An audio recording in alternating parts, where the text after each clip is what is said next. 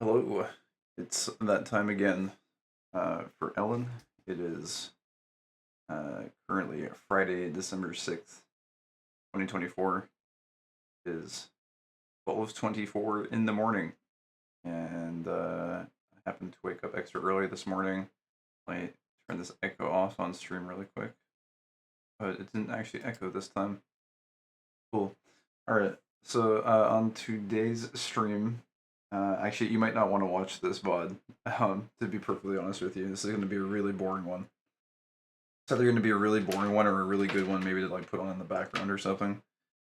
Today, we are going to be doing a lot of UI work and sorting out our inventory in-game, because it has become a catastrophe and I am tired of manually sorting my inventory, so we are going to fix this situation. If you have anything better to do whatsoever, or even if you're just looking for something vaguely entertaining to watch, I would recommend you go watch any of the other VODs, or go, watch someone who's actually making interesting content. However, if you're prepared to delve into the realms of OCD and pixel perfect bar organization, and hours spent moving items around, you're in the right place, because we're going to be doing a lot of that today. Let me start the game here, and we'll get into it. It's been snowing here for the last 3 days, and I think it's gonna be snowing again today. So I'm feeling kind of cooped up, but at the same time, I don't really mind, because this game is so good that I don't really mind being cooped up with it. Alright, so we're gonna go here. Oh, this was... I was looking at some... We'll delete this one. Hopefully this doesn't accidentally delete our main save. There we go. I was just looking at some of the settings ahead of time for UI configuration, because there are a lot of settings. Man, this is kind of not a terrible layout, but I think we can do better than this. But it is going to take a lot of work, I think. We'll see how it goes. I'm going to miss this layout, I think. I get sentimental over weird things. But I don't know. We got a lot of recordings of it, so we can always go back and look at that. So we're not really going to be moving very much.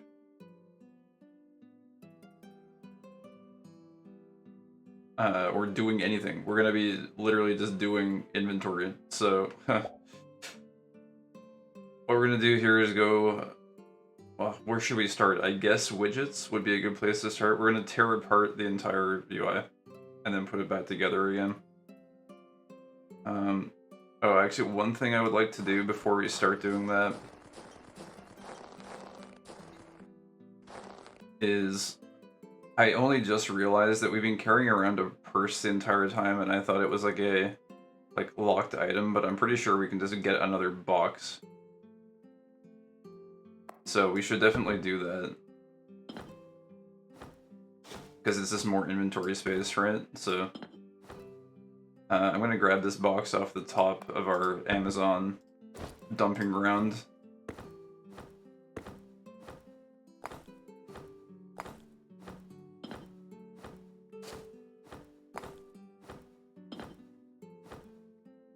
And the purse, I guess actually the purse we can... Wait, we're squashed? Oh. Yeah, I gotta put this stuff away. We're carrying way too much.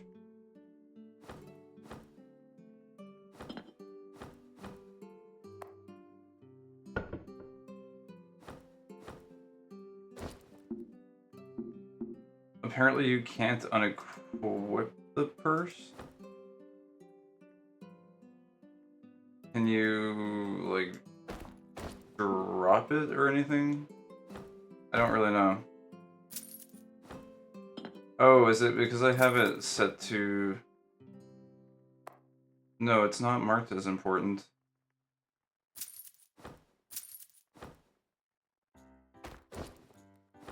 Oh, it's because it had items in it, that's why. Okay.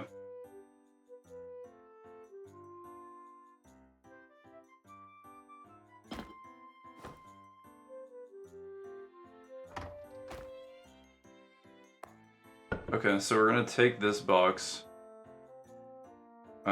If I can. I think it just grabs off the top of the stack. Yes, and then put that there. Huh. We need to, I think, copy settings.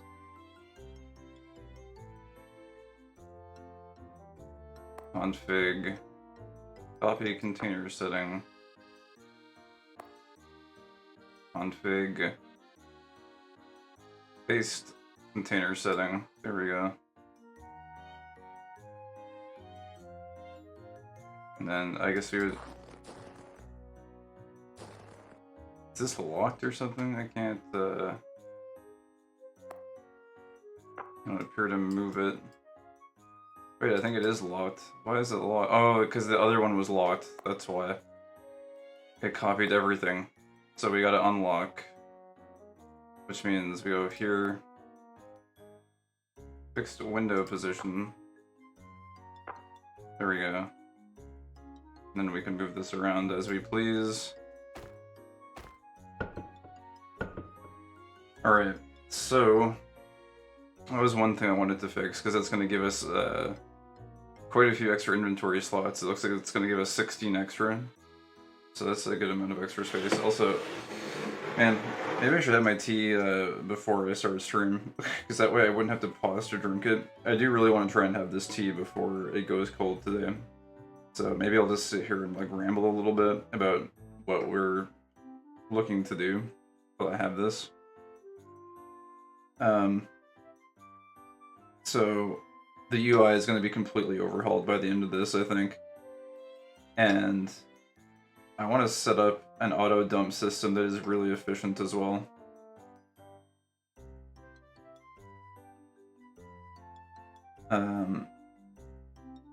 Which is going to take a while. I think we're going to have to make quite a few storage chests. I might have to actually go and get some more wood just so we can make as many chests as I want to have. We also need to join the Fighters Guild at some point, because somebody mentioned that it's quite helpful to get to rank 4 Fighters Guild, because you basically get paid just for killing monsters. Elite monsters, that is. You get like a bonus paycheck for doing that, so it seems like something that the earlier we can do it, the better. So maybe we go get some more trees and join the Fighters Guild. Alright, tea is prepped. Now I need to sort of shut up and drink it before it gets cold, right? As Sid from Final Fantasy would say, shut up and drink your tea!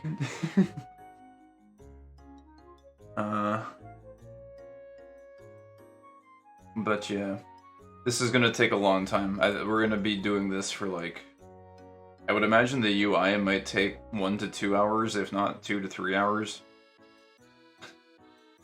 And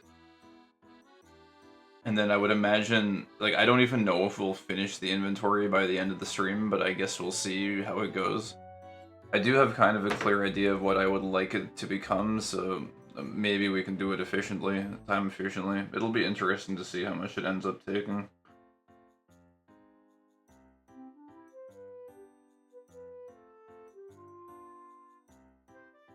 Also, fun fact, while I was messing around with the UI stuff, when you talk to Fiamma early on, there's a certain point in the game.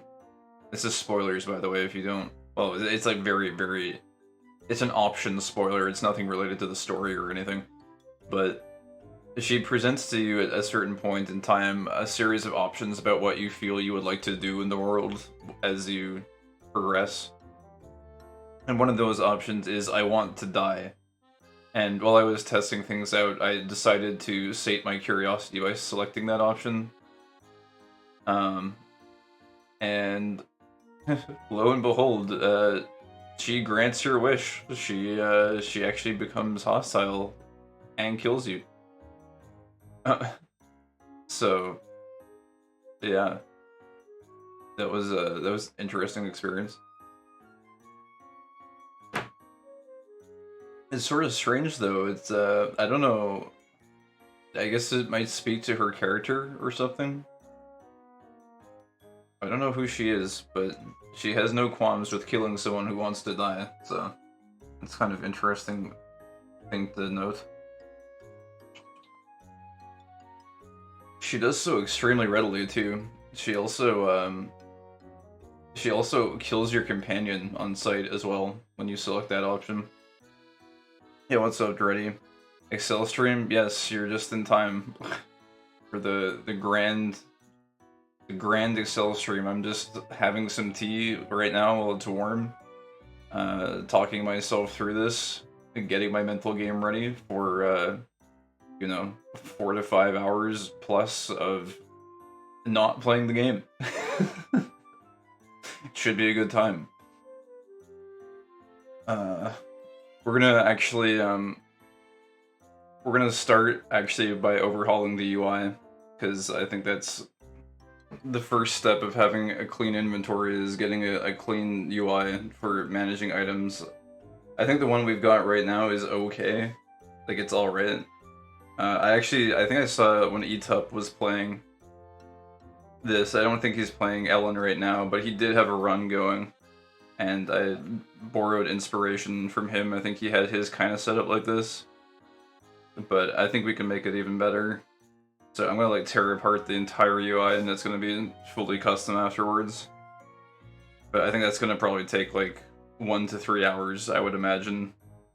Accounting for OCD and pixel perfectness. Although there's one thing that is kind of annoying. I'm planning to have these bars. I guess I can actually just kind of start doing this now. We're gonna go for a very much horizontal setup on the bags. The only trouble is that when you set it this way, you'll notice that the menu is over here and it kind of like goes down like this. I'm planning on having these bars down here along the bottom of the screen, and you'll notice that our options menu is conveniently obscured completely. Like, you can't select the options. So it seems as though we will not actually be able to lock the bottom set of bag bars if these are at the very bottom of the screen. Unless there's some sort of a hotkey to access the config menu without clicking on it. It seems like a little bit of an oversight, perhaps, from Noah Sama. But if you're positioning things along the bottom, you can't really access these buttons, which is a little bit unfortunate, but that's okay. I think I can live with, you know, a couple of unlocked bag bars. They might slide around once in a while, but I think it will be worth it just because the overall UI presentation will be very space efficient. So I can probably live with it. Yeah, it's clunky. It's clunky, but man, there is a lot you can do with this UI just out of the box. It's significantly impressive. I'm kind of like blown away. There's like modern MMO interfaces that have less flexibility than this out of the box. It's really, really cool. The customization is really good. It's nuts, man. But there are some problems, yeah, of course. But again, it's like, it's early access, so... And the freaking guy is making this entire game with some of the most intricate, cool systems that I've ever seen in a game. So it's like, where are his priorities right now? Probably making the game better and like getting the story together. And it's like, okay, if there are some UI oversights, it's like, it is what it is. But hopefully eventually, and maybe like if there's a forum for feedback or something, I can share this. Because this one, like, this seems like it's a pretty big, this is a big limitation. Is not being able to lock your action bars at the bottom. Not to mention, if you want to like change settings, you can't really do it down here, so you have to set it up ahead of time. But hopefully you can get enough money to hire some people. I don't think that there will be any problem with him raising money from this game, because I think 2025, this is going to explode. This might actually be like the most popular game, maybe. I don't know. It seems like it's kind of niche, but at the same time, I think like the anime aesthetic might draw in a wide audience. I don't know. Maybe that's just me speaking to like how much I love this game. But I think it could become very, very popular. It just seems to hit so many notes that are desirable in a game.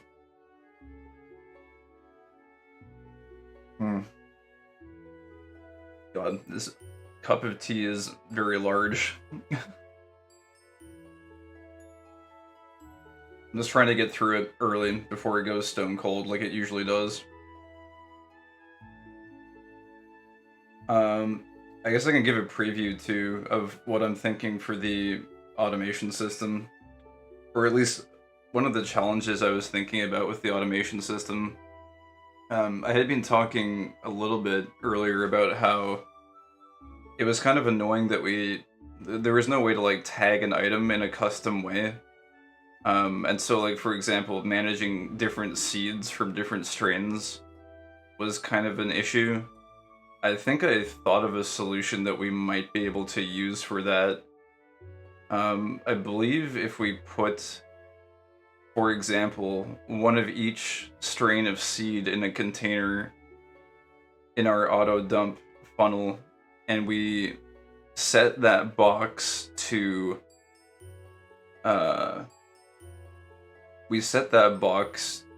receive items.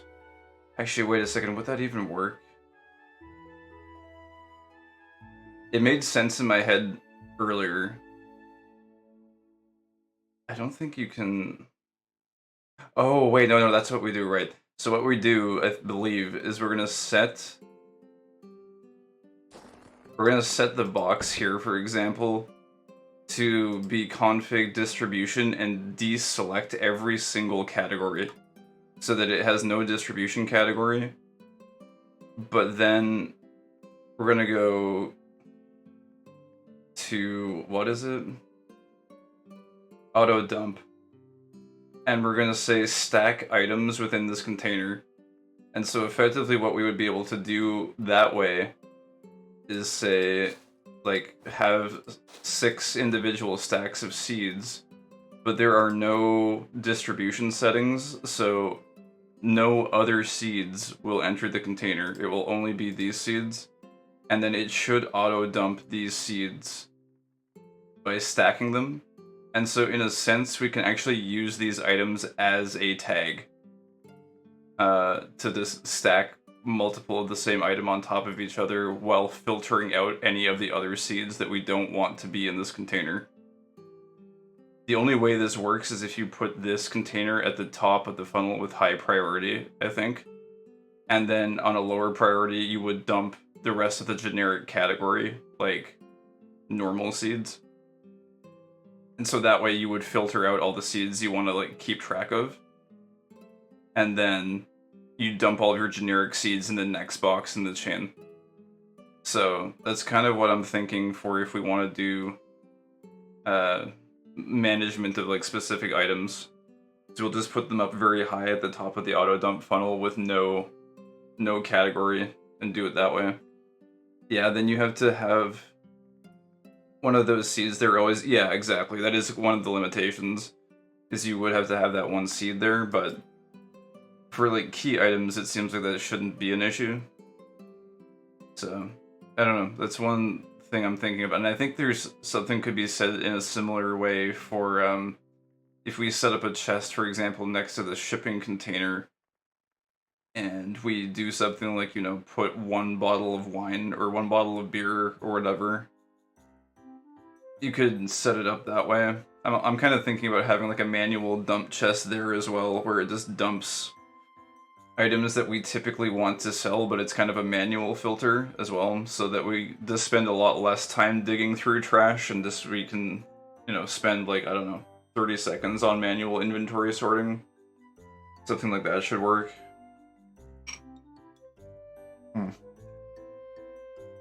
But yeah, that's kind of what I have in mind. It's going to take quite a bit of time for us to set this up, but it's coming together.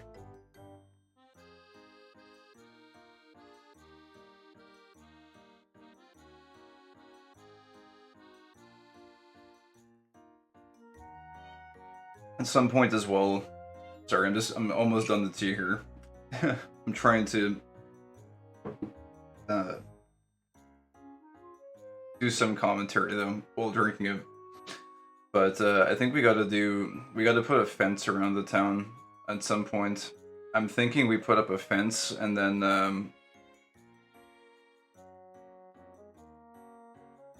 I don't know, I guess then we can probably upgrade the Hearthstone. I think when you hit level 2 Hearthstone, if I'm not mistaken, it unlocks like higher difficulty monsters. I don't know if that's exactly how it works, or if it's based on fame. Because I think our fame must be like decently high at this point. Oh yeah, well we're up to 337. Which I guess is not that it's not that high, but it's a lot higher than I thought it was. But we're still dealing with like level 1 or like first tier monsters, I guess, because it seems like there's different tiers of monsters you go against. I'm guessing it's based on your Hearthstone level. But I want to make sure that we have like a fence or something and maybe some lighting set up, because I don't want a bunch of tier 2 monsters swarming the base and killing everybody. Because even though we're pretty well equipped and leveled, I don't know, I think our HP is still quite low. Like, I think even kobolds can probably still, like, 2 or 3 shot us. It can do a lot of damage if they get a high roll, so...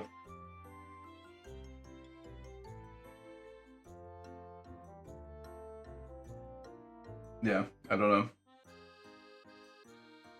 I'll have to see.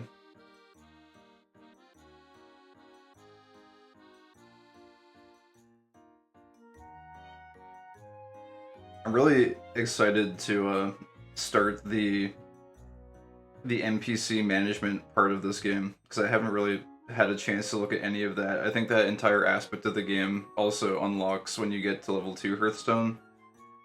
So once our inventory and everything is set up, I'm quite keen to build a little shop, I think, and see how all that stuff works.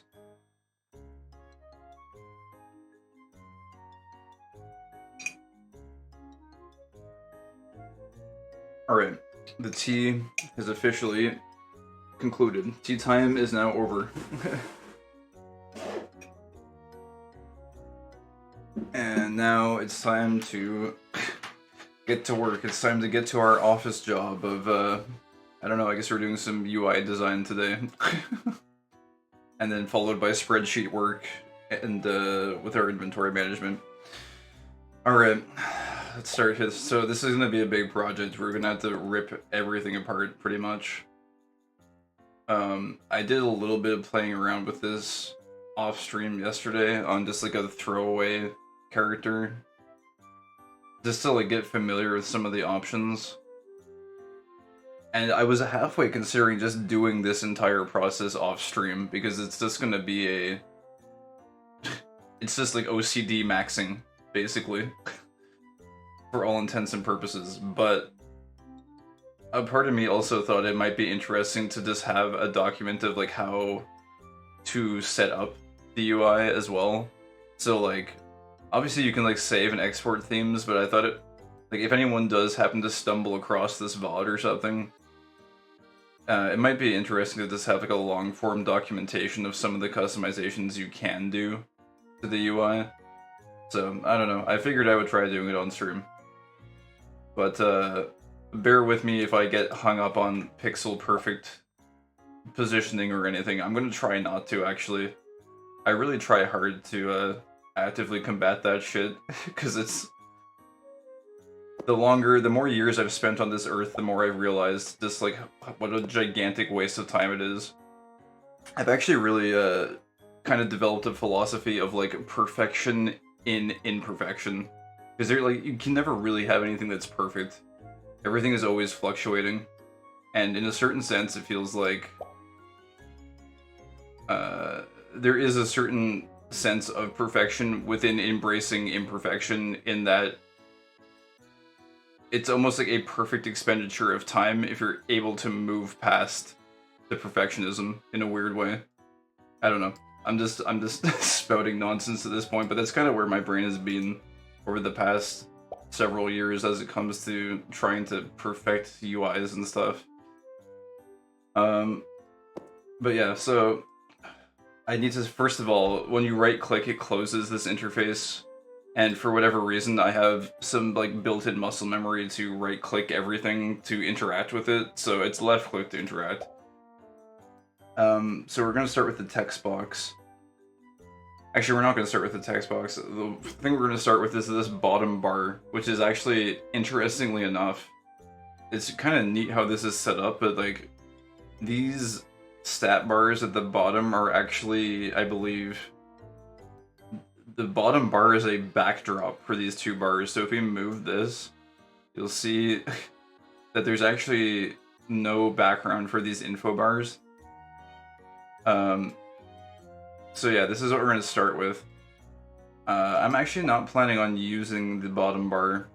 One option you can do is the sub bar here, which I'm not going to use either. If you disable this sub bar, you can actually repurpose this bottom bar to be a background for other UI elements if you want to. You can change this background here. And it's weird because some of these elements are, you can change the BG skin or the background skin, and some of them you can change the button skin. If it's a background skin, you can actually use the color selector to change the color. If it's a button, you cannot actually customize the color, but you can pick from some preset ones. For the bottom bars, you can customize it. I think in our instance, I'm going to set it up this as a placeholder black backdrop. But we're not actually going to use it, I don't think. Not in this current iteration of the UI. I'm thinking I might use it as a backdrop for the party information screen. But I don't think it's necessary. Oh, actually, this one doesn't look too bad. It's kind of like a partially transparent backdrop. We can also change the size of it here. But the main one I want to change is the width. And I guess one other thing I'm going to change to is there's these options here called anchor and pivot.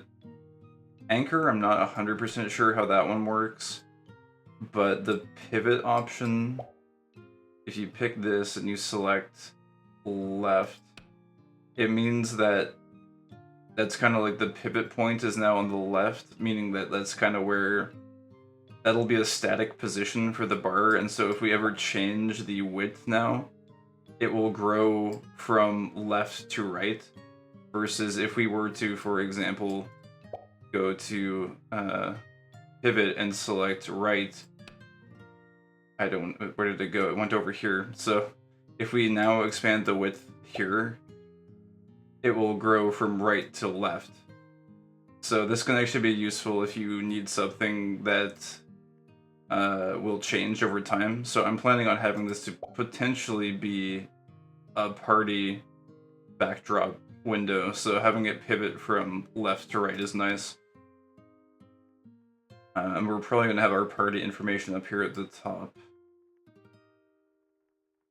Speaking of party, I guess we'll do the party info next. And so there's an option here called show only name, so we want to turn that off so that we can actually see the portrait. And then I want to give a backdrop to that as well. And so then, yeah, like in this case, for example, for the party window, you actually can add a button skin and a background skin. So like you can have these kind of backgrounds, and if you want to, you can like change that to red. The background part is customizable. Actually, wow, that doesn't look terrible now that I'm looking at it. Well, I mean, not with the red, but with only a background, it looks kind of nice. I'm sure if we found a better color, that could be kind of a neat thing to do. But yeah, you can also influence the size of the background as well. But yeah, as I was saying though earlier, so like this button skin kind of will go also behind the character. Wait, how did you show the portrait? To show the portrait, it's you go, so party info, settings, and then there's an option here called show only name, and you want to actually deselect that. If you deselect show only name, the portrait will appear so that you can have like a portrait of your party member. There's also an option to show the player character if you want to, so we can like have ourselves there as well. It's supposed to be like a party information one, and we already have our own profile or whatever down here with our stats, so I feel it's a little bit redundant to have ourselves in the party screen. I also want to make this horizontal as well. I'm almost trying to make this a little bit of a throwback to the way Diablo 2 used to be, when you would have people join your party online, where like they would show up at the top left. It kind of reminds me of that a little bit if we have them up here. So that's probably the approach I'll go for. But yeah, I think there was a certain... I was kind of fond of these cards for like a button skin. Without a background, and then we would do what, show PC, just like that, like just a very simple kind of profile card. Again, unfortunately, you can't customize the background of this because it's a button, so you can't change the color of it. Although if we go to no button, some of these background skins were kind of cool as well. Like, I think maybe even something like this, like background number 4 is kind of neat. Not bad. There's definitely some interesting options you can do here.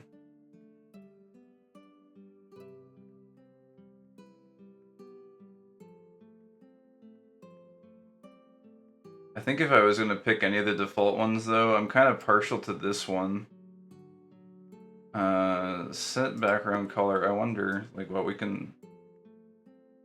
It almost looks like a playing card of some sort, which I'm kind of a fan of.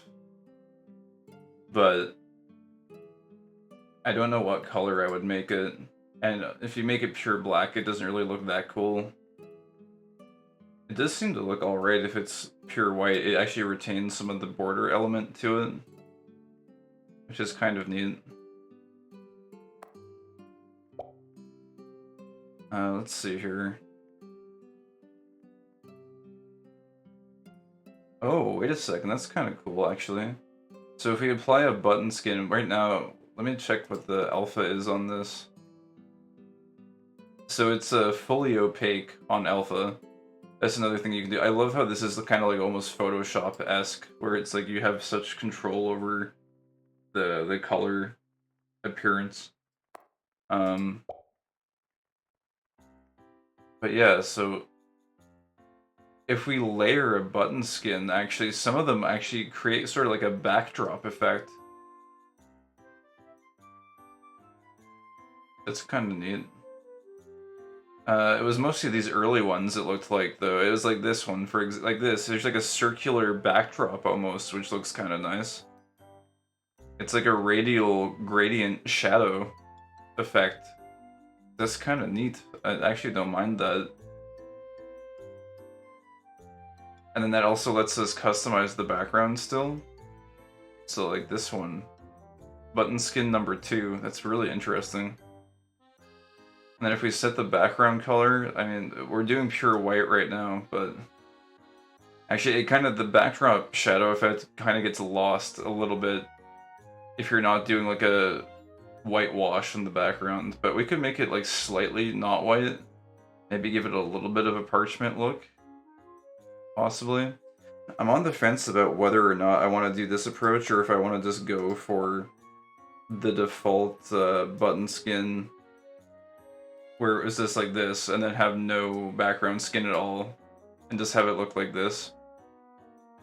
Because I think this also looks kind of clean. It's not bad. I'm kind of digging the customization you can do with the background, though.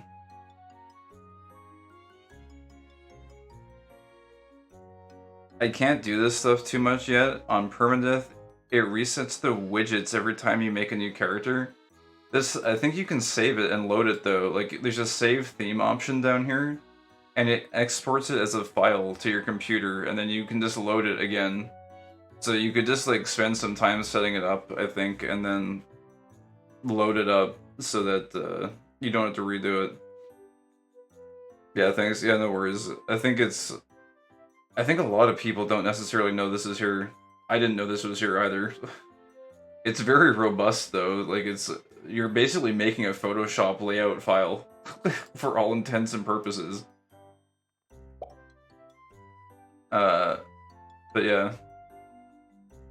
I'm just sitting here being picky and choosy about what we want to do.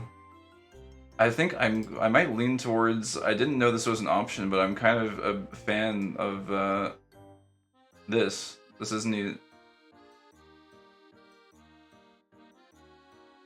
I guess we'd just leave this at like 100 or so. Or like 100% default. Yeah, like that. And then button skin, we do this one, and then set background color. God, I mean, this looks kind of alright. It almost looks, it's almost a little bit too much like a wanted poster, though, I feel, in some sense. When it's white like this. I don't know.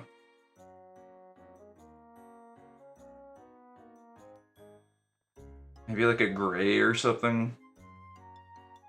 Or maybe like not fully black, but like a very dark gray might work.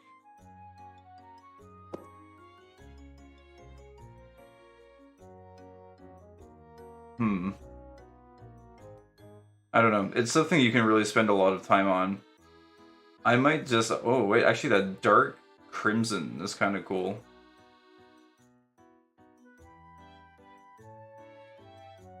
Let's see. What other options are there? I mean, you could spend, like, literally forever doing this. I'm gonna try not to spend forever on it. I mean, purple could work, too. I was kind of a fan of that crimson, though. I don't know why I navigated off of it. Oh, there we go. I think it's around this one. Let's see if we round out these numbers here. Yeah, actually, I'm kind of becoming a fan of this crimson. Is there, let me see here.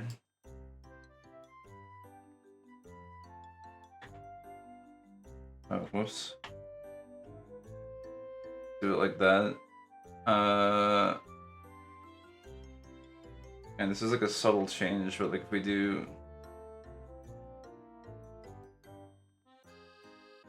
Just playing with the blue tone a little bit. I don't know why I'm... I think too much blue is gonna make it more purplish. I think the 35 looks kind of nice. Okay, that's a cool color. What about... I'm just curious with this... With this color, what button skin options do we have? I don't know if any of these would go well with it. That's almost kind of looking like a card. Oh, that's actually not bad. That is actually starting to look like a legitimate playing card a little bit. With that style of border. That, oh, I'm liking it. I'm liking it a lot. Let's see, what else we got here? These ones are just, they're too tan, and you can't change the color of them. So I'm a little bit less of a fan of these ones. The parchment paper is a cool effect, but you can't change the color of it, which kind of sucks. But this one, where was it? This one, I think. One of these two. These are both pretty cool. This one, there's a little bit of a whitewash in the background. I think any of like these three in the middle are kind of cool.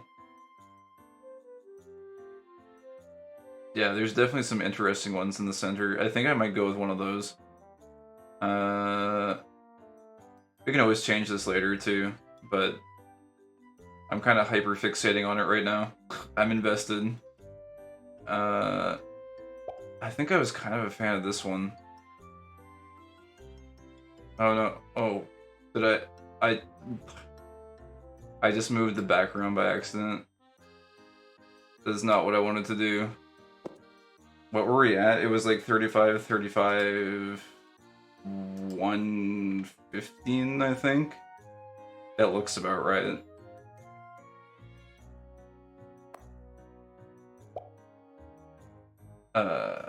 Let's see here. Button skin 10. No, we want... Yeah, button skin, okay. The one... I think I like this one with the rounded, slightly rounded corners a little bit. I think this is the one I might roll with. This one has too much of a whitewash to the background, which I'm not a huge fan of. This one is okay. And I think, like, these two are both okay. It's just an alternate style of inner border. There's like 3 dots versus the lines. I think I would probably go with the lines if I did go for this one. But I think I like the rounded corners, because the rounded corners, for whatever reason, I think these ones give that playing card effect. Because if you look at a playing card, it has kind of rounded edges, and I think this particular pattern helps deliver that effect. So I think I would go like that. Actually, that's looking freaking clean. I love that. That's... Yeah, I'm all about it. Let's go. So we have our little playing card party info thing up here at the top. And so yeah, then in addition to this, if we wanted to, you can use the bottom bar as kind of like a holder, like a holding cell for the cards.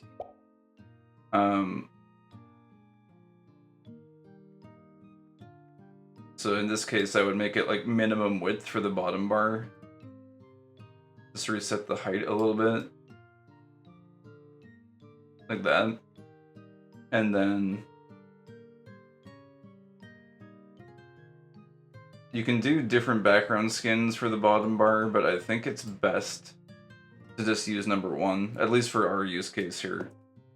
And then we would just want to crank the alpha up, I believe, so that it's like a pitch black.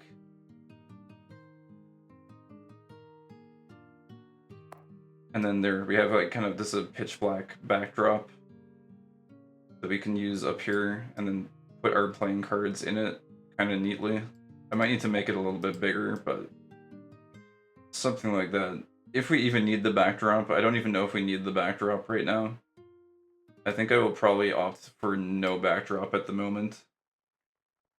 So I'll probably just actually disable the bottom bar. We can just close the widget, but it's an option that's there. Maybe when we get more party members, it will be nice to have a backdrop to kind of help let this panel stand out a little bit. Yeah, I think that looks so nice, though. Alright. So we have our card there. I guess we can move on to the clock. There's actually not a lot of customization you can do for this. This one is actually rather restrictive compared to a lot of the other ones. Show period of day. Oh, I've never actually seen that before, but that's kind of helpful. Yeah, you can make it say night or, well, there's night or day. I think that's pretty helpful, because when you're in a dungeon or something, it's sometimes pretty hard to tell. So, we'll have that enabled. I'm going to go ahead and set the anchor. Again, I don't know what the anchor option does, but I know that pivot kind of like, it just sets the whole module to be on the left, so we'll do that. And then I believe there was a certain style of background by default I was actually a fan of. I think it was one of these. I think it was this one. It was one of the wooden panels that kind of looks nice. I think that one is okay. I think it was... I think this is the one I'm the biggest fan of, though.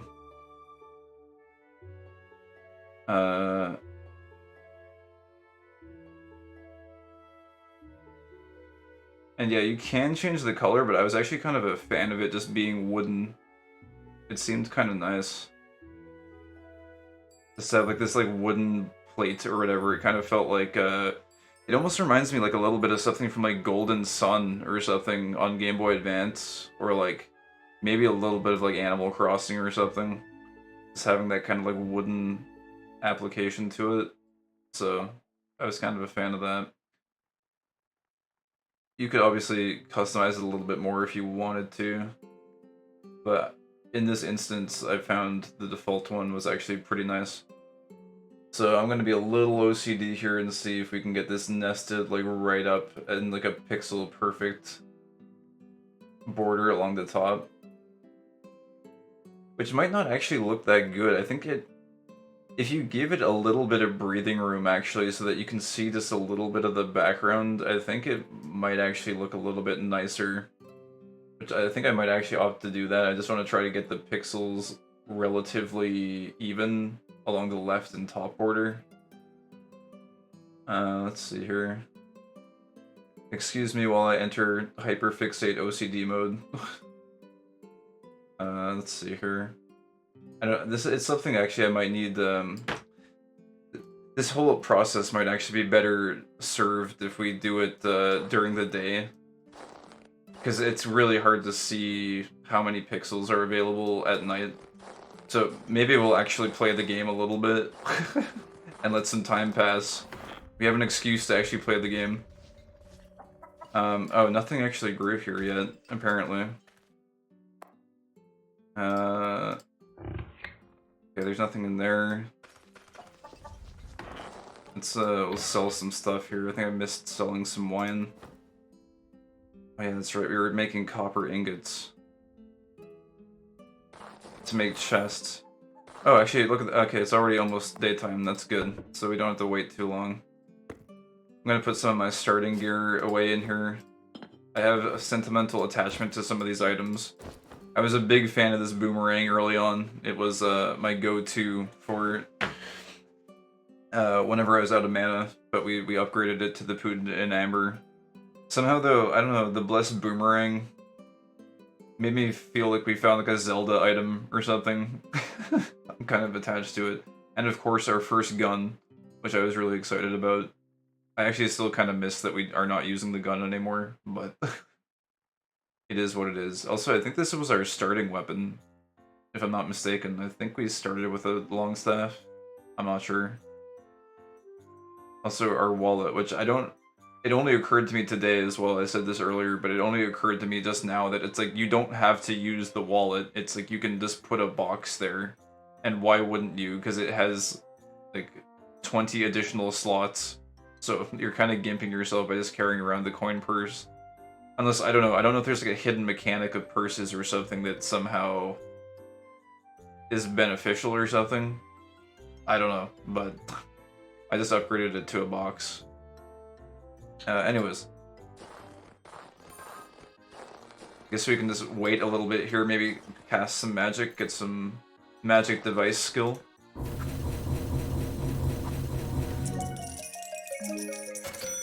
Make some money.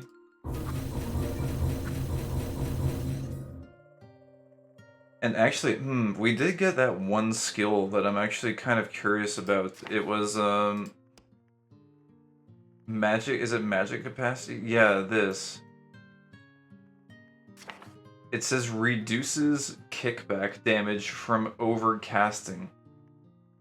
And so I'm wondering if the way to level this is to, like, cast while you have 0 mana. I'm guessing that's how you level it.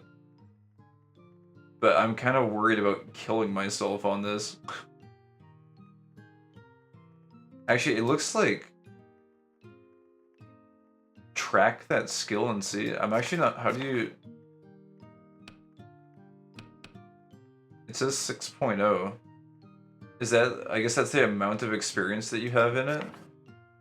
Does it actually go up in, by decimal? I'm just realizing now, too, apparently you can't actually use your cane. You can't even use the cane when you're, out of mana. Can I use Magic Arrow? Really cast spell over your limit, yes. It's just its level? I see. Okay, let's try this. I shouldn't die. I think it can do a lot of damage though sometimes. Oh yeah, it did. Look, 6.02. Interesting. So this is actually really neat. It's oh my god, look at that damage though. Like I've already lost 20 HP by doing this. Oh, whoops. But that is interesting because it means you could effectively, while you're training this magic capacity skill, you could also train regeneration as well. It's like a form of self-harm. So I think maybe there's even a build to be had here where you're like a blood mage or something. Where like you focus on leveling your endurance and then you like tap into your life. It's like a life tap almost. Possibly. Like if you get a very high magic capacity skill. Because it says it reduces the damage that you take from overcasting. So like if you were to get this high enough, I wonder what the damage reduction cap is. It seems like it could be powerful. But I don't know. I wonder if I could cast one more time or if I'd die. Like we're at 41 right now. I don't know if there's like a scaling penalty or whatever. We might die here. I don't know. Because again, it's like you could. Our second cast did 20 damage to us, so I don't know if this is gonna like double again to like 40. I guess we can do some science. Let's go. Oh wait, that one didn't do like any. That's really weird. It seems to have like a massive range of potential damage. We're at -1 mana. I wonder. That did 10 to us. I will have to do some experimentation with it, but I think we have enough HP now to where we can actually, we can mess around with that a little bit. That's neat. Depends on how much it reduces. Yeah, it really does. It's also, right now, it's buffed, apparently, by, the god I'm worshipping, I think. The healing god. Which is a temporary thing. I'm probably not going to stick with the healing god, but I was kind of using her to boost my endurance early on. But it's neat that the healing god actually gives you a benefit to magic capacity. Actually, man, you know, like, I just realized, too, like, the synergy between, magic capacity and, like, just healing magic in general. Isn't that kind of busted? Because, like, you're spending life as mana, but then you're casting healing magic and restoring your own life. So in a certain sense, isn't that just, like, unlimited mana to cast healing magic? That seems kind of fucking broken. You could just, like, basically use life as your mana and just replenish it constantly. Like, put a heal over time on yourself with, like, Nature's Embrace. And then you just have unlimited mana. Possibly. I don't know. This is... my mid-game build planning is coming online here. I think I would... oh, actually my will is kind of ridiculously high. I didn't realize how high my will is. It's actually higher than my magic right now. That's kind of crazy. Whoa, dude, my writing skill is kind of popping off a little bit. I guess I was kind of focusing a little bit on these will skills. While I was leveling up endurance. So maybe we found like a little bit of a build to experiment with here. I think it would be neat to just see what we can do with magic capacity. Anyways, that was like a complete sidetrack from what we were supposed to be doing. Which is our UI stuff. I'm procrastinating. I don't want to do work. I guess we did want it to be daytime though, so we can at least see now like the snow a little bit, since it's a little bit sunny. Okay. So I think just a little bit of border is good. Not too much, but Like, I think even that is okay, and then, oops. It can be a nice, like, even amount.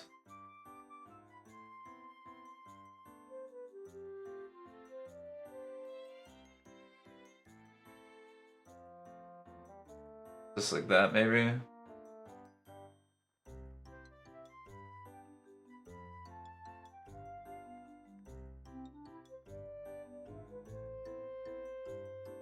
Sorry, if I go fully silent for a little while, I'm not dead. I'm just, when I hyperfixate and I'm doing the pixel perfect shit, I like almost literally hold my breath to just move the mouse in the smallest increment possible. It's really bad. But here, I think this is good. I think I like it where it's at now. I might change my mind later, but I think this is okay. We'll do, I think this could just go like here-ish. We can just align it by the UI borders or whatever. And I think that should be alright. So I think we're good on the clock.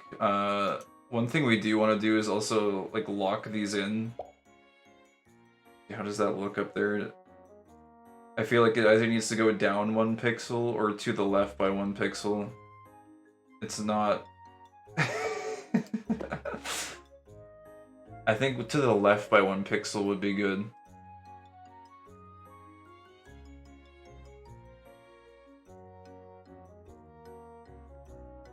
I went down by accident. I went down again. It's so precise.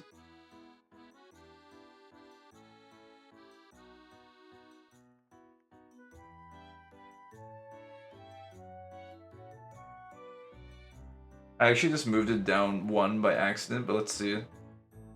If I move it down 1 more again... There we go. How does that look? Oh, that actually looks pretty nice. Oh, I do kind of like that. Alright, that looks good. We'll put this very close to it. Just like that. Just kind of aligned with the UI border. I think it looks pretty good. Alright. So then we want to also lock these to make sure. Now, let me be extra careful with this. Left click without moving. Good. Lock. Okay, good. That is a very essential thing, is to lock these in so they don't get dragged around by accident, because if you drag it around, your pixel perfect layout is then ruined, which is no good. So we wanted to fix also this main text box now, since it's really weird how this text box functions, because when it's down here at the bottom with the bottom bar, it's weird. It's like it's printing a whole bunch of different lines on a single line, and it actually makes it very difficult to read. Like, you have to like scroll through and like strain your eyes to like look for various pieces of information. A thing I noticed is if you reduce the width completely, like so, and if we do you can just switch out whatever maximum lines you want, right? So it's like, I think 5 is generally good. This still looks like it's overflowing, but if you actually exit the UI, at least I think there's a way you can get it to... There's a way you can get it to stop text wrapping, I believe. I got it to work the other day. Yesterday, that is. Fade. So the fade option just like makes the text towards the top fade out a little bit, which is a nice effect. I like that. Oh, it's this one, I believe. I think if we do this... Does that... No, it's actually not working now. That's kind of strange. Oh, that's gonna drive me insane if we can't get it to work, actually. Oh, actually, you know, I think what it is... Here, let me cast a spell really quick. We'll do Nature's Embrace. Oh, actually, well, it costs 12 mana. How much does Magic Arrow cost? 3. Man, the kickback damage is a lot. When we're at 0 mana, and we cast a 3 mana spell, we take 10 damage. So if we were to cast a 12 mana spell, I think it would kill us. It's kind of insane. But man, oh, if we can like cure minor wound, if we can get enough of an HP pool, I think we could train this magic capacity by just spamming cure minor wound non-stop. Possibly. Because basically cure minor wound would technically just be refilling our mana pool constantly. So maybe that's something to consider. I think 8 might do like 30 damage to us though. I don't know if we're high enough level to do that yet. I think I need like more HP pool and possibly this higher magic capacity skill. I'm really interested in doing that now though. I think it's kind of, I think that might be a build direction I go in, because I'm curious to see what the limit of that skill is. Let's see. What was I doing? Oh yeah, we just want to like reset the bar, because I think the reason it's not clipping it right now is because it doesn't apply it to old messages. So let's just like cut down this tree, for example. There we go. I think now it should start printing it line by line. Oh, did our mushrooms come in or anything? No, the mushrooms are still not in. Yeah, there we go. Now it's looking clean. So you'll notice that like now that we set the width to be minimum, it's not doing that weird like multiple lines of text per line. It has one message per line now. It looks really, really clean. And you can really like see what messages are coming up one by one. You don't really have to look at it. So also, I looked up what this feed is. Apparently the feed panel is just for like when you open a vendor window. So you can really just put this wherever is preferable, like middle of the screen or to the left a little bit. That one is kind of whatever you want to do with it. But main text I would like to be somewhere over here on the left. Just like this or something, but we'll work it out. Interesting mechanic of the main text window is... where is it? Down here, there is the toggle log option will automatically expand it a little bit. And it will retain the width that you pick as well, so... I think also... Oh, it kind of sucks that it's actually truncated like that. I never actually noticed that. Let's see, you shoot a training dummy. Where is that message? The magical force blasts you away. You shoot an arrow of magic.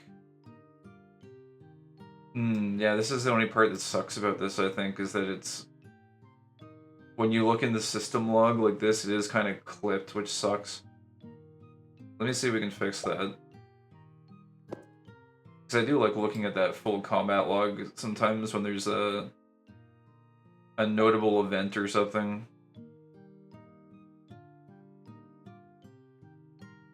If we do something like this, set the width to like, it looks like it has to be like 41 or so. You could do 42, I suppose. I wonder what that's gonna look like if we open up the log. I guess this is the only part that's annoying. Let me try maxing it. Putting the width back to max. I wonder if it will resume that weird behavior where it puts multiple lines all together.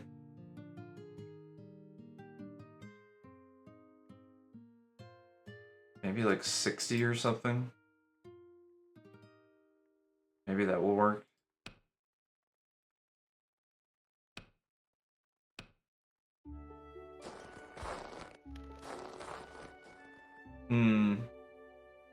You've been playing Elin for 1 hour. Yes, we've been playing UI Simulator for 1 hour. But yeah, you'll notice like now it's generating multiple messages. on one line again, which is not ideal. But even this, like, the combat log is, oh, wait, you can actually pull it. Okay, that's neat. Well, maybe in that case, then, it's not so bad. Because generally speaking, you're not going to be looking in the log unless you, like, die or there's, like, some sort of ridiculously crazy event that you want a recount of. So, I think I would prefer to just have it be printing the information one line by one line. It's just a little bit more effective for, like, active gameplay purposes. So I would probably do, like, just minimize the width like that. And then, yeah, that should be fine. I think as well, if you wanted to, you could actually use the bottom bar as a backdrop for the text window as well. I think I experimented with that, but I kind of just like having it print like this. It kind of looks nice.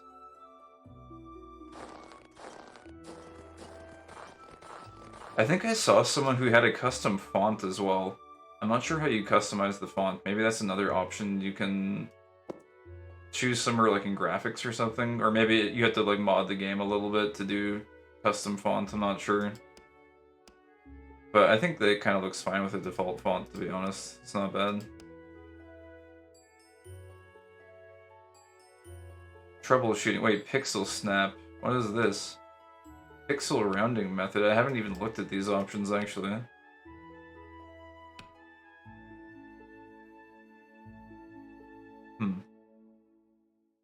Oh, and general tab is font? Oh, for real? Oh, yeah, yeah. Wow, oh my god, yeah. They really... They've got, they have a full thing here. JK. Arial. Yeah, as if we didn't already feel like we were in an office enough. We got the Arial font, apparently. That's great. Oh god, I cannot look at Arial. Someone had a cool kind of like cartoony one I saw, I think. It wasn't quite like, oh, was it this? I'm not sure. No, that one's like a little bit hard to read. A lot of these I think are kind of hard to read. Salsa, maybe? Salsa is not bad, kind of like curvy text a little bit. Anyways, that's okay. I'm actually pretty happy with the default text. I just saw someone had this one. Yeah, this is a little bit not the greatest. Oh, wait a second. There's two Gen AIs or Gen EIs. I think it was the lower one that was the default one. Yeah. Why are there two of them? This is getting out of hand. Now there are two of them. Anyways, I guess we'll keep it default for now. The default text looks pretty nice. We can mess around with that later. Let's see here. Did that save actually? Yeah, okay. Cool. Alright. So I think this is what we're gonna do with the text box, and then what is next? Oh, let me actually, we'll turn off tracking. Actually, why are these both still here? Either hand and symbiosis. There we go. Was that always there? I don't know if I had either hand pinned to my UI for like a long time or something. Maybe I just never noticed it was there. Alright, so let's do, I found there's a kind of interesting thing we can do actually with the system menu. Let's go into widgets again. So this is the default, they call it the extra bar. This is actually one of the most OP ones. Oh wait, you use Boku? Let me take a look. Whoops.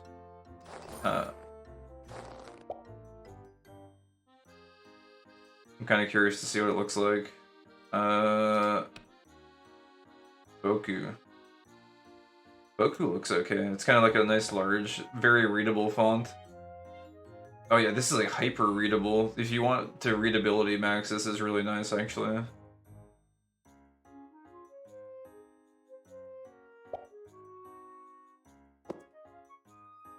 It's like very easy on the eyes, it feels like. Chatbox, balloon, conversation.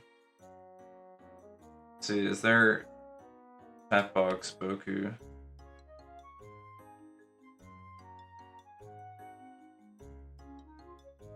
I think I do kind of like the default one a little more, but I could see this being a pretty nice one for, this is nice in the, I don't know, I feel like it's a nice menu font. So can you, wait a second. Oh, you can make it huge. Extra big. The biggest. Holy crap. That's, you can actually make it so big.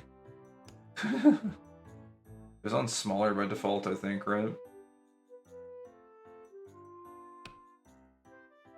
Smaller default. The biggest. Actually, no, like, geez, I kind of like Boku now. I'm looking back at this, at least for the UI. I think it's a is it a sans serif font? It looks like. Let me see. I think that's what it is, anyways. Let's see here. Yeah, I think it's because it's sans serif. It makes it look like very, like, peaceful and rounded. It's just like there's something. I keep on right clicking. When you have a serif font, it makes it like more busy. Like every word like feels busy because of all the little like lines on everything. But the Boku is like so just chill and easy to look at. Yeah, I'm kind of a fan. I might have to actually stick with Boku, at least for the UI. For some reason, for the text, I like it like this. For some reason, I don't know, there's just something about this that screams like a book. Like it's a book font or something, like you're reading a choose your own adventure or some shit. I don't know, it's satisfying to look at this. It reminds me of like old... God, there's this old game called, I think, like Beyond... What was it? Beyond Zork, I think? Let me see if that's the name of it. Beyond Zork. Yeah, that is what it was called, I think. And it was just this, like, adventure-based game where it was completely text-driven. You would, like, enter commands into a prompt window, and you would play the adventure that way. I don't know, this just seems like... It reminds me of that, especially with the black background. It feels like a console or something. A console window. And I love it. I like this, but for the UI, this Boku I think is actually top tier. I don't think anything can actually really compete with it. I think maybe Salsa if you were feeling like, I don't know, like a playful kind of cartoony-ish font, but I think I'd get kind of bored of this. Arial is like, I don't need to open up Microsoft Word right now. This one is like completely unreadable. It's just too small. JK is okay. But, man, Boku is minty. All of these other ones are really just... Well, Chinese S1? Eh. Let's see.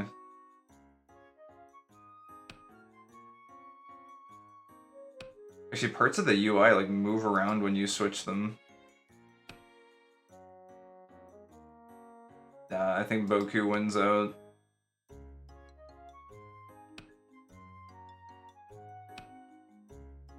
Yeah, I think Boku is top tier for menu, actually. It's very good. Alright, cool. Roll with the Boku. Alright, cool. Let's close that then. Actually, I wonder, can we... I'm curious what the the quest menu is like, wait, widgets. If we, oh, okay, wait. Widgets. I think widgets for Boku might also be kind of good.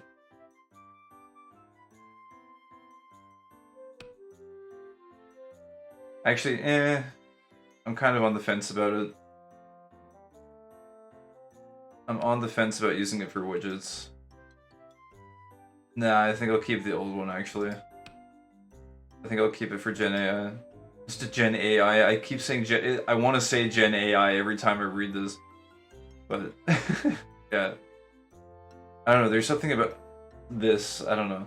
It's also very book-like with the quests. Anyways. This is cool.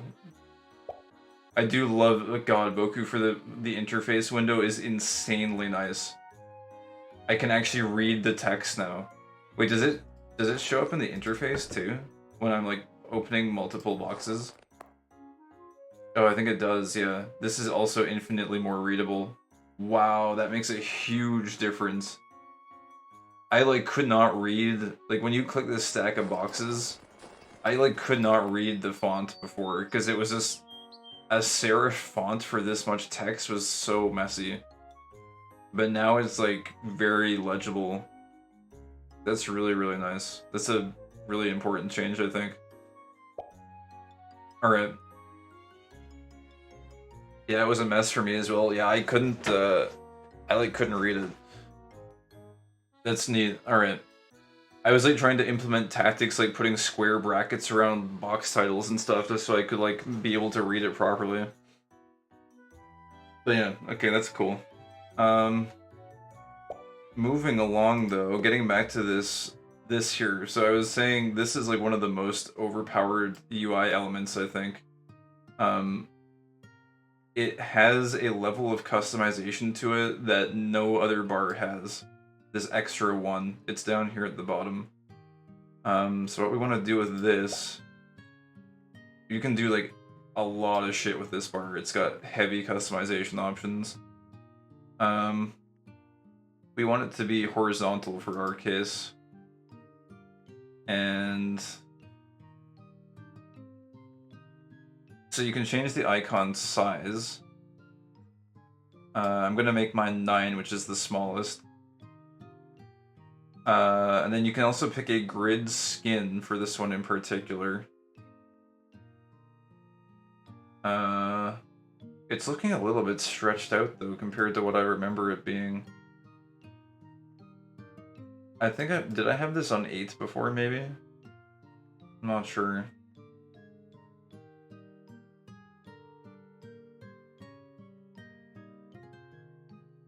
They look kind of like rectangular and squished when you put it on 9. I might just put it on 8, I think.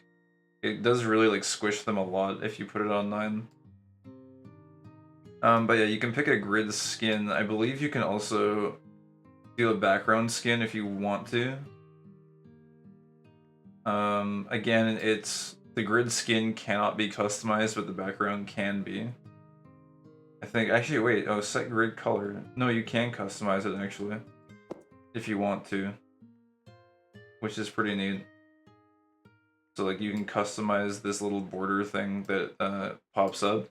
So these almost feel like little wooden boxes or something, and you can also give a custom color to it, unlike a lot of the other kind of custom borders in the game. So it's kind of cool. You can do different stuff with that. I'm going to go ahead and keep it on the default brown, because I kind of like the wood feel. It kind of goes with the wood theme that we've got up here at the top as well. But some pretty nice aesthetic options you can do for this particular bar. What we're also going to do in tandem with this bar, actually... Wait till you find Unity-chan. I found her. I've seen her. She's... she's here. I don't think she's going to be part of the UI, unfortunately. But she is kind of cool.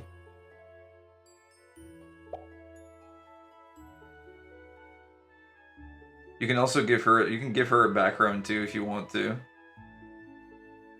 This could be kind of cool if you had like a custom like 3D model or something that you wanted to put on screen to dance around. I think it's kind of insane that there's capacity to add something like this to your UI. There's also there's the sidebar to side screen, which is a really cool feature.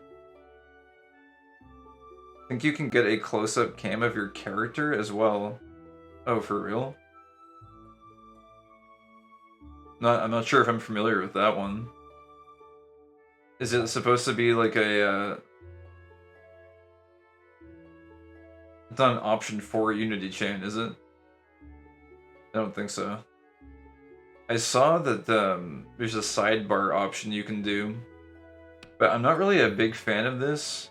Yeah, I think it looks nice from a UI perspective, but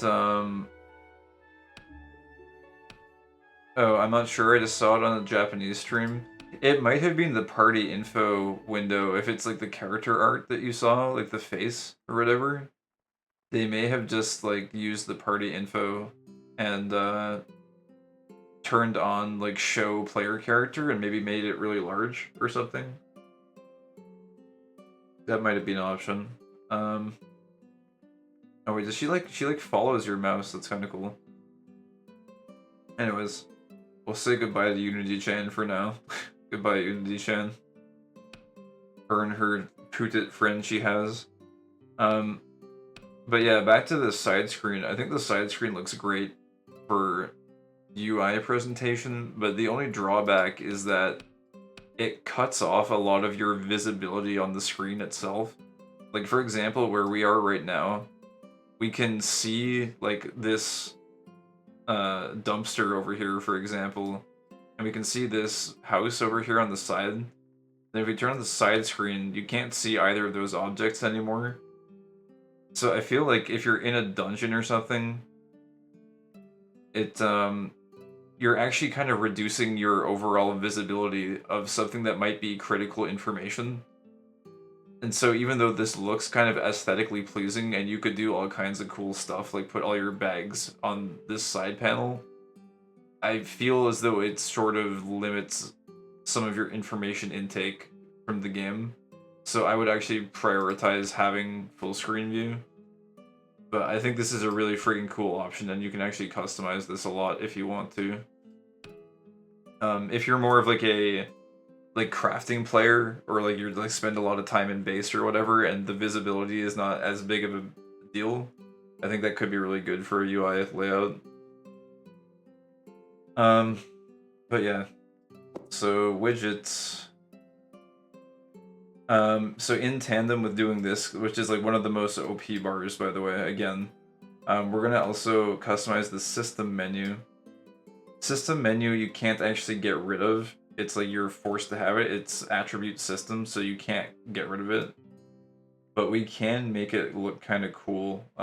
We can make it look exactly like this sidebar here. So if we get rid of vertical option, and then we go to, I think we would want this to also be size 8, and then set this to also the same grid skin. There, so they have matching grid skins now. Just gonna change the background size on these two as well. Wait, does this have a, it's like got a negative background size. I don't know how that works exactly. But anyways.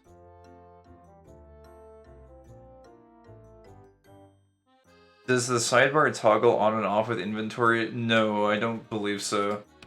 I can check here.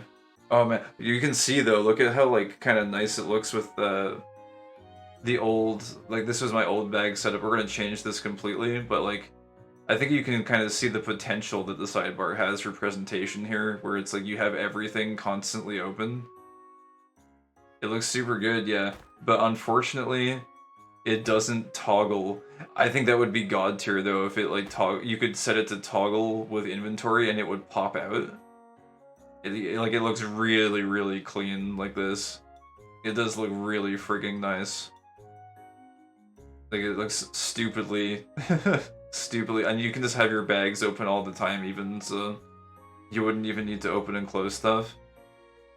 I just... man, aesthetically speaking, I absolutely love how this looks. It's so nice. God, it's frigging nice. It's making me almost want to play like this, but I have another idea in mind. But I don't know. This is a candidate. Maybe if I ever want to go back, we could use something like this, because it's really good. But yeah, unfortunately it's not toggled on and off with inventory, so it's either on or it's off. Which is unfortunate. But yeah, we'll go back to these menus here. So we also have these two info bars down here. I'm actually probably going to disable most of these. Let me just see here. Yeah, I think so. These two info bars they've got like the same options on both of them. To me personally, I don't think 90% of this information is important. I'm probably gonna just go with weight, because I think that's one of the only ones you really need. At least on like a constant basis, so that you can like see how much your inventory weighs. I'm probably going to disable the second info bar entirely. I might even just like close it.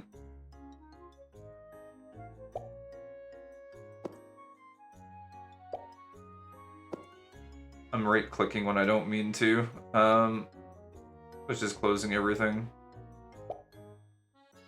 But yeah, you can have up to 2 info bars if you want to. I'm gonna close that one. Another thing that is kind of annoying, I guess we'll go back to this extra bar here. So this extra bar, when you click on these empty buttons in this one, this was the one that used to be up here at the top left. You can add all kinds of like window shortcuts and utility shortcuts. And you can actually add every single button that is currently in this bar down here, which is called the character bar. So like you can add character, you can add your inventory, you can add, you know, like journal, you can add abilities. I'm actually going to go ahead and get rid of note, because I don't think anyone ever takes notes in-game. But, yeah, I guess we can get rid of the help window too, because we don't really need that. And recipe search is more or less not needed. But we can do something like this, where we put the character panel or whatever, this bar, in this bar here. So we'll put this here like that. I kind of want to leave bed on F5. I think there's like key bindings you can use to like rebind these. I'm just used to having this on F5, so I'm just going to leave it like that. But then you can also, if you want to, you can add like virtually as many... I think you need to do it from widgets. You can add as many buttons as you want to this. So I'm going to just set our pivot to left. And then you can like add as many of these custom buttons as you want to this bar. And you can add some pretty cool ones, I think. Like you can add your toggle roof, for example, on here. So that you can like toggle the roofs of buildings and stuff without having to use the weird hotkey of like holding down middle mouse. So you can add that button, for example. Pop-up hotbar, I don't even know what this does. Actually, yeah, I don't know what that one actually does. But yeah. Anyways. You can add some cool stuff here. Oh yeah, you can add auto dump to this. That's right. So rather than having to click this like little config button that's at the side of your bag or whatever, You can actually have a dedicated auto dump button right in your hotbar here, which is really nice. Which I'm definitely going to keep, I think. That's really good. Yeah, and you can also, it will automatically assign one of the hotkeys as well from the hotbar. So like you can just push F3 or something to auto dump. It's a pretty nice little shortcut. I don't know how exactly I want to organize these. I kind of want it to be like the original character bar, but maybe with like auto dump up front. Or I don't know, let's see here. We might do like the original minus the journal. So like either something like that or something like this.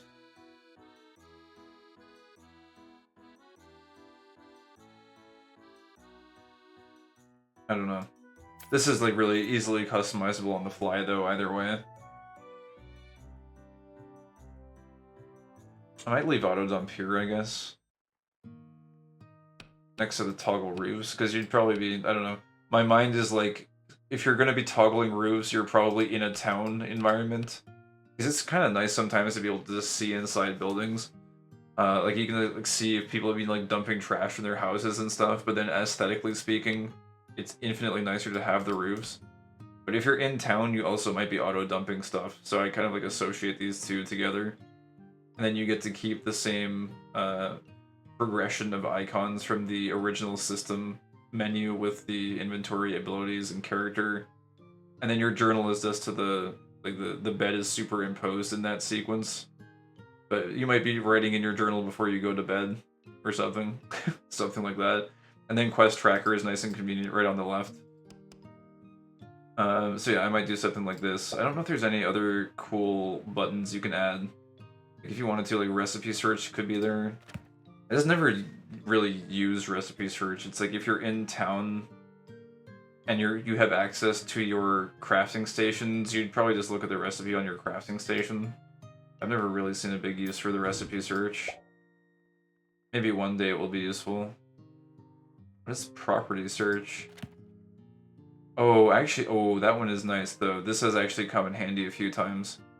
This one is like you can search for an item in the current map and it will show you exactly what container it's in. You found facsimile. Okay. Cheap viewers. Bye-bye. That's Control F. I believe it might be. Let me see here. Yeah, that's Control F. So I don't know. I guess you can put it on there if you want to. Just not use Control F. I sometimes forget that Control F exists. So I don't know. You can have that one on there if you want to. Let's see. Skill tracker. I don't know what skill tracker is actually. I guess that's like if we were to, for example, like turn on magic capacity tracking, does that allow you to like toggle on that set? Let's see. Oh yeah, it is. Okay, cool. I didn't know that. So you can like toggle on your skills that you're tracking. That's kind of neat. That one might be interesting to have on because I generally like to have my XP bar off. But it might be nice to pop this up once in a while. Like if you're doing a certain, I guess, like training regiment for a particular skill, it might be nice to see like how fast it's leveling up. So, yeah, I guess you could have that one there if you wanted to. What other options are there? Let's see here. Notes, quest tracker. Mute background music is one you can do. Show balloons. Oh, I think that's just for like, NPC dialogues and stuff. I feel as though that doesn't need to be a hotkey, but... Pop-up hotbar. I don't know what these two do, and then switch hotbar page. Whoa, no way. What? Oh, that's so sick. You can have, so like within the same set of buttons that you have, you can actually have a second set of buttons on the same hotbar. I swear this is the most OP interface bar. It has way too much utility. Actually, though, speaking of this toggle button, in the system panel, there's this weird button called toggle widgets. And you'll notice that when I click that, everything kind of reverts to how it was previously. I think you can actually have two UI setups. And oh, actually, to your point, Freddy, that you were saying earlier, like, does the sidebar turn on with inventory? I actually wonder if you could set up an alternate view with the sidebar versus without it. I think you might be able to do that using this tool, actually. Let's see here, like, if we click toggle widgets, we're in this view now. If I turn on, I don't know, let me see here, side screen. And we X out of that. Oh, why is it completely black here, though? That's kind of weird. Oh, you can. Look at that. So you can have an alternate widgets view that has your sidebar if you want to. So there might be some level of utility you can do with that where you like click this toggle widgets button and then it like, I don't know, maybe opens your inventory or something or like shows all your bags on this side. I don't know. You might be able to get some cool functionality like that.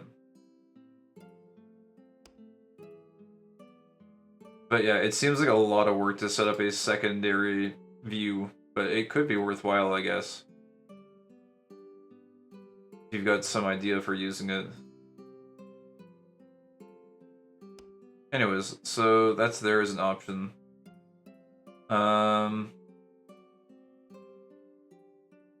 Geez, I don't know. I guess this is a pretty freaking awesome button to have on here. And then you can like, I don't know what else we would even put on here. You can put whatever you want. I don't even think we need it though. It's like too many... It's too many buttons, but it's so cool you can do that. I can't get over it. Wait a second, can we like put items? Oh, you can't put items on it, that would have been cool. That's too bad. I wonder if there's any other options, like if there's a way to get any other, like, outside of these options. I wonder if you can get any other things inside of these buttons here.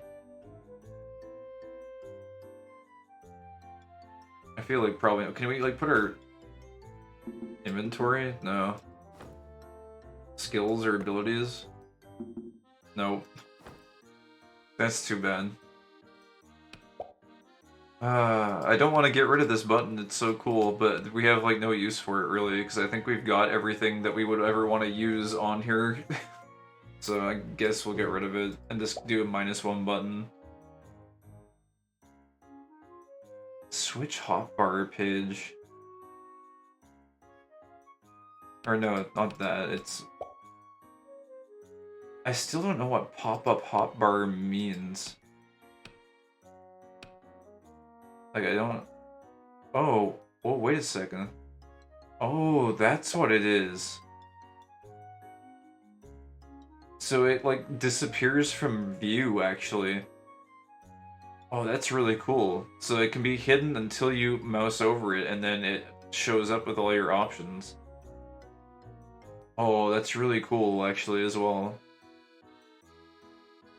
So you can, like, actually kind of conceal it entirely from the UI unless you need it, and then you just kind of hover over it and it is there.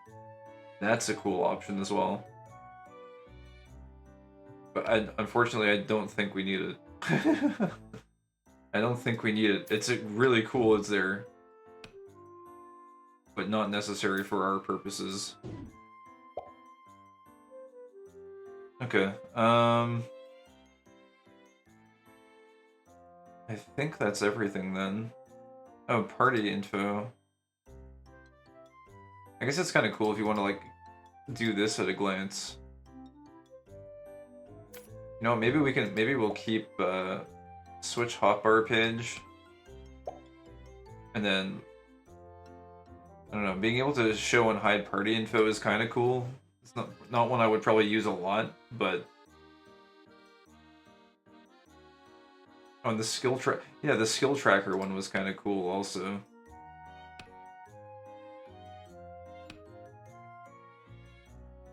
So these are kind of like the UI elements that we might turn on and off once in a while.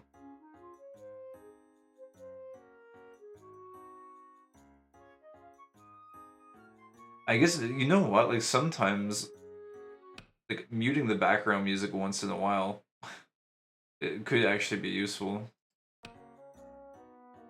It's kind of nice to have that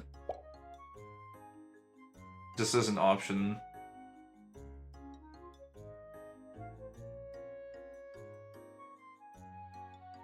That's kind of neat, actually. Alright. I guess we'll keep these then.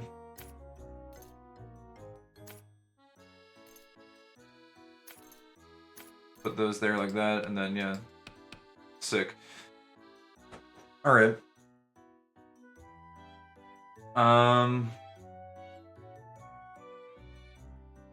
Cool. I kind of want to see what the text looks like with a preview. I guess we can cast again here, because we got our mana back.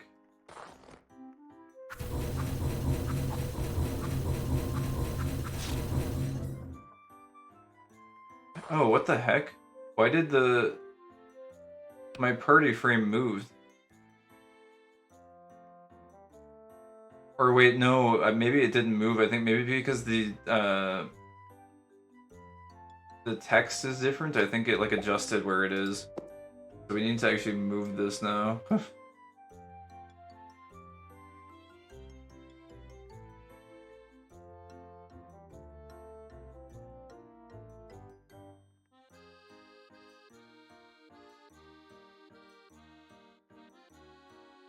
think just there is fine.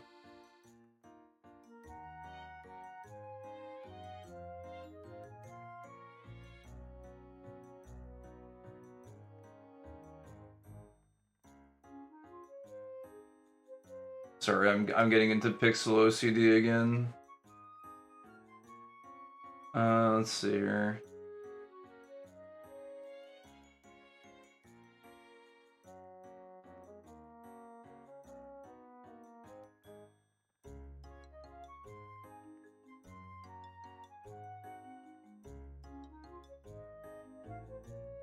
Okay, I think that's pretty good. There might be like the minorest of offset of like 1 pixel above this, but I think it's fine. If it is though. Yeah, that looks good, I think. Cool. So that is fixed and we can just test it. Nice.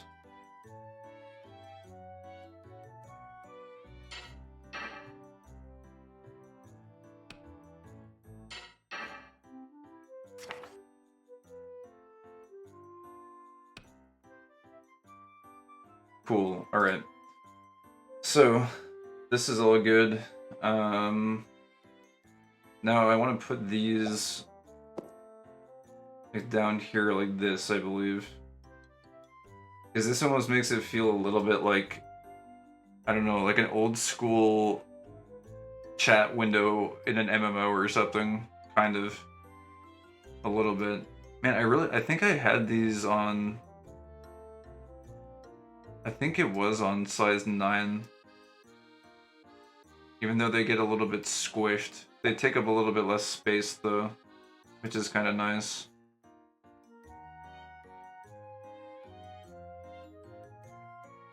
So I think I put these here, but I won't get 2 OCDs on these yet, because we still need to set up our, bags down at the bottom. Okay, and then like quest trackers here. You can actually set up a background for the quest tracker. Let's do our minimap and, whoops, quest tracker now. So the minimap Well, actually, I don't know if we want to do those now. Maybe we should do our bags now. I mentioned that you cannot get rid of the character menu, right? And unfortunately, the character menu is redundant to our entire UI because we've moved all of these icons into this extra bar here. But for whatever reason, we cannot actually get rid of it. So the one workaround that I have is to just move it into the bottom left corner where you can't actually see it, since you can't disable it and you can't make it invisible.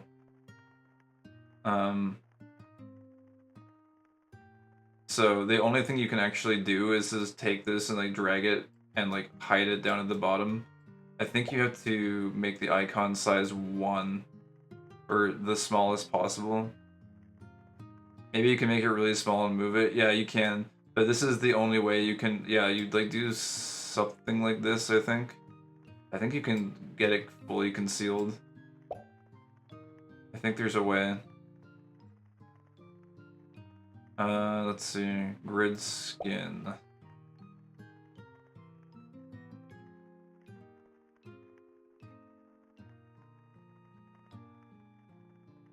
Anchor. Oh, I think it's the anchor option that you have to switch. I think if you do something like anchor bottom center, pivot bottom center, possibly. Maybe you could also maybe make it like vertical or something. No, that doesn't work. I think I had a way to make it like fully off screen at one point. Maybe like it might have to do with the pivot and anchor options.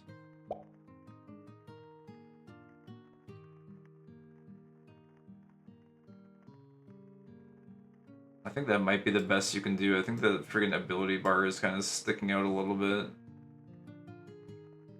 Oh, it's still sticking out down here a little bit too. EG size is this?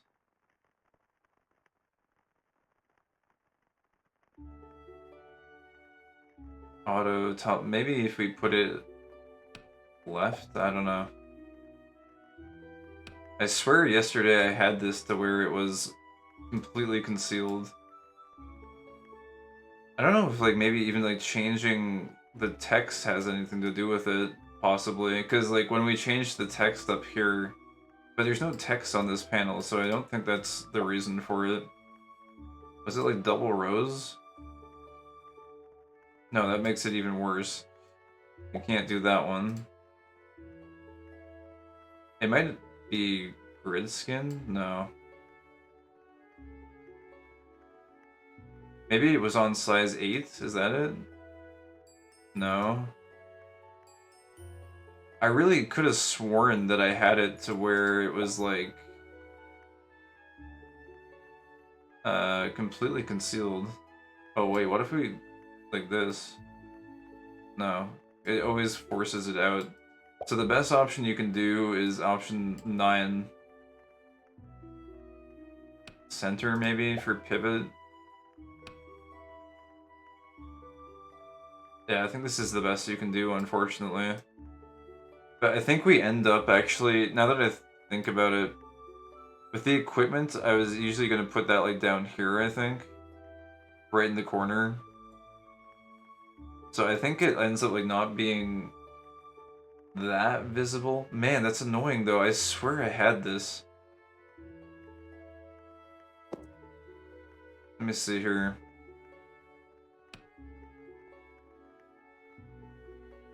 I don't know. Maybe you can't actually.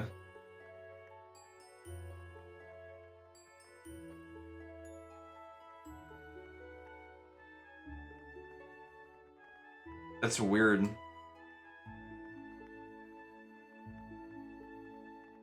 Actually, that's...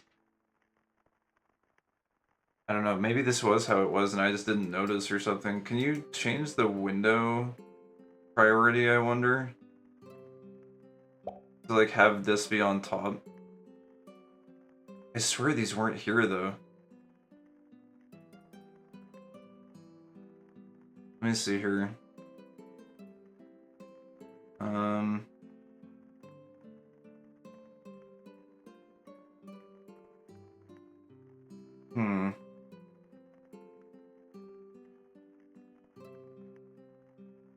so weird.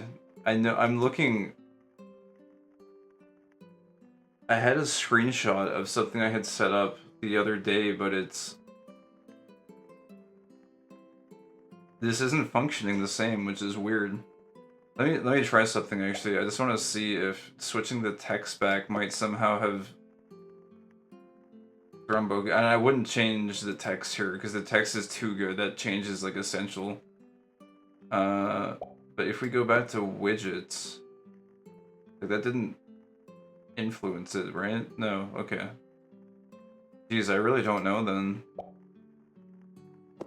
That's very strange.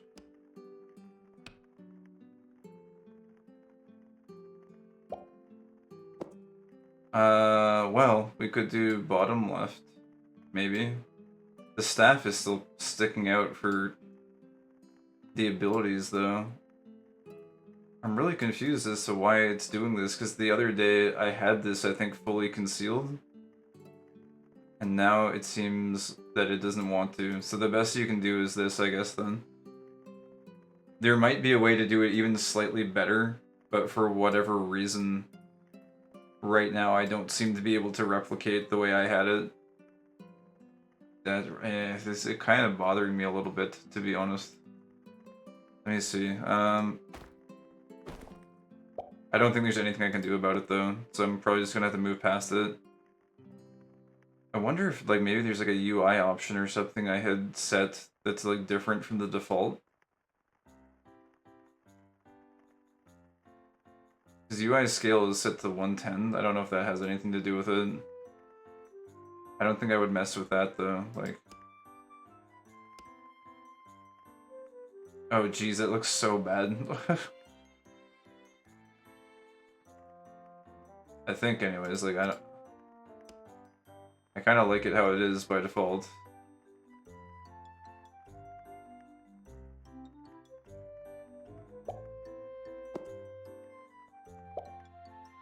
Well, what is our best option? Like, it's got to be sticking out either down here at the bottom left or over here in the corner. I guess if, like, between the two evils, I think down here in the bottom right is probably better, because you're probably not going to be switching your boots and ring slot that much. For me, zooming in the map by 10% was good. Yeah, I think I usually like to make the map a little bit bigger too, because it's kind of small by default.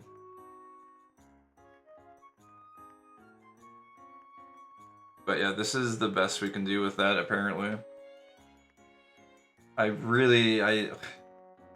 These were not here, I promise you, because this is not ideal. Those should not be there. Oh, I mean for the map tool?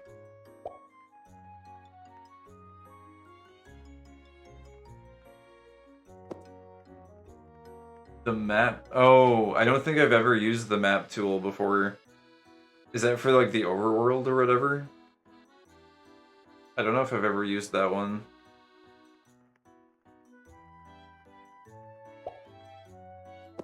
I've heard about it, though, I think. It's under System Menu widget. Let's see.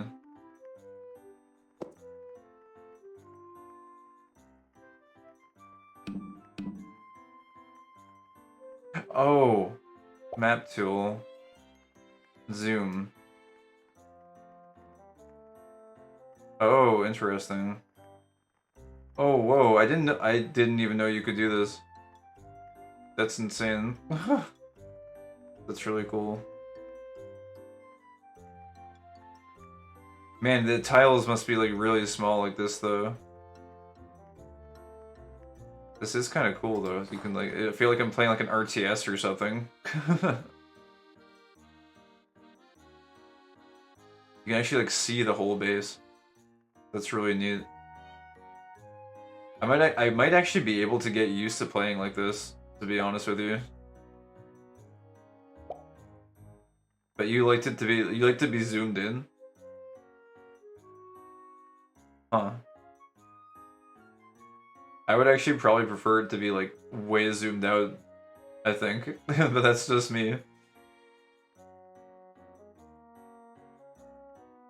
Backside Alpha.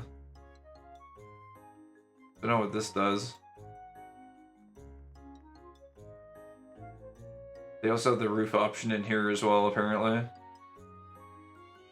Oh yeah, there's the tilt option too. This always seemed kind of weird to me. Just like adds some like motion blur or something. I guess it does kind of make it look tilty, but eh. Anyways, this character menu is going to be the bane of my existence, I guess. Because we can't really do anything about it. Show weapon index. I don't even know what that does.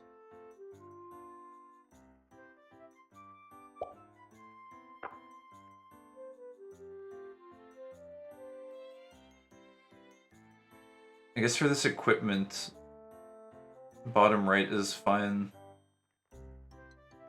Probably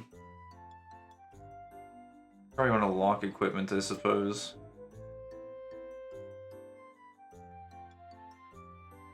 I really do wonder though, because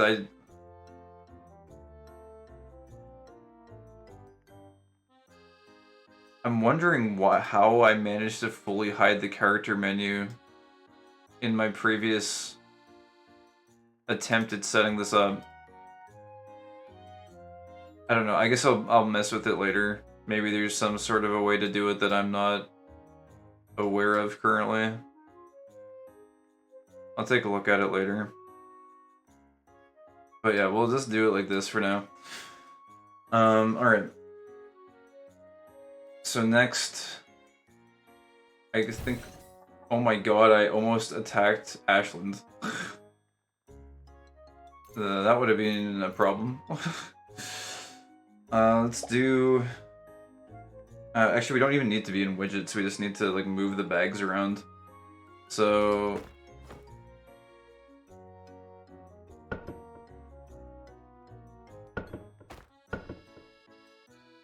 yeah, okay. So we want to... is this locked?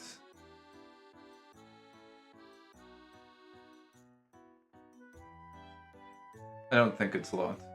Yeah, no, it's not. Okay.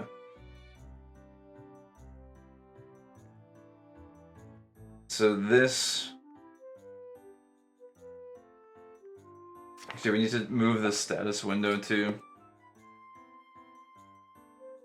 Status info. We'll just put this over here for now. Alright. So we need this one and this one.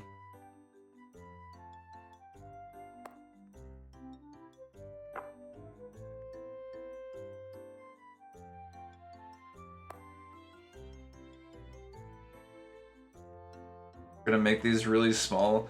The interesting thing about changing the size of the icons for your bag is the icons for the items themselves don't actually change size, they actually stay the same. So it kind of just saves you a lot of real estate if you make it very small.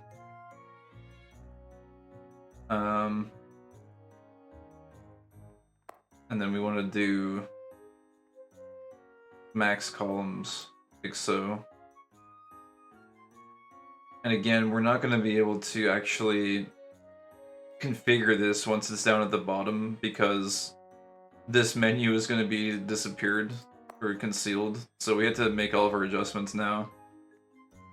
Oh, actually that is kind of a problem, I think, because I can't do config. So now I actually need to map out what's going to go into each bag, which is a little bit of a problem. Because I don't exactly know what I want to put into each bag right now.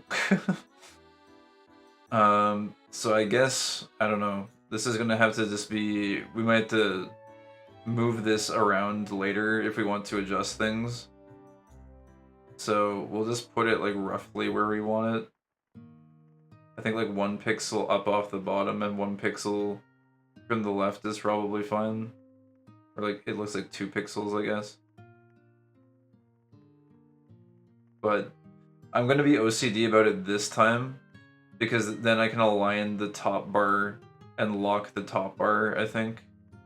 And then we can just use the top bar as kind of an anchor point because this one is going to be forced to slide around sometimes. Just because we can't actually lock it. Okay, that looks really nice. So we'll set this one up now as well. And this one, I believe if we just put it down here, it should be okay. Oh, wait, no, is this... We can barely access config, just barely. Huh. So this one we will be able to change. The bottom one is kind of foobarred, but this one we can do.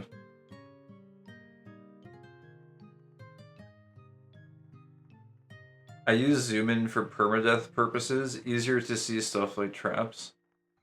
Oh, interesting. Yeah, that would make sense. Yeah, so you can like see the details a lot more easily. That would be a good use case for it. I do like being able to see a lot though. I think that's kind of cool. I might experiment with that view a little bit. Okay, now this looks really nice actually. I think we literally just got a pixel perfect roll on that. These look really well aligned. Actually might be one to the right. Let's see. I might ruin it. Oh, I think I ruined it. Yeah, I think this is good. Alright, so we will... Man, I almost feel as though we might be able to get away with like stacking the other two rows on top of this, but... Oh no, I can't get to configure now. It's 1 pixel too low. Man. It's I can't get to the configure menu. Gah. That sucks. Some trap colors blend with the ground. Yeah, that would be pretty annoying. Good to like look out for them. I hear, I think like levitate is supposed to be pretty good for traps, isn't it? Although I guess you have to be a spellcaster for that. Although I guess if you get like scrolls of levitate, I don't know if scrolls go based off of your spellcasting actually. Oh, you're still looking for levitate gear? That makes sense. Alright, so we have no choice actually but to go up by 1 pixel. Oh my, yeah, that's that 1 pixel, I just moved it up. It makes it to where we can get to the config menu. A part of me is actually wondering if I should,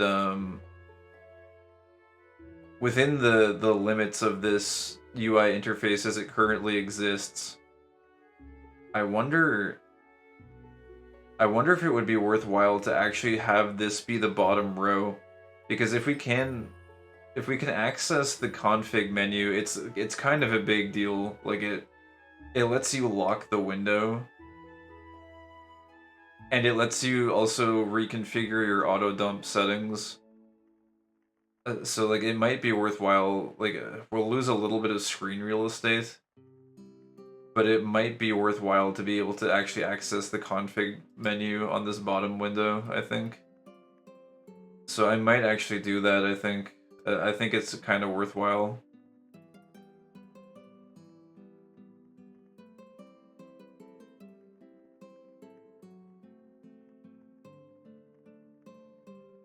Oh, it's really hard to even select this bottom one. So we're gonna like pixel perfect this to where we can get access to the config menu from like a pixel perfect perspective. So hyper OCD mode activate. We'll get there. Actually, this particular bag interface snaps to the grid really nicely. So it's actually not too OCD inducing. We just need to find the perfect magic pixel that allows us to get to the menu. Still can't get there. No. No. No. Still no. Wow, still no? Hello? Where is this pixel? There, okay, it's there. And then it's there. Not there. Not there. Oh my god, I went out too many pixels. Down by 1. Man, do you know offhand, these are, I think, yeah, they're 20 item storage bags. Is it practical to like bring higher than 20 item storage bags? I think there's like backpacks or something in the game, right? I think we're gonna end up having to like reconfigure this anyways, because I think if we get anything that has higher inventory capacity, it's gonna add a second row to this. So this is gonna be like an invalid setup, I think, but I guess for right now it will work. I got ether symptom for -27. Oh, whoops.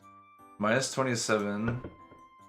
Oh, wait, this is... I picked the wrong bag, too. We're spending all of our time moving the wrong bag around.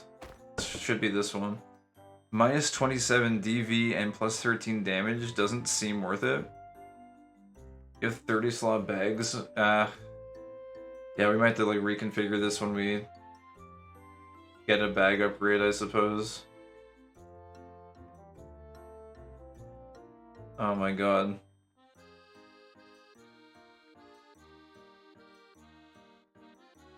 Let's see, how long have we been streaming now? Is this at, yeah, 2 hours? This might even take longer. We might go over 3 hours on this.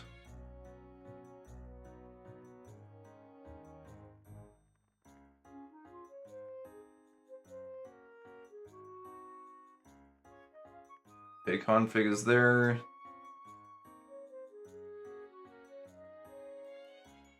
Config is not there. Let me see. Let me look at Ellen bags. Game.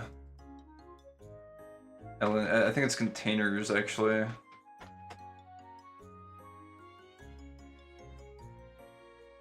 So 30 slot is like max, huh? Probably.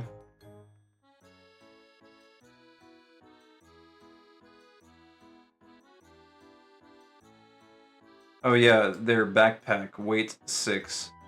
I should be able to make friggin' backpacks, I think. Is it at the loom you make them? Maybe we need to like play the game and make 30 slot backpacks so I can make a more permanent UI. It is? Let me see if I can just make a loom really quick. Because I would like to be able to have a more long-term solution here, I think. It's at the drafting table, right? Oh, do I not have the loom recipe? Or was it at the carpenter's table?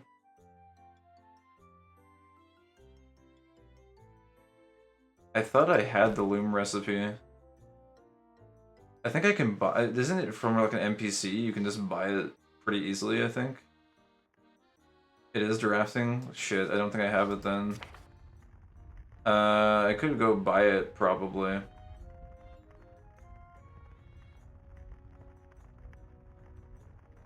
Let me just see really quick.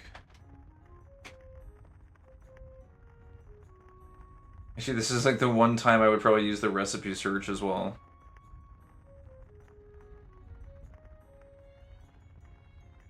Oh, here we go. I can just take a look here. Loom. It takes a plank, tight rope, and needles. Yeah, we're good. We should be able to make that. And then we would want container, backpack, crafted at the loom. It doesn't say what it needs though. Tinker's camp. Yeah, let's go to the Tinker's camp really quick with our busted UI. We like have food and everything, right? It's not like it's really a far trip.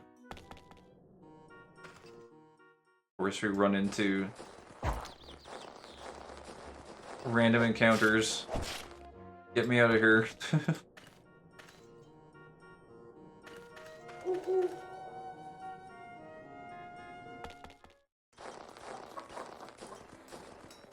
Whoa, what the heck? Why did my party window get messed up again? Oh, it didn't get messed up. It's because there's different that's annoying actually. So we should actually probably put it like down here then, I guess, since the name of the place changes. So I guess this has to go down here.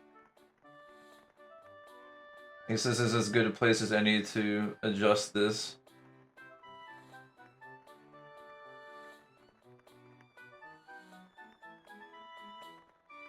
That should probably be okay.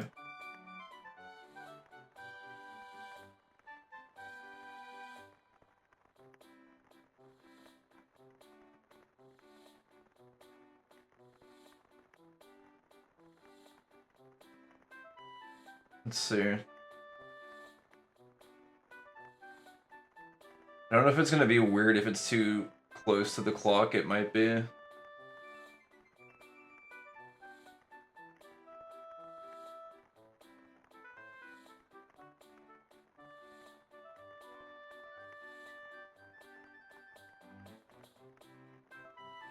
Okay, let's try it like that. It's kind of okay, actually. It's not bad. I don't mind that there's actually like a small amount of pixel gap in between. It kind of looks nice, I think. I'm here for the promised Excel stream. We're gonna get there. I need the loom, though. We will get there soon. Also, I realized as well, if we're gonna do this whole, we're leaving some space open at the bottom here, we could probably put this character menu glitch nonsense like down in the bottom left corner, because there will literally be no reason we'll ever click in that space. So that way it's not like overlapping with the ring and boot slots. And you can't, you can actually like barely see it down there. You can barely see the ability rod. If you know it's there, then you know it's there, but I think if you didn't know these were there, then you probably would never notice. They're pretty annoying. You know what we might be able to do also is, I don't know if you can make the background bar or the bottom bar. Can you like bring it to the front or anything? Let me see. Bottom bar. Can we?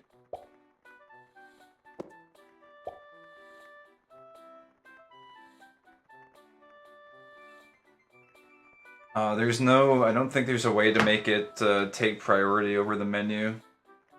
I was gonna try and just like make a little like block it out using the bottom bar or something, but I think it will always take precedent, or these will always take priority. That's too bad.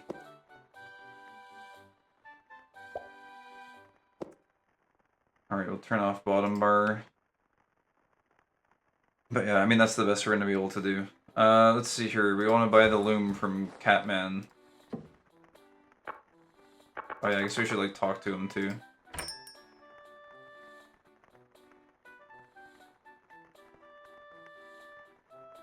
Loom, 3 gold bars.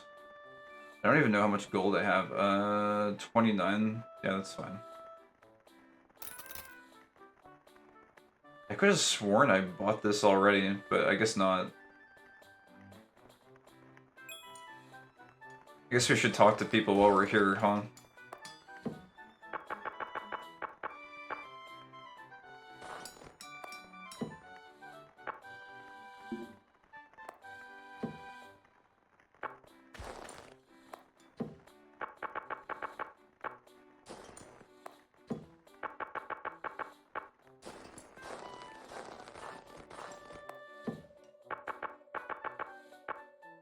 Huh. Me spawning dungeons when I'm supposed to be doing Excel. Urge to spam talk rising. Must increase skills. No, I gotta get the inventory sorted out, but we will get these charisma gains while we're here.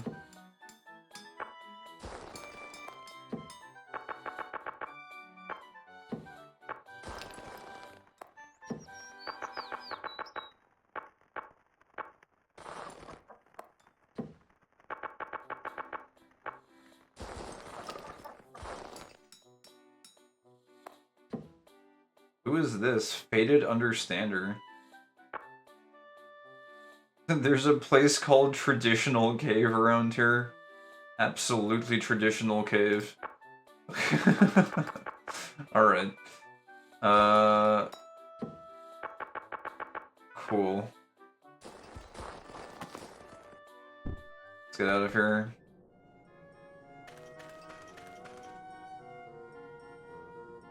You make a bitter face? Wait, what did I eat? Wait, why did I automatically eat raw meat? Why did it pick that over everything else I could have eaten? Well, it is what it is.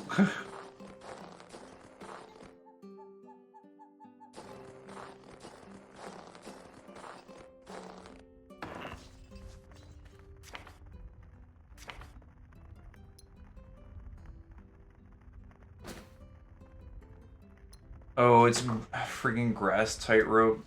I think I have some palulu leaves. Oh, leaf dish. I guess that's for cooking, huh? Where is there we go. Tightrope.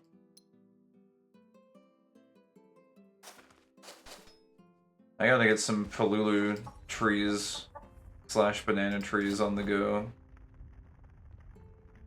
at some point. Oh, do these really have to be in the same friggin' container? That's very annoying. Let's do this.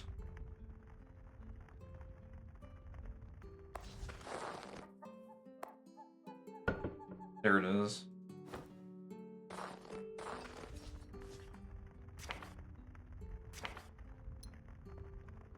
Make a nice rosewood loom. I have exactly 6 bone needles. Hopefully we don't need needles to make anything else.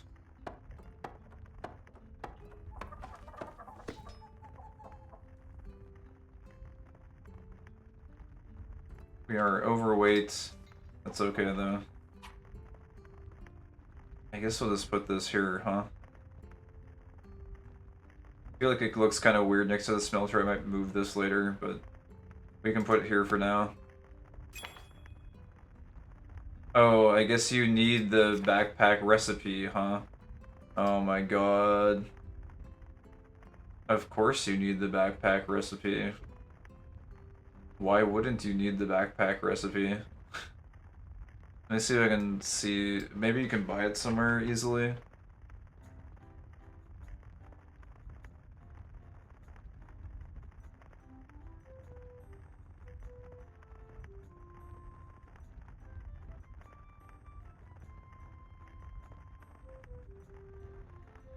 Elin backpack recipe. Wondering if it's... Getting recipes is hard? Yeah. I don't know if it's gonna be an easy one to get. Let me check the Discord and see if maybe anyone has asked before about backpack recipe.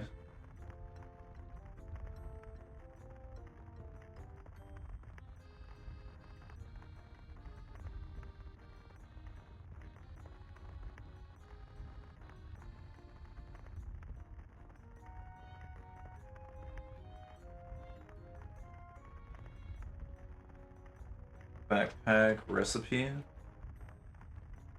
Let's see.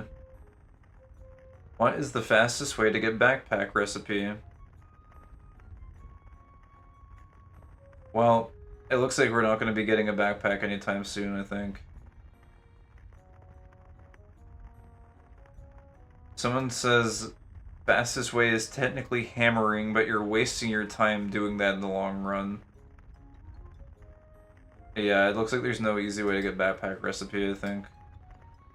And there is a bag and a trunk. Oh, actually, wait, a trunk. Elin trunk? There's 30 slot trunks that weigh the same as backpacks.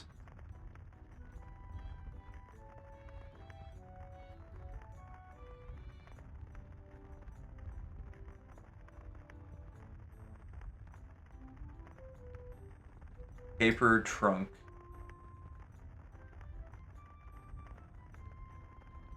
I'm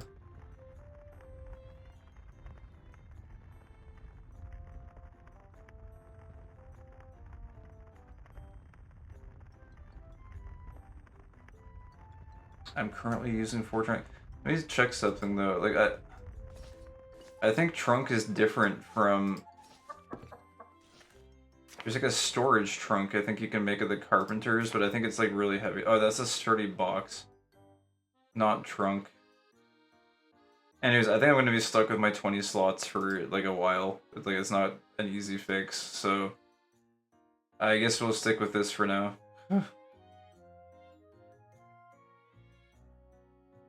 But hey, at least we have a loom now. That's cool. Anyways, back to this. You can change when you find the recipe. Yeah.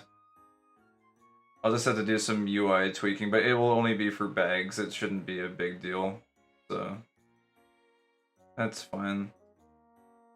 Okay, so I think the magic pixel, we found it.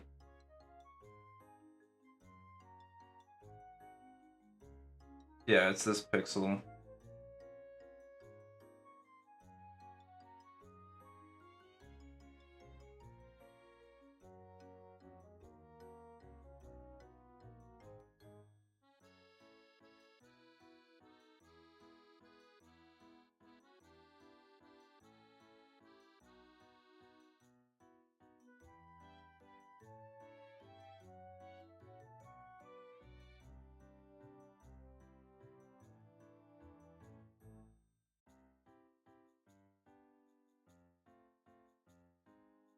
God, it double jumped. No.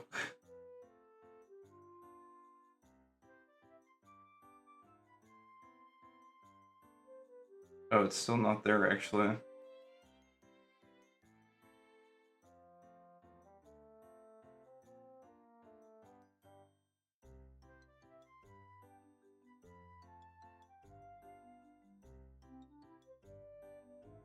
Okay, there it is. We finally got it. Although, shit. I wish I could see more. It's too dark here now. I guess we could like harvest mushrooms and play game a little bit until it's daytime. I don't really want to waste a day in game.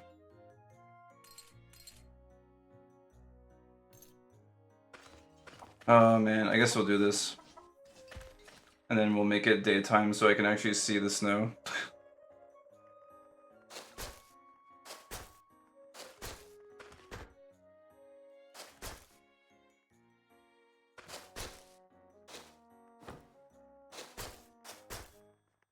Playing game, yuck. Yeah, I kind of forgot this even existed.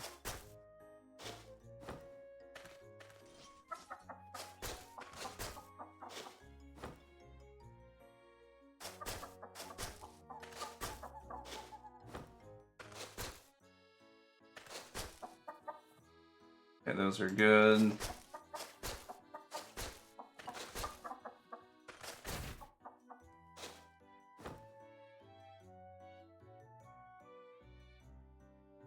And I guess we'll grab all of these. Oh, it's almost daytime in game. Okay, cool.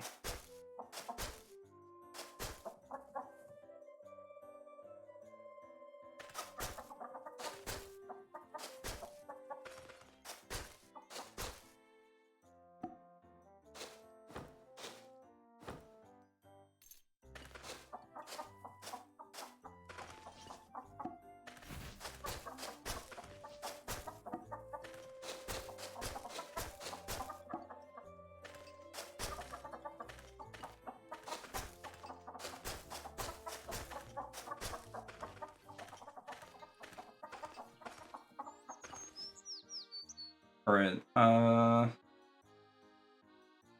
guess we'll eat some of these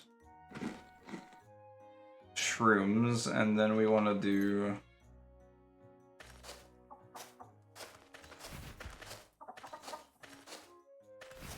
some replanting.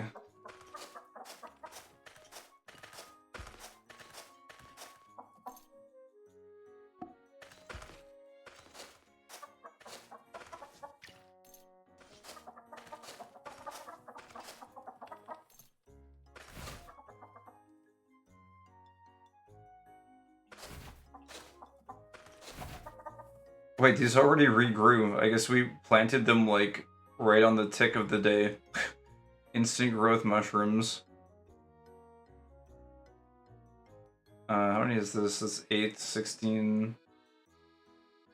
like 20-ish. We should be fine to do, like that, and then I guess like a few dex mushrooms. Yeah, something like this. And then replant these.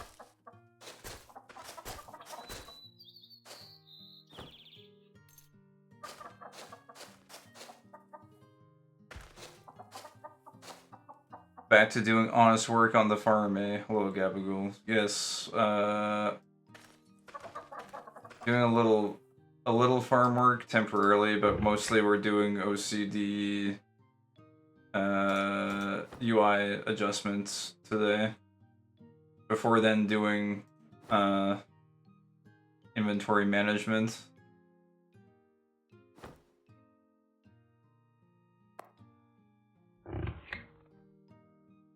Okay, that looks good, I think. Yeah, alright. I mostly just wanted it to be daytime, so that I could see the pixels at the bottom of the screen here. For context, we're trying to like sort, we're putting our bag bars down at the bottom of the screen, but the way this works, the menu for the bags goes down below the screen, so if you put this bar at the very bottom, you can't actually access the config menu. So I'm opting to elevate it slightly above the bottom so that we can have exactly 1 pixel with which to access the config menu. So yeah, we're currently working on that right now. And I'm being hyper OCD about it. So like we just moved it down by 1 pixel and now we can't access the config menu. But if you go up by 1...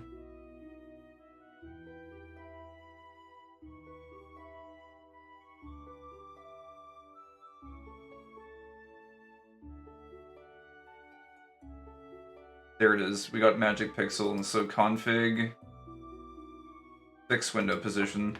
I'm gonna have to do this again lately. I'm going to do this again later, but only when I get 30 slot bags. So we'll rock the 20 slot ones for now. I'm still rocking the defaults for most of the UI. The default UI is pretty good. I want to have perma bags open. And, I don't know, just making like some optimizations to it a little bit. Godspeed on this endeavor. Yeah, I gave a disclaimer yesterday and at the start of the stream that this is going to be like the least eventful stream of all time.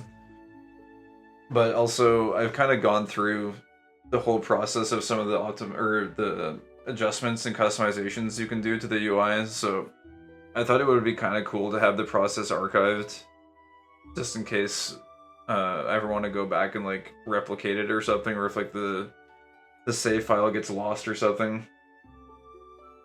So I don't know. I decided to stream it.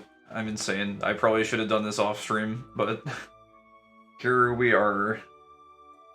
But hey, if you like having someone else wrestling with OCD on the side as content, so that you don't have to deal with pixel perfection, I guess this could be entertaining. I'll be honest, sometimes it is kind of nice to... It's nice when you see someone else doing something that's like some sort of a neurotic problem that you know that you've had in the past, and you're like, it's comforting to be like, but I'm not dealing with it right now, so it's like, it's cool, you know? But unfortunately for me, I'm the one that's dealing with it right now, so you guys can enjoy my suffering as I go through this. It's the Elin content someone out there craves. Inventory management based trauma bonding. Yes, exactly. I swear this is gonna be worth it though. One day we're gonna look back and be like, those friggin... Actually, how long has it been now? 3 hours yet? Yeah, it's almost. We only got 30 minutes left to the 3 hour mark. We're gonna be like, that one stream, that one inventory stream was definitely worth it. Alright, but yeah, so we have access to our config menu, the almighty config menu now, so we can customize this bag on the fly, which is nice. And then I just need to OCD this one down to be similarly in a good position. Now the only thing I'm wondering... Okay, there might be some shenanigans we need to do sometimes to be able to access both of the config menus, but I think we should be good.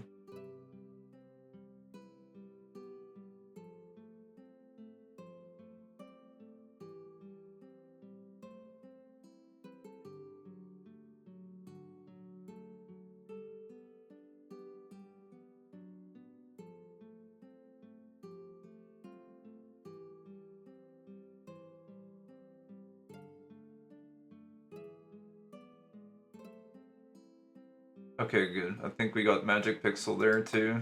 If I go quiet randomly, you know I'm just, like, hyper-fixating my ass off on the pixels. My entire reality revolves around them. Alright, fixed window position, we're good. I like the portrait you have in the upper left. I appreciate the sustained glare it provides. I think it'll look a little bit less, less glaring when there are more party members, but yeah, it's up there. I kind of tried to make it look a little bit like a trading card, and I think it kind of hits the mark. It's got the little, like, rounded edges on the background border there. I don't know, you can go back in the VOD, there's a certain point where you can see the exact customization for it. But yeah, there's a lot of cool interface options you can do with this. It's very impressive. But yeah, okay, so this will do for now with our measly 20 slot bags. We need to one day upgrade to our majestic 30 slots, but we'll live for now. I also want to move the action bar. There's a lot of stuff we need to move, actually. We're, like, nowhere near done, actually. But I guess for the time being, I could just move these other boxes down.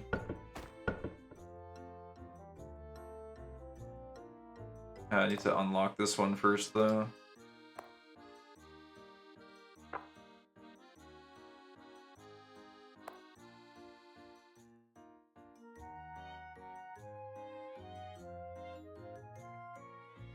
There we go.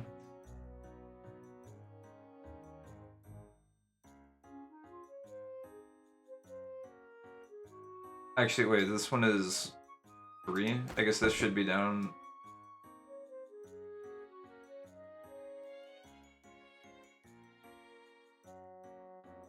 Oh, no, wait, I think I just OCD'd myself. Well, let me check this. This is... Should this one be number 1? I feel like this one should be on top, actually.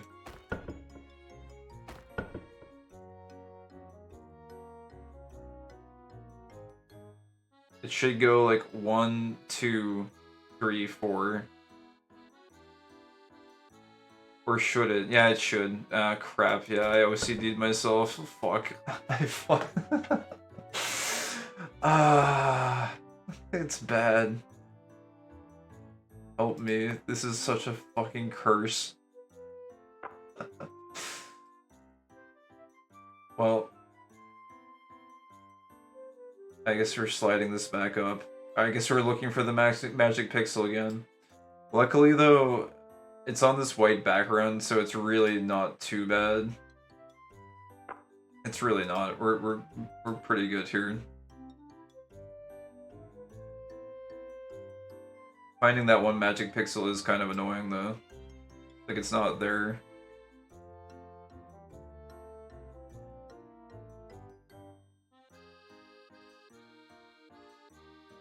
The white background makes this so much easier. Pro UI tips. Wait until the winter to customize your UI so that you can have a pure snow background.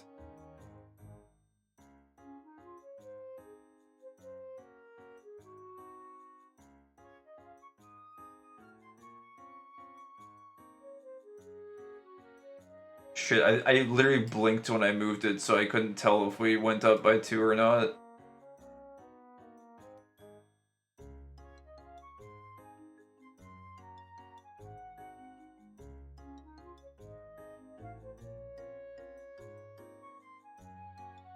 Yeah, I think...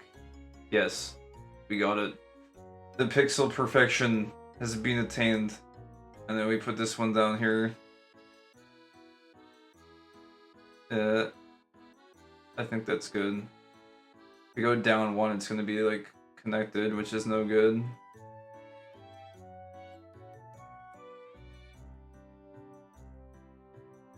Yeah, okay. I shouldn't second guess the snap to grid in this. The snap to grid is very effective for these bags in particular. Okay, good. Fix the window position. Lock in the pixel perfection. And then here we want to similarly lock in the pixel perfection. There we go. Taking the notes. This is a cute... Jet's notes? I don't know if I'm familiar with Jet's. This is a cute emote though, I like it. I have to go check them out. Alright. Number 3. But I guess we should just do number 4 first so we can get the pixel perfection on our bottom row. Config, unfix.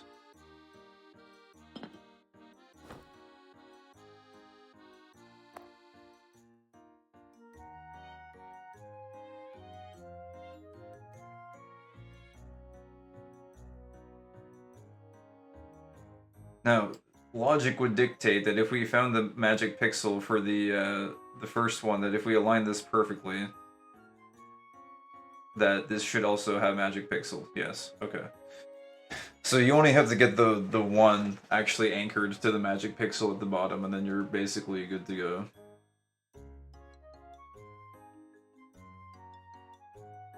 Never even watched one of her streams, but I got a random gift sub, so might as well use the emotes.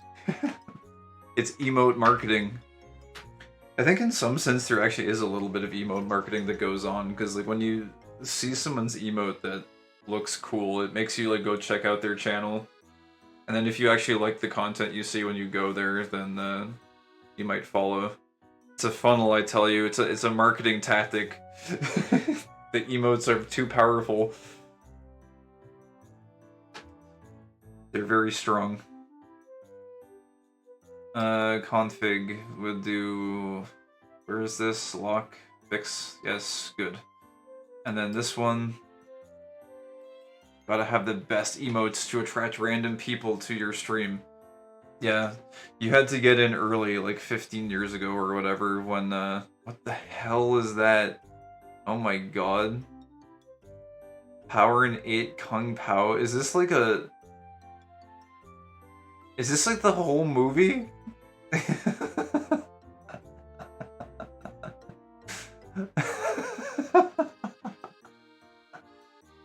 Movie compressed into emote. That is actually god tier. That's insane. Who the hell does this? HP MP panel. I've moved... I really wish there was an option to snap certain elements to like the center of the screen, but alas there is not, so we must defile the default centering on this menu. Which is unfortunate, but sacrifices must be made for progress. I saw the Shrek movie on a GIF in Discord. It has nearly 0 use cases. It's next level piracy.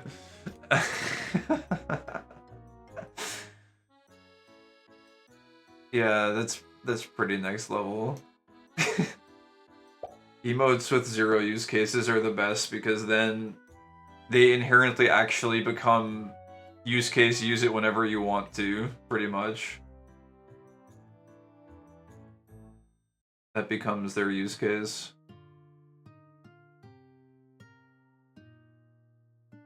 The silence. I'm pretty sure this is already pixel perfect, but I'm just confirming. I should have trusted the snap to grid.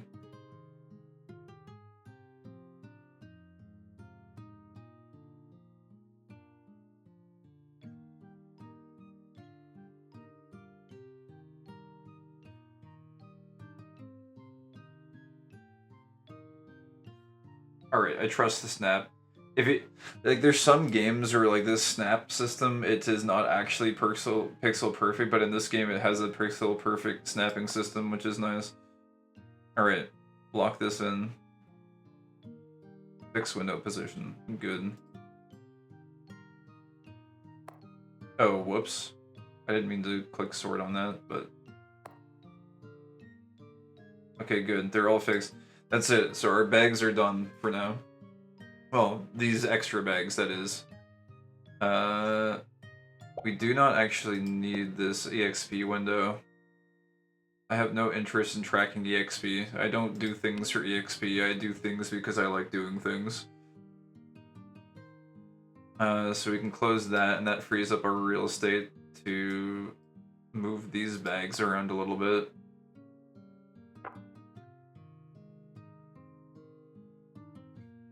We need to unlock this one too. Let's see, the equipment menu as well, I think is like pretty good, just kind of jammed down here in the bottom right. I'm kind of on the fence about whether or not I want to have it, like this is basically like it's locked, you can't physically move it any farther to the right. But I'm on the fence about if I want to do that or if I want to give it a little bit of breathing room. I think I might want to give it like 1 pixel of breathing room because I just think it looks a little bit nicer.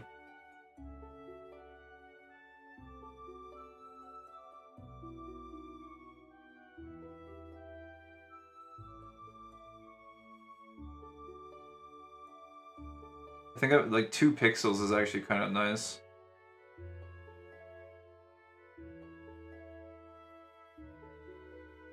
There, that's it. Exactly 2 pixels of breathing room for our equipment window. The only problem now is I don't think actually, wait. Is the equipment a widget? It is, okay. I was like, where is my config menu? So we want to lock this for sure. There we go. And if we wanted to, we could give this a background. I don't think we really want to, though.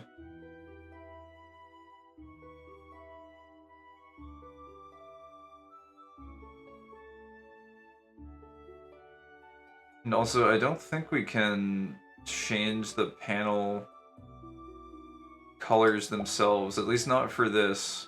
Not for the equipment pane. I think you can only change the background color.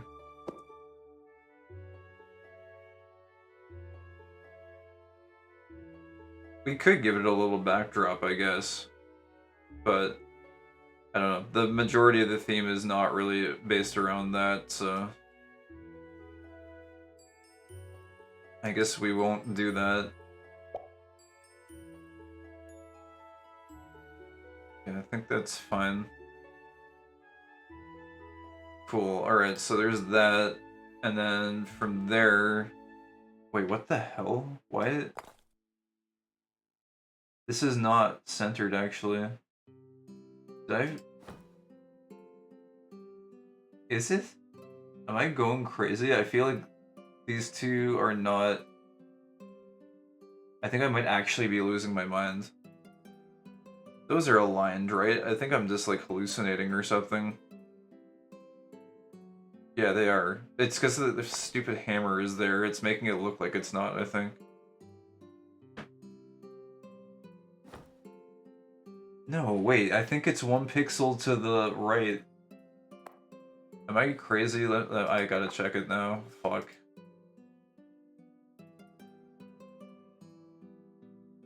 No, it can't be. There's no way. I'm just gonna let go of the mouse button. There's no way that's 1 pixel to the right. I don't... Is it? I gotta check now. Oh, I was right. It was 1 pixel to the right. Okay. Well, it's fixed now. Good. My OCD was actually correct one time. Okay, now we can put our main backpack, like, over here-ish. We also need to make this smaller as well.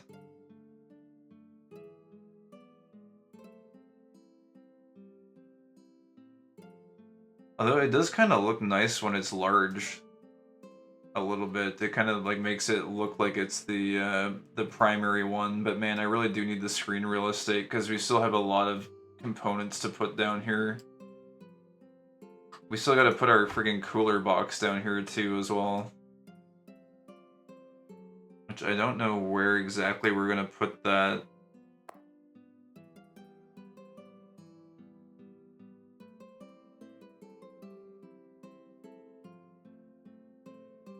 I think there might actually be enough room if we do it like this.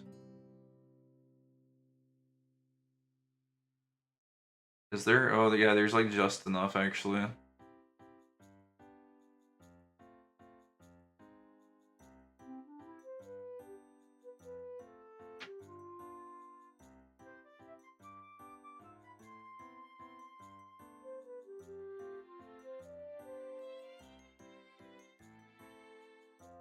Also, I guess if I save this UI, I guess I could make like a 20 slot bag version and a 30 slot bag version.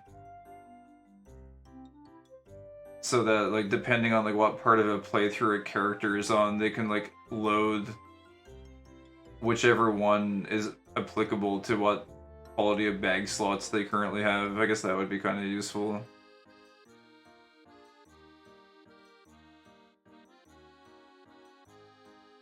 Oh my god, come on, please.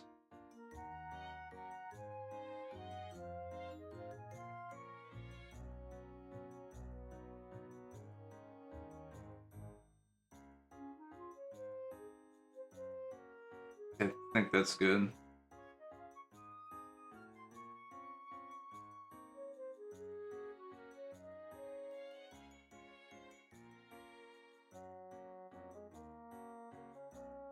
Okay, I think I trust the snap to grid here. I believe that is all good to go. So we want to lock this one. Fix window. And then also fix window here. Okay, good. Alright, nice. This is looking pretty good, I think. We need to move around some stuff still. So with those there, we need to move our action bar. And unfortunately, I don't know why, but your bags disappear when you're in the widget menu, so... By the way, check the images you can set on the sidebar. I think I saw someone like showcasing it, but I haven't really looked. Settings, image.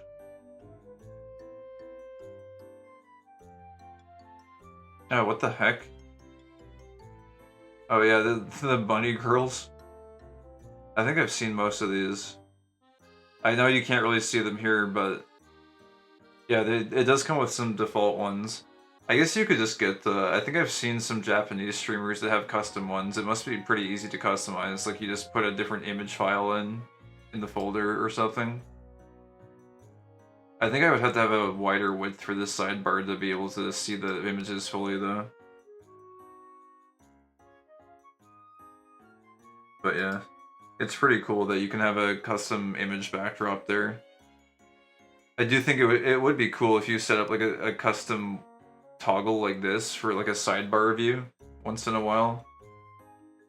Maybe if you're like in a really good farming state or something, you could set it up like this to like switch back and forth once in a while.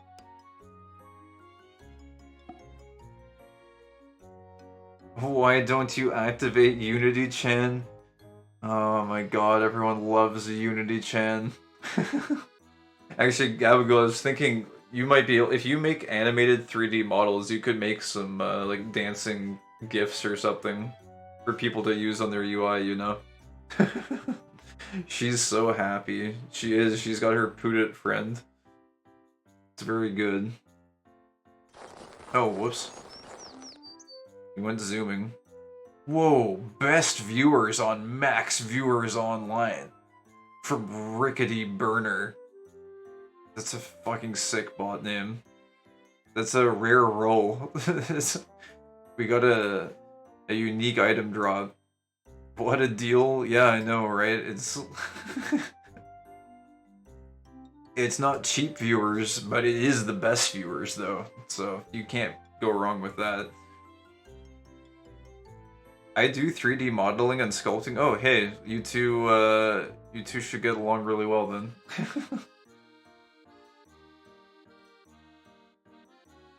That is pretty cool. I think Gabagool is doing it mostly as a hobby, but I don't know. Maybe you two have tricks you can exchange with each other on how to manipulate the the digital assets, the digital clay, into cool objects. That is pretty neat. We'll do I don't know if you need clients, but if you make a website, I can do the SEO thing, and you can generate people, generate leads, something like that. I'm guessing you probably have like a full-time position or something though, maybe. Actually, I don't know. Is 3D modeling like a full-time thing?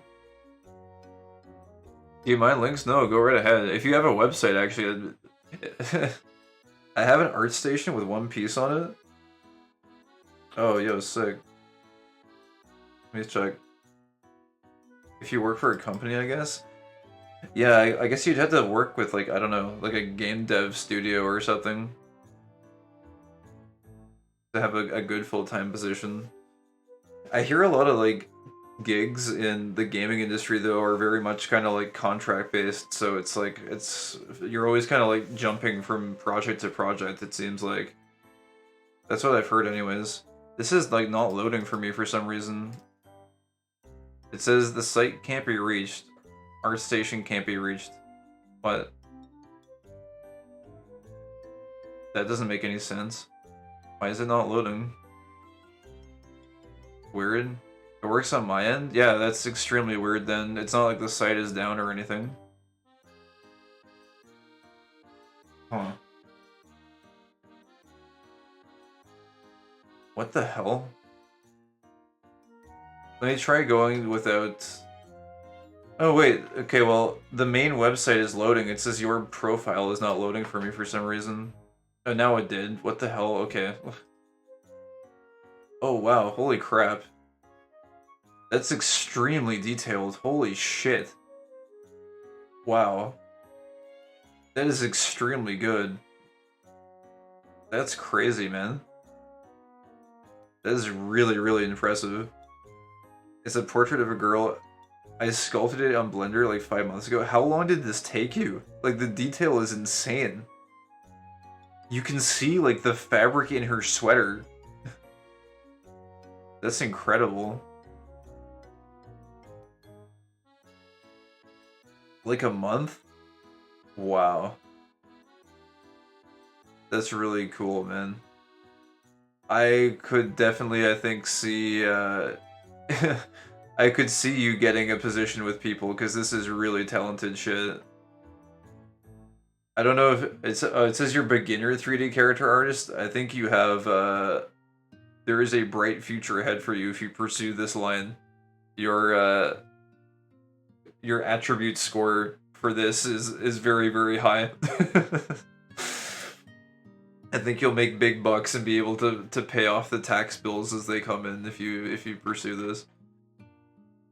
If you dude, if you need if you end up making like a personal website or something, I could do a little SEO work for you maybe. Like a little bit of basic one. Like I really want to do that for people, I feel like, is like generate leads for people. Because looking for work is one thing, but if you can get clients to come to you, it's really nice, I think.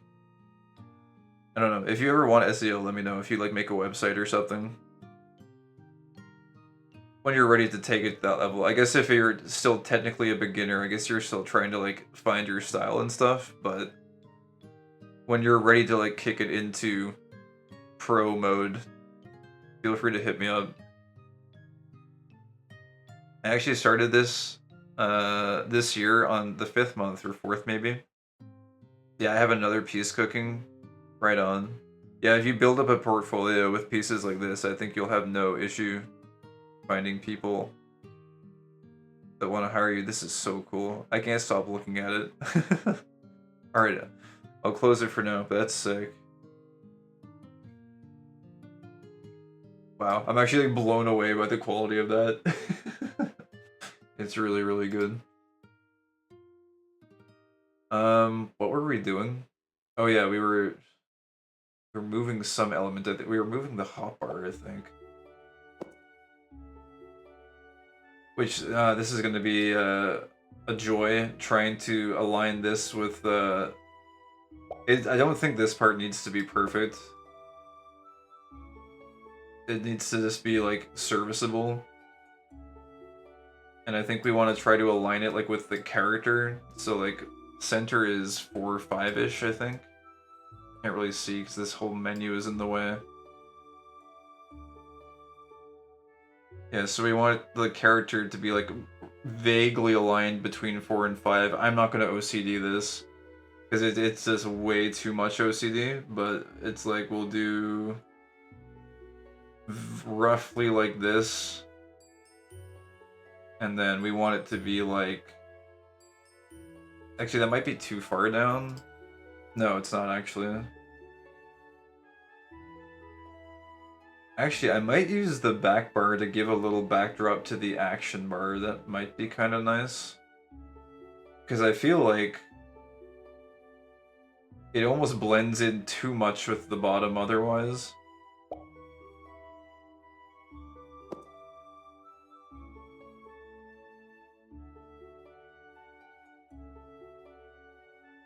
Let's see.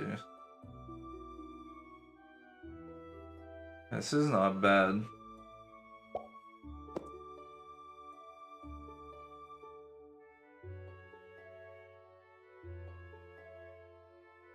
Yeah, so like something like this is okay. I think having a little bit of breathing room between the action bar and the bags is fine. I'm kind of curious if it would look better if it's like moved over a little bit to be in alignment with the bag spacing.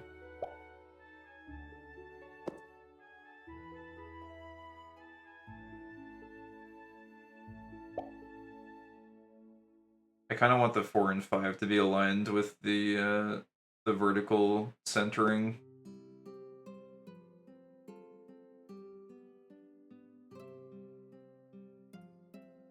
Yeah, we're almost there. It's kind of hard doing this blind.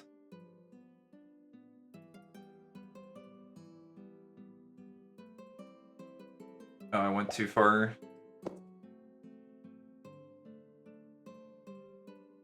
Need to go 1 to the left.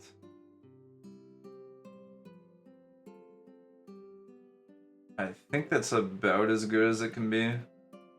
Actually, that's looking pretty nice. And then if we wanted to, I'm just going to experiment with it.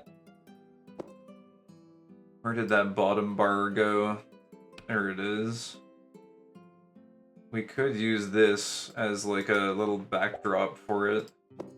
Unless, actually, no, come to think of it, we might not even need that, because you can, I think you can add a background to this, can't you? Yeah, you can. Is there a cool background we would want to put on this?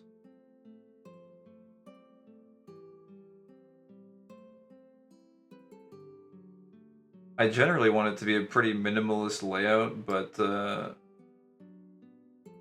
that kind of like adds a lot to it though. It's like too much. I guess you can actually you can make the background smaller.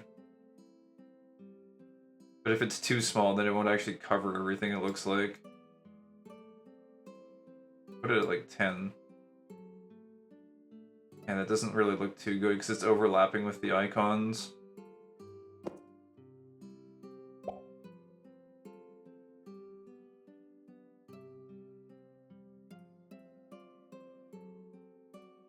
Oh, grid skin. Wait a second. Oh, you can do a grid skin too. Oh, wait, you can do circular icons on these? Oh, that's kind of neat, actually. Ooh, the circle icon, that kind of reminds me like World of Warcraft. I think there used to be, there was a certain UI add-on you could get for circle icons, which was really nice. It is kind of cool though.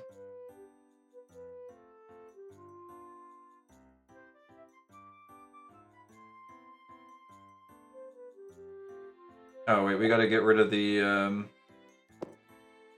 background.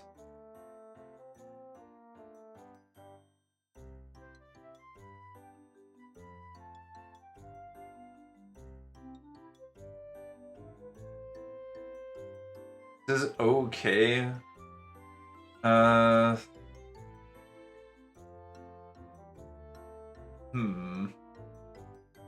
don't really like that these ones are square.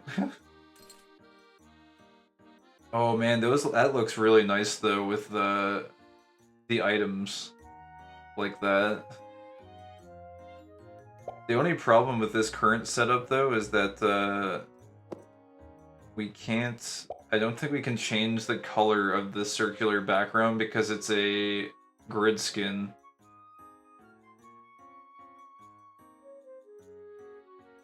Oh, you can change the icon size too, apparently. I don't think. Oh, yeah. I think 6 is the default, and 6 is pretty fine. I don't think we want to deviate from that too much. Is it like.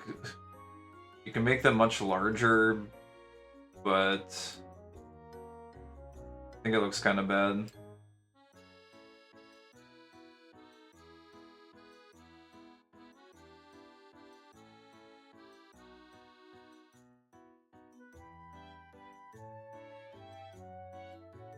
Let's look at these background options again.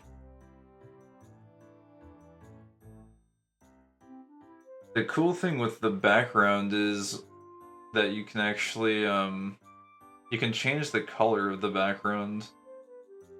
So if we could find a nice minimalist background,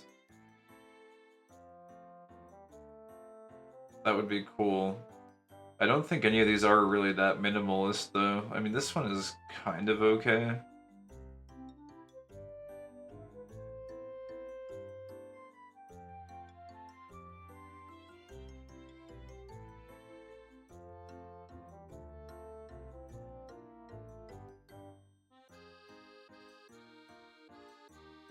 This one is also sort of alright.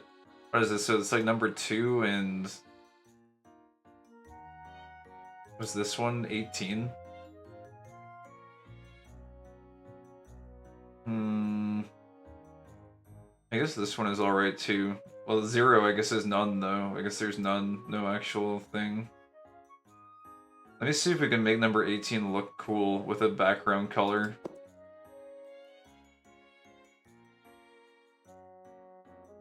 Oh, that's actually looks quite nice actually. I don't know what color we would actually go with, but like it's not bad.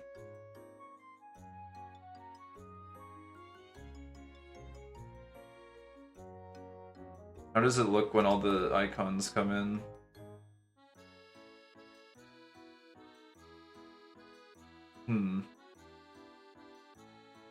Decent. I might want to... Let me try and complete some of the other UI elements and then we'll like build this around them, because I'm not sure how it will look when everything else is in place. Let's get rid of this bottom bar. Hide this. So we don't need it really for anything.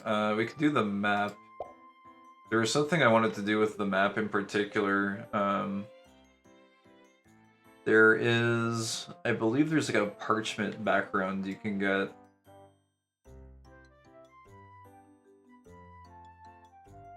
Yeah, this one.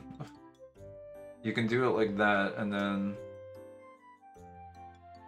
I think we want to keep this at like minus 14-ish. I guess minus 20 is also fine.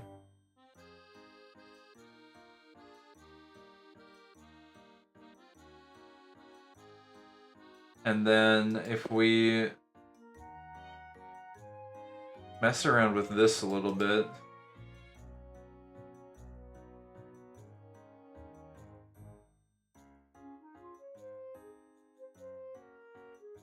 and get like a brown color, so it kind of looks a little bit like a map.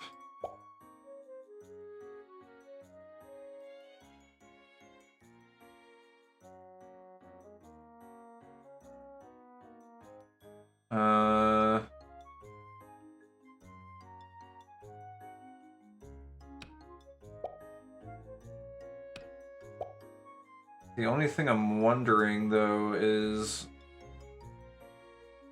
there another parchment paper? Or, like, torn paper? This one seemed to have a... It has, like, a background for some reason. Which I don't think it should have.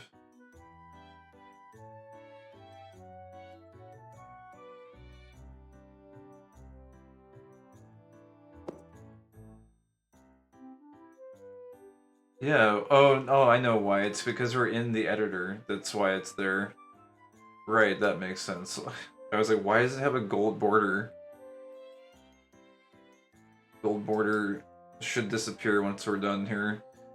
Okay, so that looks okay. And then as far as size goes, I think we want it to be like around 20. To be able to fully encapsulate it. Yeah, that looks okay. And I think we want to actually make it a little bit bigger because it's kind of small as it is right now. I don't know if like 10 is too big.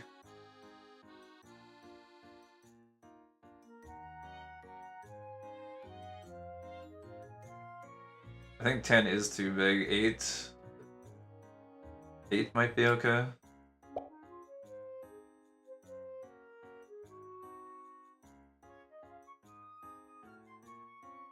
Let me put that like over here or something.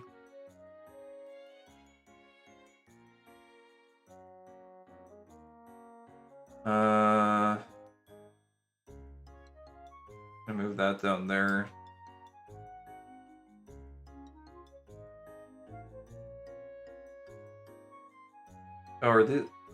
Oh, if you have a background, apparently the bars actually dip behind them.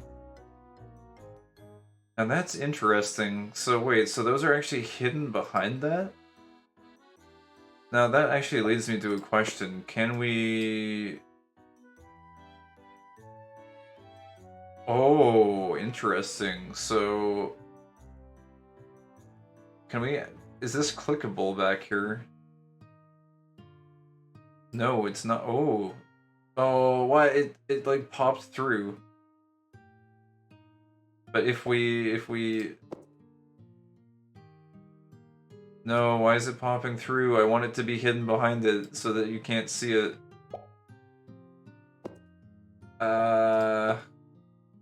We almost found the secret tech.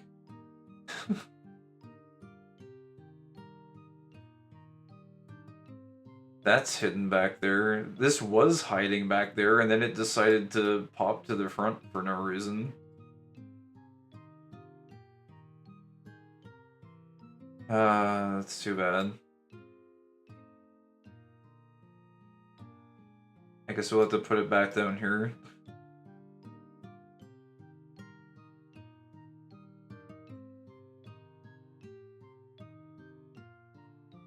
So that's there, and then we still need to do our ability menu, which we just drag around freely.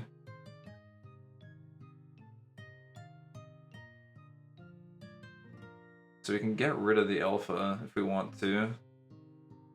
And then... The only problem is it's actually kind of difficult to adjust the window size if the alpha is hidden. So that's smallest, but we want about like 3 rows or so, I think would be fine. At least for right now.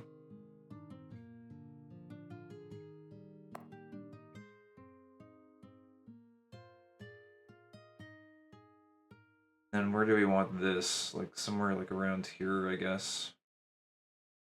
Or it could even be like down here if we move the action bar over. So this is why it's kind of good to plan out where this one is going to go.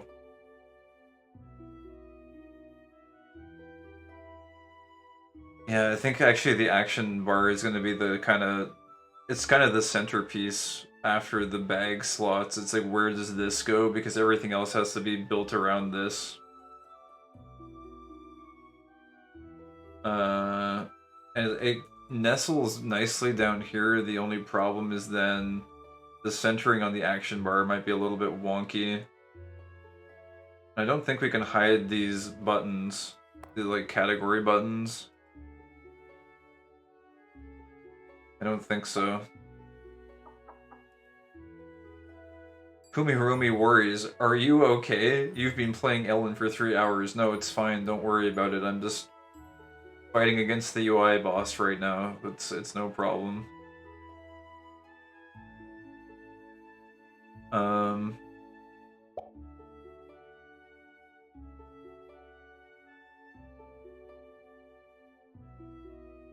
The other option, I suppose, might...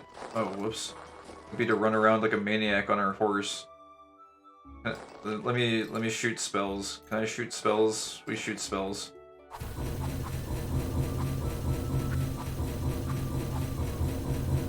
Just need to remember that we're actually playing a game, that there is a game behind this. Okay. We could do...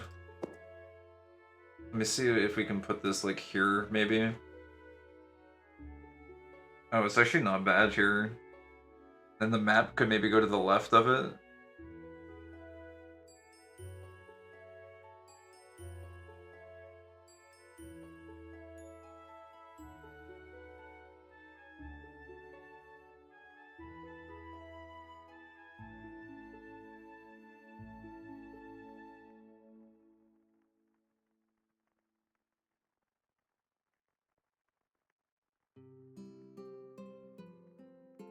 Looks pretty decent. And what? So like map would go... Oh geez, you're gonna be blind putting it down, but...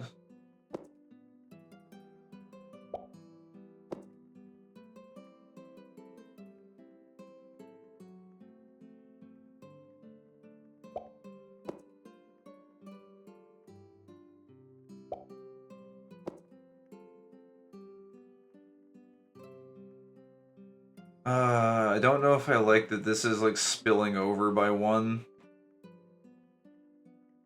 God,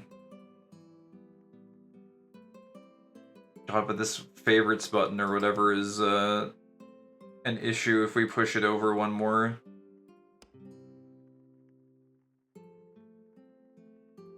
I wonder... I don't know if there's anywhere else this can go, though. Unless we put it down in this slot somehow. But then again, that's gonna like ruin the centering on the action bar, which is not ideal.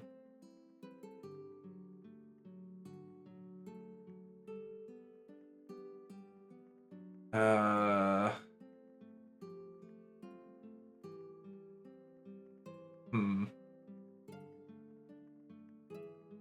don't suppose this star icon, no, it wouldn't go behind that box. Is it the worst if we put it here? I feel like it's not the worst. It kind of sucks, but it's really not. Like, we're not ever gonna use, like, we don't have to click this icon because our bags are always open. So like if we have this here, it's actually not terrible. Yes, there is that little overlap of the star on the box, but like the overall alignment of the abilities benefits greatly from it being here, so I think that little sacrifice is maybe okay. Because you virtually never need to click this button, so this might actually be preferable, I think. And if we were gonna do a preference on alignment between aligning this side and this side, which one do we want to do? I think aligning ability looks like it could be good. Align ability on the right.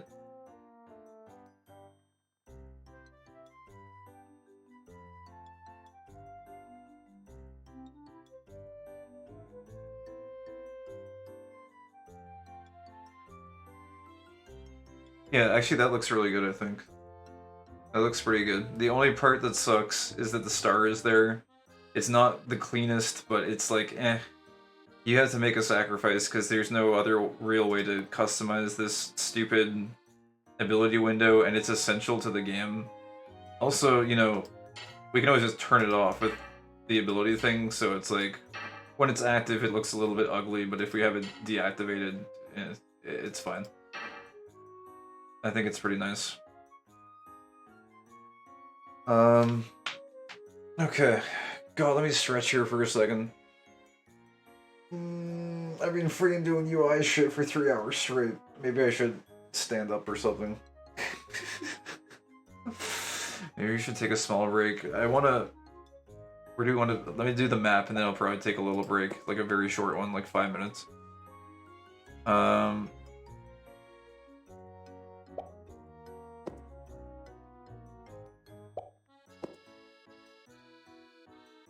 that kind of looks... the thing that sucks about the cooler box is that it's 3, and it kind of looks a little bit weird. Because it's in 3 columns or whatever. I don't think we could get away, though, with adding additional... We can't have any more columns, because even one more column would push us to the edge here. So it's not going to work. I do think the map looks okay where it is there, though. It's just... Could we put something in here? Oh, wait a second, actually. That... Oh, I just realized that would be a perfect place to put the weight indicator. I think. Because, like, where else is that gonna go? So if we kind of, like, nestle that in there...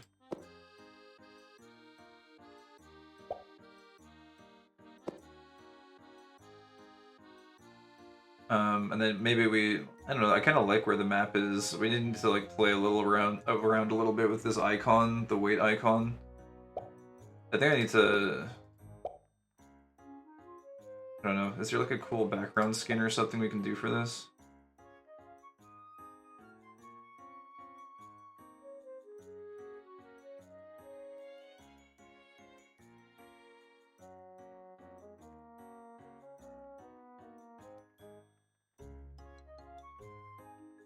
I don't even know if I want a background for it, to be honest. I could do another piece of paper on it, actually. Would that look cool?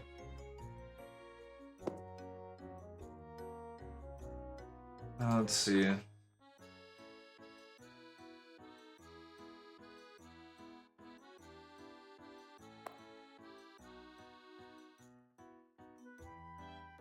Oh, it kind of takes up a lot of space if you do that.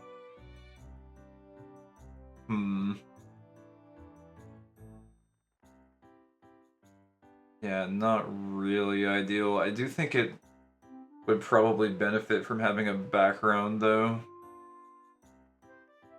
Gotta figure out where to put this status indicator, too. We're actually really close to having this done, I think. Like, it's very close. Let me, I guess I'll take a quick break, and then we'll figure out what we're doing with this. I gotta figure out how we want to customize the action bar, too. Yeah, I'll be back in, I don't know, like 3 to 5 minutes or so. So, hang tight for more riveting UI customization action, I guess, if anyone is even still awake. Be right back.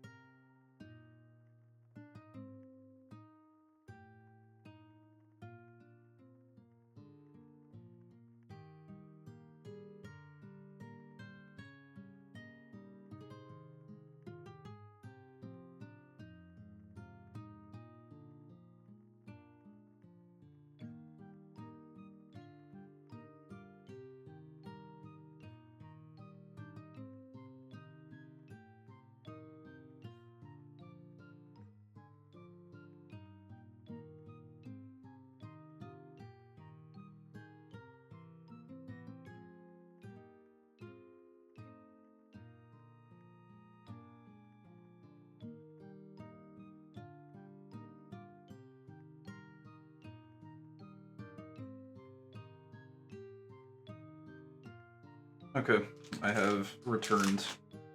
I possess a snack bar as well. I shall feast on this. Hmm.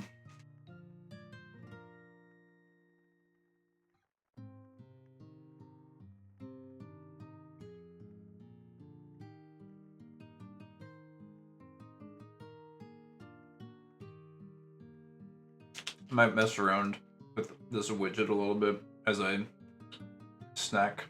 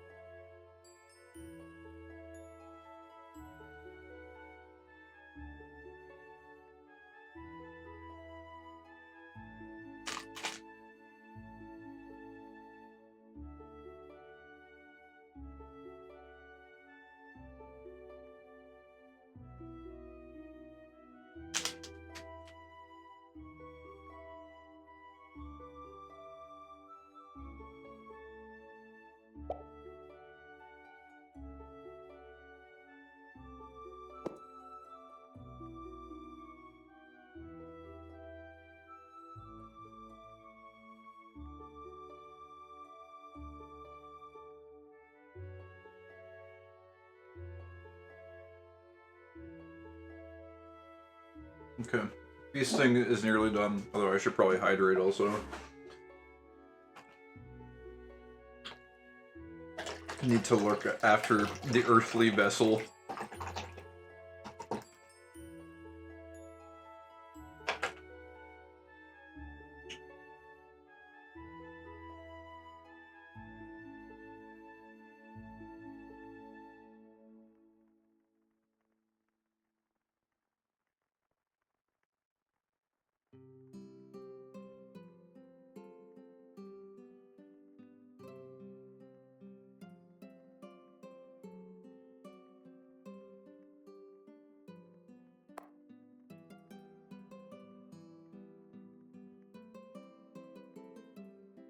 Did I mess up my mouse sensitivity? Oh, I think I did actually. Yeah.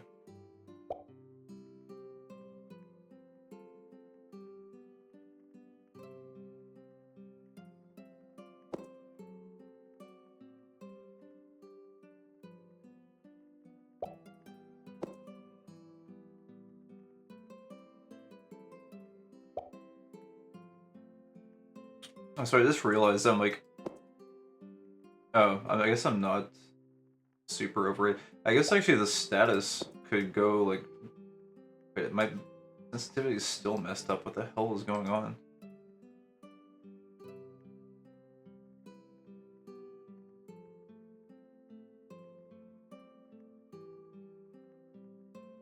Am I insane? Have I been playing with like max sensitivity this whole time? Don't know why, but the sensitivity feels weird on my mouse. I might just be losing my mind from doing this UI stuff for so long.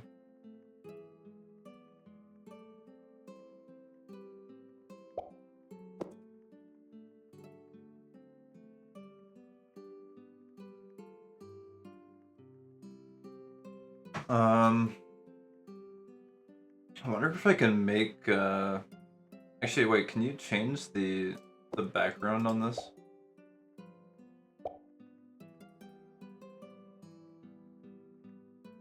Button skin 11. Interesting.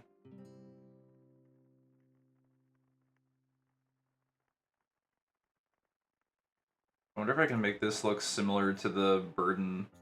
I guess that kind of looks similar.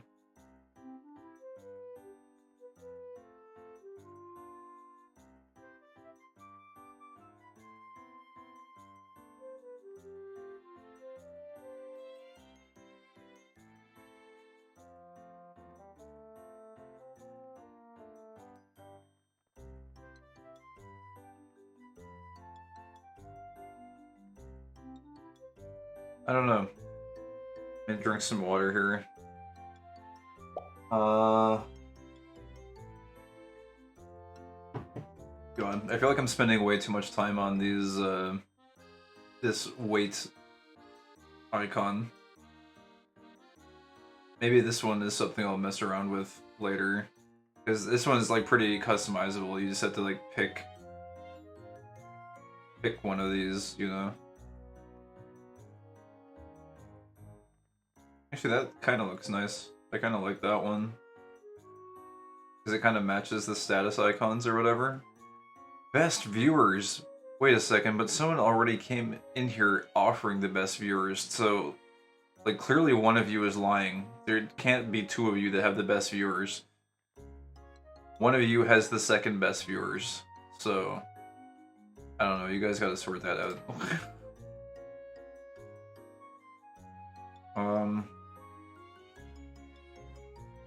Alright.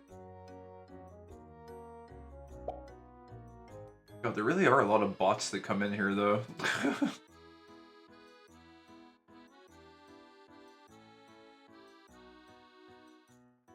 I don't know which way the burden tab is going to expand as new conditions are applied.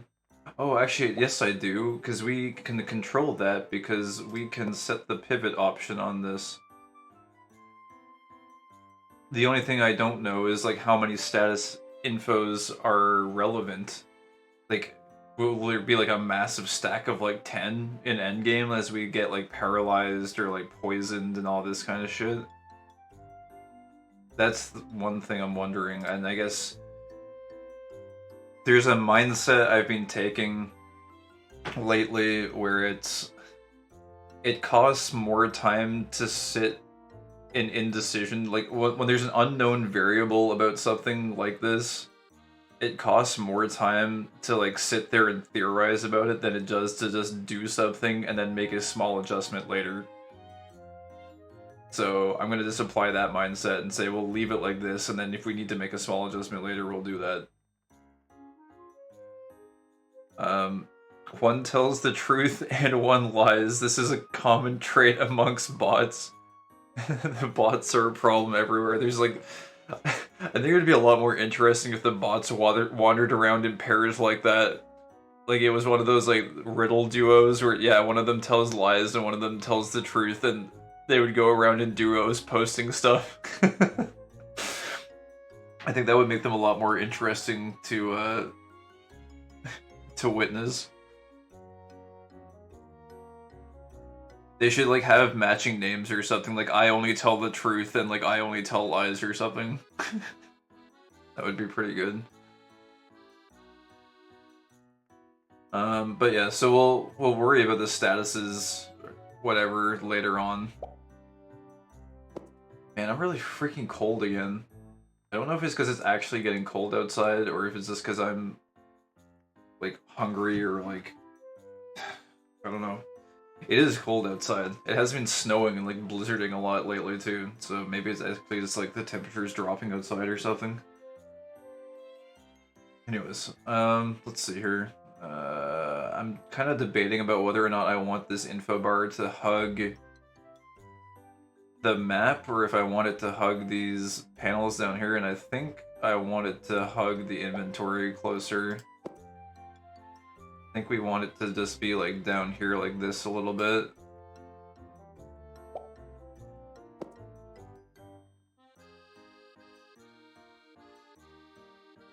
Looks kind of nice. I might move it down 1 pixel.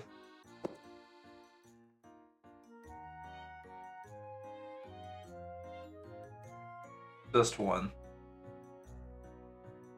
Please. Okay. Should it go 1 pixel to the right? I don't know. Let's see.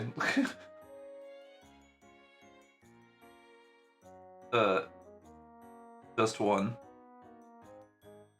A singular pixel. I think that's looking pretty clean. Not bad.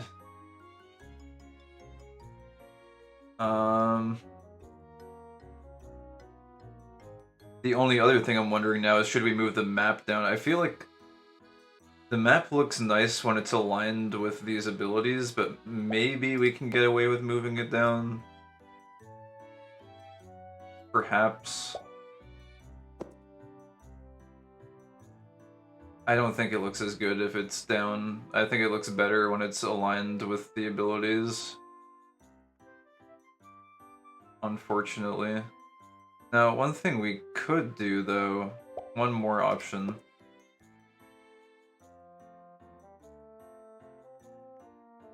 Oh, well, not down that far, but, like, not there either. Is like that. And then if you do that, you could go like this.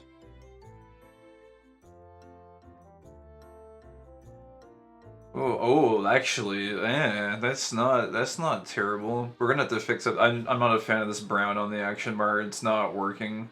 It's too much brown. The only reason too this map works is because I feel like these abilities, the outline of them looks very jagged and kind of like old school RuneScape-y, kind of. And so kind of having this like JPEG looking map with like jagged edges and stuff, like it looks like it was made in MS Paint. I actually feel, and because it's like very pixelated too, I feel like it kind of works. But I don't think it works, like the action bar doesn't work with the brown. It just, I don't know, it's not working out for me. This, on the other hand, this is cool. I am liking how this is going. Plus, I think we can have this, our statuses can now infinitely stack into, like, infinity up here, and there's nothing blocking them.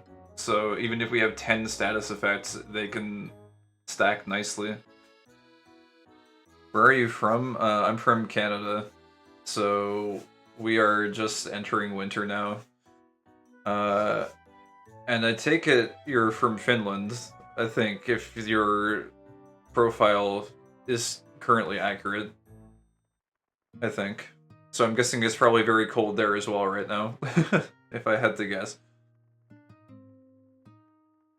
Probably, I would imagine probably colder than here. Maybe. I don't know. We're not really that cold yet. We're more in sort of like the snow accumulation phase right now. So it has been snowing for the past 3 days, and I think it's supposed to snow today as well. So I think I might actually take a break from running today, maybe even tomorrow. I don't know. I don't want to be a complacent asshole though, but I'm saying that to myself, by the way. I don't allow myself to make excuses on the running typically, but if it's like a blizzard, I will sometimes afford myself a break. I also took last week off running over the long weekend so I could no-life this game, so I'm being a little bit of a lazy asshole. But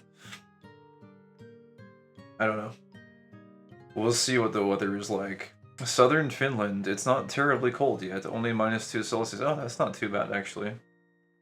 A short break shouldn't be too bad. You'd be surprised, man, if you take too many days off from running on your, like, regiment or whatever, your capacity goes down really, really fast.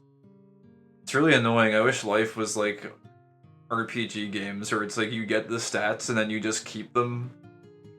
But it's not like that. It's like you get to a fitness level, and then if you don't maintain that fitness level like pretty diligently, then it goes away. You get stat decay, basically. Your endurance score goes down. Nah, bro, you get a debuff every 10 years. Oh yeah, there's that too. Yeah, it's like, it would be like in this game though, if it was like, you train a skill, and then it's like, after one in-game week, it goes down by 5 points. And so in order to like keep it progressing, you have to like keep on using it to offset the degrade that's happening. That's basically how it is. And then yeah, not to mention the debuffs you get every 10 years. I can tell you the debuff you get at 30 is insane. It's like you get to live life without, dude, it's like ether disease actually. When you, that's actually I think the best comparison. When you hit 30, it's like you get your first stack of fucking ether disease. You get some sort of a roll that fucks you up really bad. Because when you're like in your 20s, you don't have any debuffs. You're like a god entity. And then at 30 you get first ether disease stack, and then I guess at 40 you get another one. And the only problem is there's no positive ones in IRL. They're all negative ones. To keep up a habit you stopped, just gaslight yourself into believing you'll die if you don't. Yeah, I guess that works. I had my first surgery like 4 months ago. I'm 29. Oh no. That sucks.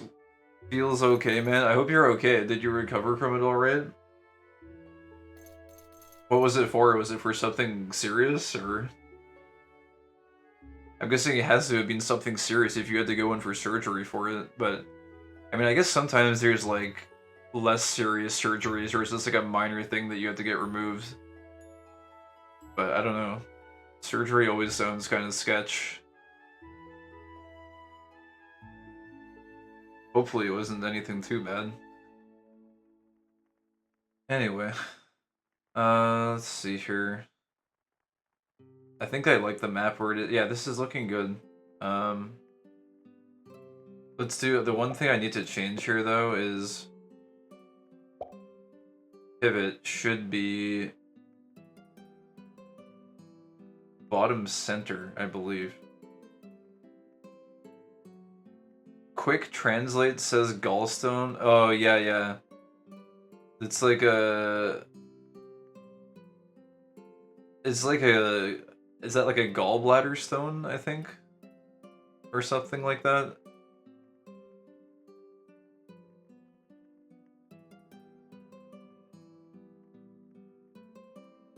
Let me see here. Oh no, gallstone is different. I was thinking of like kidney stone versus gallstone. I actually don't really know. How does gallstone work? It's a cholesterol deposit in the gallbladder. Yeah, okay, that makes sense. Yeah, that sucks. Those are just like something like that. Yeah, yeah, yeah. Yeah, that does seem like an ether disease debuff, where it's just like really fucking annoying and you can't do anything about it and you just have to like go get help for it. I'm still waiting to see what mystery ailment I get once I hit 30. Yeah. I don't know. It sucks, man. The biggest debuff you get, I think, is like energy. Man, I always told myself pre-30, I'm like, I'm not gonna let myself turn into this like tired old shit that just like sits around all day and complains about how tired they are. And I still try my best not to. But man, I'm telling you, when you hit 30, not exactly 30, but like there is a certain threshold somewhere in your 30s where like your energy reserves will just fucking plummet. They will just it's trippy. It's kind of, it was actually scary at first because it's like, holy crap, like I guess I have to like readapt everything to be around this level of energy now. Like it really, like, I don't know, it can really warp your world depending on what you're used to doing. So like some major adaptations happen. I have a cousin around my age who got schizophrenia, so maybe it'll be something mental. Wow, that sucks. That seems weird. They just got schizophrenia out of nowhere? That's really weird. Do they do any, like, drugs or anything? Like, do they smoke the devil's lettuce or anything like that? Because doing stuff like that can, like, gradually, like, cause mental shifts to take place over time. It seems kind of, like, weird for someone to... It's not super severe in his case, thankfully. That's good. Huh. It seems kind of weird though. Like typically, like in your 30s, you wouldn't just develop a random mental ailment like that. That's something I think typically, anyways, that would happen like later in life. Maybe when you get up to like I don't know, like 50 or 60, maybe you might start developing random mental conditions. But I don't know. To be honest, I'm quite ignorant about it. Maybe that is a common thing that happens to people of all ages. I don't know him too well personally, so couldn't say. I see.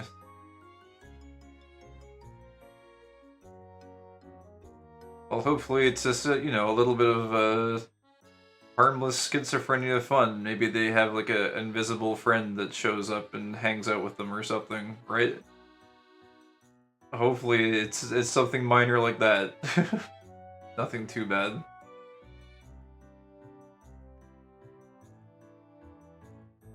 I don't know what I'm doing with this burden thing. I'm just being OCD centering maniac. This is really hard to be OCD about though, because there isn't really a good visual cue for alignment here. I think maybe like one to the right might be okay. The other thing is like this text is going to change as well. So, oh, actually that's, if we go overweight, for example, which I can do really quickly as a test, we can just like take some stones out. Oh, what the heck? Why is overweight so, off-center? What the hell? That's so weird. What the heck?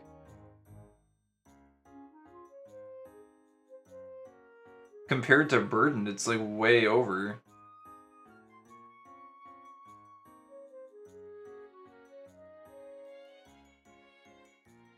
Do I need to like lock this or something?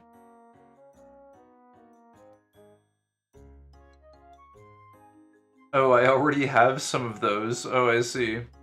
I don't need an alarm because they scream at me every morning.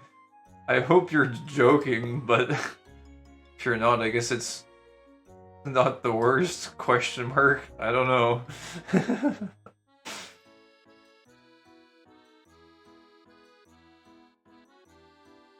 Probably joking. I'm gonna file that one under probably joking. You never know though.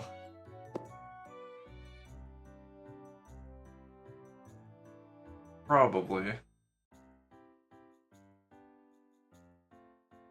A little, but I have that one thing that makes loud sounds in your head. Exploding head. Oh yeah, you mentioned that I think at one point. Exploding head syndrome. It's the one where it's like I forget exactly what it is. It's like really scary though or something, right? It like causes like an intense mental reaction randomly to something.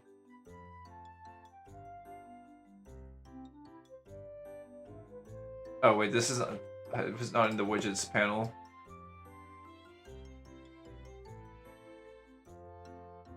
Uh there. We'll try it like this. But if we go back to burden now.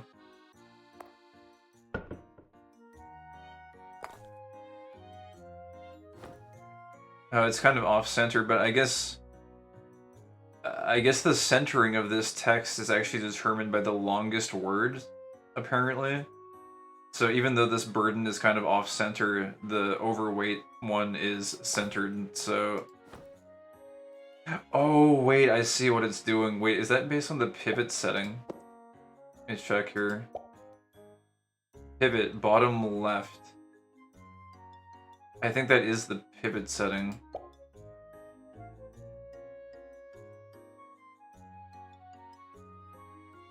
Man, I think I want this to be left.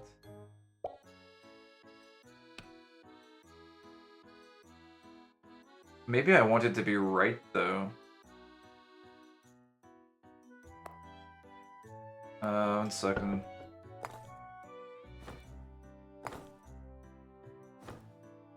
Actually, no, I think it's fine like this. And then it shoots out to the left when you... That's fine-ish. Let me try it with the other way. It used to freak me out as a kid. Yeah, I would imagine. It's like a really intense, like, mental stimulus out of nowhere. I think anyone would get really freaked out by it.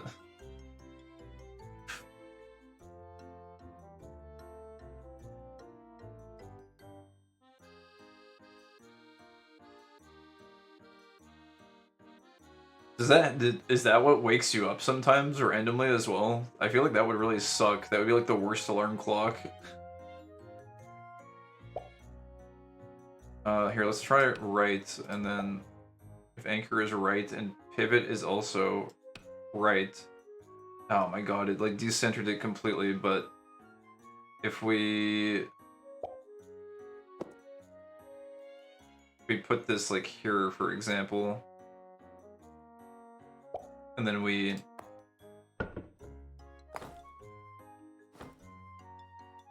no, it's still pivoting to the left. So I don't know, maybe I'm misunderstanding what pivot does, or at least in this instance it seems to be functioning differently than it does in other places.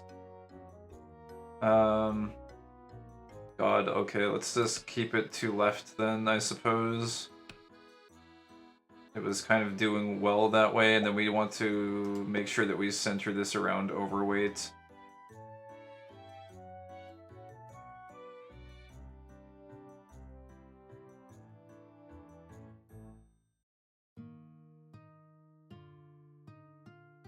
It hits me only when I'm already conscious. It has helped me get out of bed when I'm just lazing about, though. Oh no. It's the anti-sleepyhead mechanism.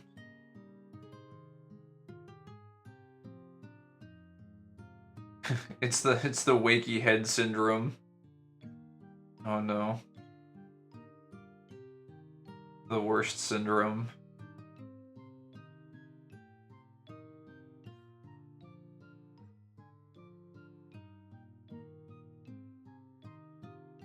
I think this needs to be 1 to the left.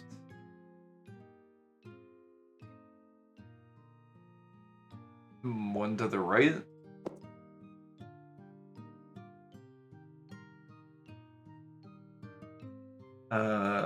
One to the left again? I think it's gonna come down to where burden ends up showing up. But we'll try 1 to the left.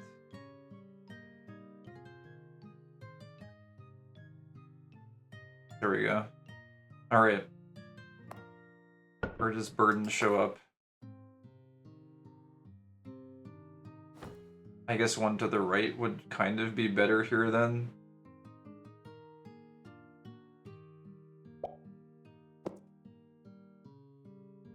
Oh, whoops. Oh, we went way too far.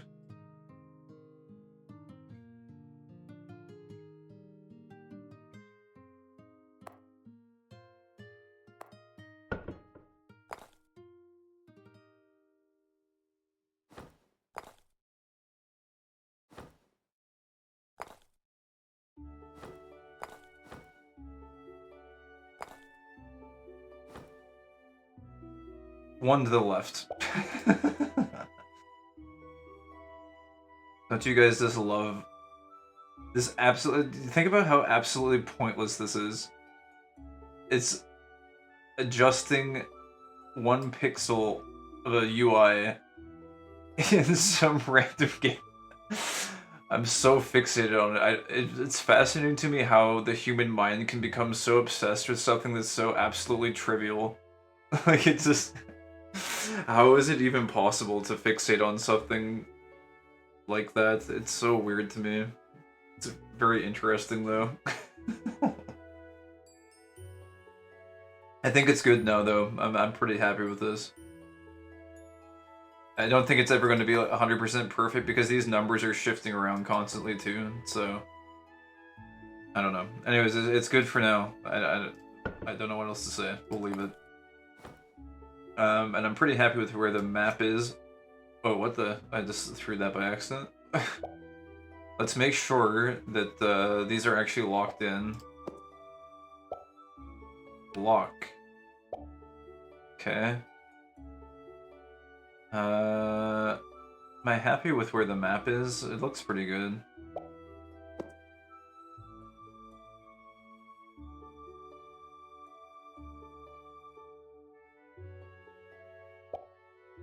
Just seeing what the options are.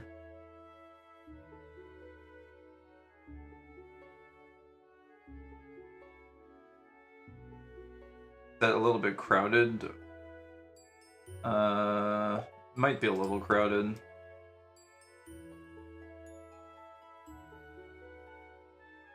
Oh no. Okay.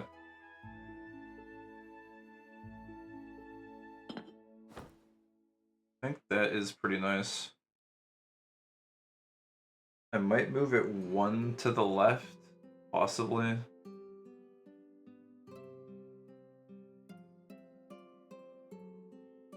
Actually, it's kind of nice. I kind of like how this part is like kind of filling in this square a little bit at the bottom. Because that square is otherwise completely unoccupied, so that works out. Okay, I think I'm just gonna try one to the left actually.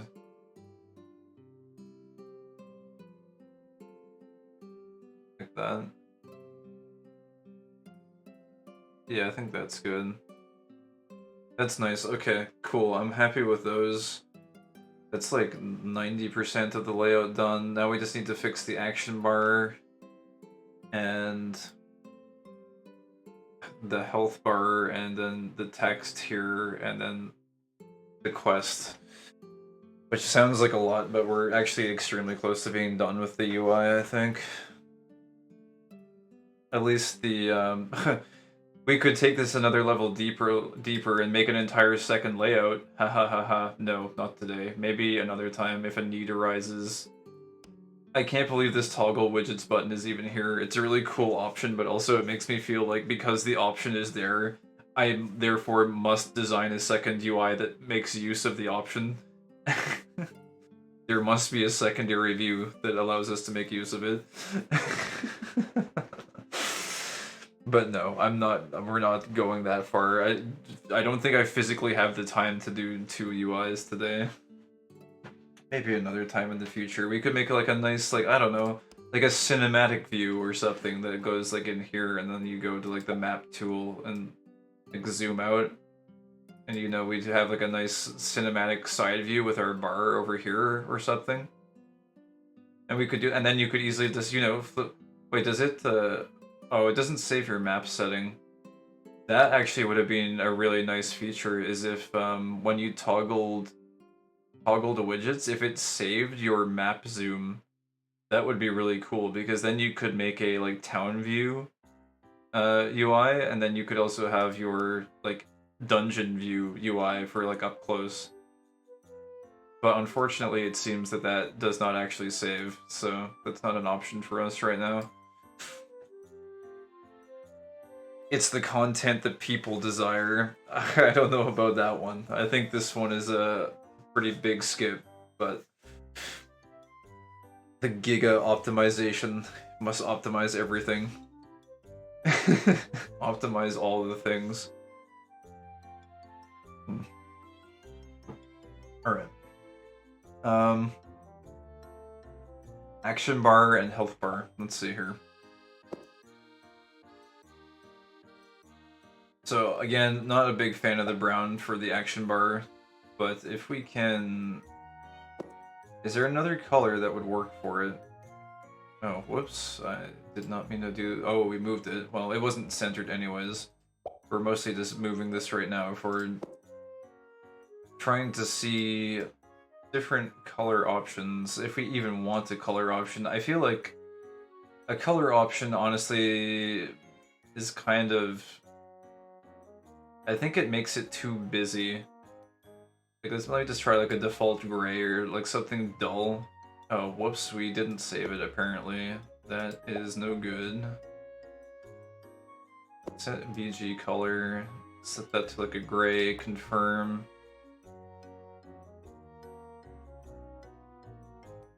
I feel like it just sort of clashes. Wait a second, what the hell is Burden doing over my minimap? Hello? Why are you there, sir? Sir? Why did this move? Wait a minute, did that move when I toggled, widgets? Or was it something else? Sigh. Time to get the rocks out again.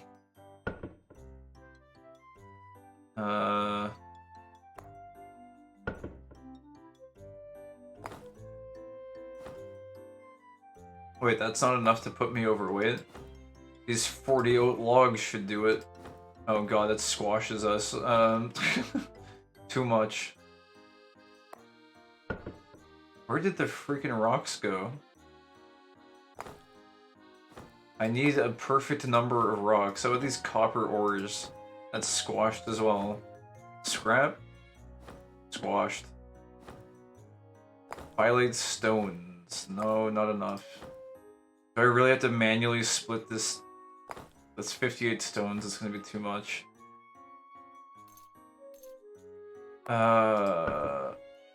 Please. I'm lazy. Granite pebbles. They don't weigh enough. 11 birch logs. They're perfect. Alright.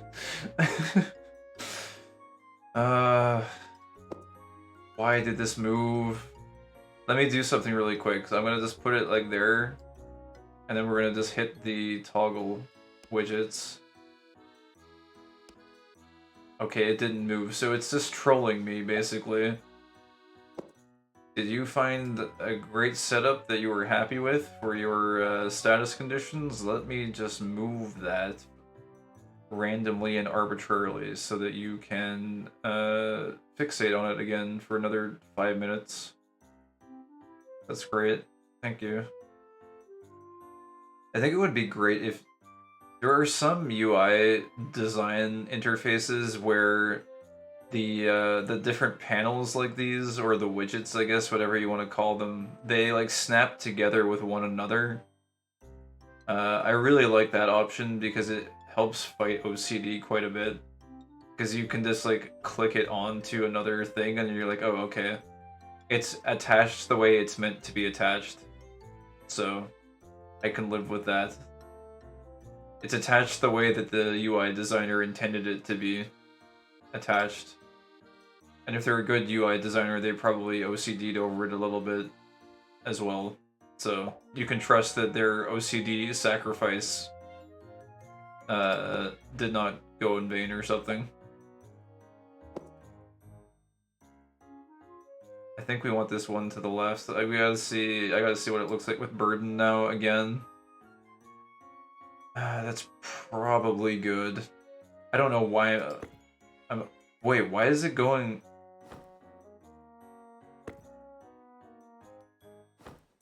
Okay, whatever. I think it's good.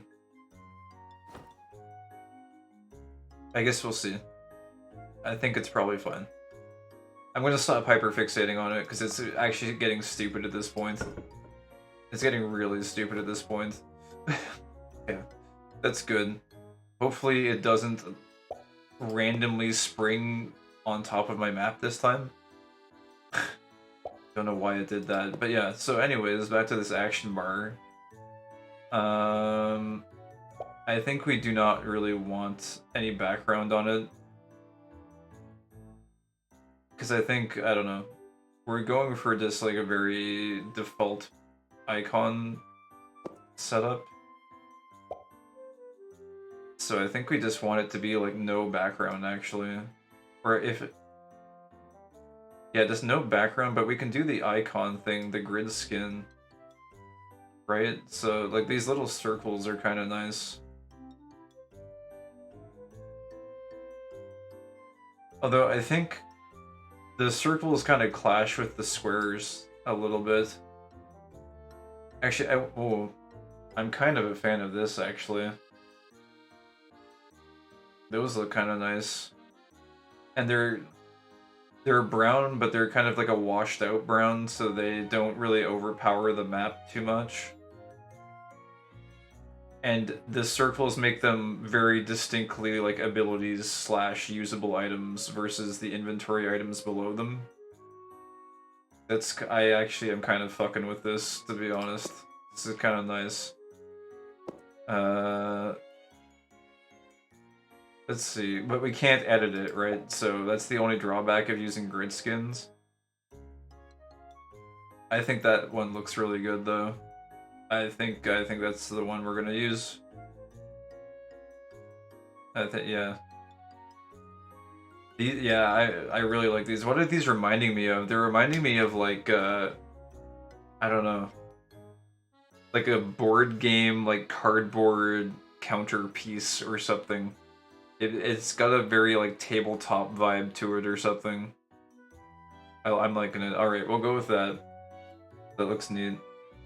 And then we just need to like center it properly, which I think it's a little bit off center right now. So just like carefully inch it over, and we can move it down a little bit more now because we don't have that background any longer. So they can go a little bit closer down to the square icons. So if we just go like down one to the left. Yeah, I think we can even move it down. We just need to be careful of this currently selected icon. That it's because this is basically the spacing test, is like how far is it away from these. So we just want to like go down by like 2, I think would look good. We can probably even get away with a little bit lower, I think. We can probably like really just use that as the main determiner.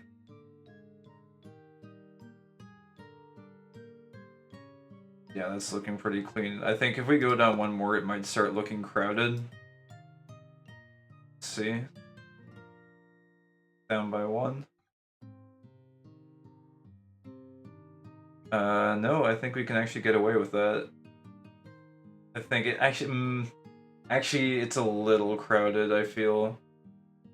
I think one, because it's a spacing which is equal to the space in between these two icons. But it's a separate panel, so it should have a little tiny bit of additional padding, kind of similar to like how over here we have this little bit of additional padding to separate the equipment section from the backpack. This should probably have 1 pixel of extra padding, I think. So we'll just go up by 1. Just 1. There we go. Yeah, I think that looks pretty nice. Okay, nice. And then I think it's like pretty well centered as well, to be honest. I don't think I want to move it too much. I might try 1 to the left. Maybe 1 to the left.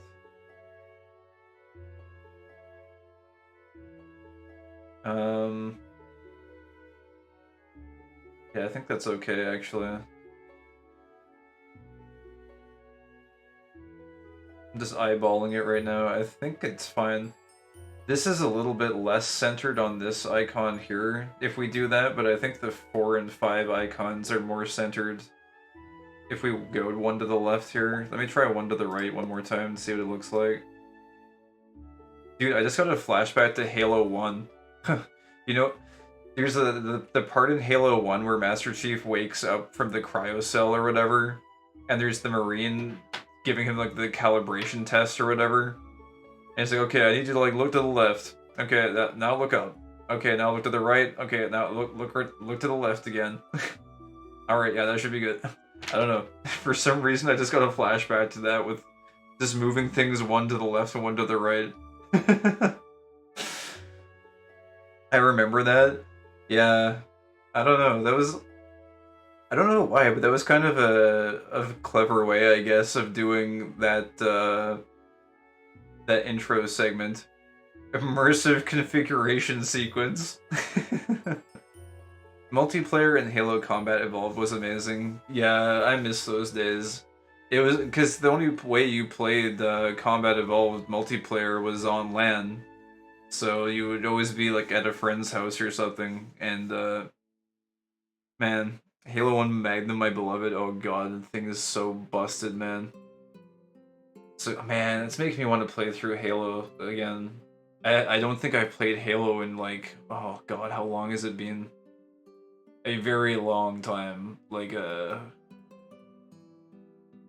holy crap, man. I think it might actually, like, it's gotta be like over a decade and a half, I think. It's been a very, very long time. Oh man. I would really love to give a Legendary playthrough a try again. I'm pretty sure I cleared the game on Legendary solo at one point. It was pretty grueling though. But yeah, man, multiplayer Halo. Um, I got a legitimate Kilimanjaro one time. At a LAN party. Granted, I was in a Scorpion tank, so I don't know if it really counts. But it was on Blood Gulch, and I'm pretty sure it was like custom settings. So like Scorpions were on the map, and like snipers and rocket launchers. And I think there was at least 12 people. We had 3 Xboxes connected on LAN. And I remember like everyone was like yelling at one point, like, fucking kill him. Somebody fucking kill him. Because I was just like driving around at one of the bases in the Scorpion, and whenever people were spawning in, I was pretty much just like spawn camping them. Because there was 12 people, so it was pretty busy. And I think like as the kill streak was going up, eventually someone was just like, fuck it, just let him get it. Just let him get the kill streak. Or something like that. And I did get the legitimate Kilimanjaro, which was pretty cool.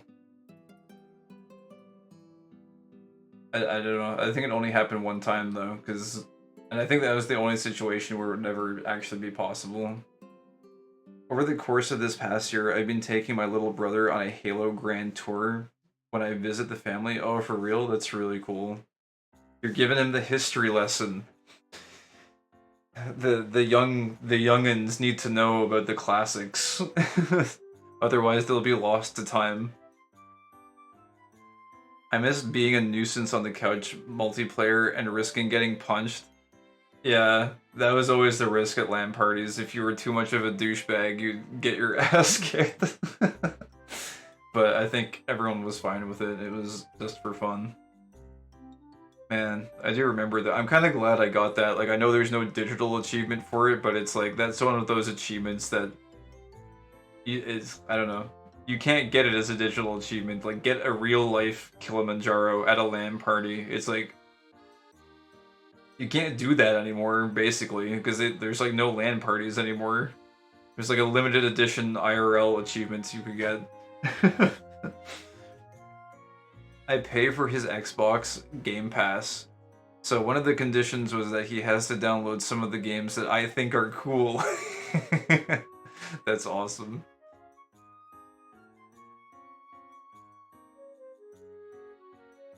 That is pretty nice. Yeah, it makes sense that there needs to be some sort of exchange taking place if you're financing the operation. There needs to be some terms and conditions applied. Let's see, I think we moved this one to the right, did we not? I will say the centering on this 4 and 5 is not quite as prominent. It's a little bit stronger if you move it to the left, I think. Alright, Chief, I'm gonna need you to look to the left. Or wherever it goes. I think the part that triggered the memory was, he gives you an option, doesn't he?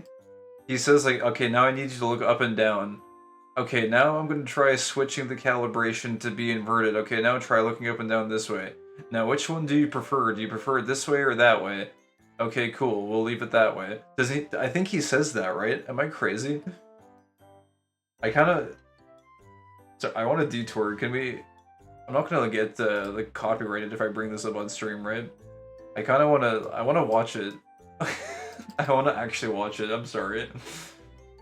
I want to know what he actually says.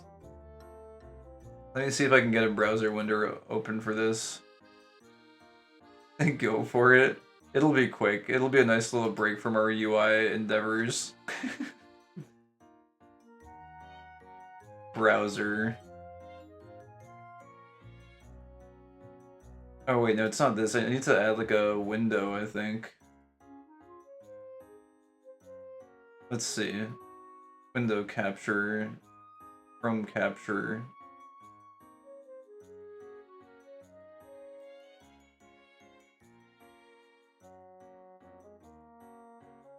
There, this should be good. Oh, yeah, well, of course it takes up the whole friggin' screen. Let's watch a quick long play of Halo 1. No commentary. Do you guys want to? We actually could, I think. Like, if I could just put it, like... Here, actually, our new and improved UI actually has a built-in... it has a built-in mute background music option for quick convenience, so we can actually make use of our UI.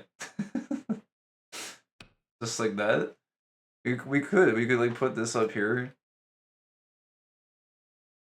Put Subway Surfers as well. Man. We could put like anything. Jangle the keys. Jangle the captain keys. Captain Keys. Dude, I haven't watched or like done anything with Halo in so long. I would love. Oh man, here she. Watch Swanhild. She's uploading the sauce right now.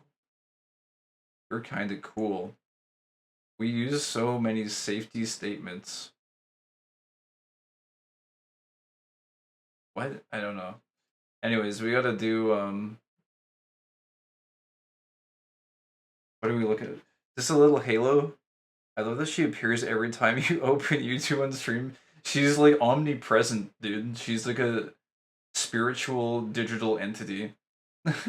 She's powerful. She permeates the YouTubes.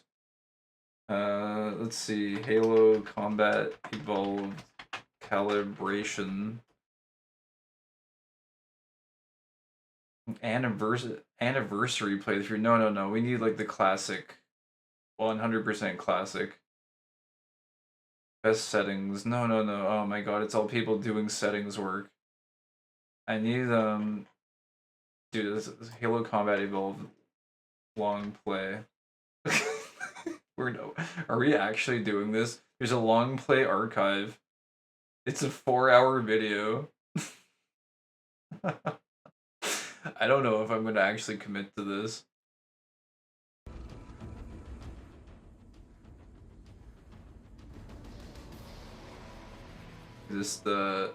Well, I can move this to another screen actually. Hell yeah. Dude, there's something beautiful about how simple the menu is on the original Halo. Like there's no online, there's no Xbox Live. Oh dude. Yeah, the menu, it was so simple and the buttons were huge. The loading screen. I forgot about this. Oh hell yeah, man. Dude, I might legitimately just leave this on. I'm gonna leave this. We're watching this. I'm gonna just full screen it. I'm gonna just have this on the other monitor on the side here. Oh my god. We'll do like UI work in the meantime.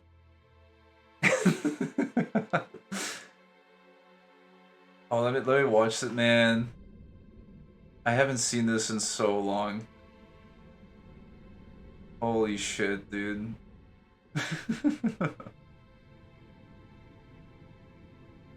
What were we doing? We want to do. I'm afraid though that I'm going to like not pay attention to the UI stuff, and it's going to take even longer. I guess I can kind of try and do it passively. I think we both know the answer to that. Oh man, this is sick.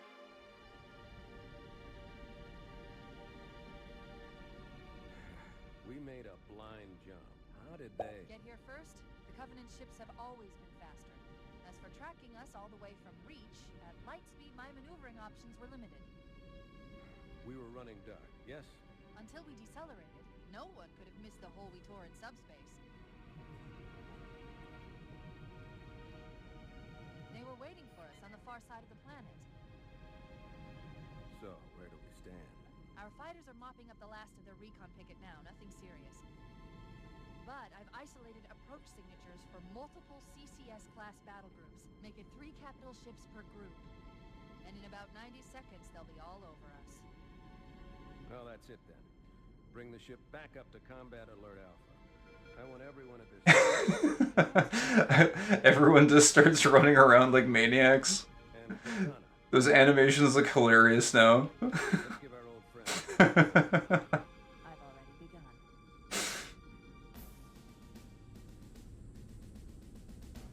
Attention, all combat personnel. Please report to your action station. This is so cool. The Pelicans. I always forget about Purple Cortana. Yeah, she looks really different in this one. Oh, there it is, the Scorpions, dude. Hell yeah. The Warthog. Classic. You heard the lady. Move like you got a purpose. Sarge. Yeah. Once again, it is our job to finish what the Flyboys started. We are leaving this ship platoon and engaging the Covenant on solid ground. When we meet the enemy, we will rip their skulls. Dude, I literally... and toss them away, laughing. I don't remember this at all. I don't even remember this scene being in the game. I seriously don't even remember this scene being in the game. That's insane. All you greenhorns who wanted to see Covenant up close, this is gonna be your lucky day. What a cool intro. Let's see here. Sir? Right. Let's thaw him out. Okay. Bringing low-level systems online. Cracking the case in 30 seconds. He's getting cracked out, dude. He's a sealed action figure. They're cracking him out of the case. Blowing the pins in 5.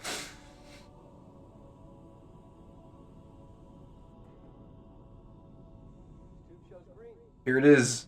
This is it. Tell me they go through the calibration. Master Chief, things are a little hectic right now. The disorientation should pass quickly. Welcome back, sir. We'll have you battle-ready stat. Chief, please look around the room. I need to get a calibration reading for your battlesuit's diagnostic. Good. Thank you, sir. I'm bringing your health monitors online, sir.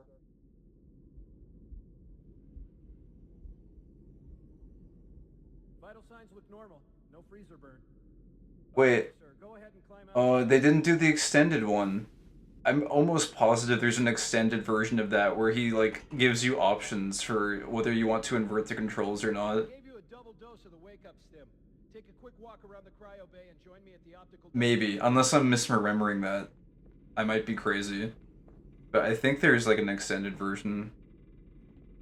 Unless, wait, does he... Maybe this keeps going, does it? On the red square, please. Oh, yeah. I know the ordnance techs usually take care of your targeting sensors, but we're short of time, Chief. Just look at each of the flashing panels to target them. When you lock on, it'll change color. Okay, that looks good. Sir, I'm getting some calibration errors.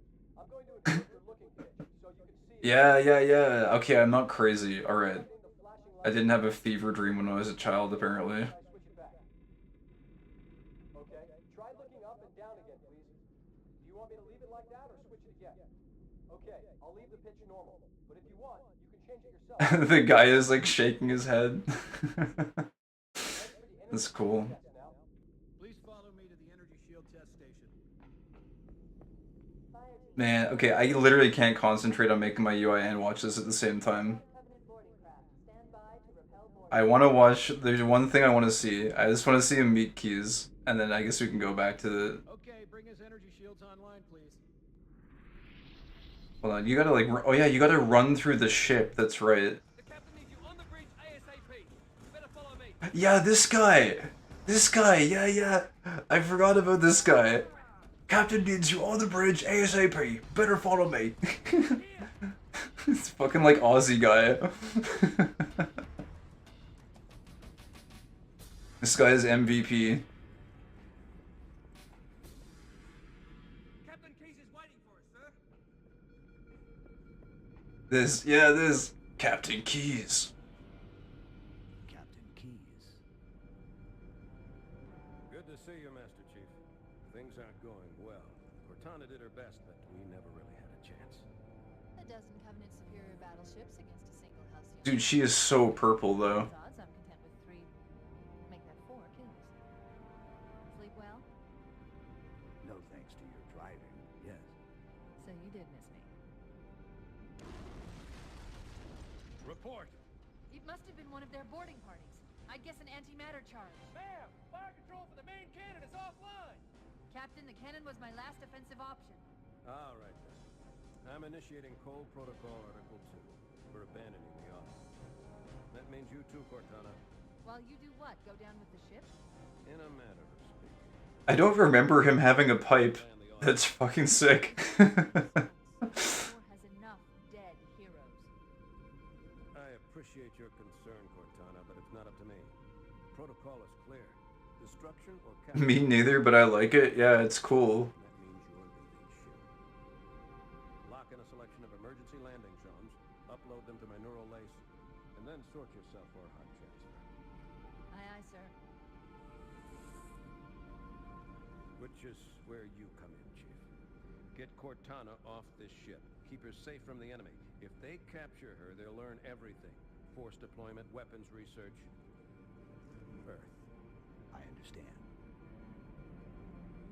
The Autumn will continue evasive maneuvers until you initiate a landing sequence. Not that you'll listen, but I'd suggest letting my subroutines handle the final approach. Excellent work, Cortana. Thank you. Are you ready? You know what's actually crazy? Like back then, Yank me. this was like so sci-fi. It's like, oh, haha, AI or whatever. But like, you watch this now and like, it's actually like pretty believable that an AI would be able to do all that shit. Like, it's not even like it's not even sci-fi. It's like actually very close to being a reality. Sure isn't how it went from the Autumns. Don't get any funny ideas. I don't keep it loaded, son. You'll have to find ammo as you go. The classic. The classic line. Alright, let me see him pop like 1 or 2 grunts and then we'll close it up. Hell yeah. Let's go, man. Oh, he's got to take down an elite. Take down the elite. Oh yeah, you got the back melee. Nice, nice, nice. You know what's nice about watching a normal level playthrough is you actually get to hear the Marines' dialogue. Because when you play on Legendary, they die in 2 seconds, and you like never get to hear what they say. Playing on Legendary is a very lonely experience because all your Marine friends just die so fast. Gameplay help. Alright. So many Marines on the first level. Wow! Alright, alright, alright. Halo is pretty freaking cool. But I cannot focus on doing the UI stuff and watch this at the same time. Failed attempt, but was glad to be able to see that again. It's been a long time. Alright, I'll close this up. Let's we'll turn back on our nice relaxing Ellen music and get back to it here. I feel like I just took a work break or something. Alright, there we go. Wart. 07. Where were we? Action bar, right. Let's see here.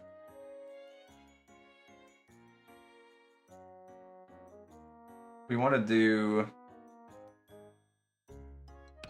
Oh, whoops. Did I actually just get clicked?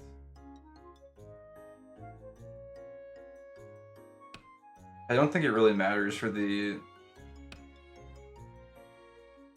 this panel. Where do these go? Where do these live? And I need to find a good skin for them as well. Or maybe just no skin would be okay. Just like, just the bars maybe?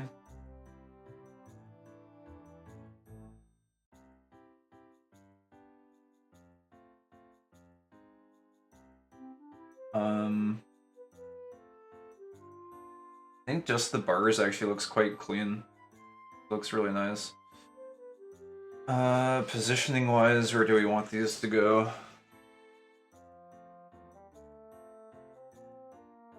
Maybe like align it with the currently held item.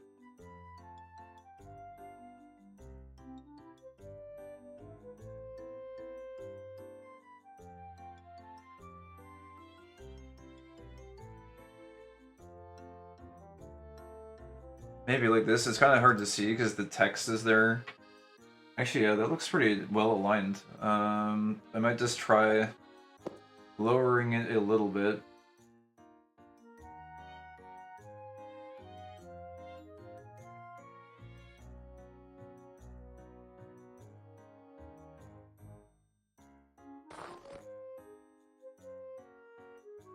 You have been playing for 4 hours.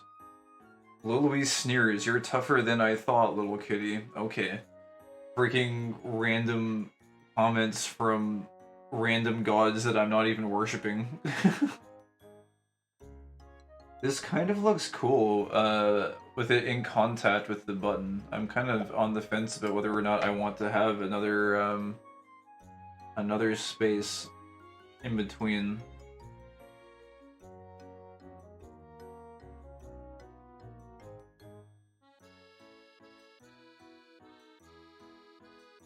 That's with like a 1 pixel gap.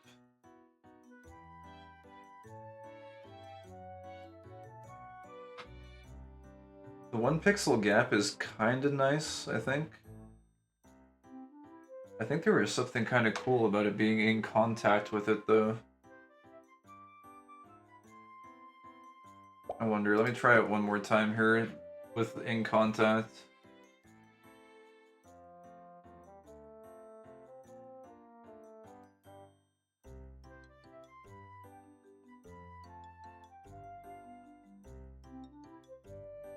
I think I went down by 2. Here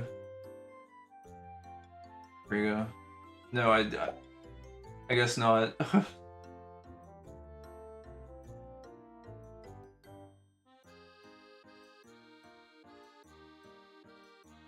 Something like that. It looks kind of nice. I don't know why, but it looks like a little light that's almost attached to the box itself.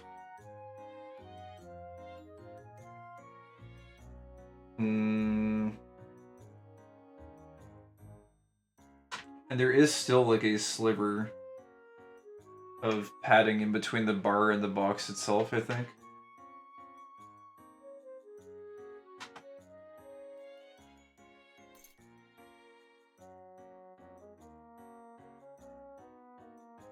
I think I kind of like it in contact.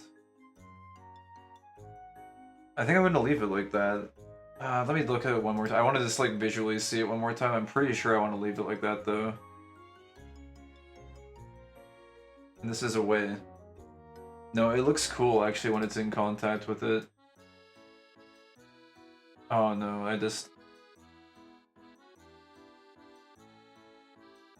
moved it too far.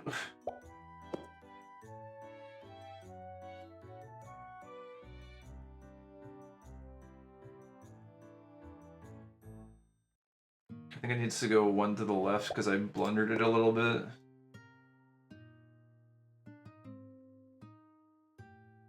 There we go. I think that's it.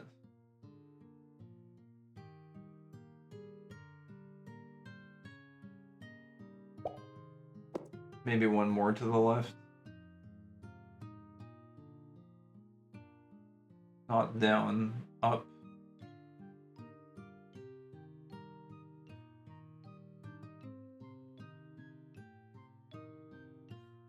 I really wish there was a...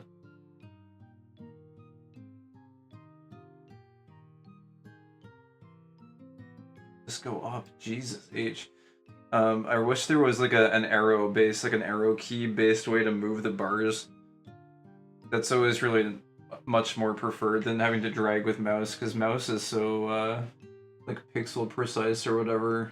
You have to be like so careful with it, and if you accidentally like jut your hand while you're moving stuff, it ends up not being so good. The last PC part I'm waiting on just arrived in my region. New pewter build soon. Ooh, nice. What, did you get a new graphics card? Did you get like one of the most recent ones? You're gonna get a supercharged PC, become ultimate gamer, and then just play Elin on it all day? Building whole dang new PC. No, I know, but like how new is the graphics card? Like is it very recent, or did you get like a previous model that was like on a big Black Friday sale or something?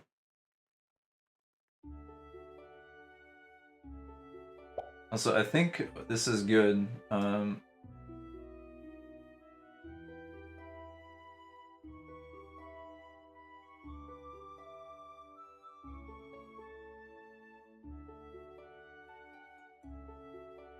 No, it needs to go one to the left, or one to the right rather, and we're perfect.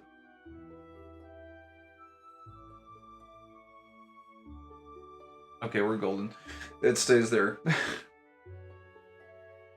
Okay, so that is action bar done. We got health bars done. The map is done. We need to fix the text now, and the system bars. We're close though. This is almost done. To upgrade from my ancient 10,000-year-old rig, I got it 4070 Ti Super Duper. Oh, nice.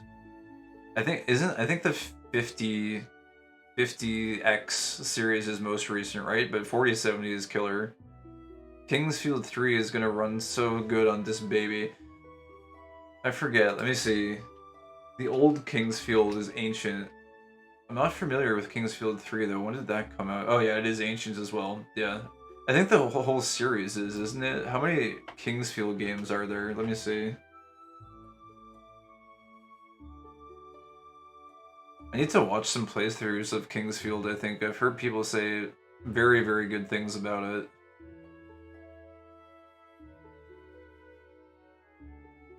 Kingsfield. Is it still running now, also? I wonder. Oh no, it ended in 2006, it looks like. I think. 4, I think? Guess there are quite a few. But yeah, I've heard a lot of people say that it's very good. Maybe we can like listen to some game OSTs at some point when I lose my mind to the Elin soundtrack. I still haven't lost my mind to the soundtrack though. This soundtrack is very good on loop. It's got a very good rotation of music, but I guess eventually when I get like thousands of hours into this, we could like put on some game OSTs, because I think Kingsfield might have some good tracks on it. I'm not sure. I think mostly people praise it for the gameplay though, and like the exploration elements, from what I hear. I need to click in. There we go. decentered it. You should try the floor 4 theme from the first Kingsfield. I guess we could put it on. We've been listening to this. I love this soundtrack too. Like the Elin soundtrack is really good when you're like interchanging between zones and the world map and dungeons. But when you're just sitting here for 4 hours listening to it, it does get a little repetitive. We could definitely put on. We could put on. Just give it a listen. Let's see. Yeah, I like the vibe for Elin. I have a very like I don't really get tired of listening to the theme, and like even when I go to other people's streams and watch them, like I just like having that theme. Ellen's OST does a good job for what it is. Yeah, I feel like it's quite good. I think some people are saying like a lot of it is like kind of ripped and or inspired from other games kind of heavily, but I don't know. I like it. It's cozy. Let's see. The floor or this floor for the theme King's Field. Let's see here. Floor 4. It's only 150. Guess we can always just put it on loop or something.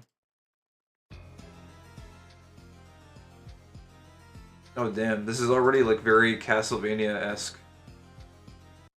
Oh, whoops.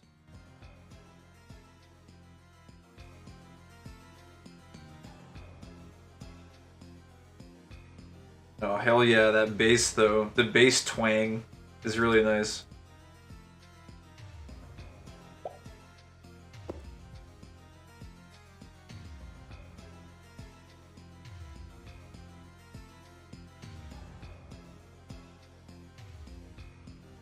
That bass is really nice. Dum.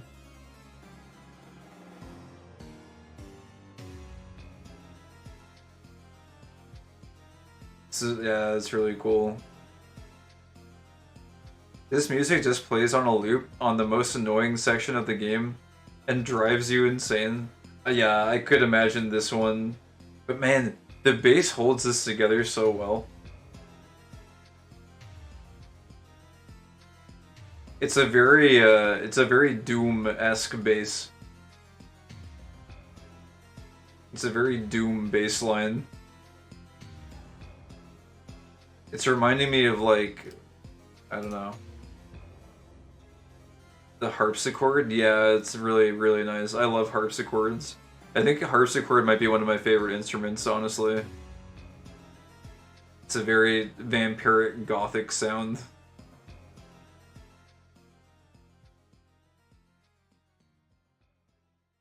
Man, it just really reminds me of like, I don't know, I forget what the name of it is for Doom. I wonder if I can find it. I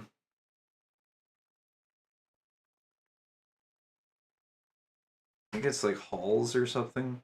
Dark Halls, is this the one? No. I don't know, this is something Doom, one of the Doom tracks.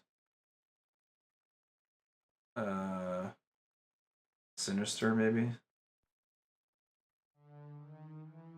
I don't know. I'm not gonna go through the whole Doom OST looking for it. It's one of them, though. Anyways, that's cool. That's a nice track, though. Alright. Let me zone out here again. We can... Oh, whoops. Oh, I'm in the widgets panel, that's why this won't work. We'll turn on our nice, chill Elin music again here. I kind of want... Let me see here. Toggle log. I kind of want this to just be like hugging the bottom here, so... Widgets. I think we're just gonna have to try and eyeball this a little bit, or like move it pixel by pixel. But we've already been doing that for hours, so that's no problem for us.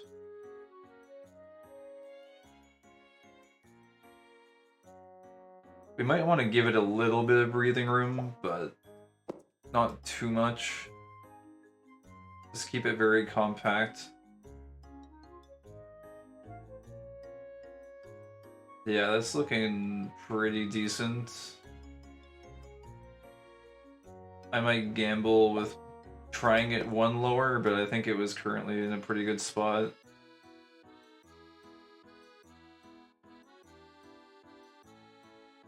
Yeah, it's a little crowded, I think. I think one up is actually fine.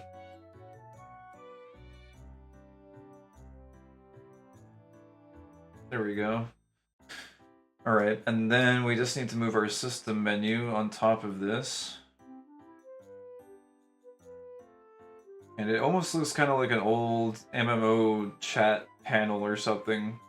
Like World of Warcraft or something, where you would have like general tab and like trade tab, but in this case it's just some system icons.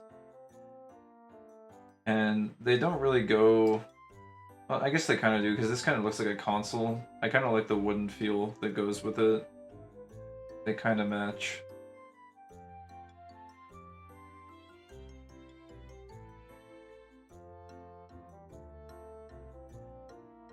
The only question is actually, do I want to have 1 unit of padding? No, actually I think I want that to hug the edge. So over by 1. Like that.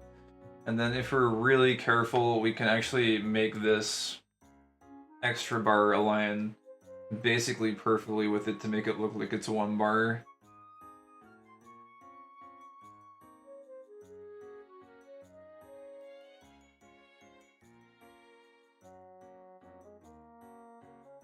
Oh no, I moved the chat. Oh no, the chat. Fuck.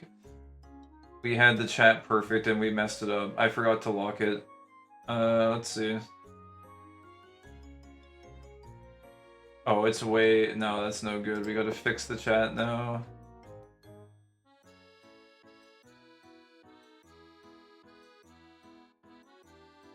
It's up by 1. And then I think we need to make it up 1 more.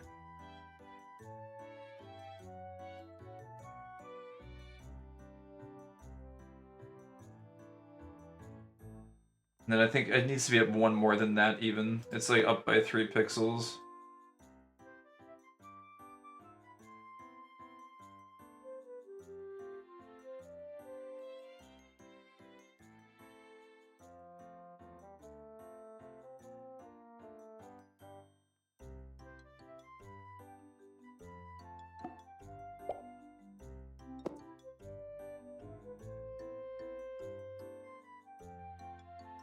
There we go. And then... let me just double check that that's correct.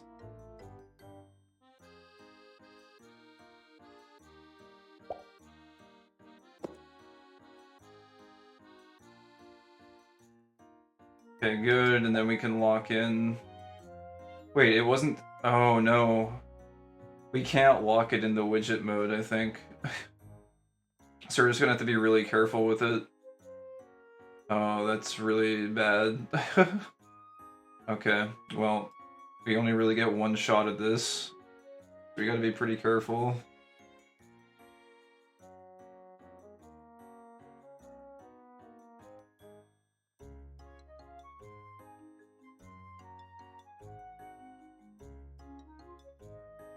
Okay, and then we gotta get this one to be just aligned. Actually, wait, can I lock the system menu? It should already be locked. Yeah, it is.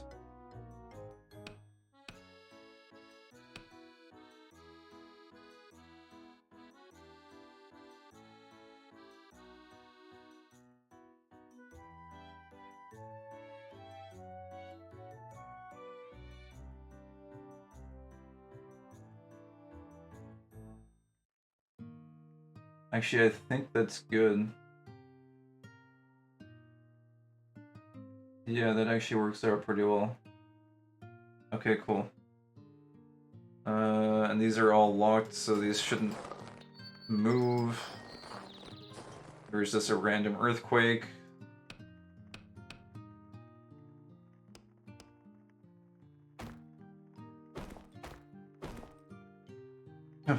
It's funny that we have the inventory tab on here because We're pretty much never going to hide our inventory. The UI actually looks kind of weird without it. Got the ability tab, character sheet, use bed, journal, auto dump, roof toggle, property search, and oh, wasn't there like a stat tracker, I think? Oh yeah, this one, skill tracker. You can just move that wherever, that's totally flexible. Okay, cool, and so then we just need to fix the friggin' quest thing, and then I think we're done.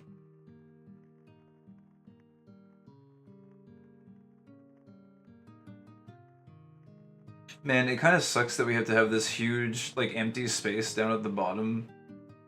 Because we could actually save so much screen real estate if we could move this entire UI just down into this section. We would have even more space to see things, but again, unfortunately, we're like kind of constrained because otherwise we can't hit the config on the bags, which is just, yeah. It's pretty bad not to be able to configure the bags, so. But yeah, let's, we can fix up this quest tracker now. I think the way I had this was I just did this kind of like the map, I think, and it looked kind of nice. It's like a white piece of paper, but then you can change that over to like a brown or something. And it kind of reminds me of like, I don't know, just like an old RuneScape paper or something. I never actually played RuneScape. Funnily enough, I played it one time, actually. For whatever reason, I have a memory of playing RuneScape on a high school computer. Or just, like, creating an account and trying it for the first time. And I think the quest was, like, to just cut a tree and get some wood or something. And I cut the tree down, and, like, I don't know if I'm misremembering or something, or if I'm like hallucinating, or if it was a different version of the game or what, but I swear to God, the experience that I remember was that like someone stole the wood. Someone stole my drop for the quest, which I don't even think is like, I don't know if that's possible, but for whatever reason I seem to recall that. Maybe I cut the tree down and maybe someone else was close by or something and they picked it up and mine didn't drop, or I don't know what happened. But it seemed like my drop got stolen, and I just quit after that. I'm like, okay, this game is freaking stupid. Like, I'm not chopping down trees so other people can freaking steal them. Like, I don't know if I, like, just... I don't even know if that's possible, though. I don't think it is possible, so, like, I don't know why I ended up not quitting, or, sorry, not continuing, but there was some experience like that, where I was just like, oh, this is stupid, I'm not playing it anymore. And then I probably went back home and played Diablo 2 or some shit. I'd be pissed if someone did that to me. Well, I wasn't pissed, I was just like, well, this game is freaking stupid that people can just come up and steal your shit. Or maybe it was like a quest mob or something, like maybe someone killed the mob I needed for a quest. I don't know what it was exactly. I think there's a pretty high chance that I might be misremembering something. Especially since I just watched that Halo intro and there was like an entire scene that with the Marines that I completely forgot. I think there's a high chance that there could be like memory gaps or something. Maybe the dementia is setting in. I don't know. Anyways, but yeah, we've got our old piece of parchment here, or whatever, for our quests. Which I think kind of looks nice with a pixel or two of padding, instead of just hugging the side. And it's like a couple pixels of padding so you can kind of see the tears in the paper. Although another thing I wanted to kind of add to this one, it might be kind of cheesy though, I don't know if I'm going to keep it, but you can actually add like decorations. You can add these like little JPEGs. which there's not a lot of them to choose from, but you can add like leaves and stuff. Actually, I don't think I've tried this one. This one's kind of cool. You can actually like reverse it. You can like flip it. And I think I have the hex code here. Yeah, there's a hex code for the green.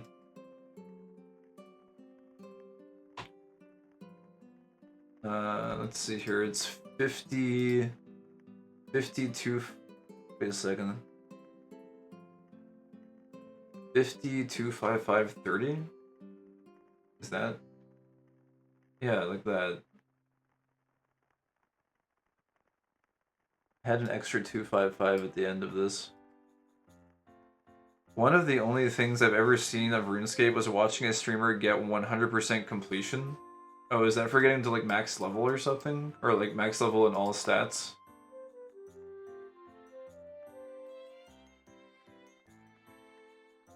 Oh, this looks kind of nice with the thin vine, actually.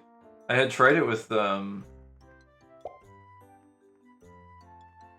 can add more decos. I had tried it with this one before, but it's kind of like too thick. I kind of like it with like the thinner vine, I think. It looks a little bit more like an accent versus like a large growing plant thing. Maybe we just like put one of these like on here.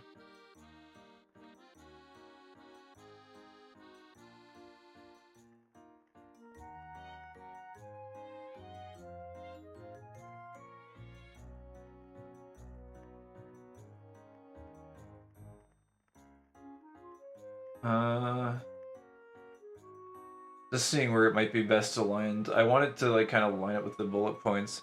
It was maxed out stats. God, how long must that take? I wonder. I've seen a lot of people actually, I think, isn't like 99 the highest for a lot of the stats, I think?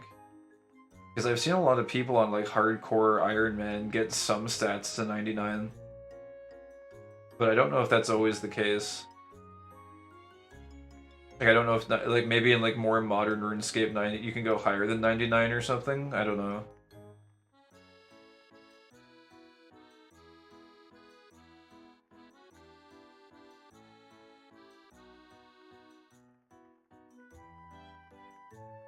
$99 is max. It's over 2,000 cumulative levels. That's insane. I'm guessing some of those must be really hard to grind out, too.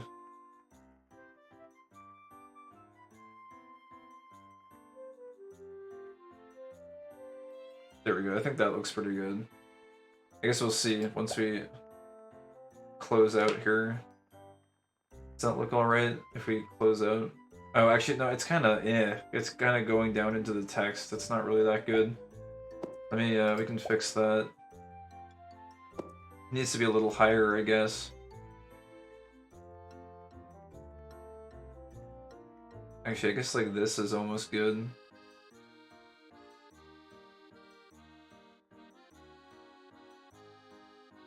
Maybe something like that. Yeah, that looks okay. I mean, I don't know how I feel about this one vine. I might push it like one to the right, or left, rather.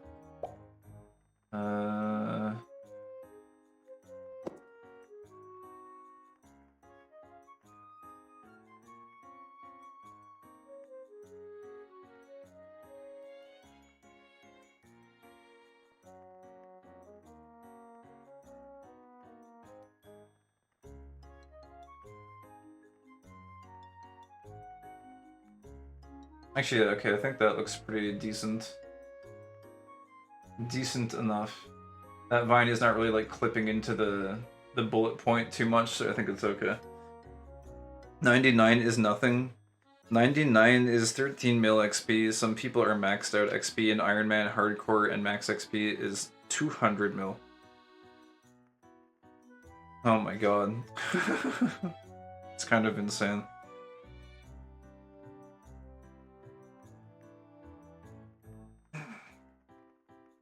How risky is Iron Man in RuneScape? Because there's actually a streamer I follow. He's a pretty cool guy, actually, if you guys want to ever check him out. His name is Ringo. Maybe he's streaming now? I don't know. I think he's actually streaming RuneScape quite a lot lately. He's not on right now. He has numbers after his name, though. Let me check. I need to check my followers list, maybe. Ringo792 is the guy. Sleepy Dead. But yeah, it's he also speedruns Super Mario 64, but I think lately he's been playing a lot of hardcore Iron Man RuneScape. I don't know, like, what is the big risk with it though, I wonder? I'm not really familiar with it. It just seems like a lot of grinding, and I guess you like over level and grind a ton to do bosses safely or something. I don't really know.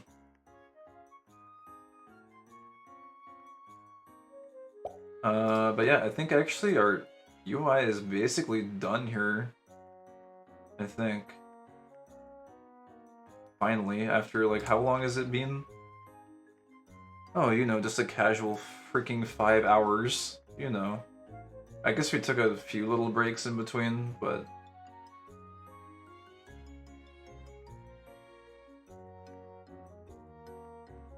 Anyways, that doesn't need to be perfect, that can be moved around or whatever. Cool, and then we can just like turn that on and off. Nice-oo. Man, I might, this whole bottom section is kind of bothering me a little bit. I might re-add a bottom bar of some kind to help frame this a little bit, because it feels floaty because of this bottom section. Normally, I don't think I would enable this bottom bar, but I think because of our limitation that we're working within, I think I might activate this as like a way to frame everything. Isn't there open PvP zones? Oh, I don't know. I don't know how PvP works in RuneScape. Do you have to just like run through zones openly? That's kind of insane if that's the case.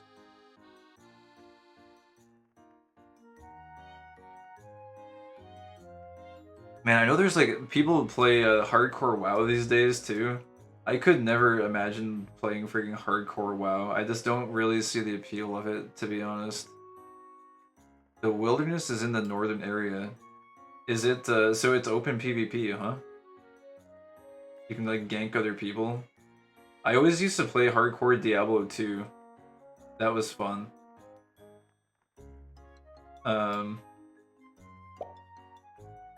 But I could never really see playing like WoW or something as a hardcore experience.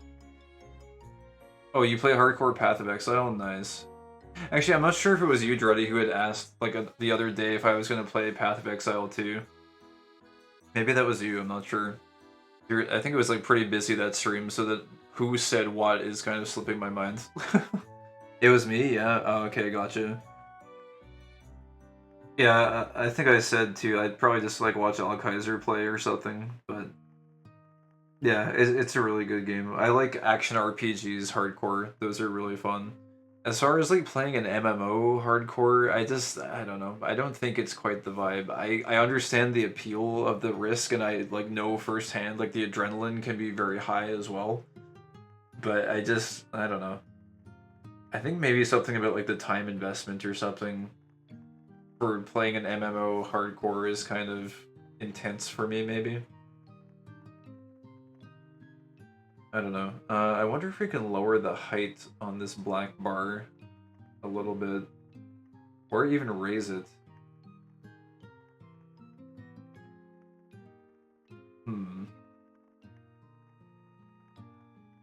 I do think it looks a little bit nicer when we have it there to help frame things. I guess we could also play around with the color on it, potentially.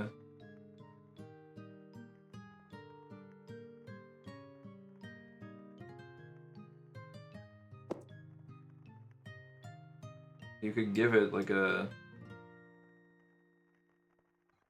You could give it a color, but I don't even think it would look very good. What does this look like? Oh, I didn't save it. Just wondering if a color would look good. If you gave it like a deep purple or something. Or just anything. It looks a little bit I think black would be the play, if anything. The only thing I'm kind of on the fence about is it kind of clips into our chat window. So maybe if we made it a little bit, if we can make it a little bit shorter. I don't know if we, oh, heights, yeah, we can.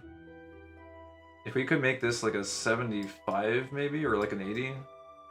Basically in alignment with our action bars, that would be kind of nice.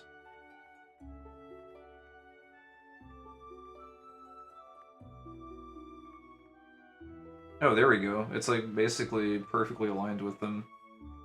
And then if we were to make that like black, pure black, I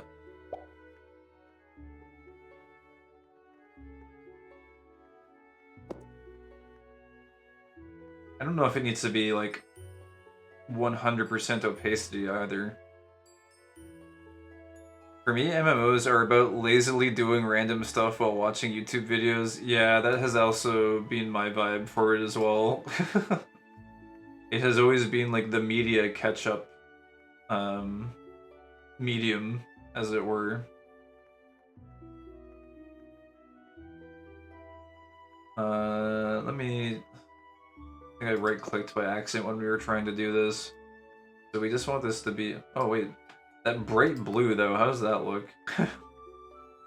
It's alright. I think, though, I'm going to probably do some individual colorations for each of these bag panels, though, so I think black is going to work really well for us here.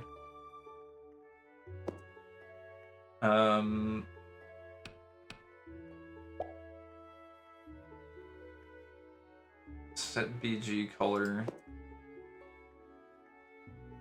By the way, I found the location for the DLC area. Oh, for real? Oh, yeah, that's right. I still haven't used the DLC code. Is that, do you, like, enter it in-game somewhere? Is it, like, in a secret area? Maybe I'll, like, discover it randomly while I'm playing and it will be a big surprise or something. I don't know. Oh, the pure black with full opacity actually looks kind of nice, though. It does look kind of nice, though. I wonder if we give it a little opacity, if it will look better or worse.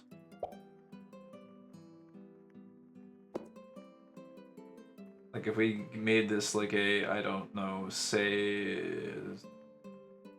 225?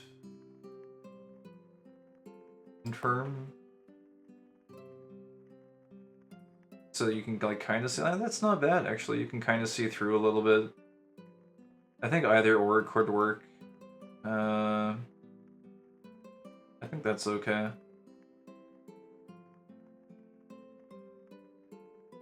Oh, it's from the config menu?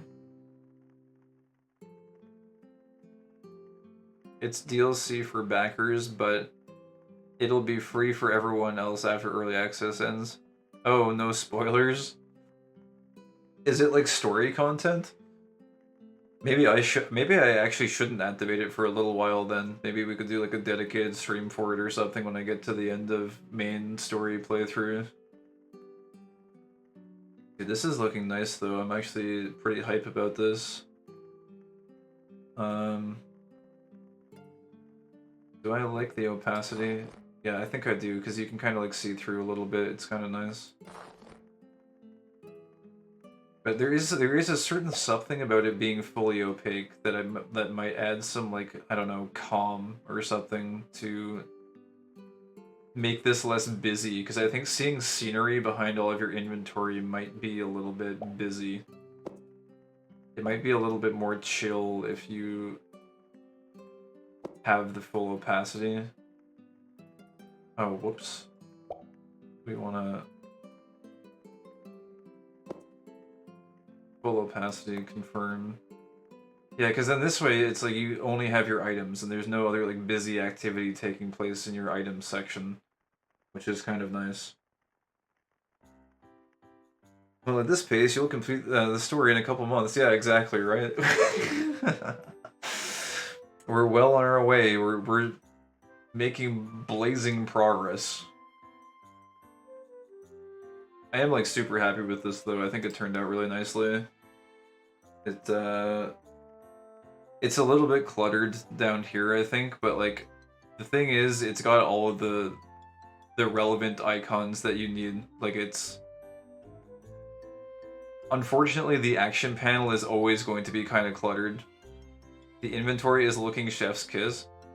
The great thing about this is that I'm planning on setting this up to be individual bags that collect certain... Oh, hope you saved. Oh yeah, that's probably a good idea. Yeah, we should do like a manual save there, and we should also do like a widget, do a save theme. Let's say custom theme 1. Successfully saved. I might also... I think people like sometimes like downloading custom UIs, so maybe I'll put this one up for people to download as well, because I think this is... I could see other people possibly wanting a UI like this, potentially. This is... like, I designed this from the ground up to be maximum visibility into your inventory and like min-max bag management. That's basically what this is for. So yeah, I don't know. Maybe I'll go post this somewhere if it ends up being good. We're not completely done yet. I still need to do some customizations to these bags. And you can like add custom colors and shit to them too, which is kind of neat. Like we can make these different colors. I'm probably gonna have like some bags for like resources, and I basically need to run a dungeon to find out like what items commonly drop. Because like I know we need like a magic bag, we need like a resource bag, probably like a junk bag, and then maybe like a... I don't know. There's usually like a lot of spices or whatever. What do you call them? Like seasonings or whatever that randomly drop as well. So maybe one of those.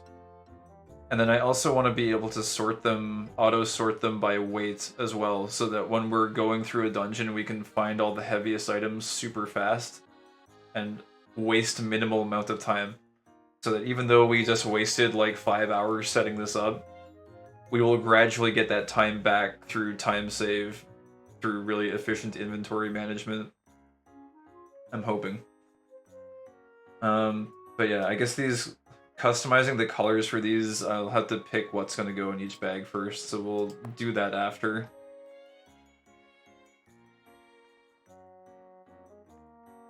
But yeah, okay, I think we're good here. This freaking star, though. That does suck. Also, this is not locked. I hope I never drag this ability bar, because it's gonna... Actually, I guess that's one thing to double check, is that everything is locked that needs to be locked. So we can just put this here. I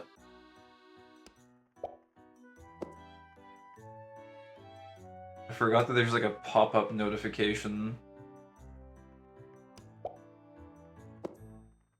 I guess we'll put the pop-up notification like down here. It's not really possible to see this right now, I guess, but we'll just put that there. And then where's the feed window? This is like for a vendor window that opens, so I guess we can just put that like here-ish.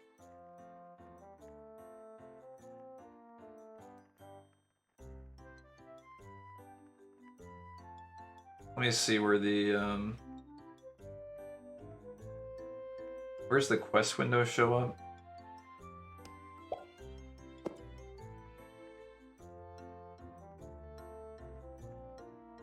I just want to make it so that the vendor window won't really overlap the quests. I think that should probably be a fine spot for it, like around here. Alright, cool. And then is everything saved? or saved locked rather. Let's just make sure that that's the case. Quest tracker we can probably lock. Yeah, it looks like everything is locked now. Okay, cool. Let's save this one more time. Bloom. Okay. Cool. 5 hours later, we have a UI. Now we still have to sort all of our inventory, but hey, at least we can play the game now. Are you guys ready to play Elin? Let's go. Play game. God, we don't really have a lot of stamina left, huh?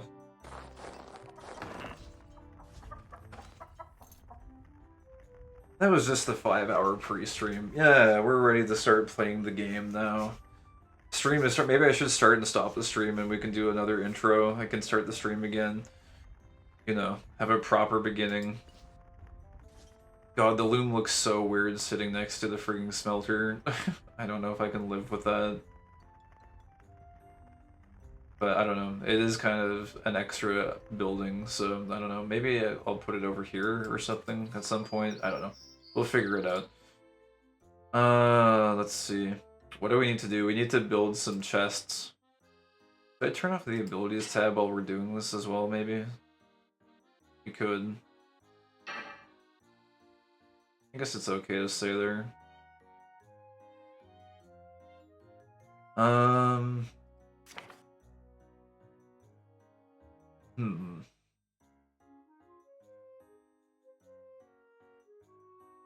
Also, I guess there's no need for me to like waste all of these wooden boxes either. We should probably like use these for something too, because it's a lot of storage space. I wonder. Sorry, I feel like my brain is like rebooting into like play the game mode. I'm still like partially, I think, stuck in UI mode after doing a 5-hour UI binge. My brain is like, okay, how do you play Elin again, and what do we need to do? So we're stacking resource chests here to dump all of our like natural resources and stuff into. Also, I think I might make this a I don't think we need to say resources. I think maybe a resource could work. Resource 1. Actually, I don't know. I think resources is fine. In all caps with square brackets so you can very easily read what the name of the chest is, because for whatever reason it says open A and then says things. Gotta reconfigure the neural pathways, yeah, they need to... The mind moles need to redig the tunnels to reconnect with how to play Elin. The mind moles that are digging out their neural pathways. So it's kind of, you can like jump on top of these chests apparently. It's kind of funny.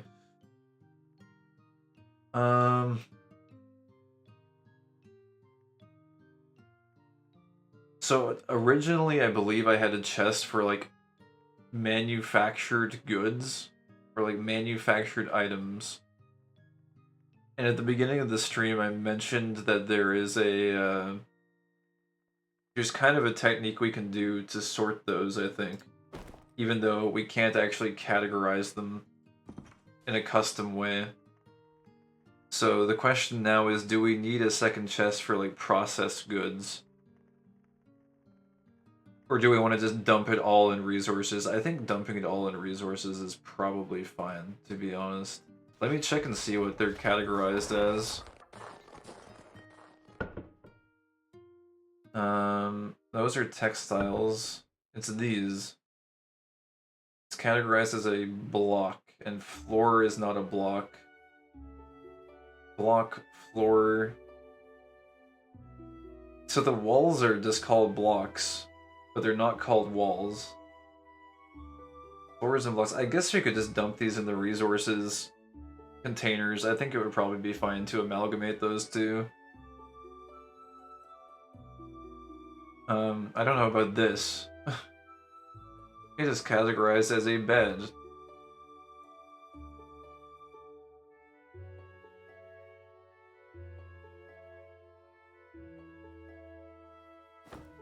Oh, whoops. I did not want to pick that up.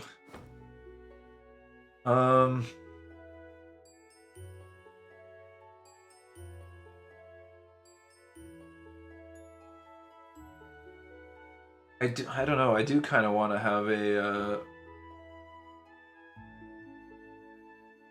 processed stuff container.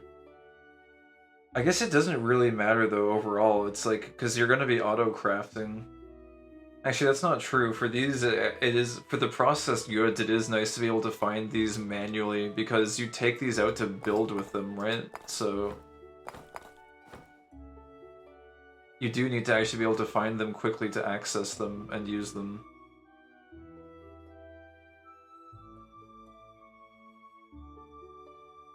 I think these boxes would be good for, like, random junk items. I think that would be aesthetically appropriate and matching to just put a bunch of junk in cardboard boxes. What kind of... I think, actually, I was thinking of making cherry wood, I think. Cherry wood chests, maybe for processed stuff. Maybe we can do that.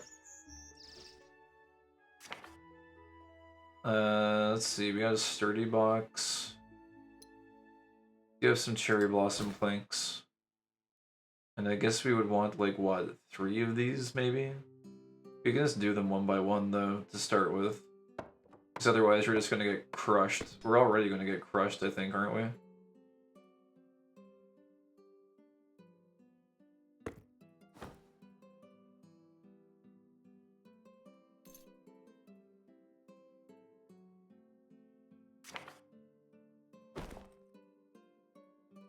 I can't place it from here. I need to, like, walk.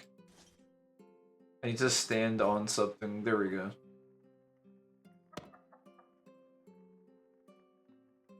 You crafted a sturdy box. Something died. What? Okay. So we would call this, I suppose... I don't know. Like, processed 1?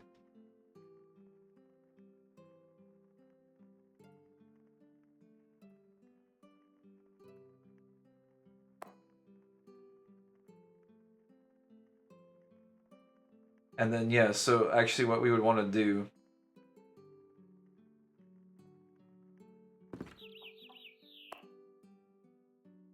We would need to change the auto dump config on this, so it would be... Or actually, maybe not, because it's just... Oh wait, no, I am putting blocks and walls and fences and shit in here currently, so I need to fix all of these then, if we're gonna do that. Best viewers, look man, you're not the first one to come in here selling the best viewers on Twitch. You're actually number 3, so... It's a third-rate viewers coming in hot. Nice. Oh, wait, oh no, look at this. Why? Oh no. Well, apparently this stacks downwards. You live and you learn, I guess.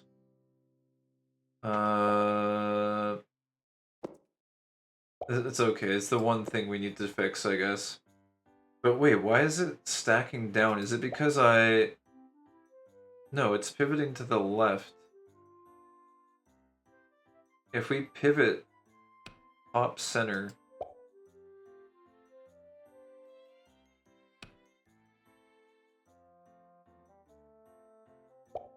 Oh no, it never ends. I'm stuck in fucking...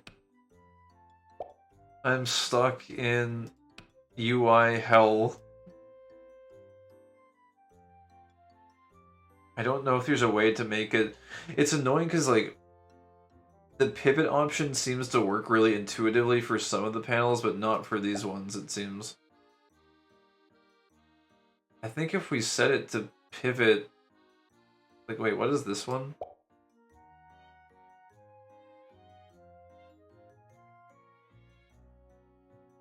This one is pivot left. And similarly, I believe our party is pivot left.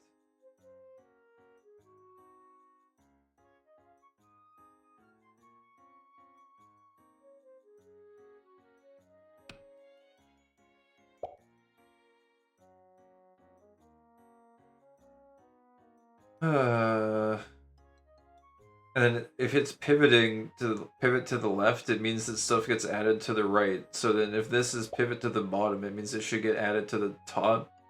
But I don't think it's going to work that way.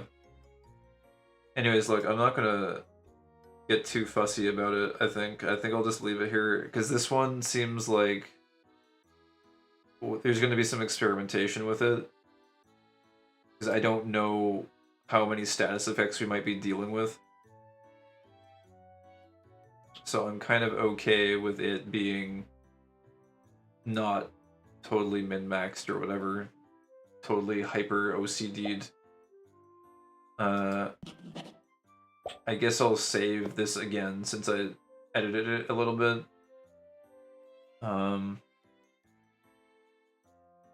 I'll just save it one more time. It's gonna make a Windows noise again, so let's look out for that. Alright, there we go.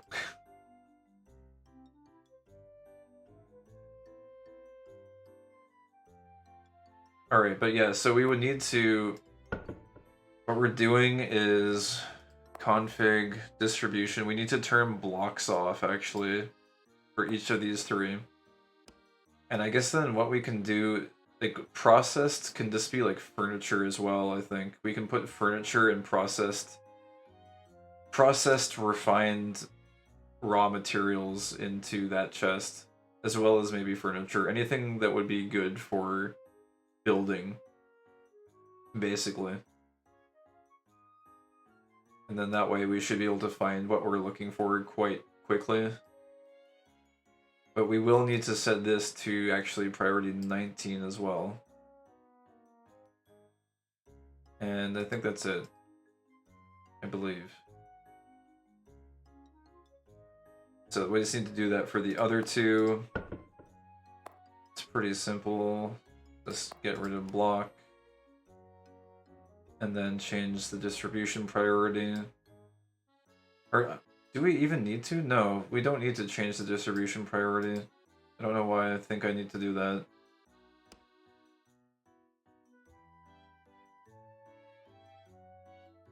Okay, how do I get out? It can still be on priority 20. That's fine. Okay, and then third one. Just disable blocks. And then, yeah, okay, that should be good.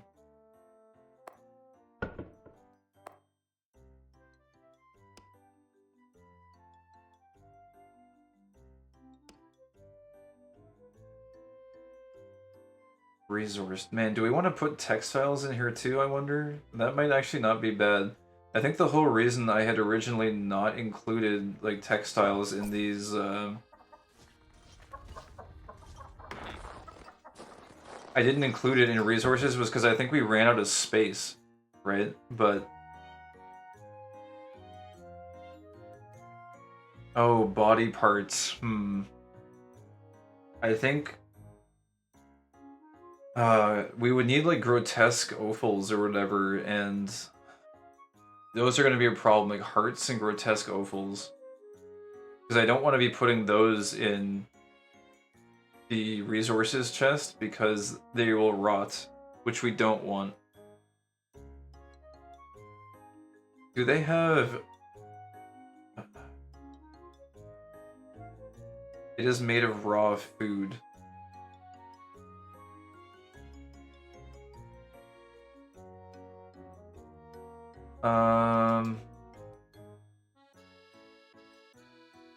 I'm just trying to think how we can get... So, like, the textiles themselves are easy. It's these things like bones. It's bones and skins that are a little... and high fangs. We need to be able to get those into the resource chest without sucking in, like, grotesque offals and shit. Let me go get some hearts and grotesque offals. We'll go kill some shit so I can just double check what category they fall under. But I think if we were to just put these...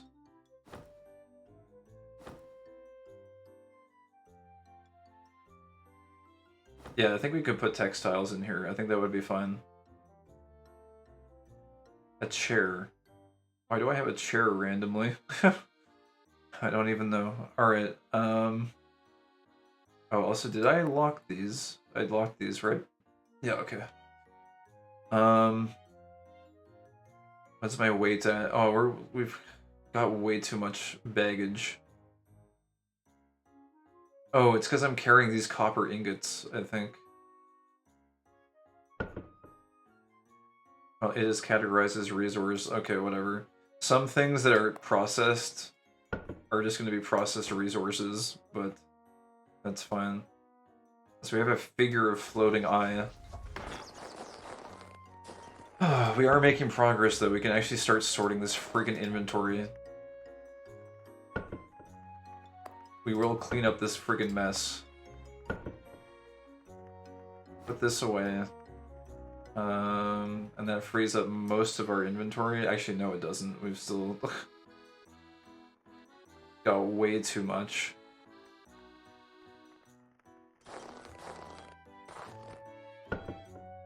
I will probably maybe put away some of our gold bars because we're carrying a lot of these.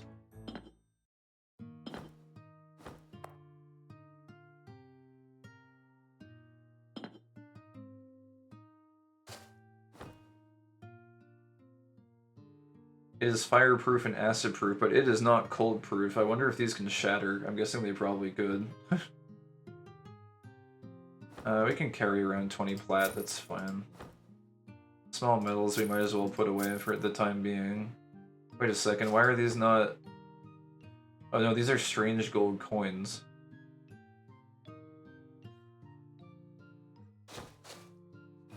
Okay, well.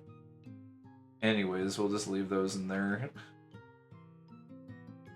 What else can I dump to make some inventory space?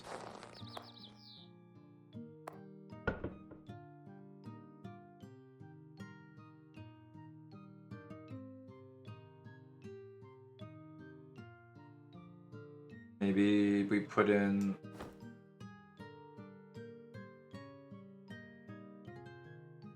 I've got this watchfire. Actually, wait, is my tent emptied? I wonder if I'm carrying a bunch of crap in my tent. I'm actually not sure.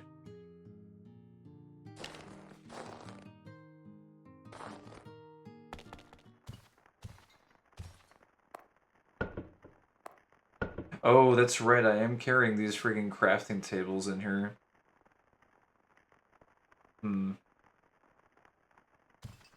Yeah, we should probably take these out.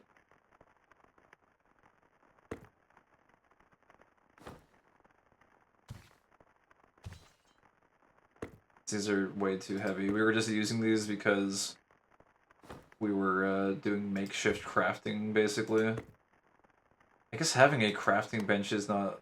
How much does this weigh? How much is this? 8.5. Is a little bit heavy.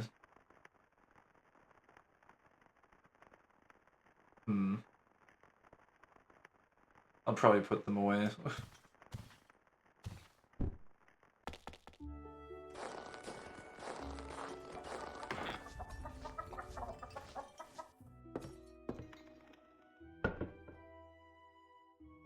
It is categorized as a crafter. Alright, yeah, that helps free up some inventory space. A watchfire is categorized as lighting. Okay. We're gonna have to learn all these categories and like set up the auto dump appropriately. But okay, that should be enough for us to be able to at least go maybe quickly kill some stuff. We gotta eat some food.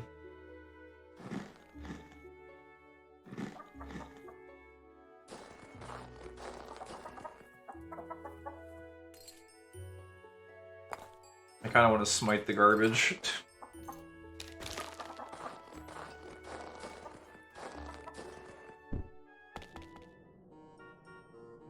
Oh yeah, Gabagool, look. It's an absolutely traditional cave. Danger level 3. Maybe we should go explore it. Pog chan.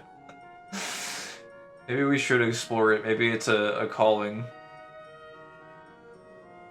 I don't know. I just want to get some grotesque offals. Or actually, I guess if we go into it, it will prevent it from disappearing on the next earthquake.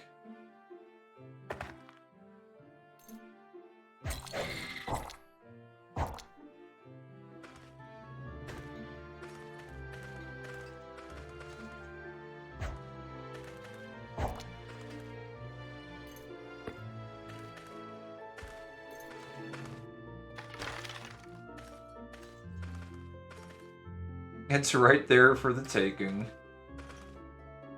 Yeah, I just need to get some offals. I mean, I guess this is as good a place as any to get some. Like, we just need to kill some stuff.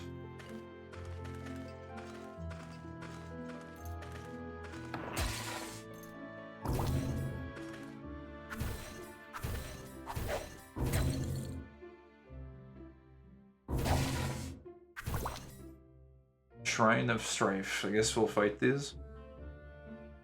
In other news, I had to make a tactical retreat from the dungeon I was. Everyone else in my party died. Oh no. What happened? What was the situation? Oh, it's a boss eye. Eye to eye with Mr. Eye.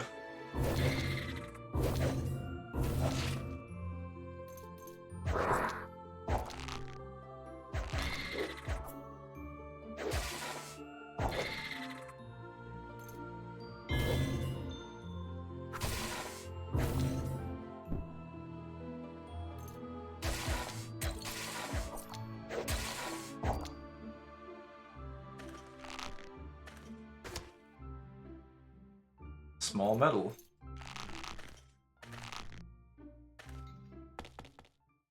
It's a fucking clown!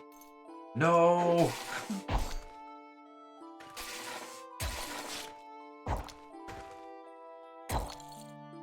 Man, I am gonna have to get used to this UI though, I think, because my eyes are still looking in places where things used to be. Everything has kind of moved around a little bit. Oh, there's a grotesque offal for us. So what is this exactly? Let me see. Oh, these stupid config buttons are in the way.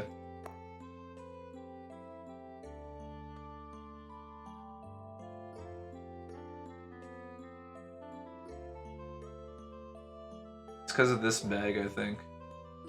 Okay. Let's see. It is raw food. It is categorized as body parts. It is fresh, it is edible. I think the way we do this is we make a raw food dump next to... Or actually, I don't know. You could even dump the raw... Isn't... Yeah, because Crim is raw food too. So this is where the challenge comes in. Random evolved monster flanked my spellcasters, obliterated my tank, even though I was stacking tons of buffs and healing on them. Oh my god. I even had to burn through all my potions. I was throwing them everywhere at everything. Oh no. It sounds like... What was the mob? Was it like a strong evolved mob? That sounds brutal though. Sorry for your inventory loss. A skeleton? I don't remember skeletons being too threatening, but I guess if it's an evolved skeleton, I mean, I guess evolved anything could be a threat, so... Nah, I never make progress on permadeath. I would probably never have made progress either on permadeath. At least not right now.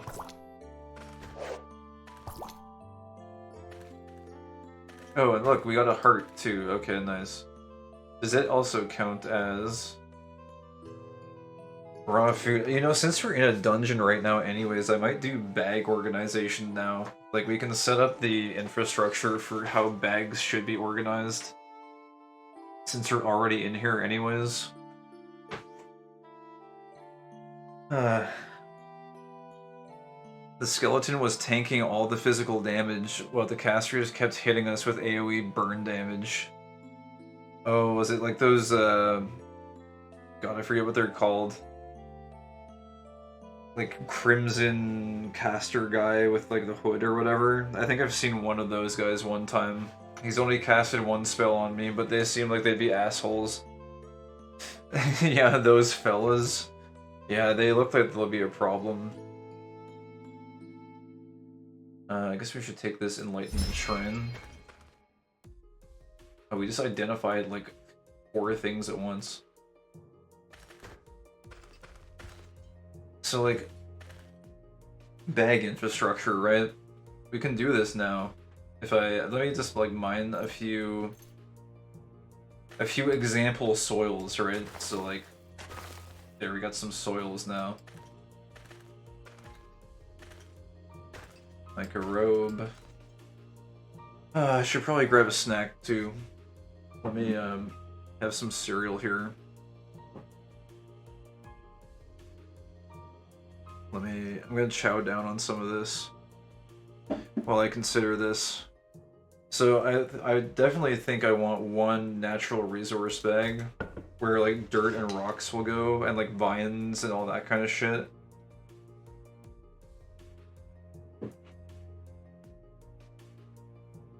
And so we would want to do like priority 1.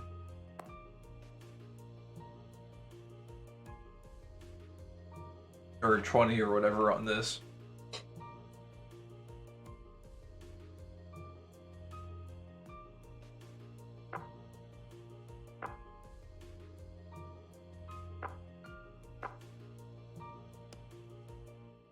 And so then we would want to just put, I think, resources in here.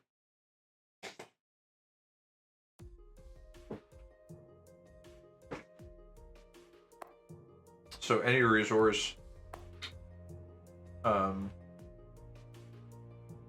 maybe not seeds, but like wood, stone, or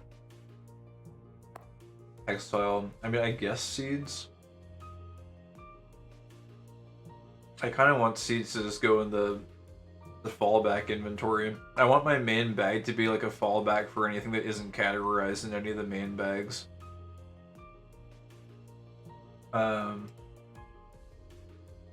Not body parts though. Flora is fine. But not DNA, not fertilizer, not body parts. And I guess we could do blocks also, that's fine. Would I put furniture in there? I actually might. I guess, yeah, furniture would be fine if it goes there too. If we happen to find some. And then there's also other, but I don't think we would do anything like that in there. Okay, so that should like auto grab and distribute resources into this bag, I guess.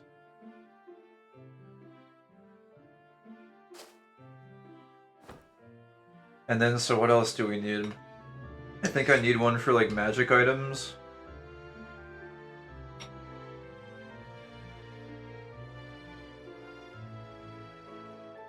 It's like magic items. I gotta somehow sort out my cooler box to stop absorbing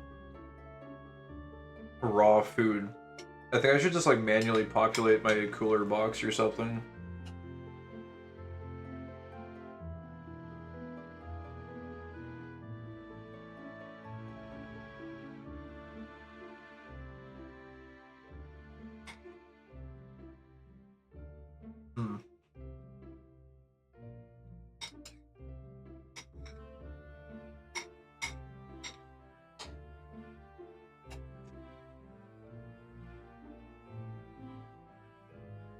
Almost done snacking.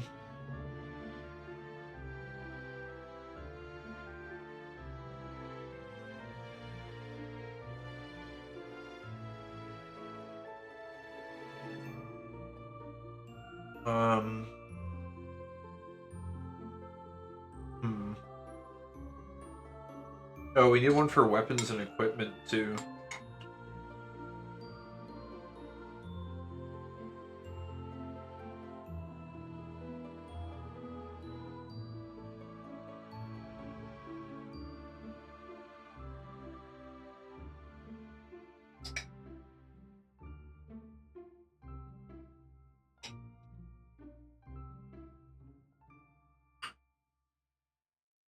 Okay, snacking is done. I should probably hydrate also though. Well, I'll at least pour myself my water, but whether or not I actually drink it is questionable.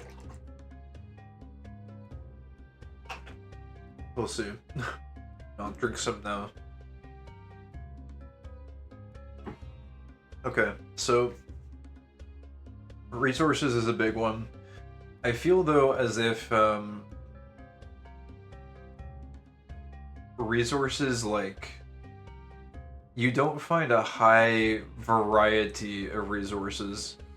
I somehow feel as though resources is a bag that is not likely to be filled insofar as like inventory, like item variety is concerned. Because there just isn't a high variety of resources. It's usually like you grab a crap load of rocks, you grab a crap load of like vines or whatever, and then they all stack. So we can even like put some like over here as like placeholders, right? It's like, you know, your vines. Oh my god, we have 67 vines. That might actually be, yeah, it's contributing significantly to our weight. But it's like all of these things.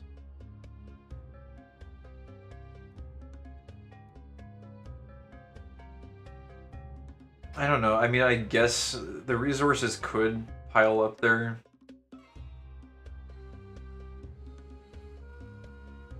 I'm wondering if I need to combine equipment with something, right? It's like, you get a lot of gear, like random weapons and random armor. I need to either combine that with like magic drops, like books and rods, or I need to combine it with resources. I need to make a judgment call there. And then the other things we need to look out for are these stupid freaking sauces and like random supplements and random bullshit that we find.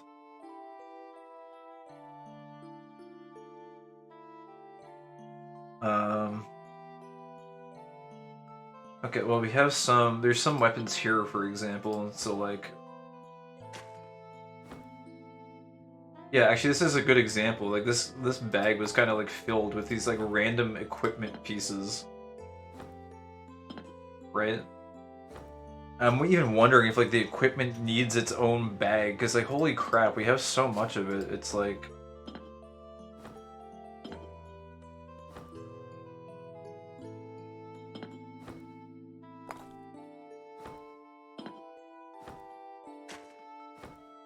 We really do find a crap load of random equipment.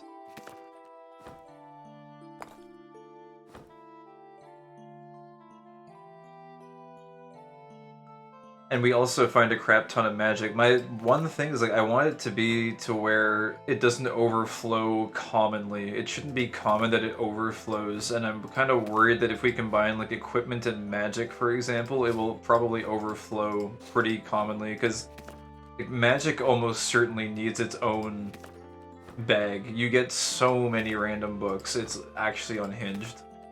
Just way too many. Like, look at this. We got 1, 2, 3, 4, 5, 6, 7, 8. I guess similarly, equipment also is prone to overflowing because it's every item that you pick up takes up its own individual item slot. So it would make sense to have dedicated bags for those because they need the actual physical inventory slots because of how much variance there is in items. It's the same thing with magic. Whereas resources are not likely to overflow because they stack nicely in most cases. Hell, I guess even like your currency could go in like that bag, or I don't know. The currency should probably go in the main bag, come to think of it.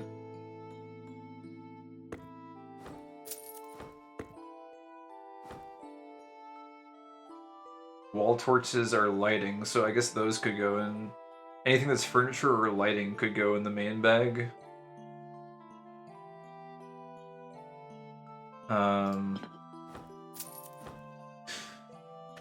Oh, whoops. We just went flying, apparently.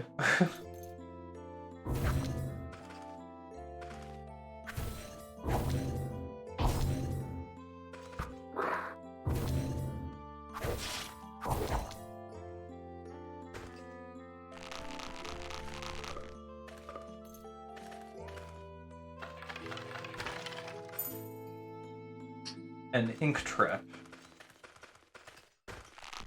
I don't know, I guess we can like look at our inventory once we're done with this run too, and just like see overall like how much stuff we have of each category. Oh, there's a lot of copper ore here actually, I'm kind of interested in this. It's gonna be heavy though. I don't have a lot of space.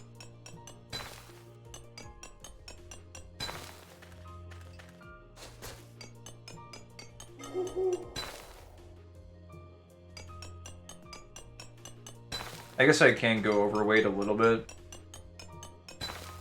Oh, also I have my companion actually has an empty inventory, so I guess I can just give it to her to hold on to.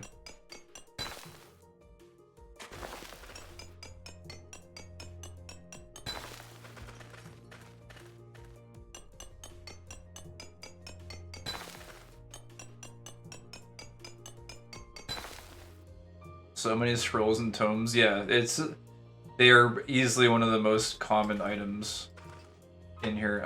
Mercenary, why are you here? I'm probably just gonna magic arrow this guy. I can't even see him now.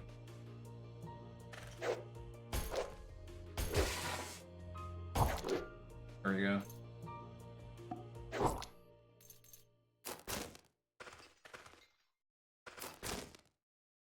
Altar of Machine. I gotta find a luck altar at some point. And oh look, another piece of random gear, as usual. An orc.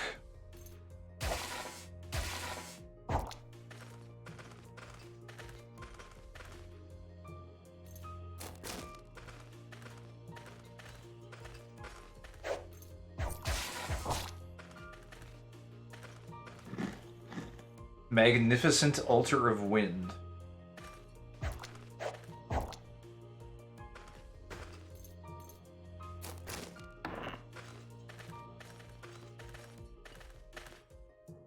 Onyx gem, we cannot harvest. Sag. I guess let's go down. Oh, it's a kind of a long dungeon actually.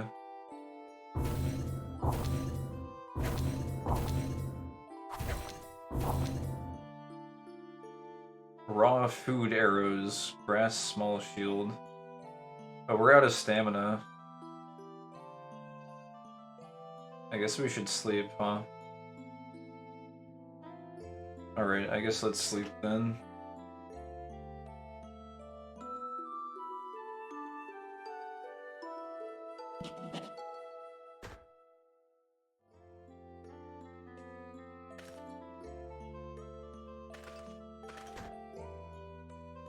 Oh yeah, I need to give her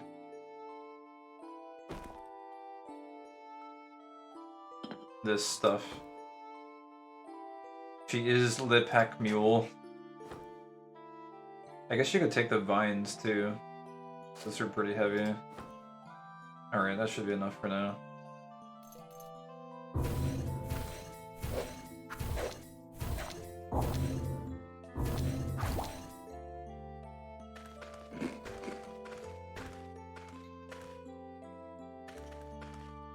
And here they are, the friggin' packs of soybeans, the sesame.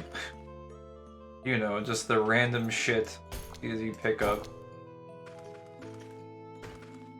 Oh wow, this level 4 is really close by apparently.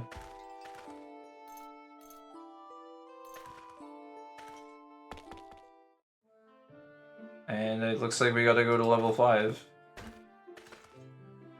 Jelly hand axe.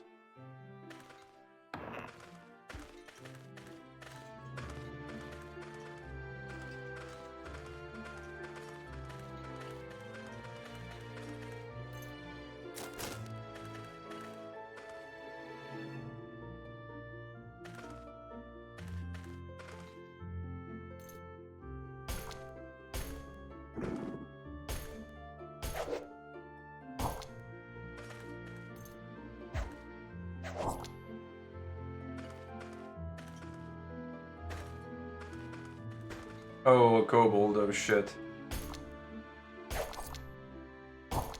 I think we can actually sometimes tank kobolds now, finally. Our inventory is already getting like jam-packed. Jam-packed.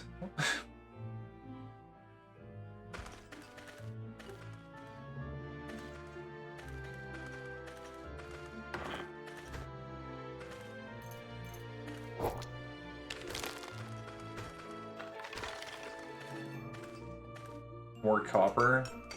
Oh my god, hello.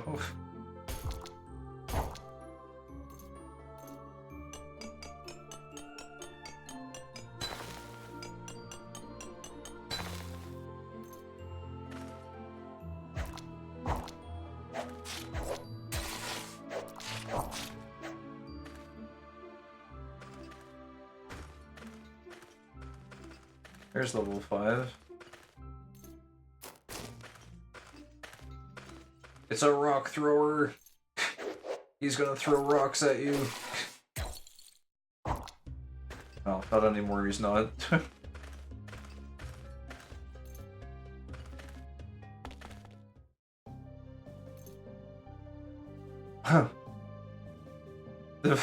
Beware. This floor is guarded by the master of an absolutely traditional cave, Gnome. Yes, of course, an absolutely traditional boss for the absolutely traditional cave. Oh wait, the kobold is right here. Hello. I actually tanked a hit from a kobold. I'm impressed with myself. He chunked me for like almost 50% of my HP, but hey, I tanked it. That's good.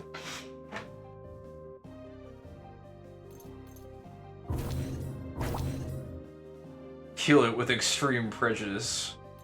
Yes, he must be vanquished. Rid the lands from this foul menace.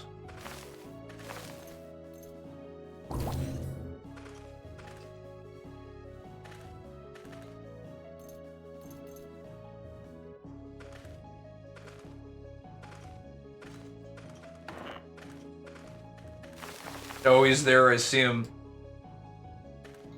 He's on the loose. He's breaking through the walls.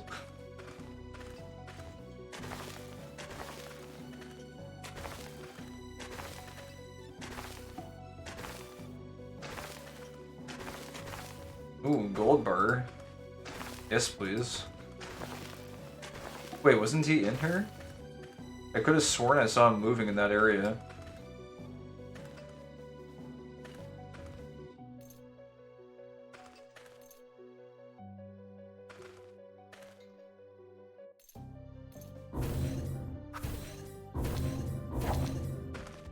He's there! Abnai.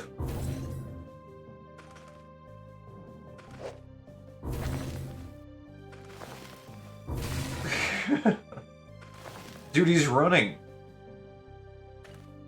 He's on the loose. He's running away. He's back.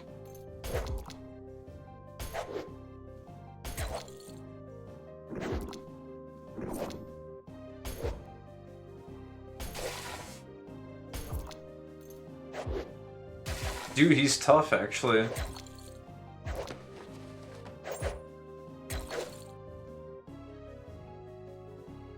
The thief escapes laughing. Wait, did he steal something?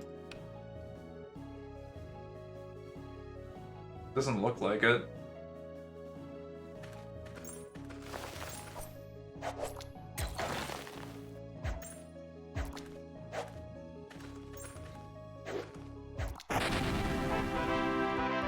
The lands are safe once more. Oh wait, I got a gnome figure. I don't think I had one yet. Figure of gnome.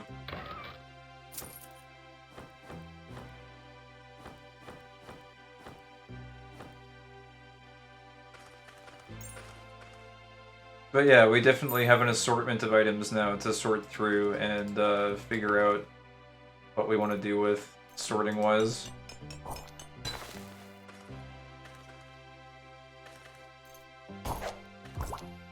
Oh. This is a room of all rooms.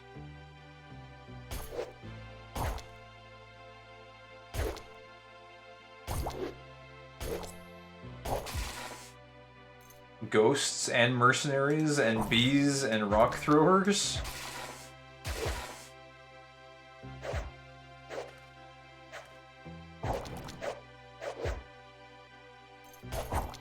And kobolds. Good lord. Accidentally clicked auto combat and it almost killed me. Oh no. I have my auto combat disabled actually. Because I think it has potential to do more harm than good, at least right now.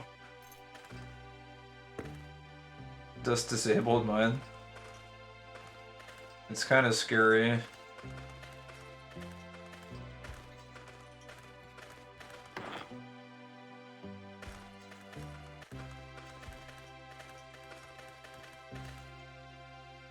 Altar of Void. There is a stone longstaff.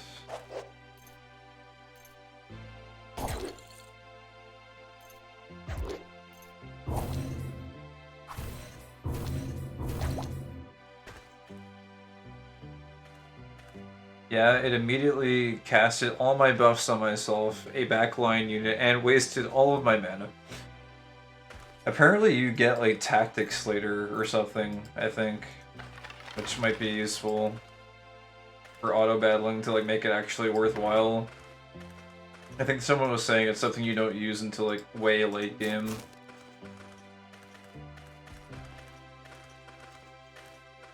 Oh, what is that?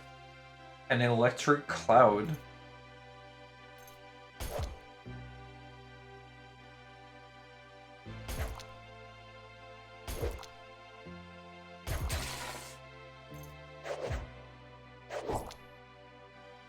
What the heck?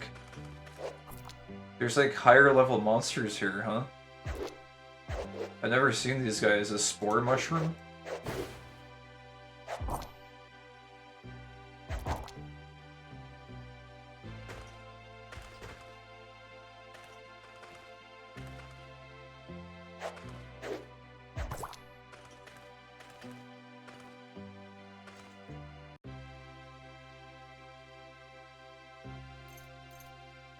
Am I at like max weight?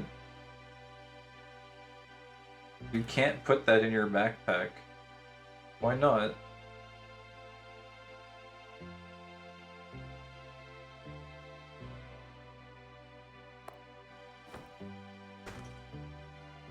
Isn't this...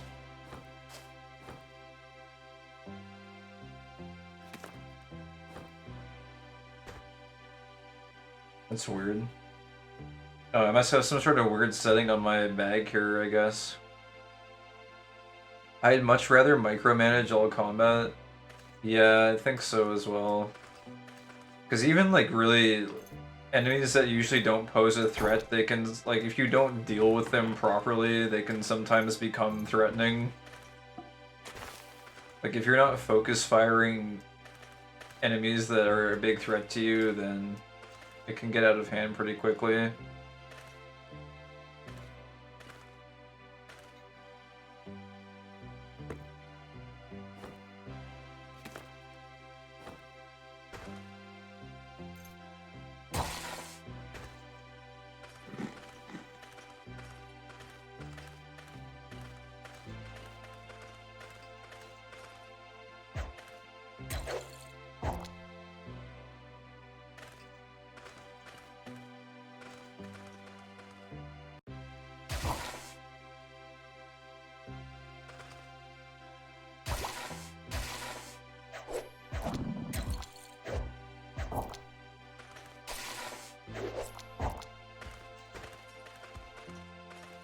There's a lot of copper here. I think our companion can hold a lot of this for us.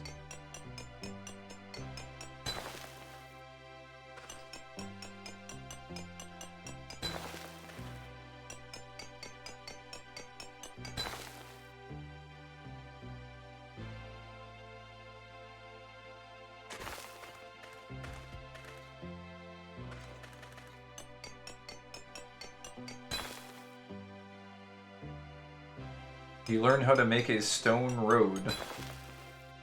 You learn how to make fish. What? How do I mine fish?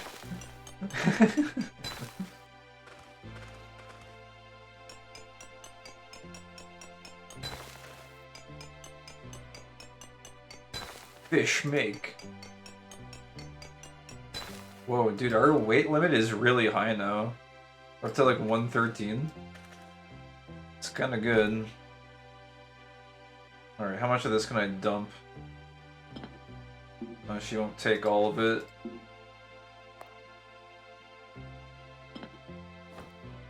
She's pretty much at capacity there.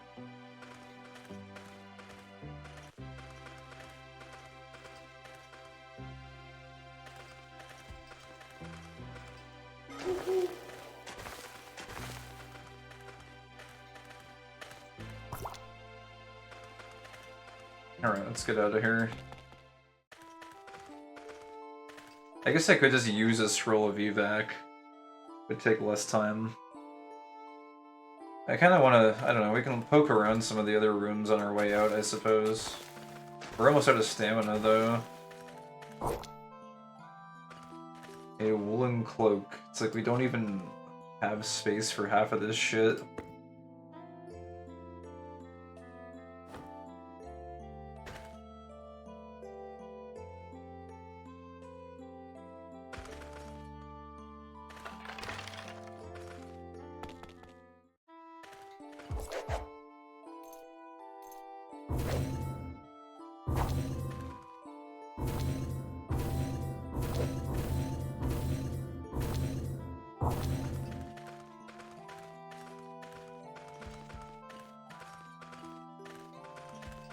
Wait, was that it for this floor? There was actually like... Oh, wait, an iron big rock. Can I even mine this? Oh, iron. Is iron even good, though? I forget if... I think I just need obsidian. I don't think iron is stronger than obsidian. Iron is pretty rare, though. At least in this area.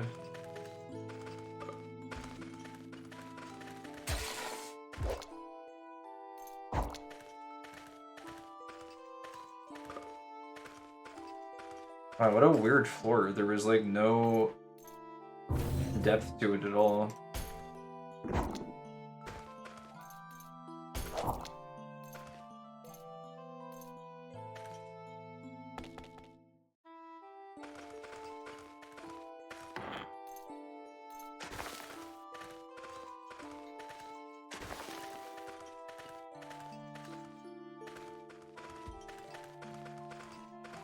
Oh, more copper. We were so low on stamina, though.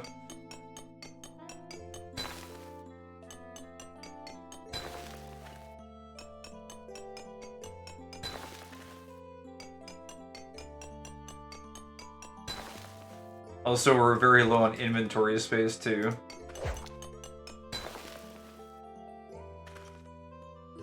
We're overweight? Nah. I don't think we can really carry all of this out. Maybe, like, dump the soil.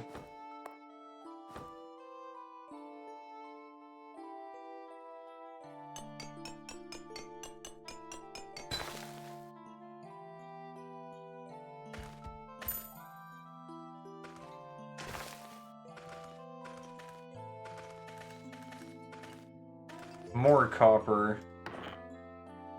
What is in here? A crab. It's Crab Man.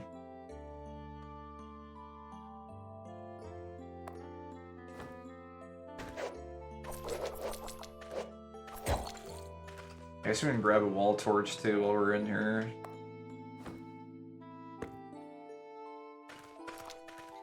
Oh wait, the wall torch was enough to put me overweight? Are you kidding? Okay.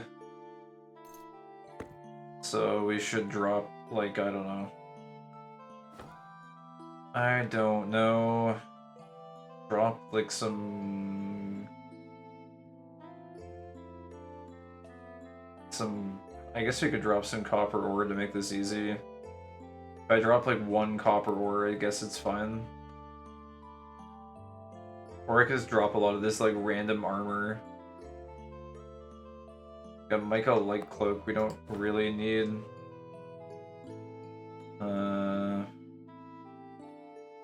But yeah, I want to organize this so we can go through it faster. Micah round shield. Wait, this is DV plus 2, and this one is DV plus 3. Luck plus 3.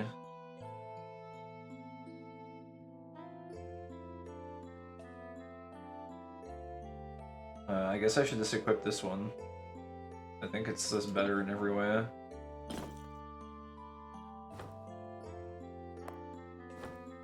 Okay, we're down to burden now, that's good.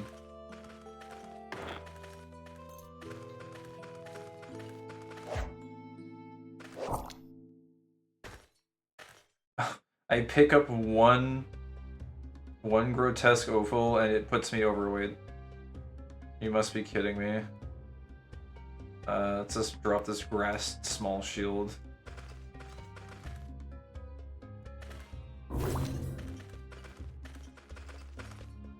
Alright, get me out of here.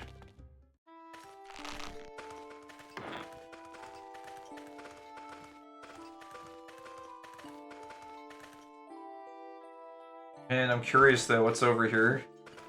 Oh, there's goodies. There's goodies though.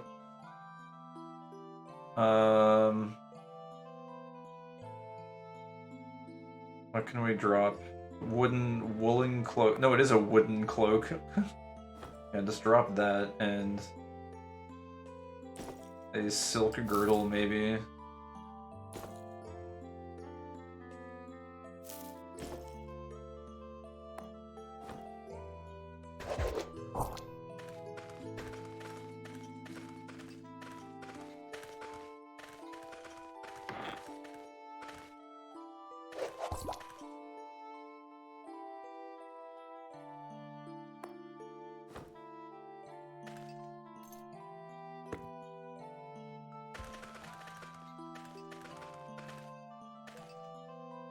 Micro crystal.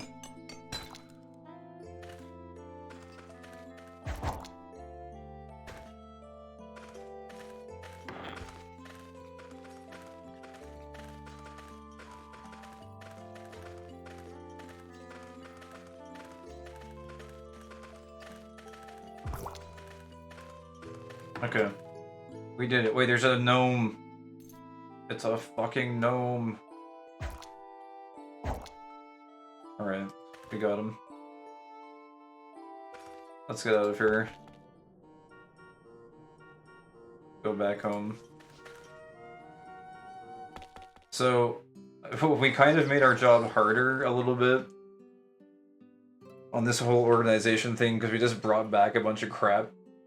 However, we also made our job a little bit easier because now we have like all the common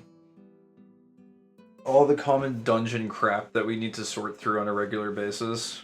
Also, I didn't bring my tent with me. I guess that was actually kind of a good thing. Actually, I guess we could have used the tent to take out more crap. That's kind of a mistake. What is this duck doing? It's like spying on me from inside. It's like peeking its head out from around the corner of the door like, hey, where have you been? This is my barn now. Alright. So, I think the first order of business is what the hell do we do with grotesque offals and hearts? Because they're categorized as raw food. They're categorized as raw food and as body parts. So, We want to still put body parts in our resources chest, but we need to filter out the raw food first.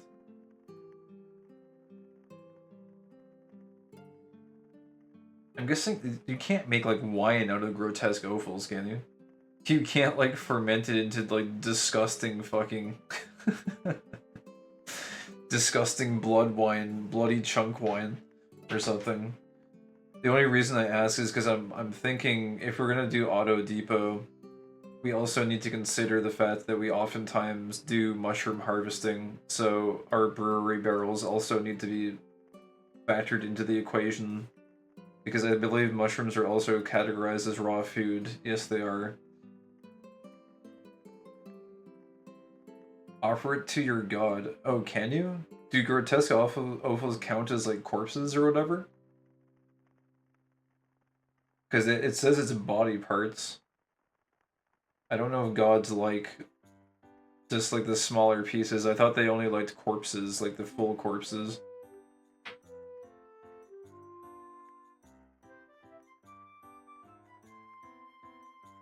But one thing I'm thinking about doing is we have a compost box. So in a worst case scenario, what we could do is just dump all raw food next to the compost box and then manually sort stuff out. But that's not really ideal.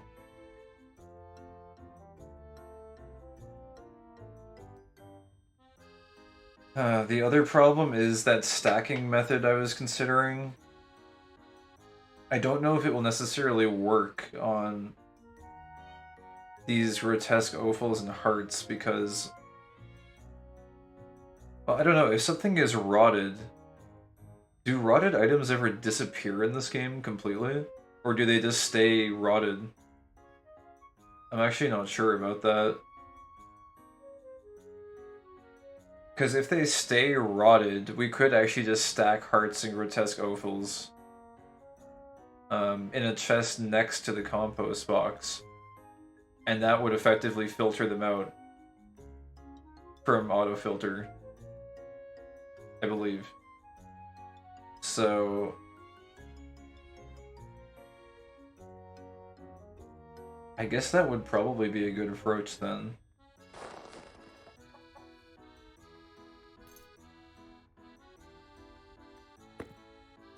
Oh, this is already...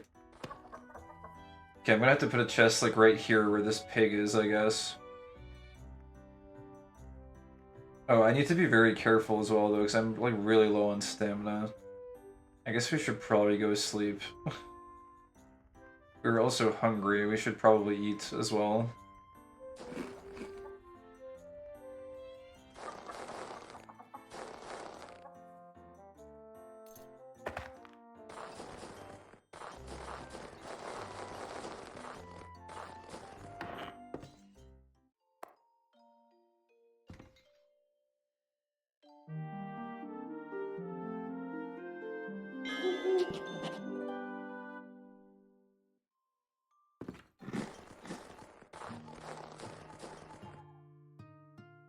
Alright. I think, here, let me... We're gonna need to move the chest, so I gotta temporarily dump some items. Actually, that should be fine. We'll just store the ore in here for now. That's perfectly okay. Man, it's very nice to be able to actually be at least taking some game actions and thinking about game item storage now versus the UI stuff. I don't know if we're gonna get through all of the storage and sorting today, but at least we got the UI set up, so that's kind of nice. I mean, we still do have some time left. We might be able to get through a decent chunk of this organization. But I think what we would need to do here is, so sturdy box, rosewood planks, we'll craft this.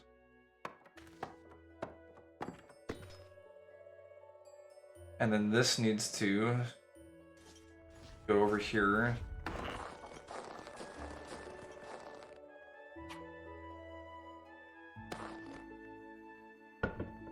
so we want to go in here and we want to call this like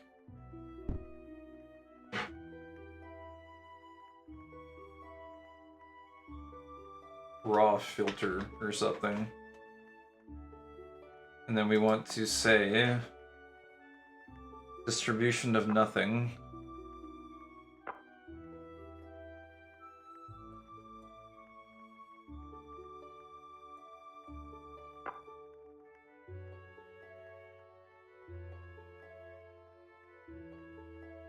Stack items within this container, but wait, so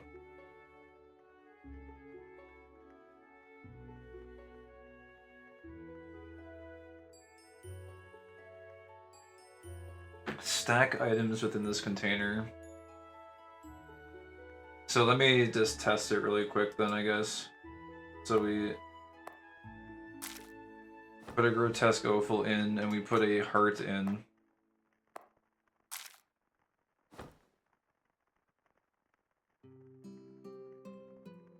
And then we... distribution needs to be like 20 for that. So will this dump all these items?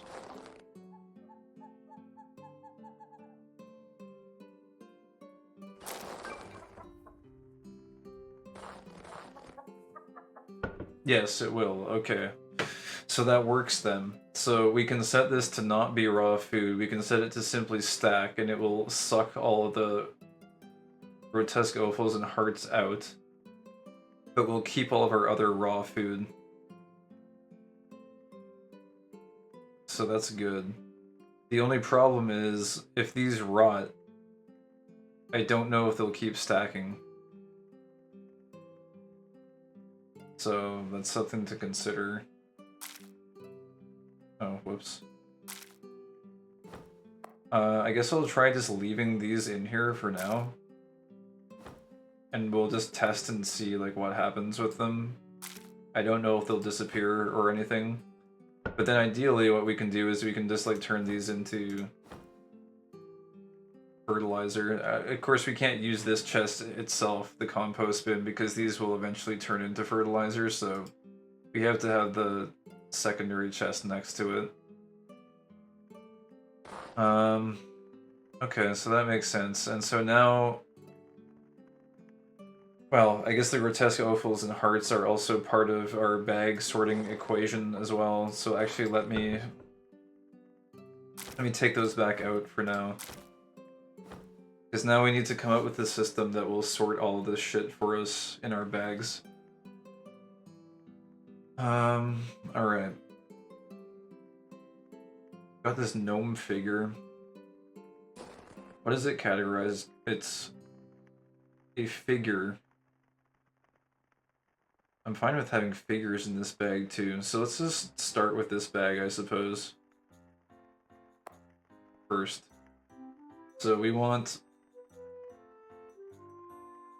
resources, wood, stone, ore, textile, flora. We want any blocks. Furniture. Then what is a figure exactly? Wait a second. Oh, figure. Yeah, okay, figure is a piece of furniture. Okay, good. And then I believe that's everything.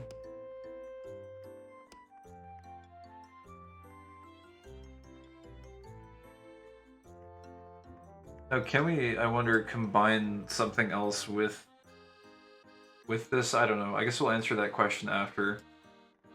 I think the second most common item that we would really want to be stacking would be the magic stuff.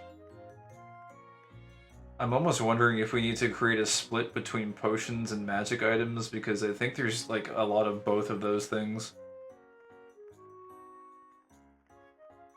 Maybe we could do like raw food, supplements, and potions in one. Let's see, what is a rod of teleport? They're just rods, okay, and then scrolls are, well, they're scrolls and paper. And what about books? It is also paper. Spell book. So...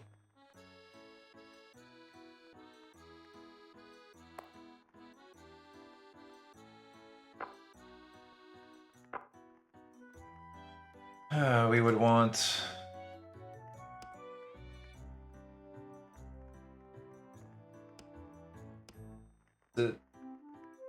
Wait, where does, where do rods go?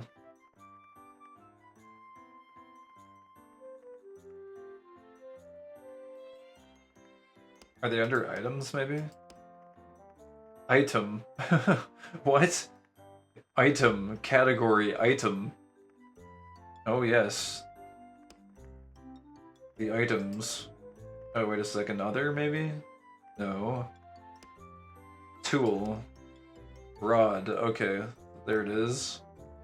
And we want... book. Spell book. Actually, I guess we want all books there, yeah? Like, does any book, any rod... items go in the item box. Yes. If you take that approach to your auto dump, you will end up with a base like this. Items go in the item box. You could use all spell books, since you can stockpile the spells in ability tab.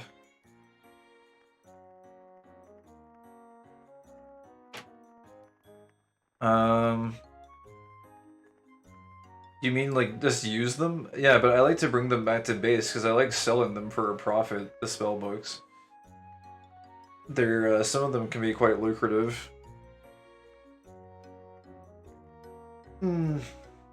Stretching.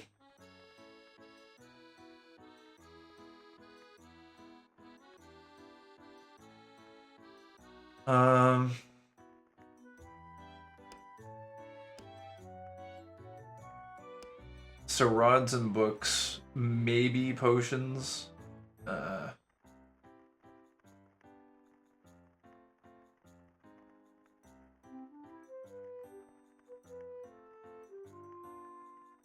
Oh, and also, I think I know now why... I think I realize why the... We shouldn't really have a priority set for these either, because I think if you set a priority on your bags, I think it makes it to where it will, like, refuse to pick up the item if your other bags are full. So I think we just want it on priority 0.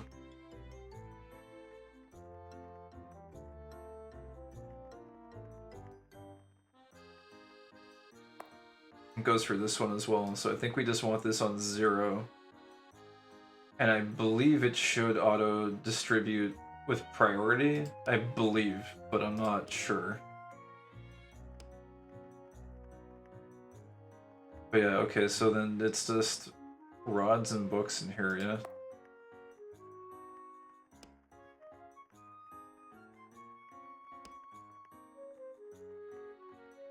Let's see, I mean, we can just actually look. A bottle of beer. Let's see how much space just rods and books alone take up in this inventory slot. Oh, and wait, scrolls too. Do scrolls count as books? I don't think so. Oh wait, scroll, yeah they do. Okay. They do indeed. So...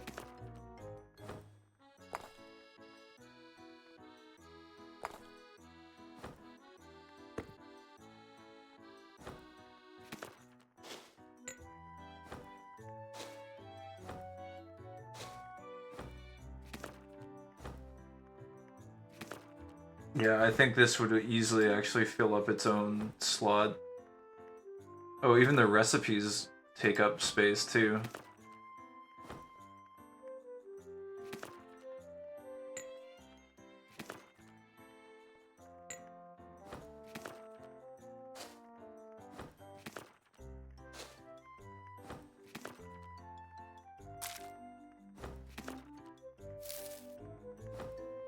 A treasure map. Oh, wait a second, the treasure map counts as a map. I guess maps would be fine too to put there. They're kind of like a scroll. A map is kind of like a scroll, right? Oh, wait a second. That's not the right chest.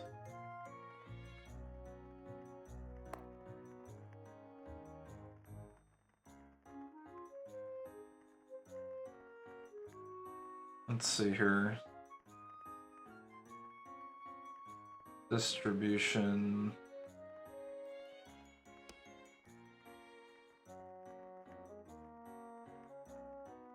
Not in there.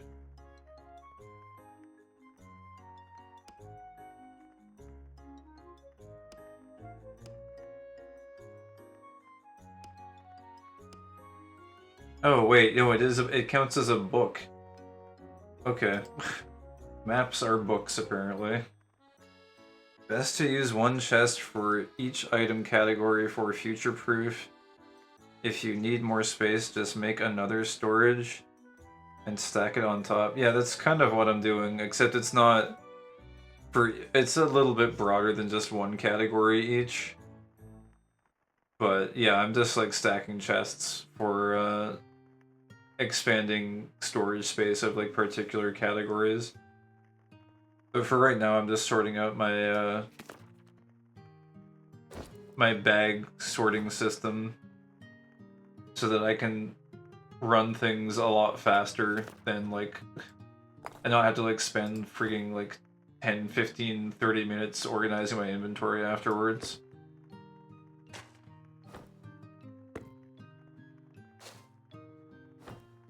But yeah, I believe that, yeah, that's a full bag.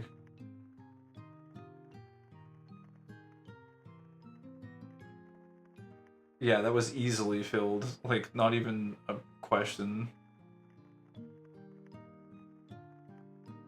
It's already up to 19, so magic and book bag is like confirmed as one that we definitely want. Because there's never a shortage of those items that show up. Although I do have my platinum coins in one slot there, but let me just put this there.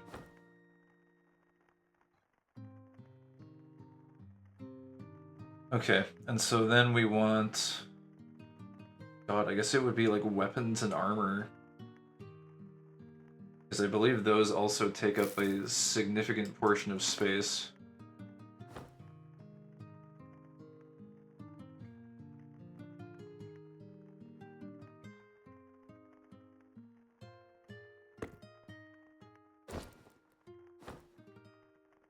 Seasoning. I wonder what we're gonna do with these. Ketchup and sugar. They're both processed foods, it seems, so like you find a lot of those processed foods. Like soybeans. So maybe processed foods and like... I don't know, just junk.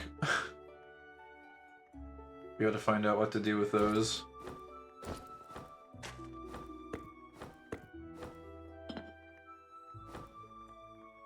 Bottle of milk.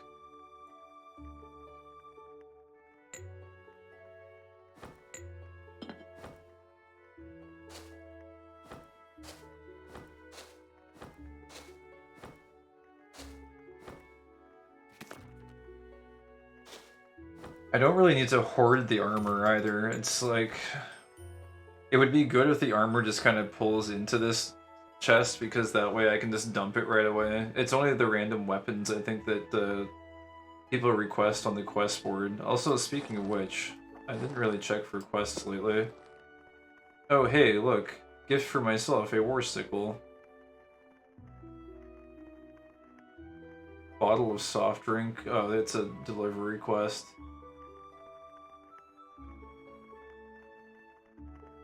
I'm about to start living with my cat, and we are currently building our new home and meadow. We need a large amount of materials, so please deliver 9 units of glass. I don't even know how you make glass. Don't you need like a glass cutter's table or something? 1 unit of sack. Anyways, war sickle. Is this, we don't need this paper war sickle, so we can turn that in for the quest at least.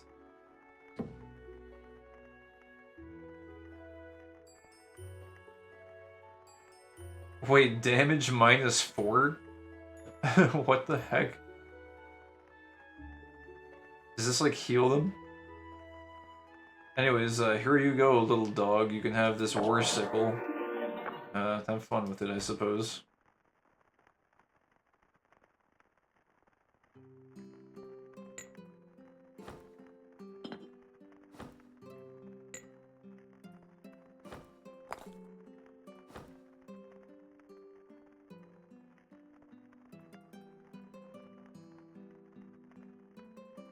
Hmm.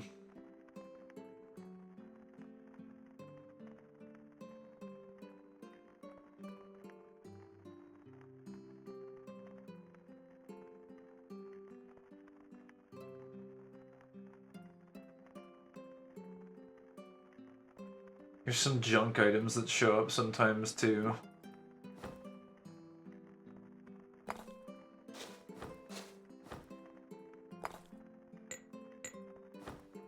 Cup of tea is categorized as a potion.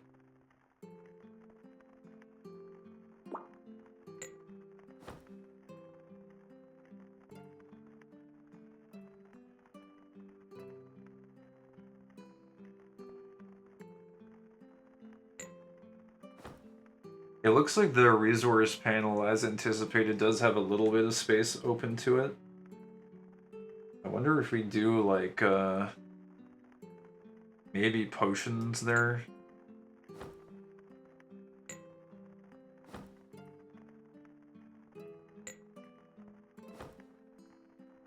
Because there are a lot of potions.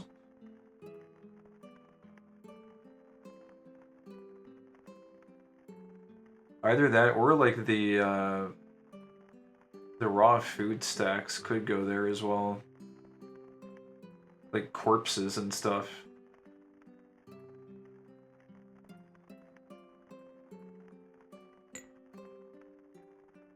Because they stack a lot as well. And they're kind of more limited in number. Corpses are generally quite a bit more rare than a lot of these other items that you pick up, so it might pair nicely in terms of inventory distribution.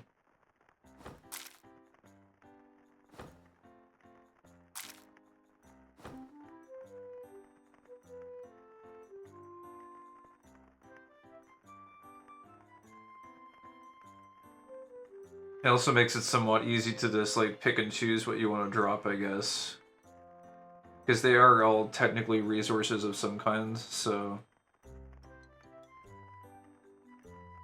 Yeah, okay. I guess we could do that.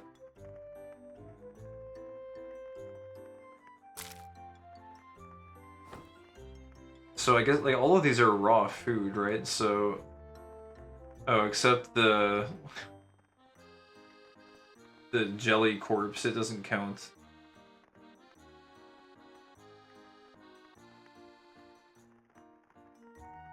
The raw food arrows would actually count as raw food too, I guess. Alright, what would we do then if we want those to go there? Let's see. Distribution. So all of these resources and flora and blocks. Huh, body parts? I guess we could if we're gonna just let it all go in there.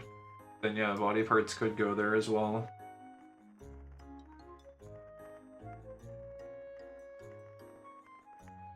Let's see, does the jelly count as body parts? No, it's categorized as meat. Okay. So like body parts and meat maybe. Meat.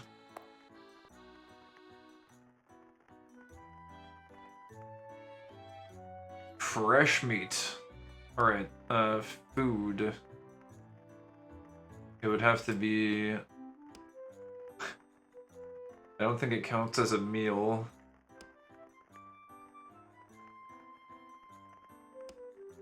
Meat, there we go. I guess, would we put... I guess fish would go there too, come to think of it. Like if we're fishing. Because fish are kind of a resource too. They're just like turn them into wine, so we could put fish and meat in the resources category. Yeah, that makes sense. It makes sense. We'll put them there. Alright.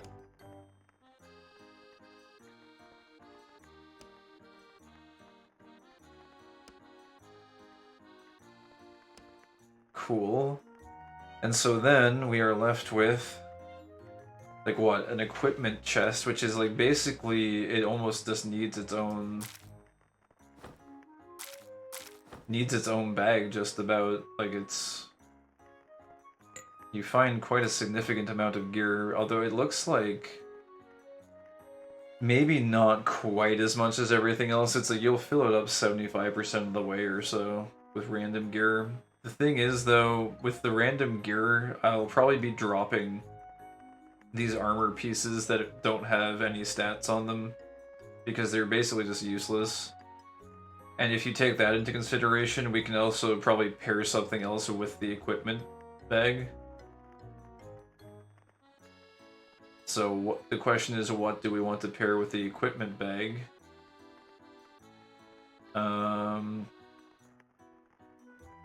Is there any sort of, like, moderately populated item? We have entirely one extra bag down here as well, too, so, I mean...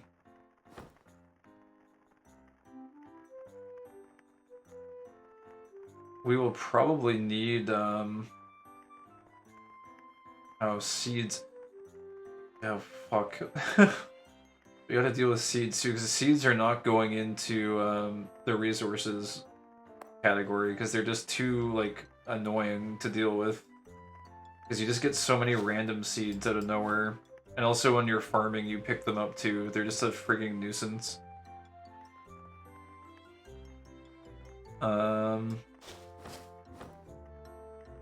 I guess then the final thing we would want, then, like, we would need a potions container, possibly.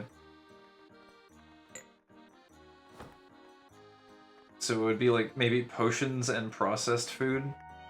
And then, I guess equipment would just be, like, a flex bag for its, like, secondary slot. Like, we can just jam other things in there as we need. Because it's always good to have an extra flex bag. And then our main inventory is, like, the main fallback for when we just are completely overflowing on loot. We'll just throw all of our random stuff in there. I think that might make sense. So it's like we have, like, our fucking ketchup and our sugar and our, like, soybeans, random garbage, bottle of milk. If we can get that in there as well, that would be good. But then also all of the potions. A sand girdle. Good.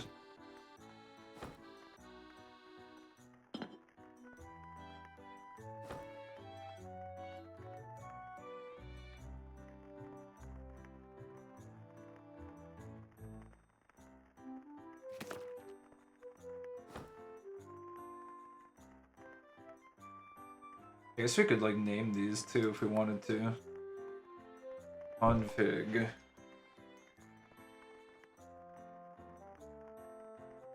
Resources / meat.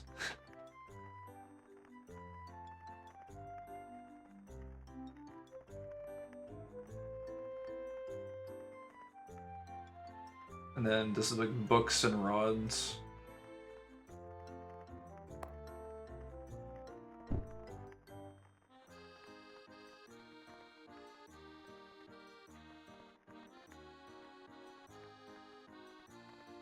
Okay, and then for this one, we're gonna just do...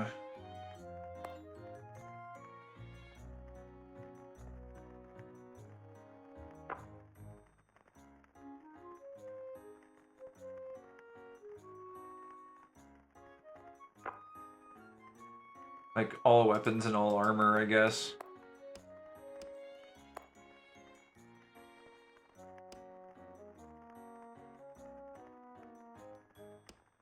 I guess we could put junk in there too, possibly, if we need to. Just, like, random junk items, because it's like...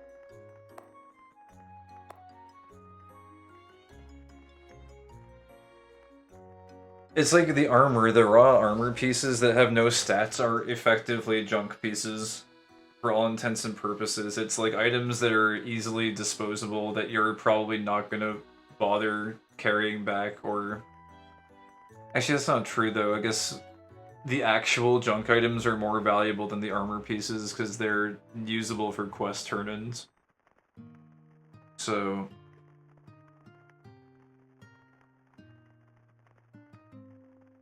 I don't know. I guess you could put it there though and then just like hang on to them and then gauge whether or not it's worth hanging on to them because they would probably be one of the first things to go.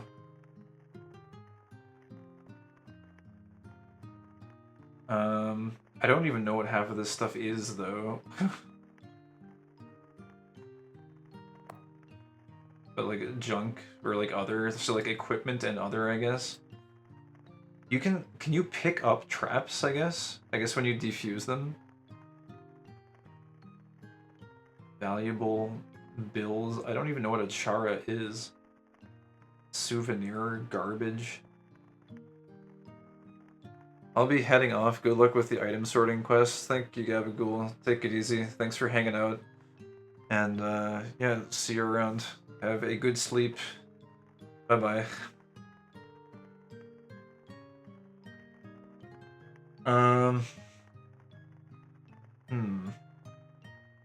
Yeah, I don't know. I guess we could try it with other, and then if we need to change it, we always can.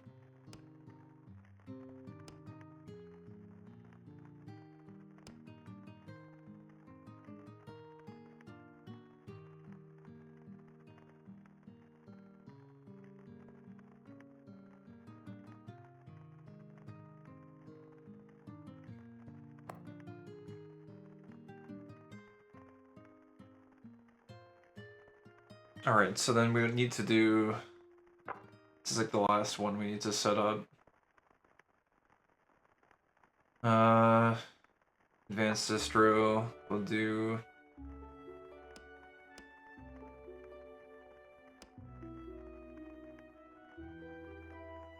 Huh. Seasoning, there's a lot of these. Seasoning, herb, sauce, and spice.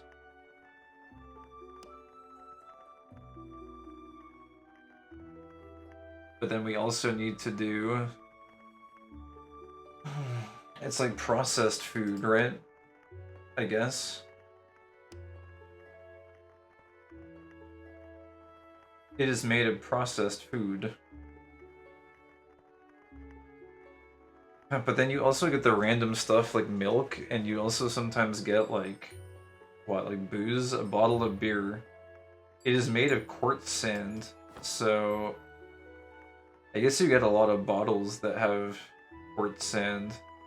Oh, actually, yeah, all bottles are classified as quartz sand.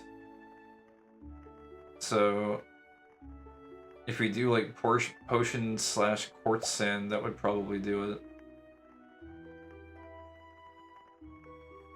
I guess this one we'll call...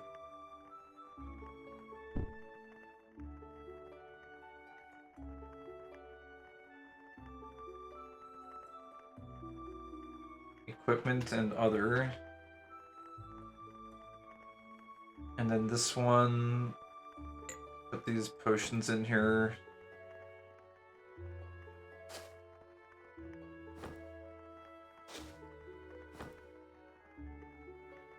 I guess I'll go ahead and just read the recipe.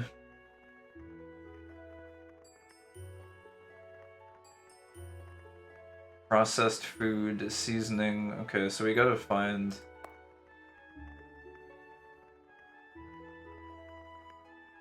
Processed food, I guess. Wherever that is.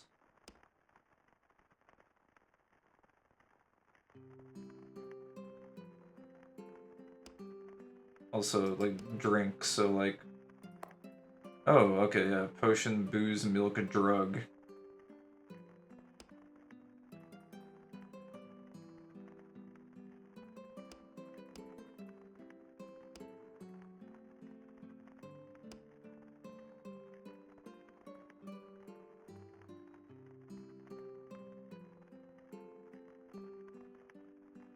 There's preserved food, but is there...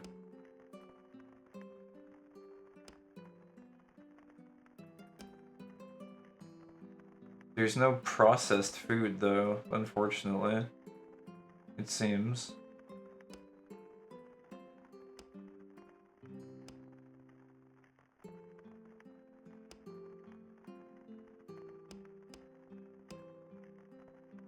There's a processor, but that's not what we're looking for.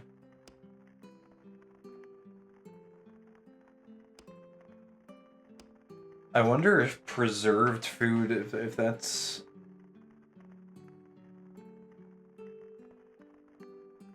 I wonder if preserved food is processed food. I wonder if that's like a mistake or something.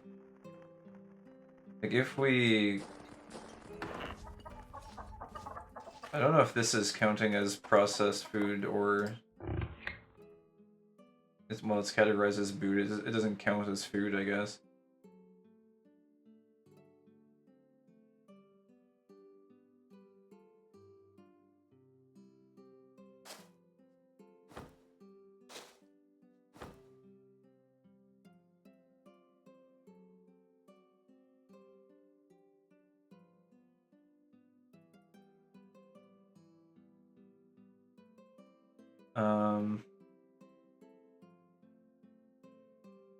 Hmm.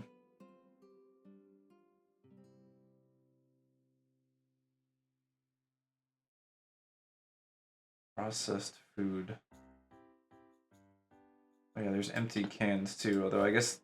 I think junk is... yeah, it would go up here. Recipe for a small window. It can be crafted at a glassmaker's table. Can I make a glassmaker's table? I wonder.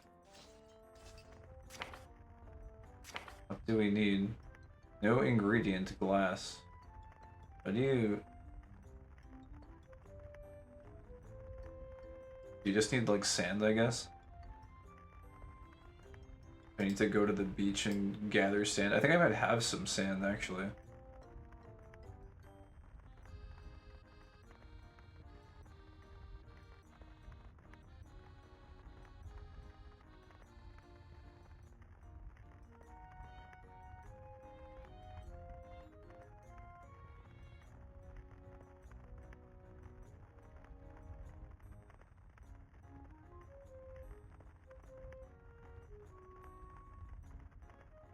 I'm guessing it's just like in the kiln. I guess like maybe if you just put sand in there.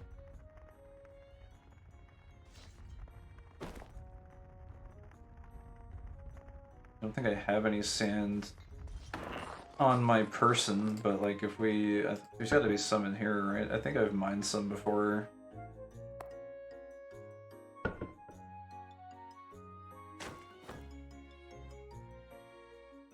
I guess just search for it, I guess.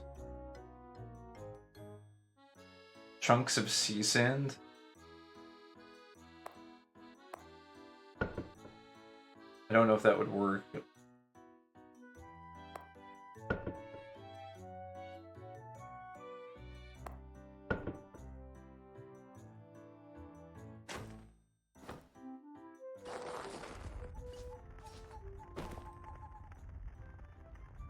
It might. Let's see.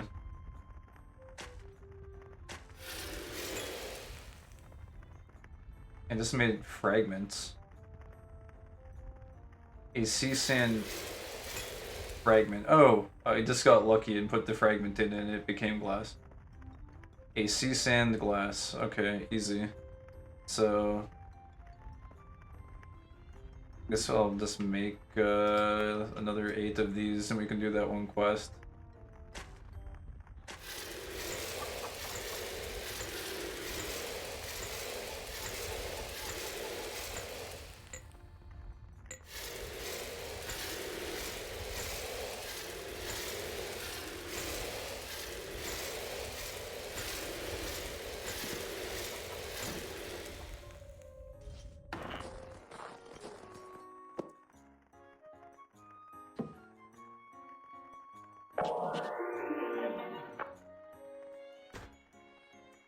Nice.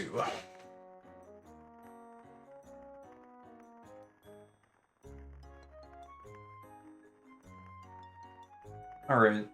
Let's see. Well, it says made of quartz sand, but I don't think quartz sand is something you can do distribution for either, unless it's under resource.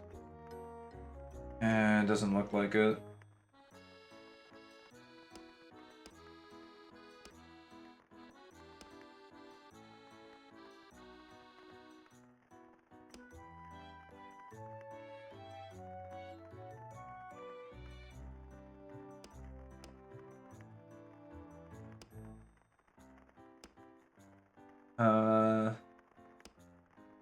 Yeah, I don't know. I guess processed food is the closest thing. Maybe it's just like not, maybe it's a different word being used or something. Because it doesn't, like, you can't do quartz sand, which is unfortunate.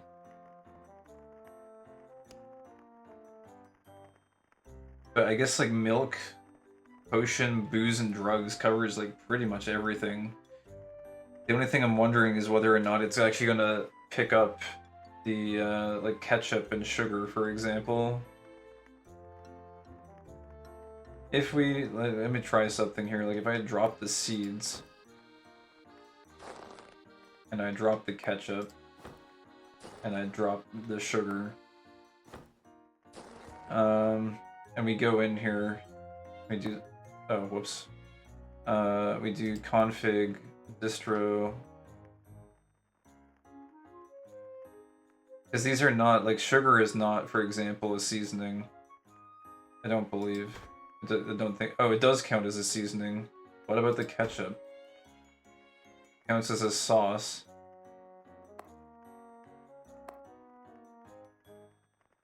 Maybe this is like a kind of the catch-all. I think actually between these two, it kind of covers everything. The soybeans count as seasoning as well, so do the sesames. I think it would actually cover everything. Maybe I don't even need to do processed food. Maybe it's just irrelevant. I guess if we ever need to, we can. But here, let me just test to make sure this is working as intended, I guess, while we're doing this.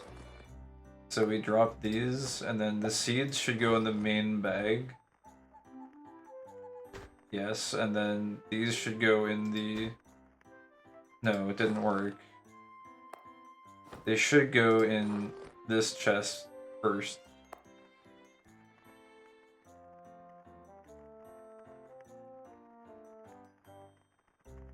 But I guess there's like no... I guess if you set a prioritization, like if I set this to 1, for example, then it will pick it up and put it in there, but then I'm guessing it will no longer accept... It won't accept other items, basically.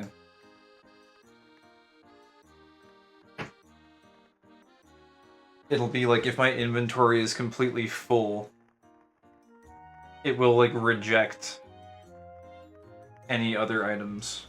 So I guess then what we would do is we'll use our main bag as like the manual overflow, and then sometimes we will need to transfer items from the manual overflow into one of the other bags that has space.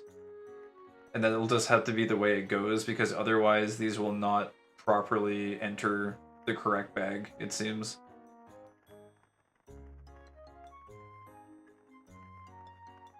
Unless there's an option that I'm missing that will allow us to somehow let this also pick up items. I don't think there is, though. It's like if you set this to distribution and you set priority. Actually, unless, wait a second. Let me check one more thing.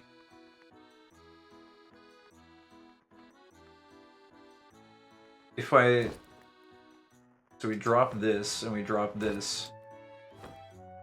But then let's say that my main inventory was completely filled. Then it would work then, I believe. But it kind of defeats the purpose.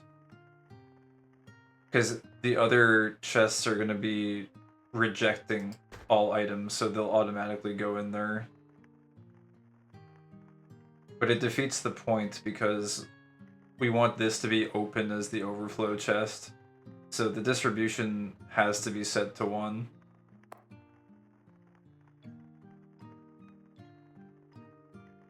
This has to be, but then unfortunately it won't automatically pick up items even if this one is overflowing. So I guess that's just the trade-off you have to make. But I think, like, it shouldn't be too much of an issue. So we'll have to set all of these to 1.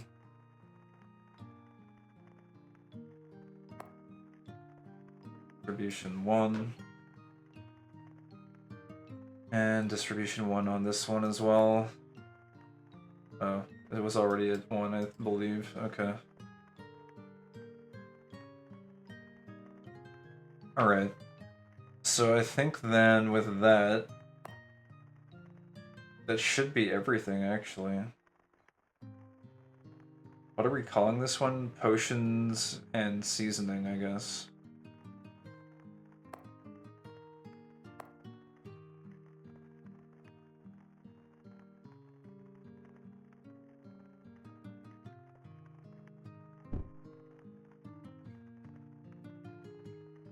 Or isn't it drinks, I think? It's like drinks and seasoning. I believe that is what we're looking at. Yeah. Okay. Cool. Alright, so I think that's... Geez, that's mostly everything. And then anything else that doesn't fit in those categories goes in the main bag, and we'll have... There will still be a little bit of manual inventory management, but it seems unavoidable. And it shouldn't be too much. The vast majority of it should be automated. And so then the only other thing I would like us to be able to do is just to change the config sort option by weight, because weight is... Oh, weight, total, or single?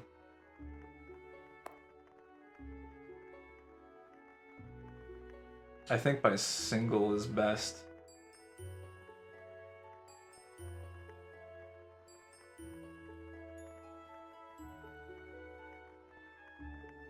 Actually, I don't know. I guess, like, weight total is kind of good, too, though.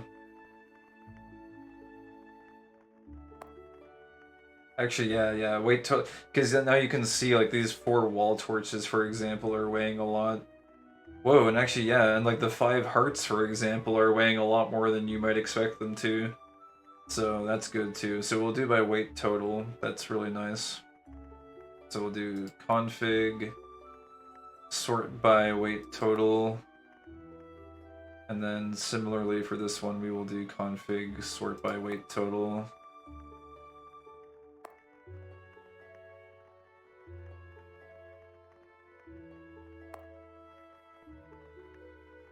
There we go.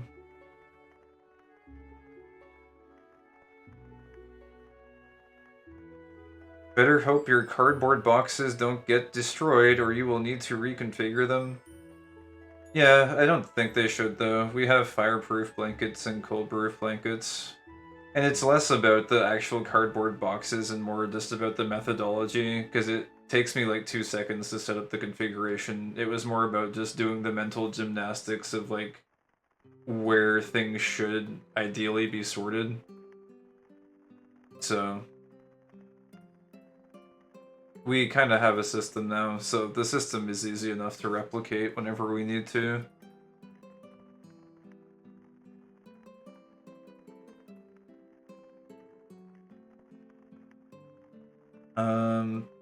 But yeah, that's good. I think that should be everything. And then we can do cool stuff too. Like we could add some colors to these if we want. Let's see.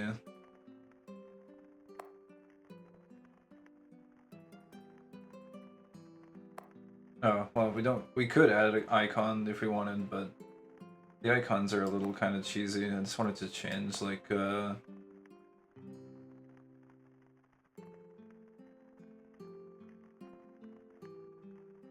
let's see. Appearance grid color is what we wanted.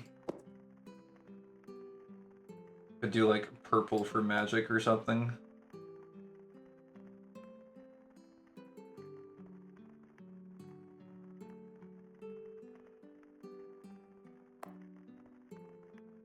For resources, we could do like green maybe, or blue.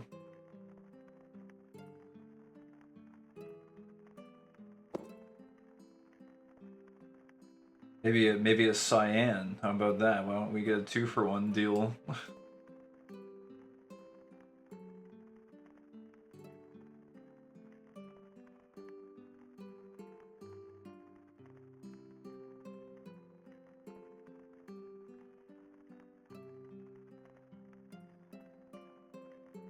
Something like that.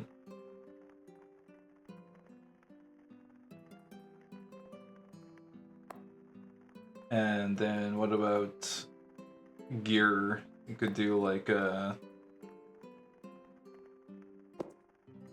don't know. Gear is kind of could be like deep blue, kind of like classic Final Fantasy menus. I guess you can put these containers down and use copy container settings to keep them as legacy backup container settings. You could do that as well, yeah, that's smart. Just like make a little room somewhere for like archiving container settings. That works. They're pretty straightforward configuration settings though. It's really just like a couple of categories for each of them. But I guess it would be kind of annoying to try and remember like if there was any like details or exceptions. So yeah, you could definitely do that. That could work. Oh, I really like that blue. That's really cool. That looks very satisfying for the equipment. It reminds me of old school Final Fantasy menus or something. And then what are we gonna do for seasoning? Could do like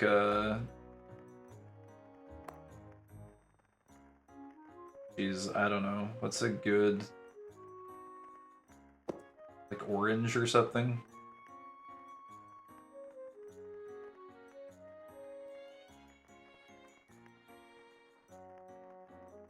The orange and blue look kind of nice together as well. It's kind of an added benefit.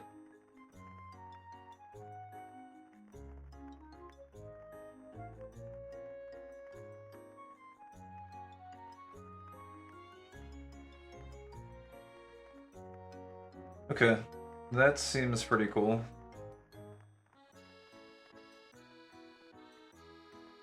Also, oh, the alpha's at 200. We could like could crank the alpha on some of these, I suppose.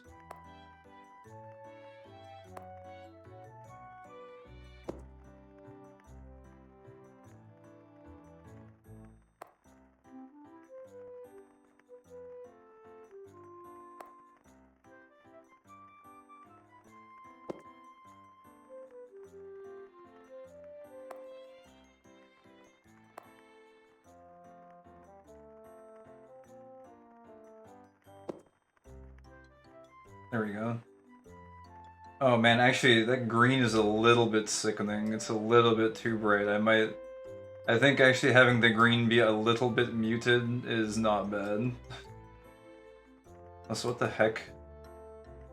Why are these at 2.6? Didn't I explicitly set these to 2.5? I think the game is messing with me.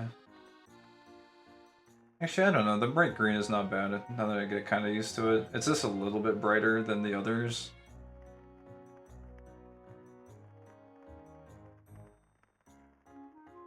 That's kind of fine, though.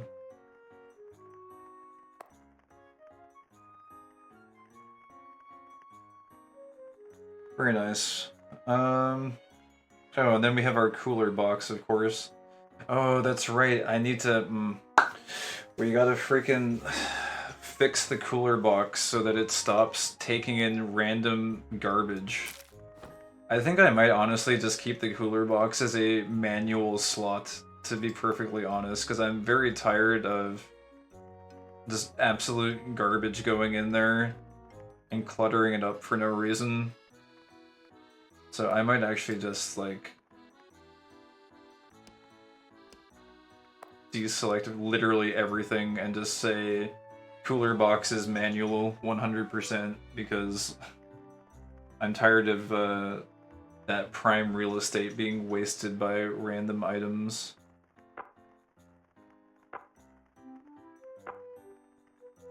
So maybe we'll just do something like that.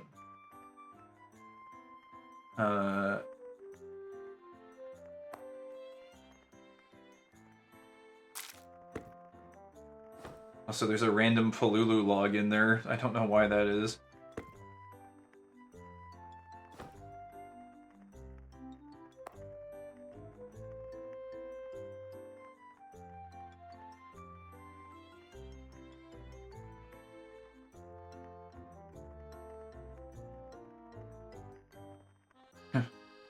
A resources meet a books rods. A equipment other. A drinks seasoning. And I guess we could give this like a light blue or something.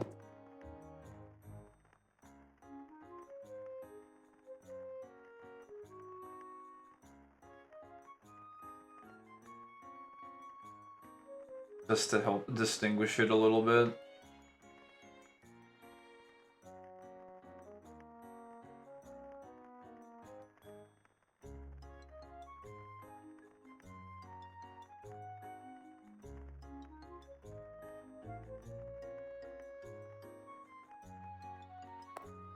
I think it's actually a little off-center. By like a pixel. Now that I'm looking at it.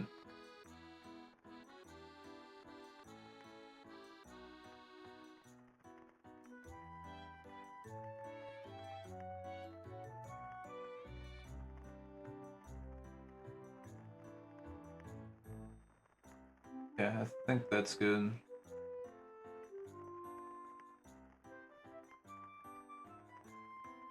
Guess I should probably lock it again. There we go. And then main bag, I guess, as well. What do we want to do for that?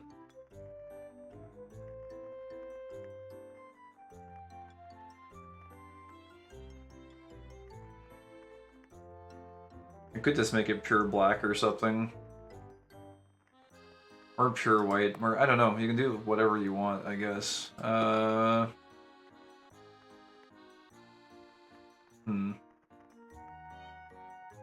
kind of like it on default a little bit.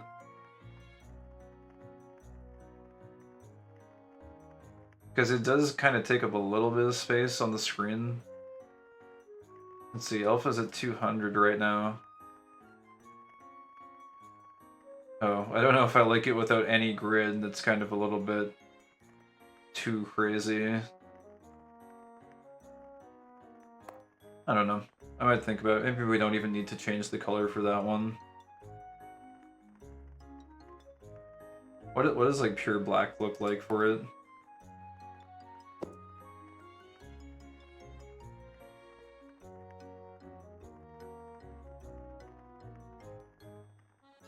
Not so good. What about like pure white? Maybe with like a slightly transparent. The pure white is actually not horrible. It's kind of alright. And if you give it a little bit of alpha, it's almost like a soft gray. That actually looks kind of nice.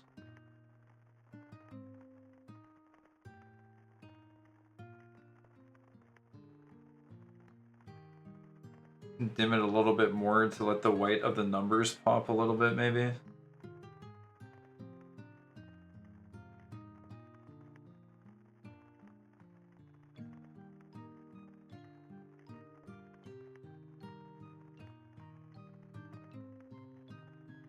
That should be fine. Yeah, that seems okay. I guess we can do that. It kind of looks a little bit nice, because when it doesn't have any color, it seems to be...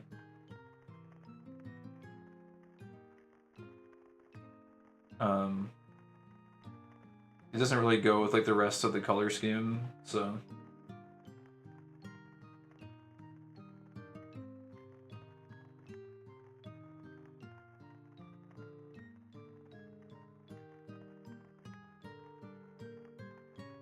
I wonder if I lower the intensity of the white a little bit.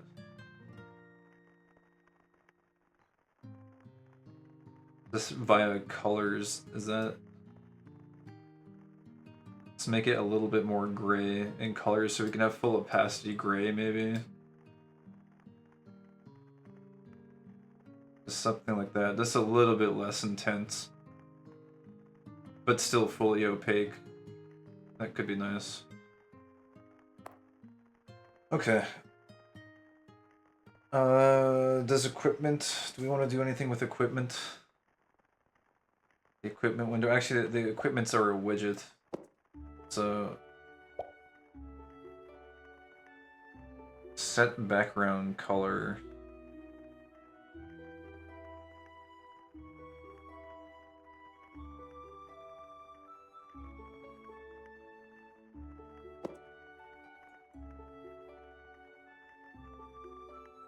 We could give it a little highlight or something.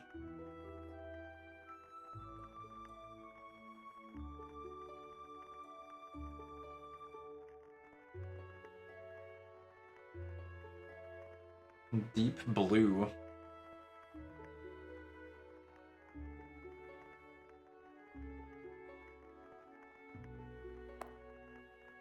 I don't know. I'm kind of okay with equipment as it was.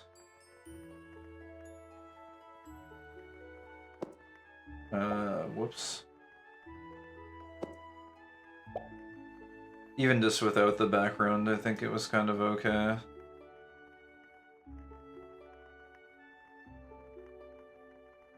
It looks kind of weird with the border because it gets kind of cut off a little bit. Let's see what it looks like with this 16. Nah, it looks weird a little bit. I kind of just like it as it is.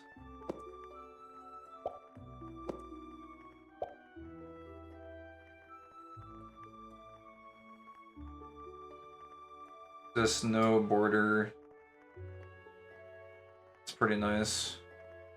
I might edit it a little bit later, but otherwise I think it's good. Alright though, okay, so that's cool. So we've got all that sorted, and now the next step is... Let's see, how much time do I have? We got... Oh god, I've only got like probably like an hour-ish. I don't know if I'm going to get it all done in 1 hour, but the next step then is to take all of this and then also set up our auto-dump system to quickly dump everything, and then we should be ready to start actually playing the game again. I might have to finish sorting the base tomorrow, but at least we made some pretty good progress here today.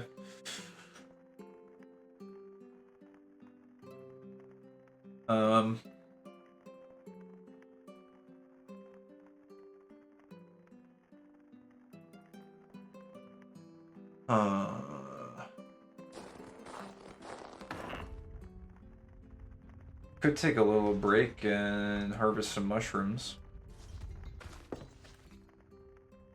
You've been playing Elin for 7 hours. I have not been playing Elin for 7 hours. I've been playing UI Simulator and Inventory Management for 7 hours. Has it actually been 7 hours? Oh my god, it has, man. That's crazy.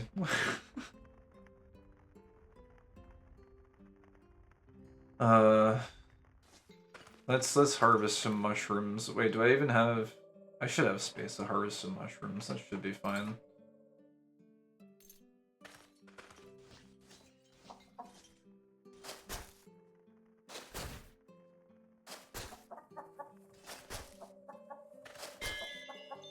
Skill up. Oh wow, you can really see that pop up there. That looks really nice, actually. My old UI was so cluttered I couldn't even see that pop up like ever. It was like buried underneath a complete mess of garbage. It's like really nice now though. Man, I kind of like this little the little grass decoration on our quest log too. It looks nice. Very chill. Kind of like goes with the whole farming theme a little bit. Even though we're not even really like a farm min, although I'm kind of being like, I feel like I'm forced to get into farming a little bit just because we got to get the stat gains from farming, but I don't know. Maybe we can find a way to automate a lot of the farming stuff. Dude, oh my god, these round buttons with the seeds are very, very nice. I'm a big fan. Oh no, we're out of space though. This is okay. This is the double-edged sword of our sorting system. Is our main bag is filled now? Wait a second, can you... Oh, you can't do distribution on,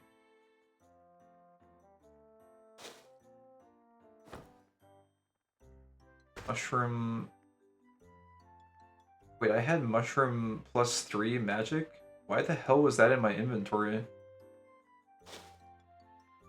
Should be +4 magic now. I don't even know.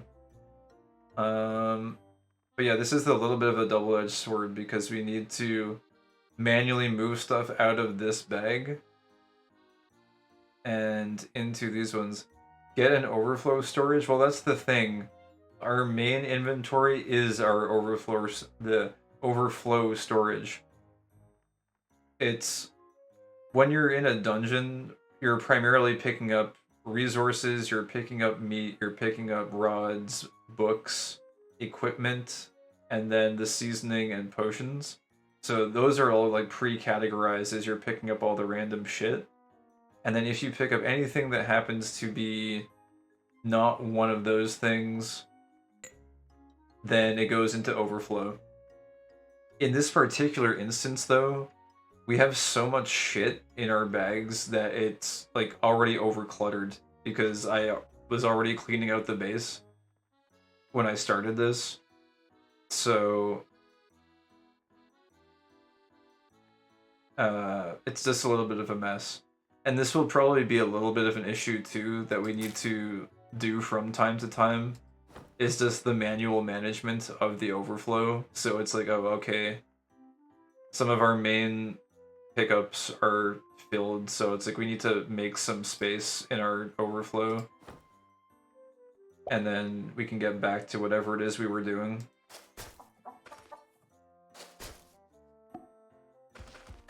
But yeah, it generally shouldn't be an issue. It's just like right now I've got like a chair, for example, and we've got like... I think I've almost got like a dungeon and a half worth of loot on me right now, which I did kind of explicitly just so I could get a good sense of what the item distribution from a dungeon would look like. But I think with a clean inventory and then an auto dump system set up to clear out all of these slots, this should not generally be an issue. It's just right now I'm kind of... We're still setting things up, so it's a little bit of a mess. Oh, hello. We got +5. +5 endurance? Nice. I guess I'll just plant that right away. Let me, let's harvest these before I...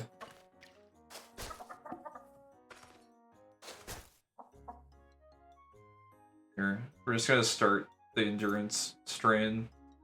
Like that. And yeah, I guess we can retire the +3s then. Where are the +3s? I should probably sell them so I don't get confused. I need to sell the +3 magics too. Wait, is seed of mushroom endurance +4? Wait, we just got +5, right? We need to retire the +4s. Yeah, let me go just do that right now so I don't get more confused, because I feel like I might go a little bit insane otherwise. It's a snow pootit. It is sleeping in the snow. It is very large and fluffy. Okay, let's grab some of these.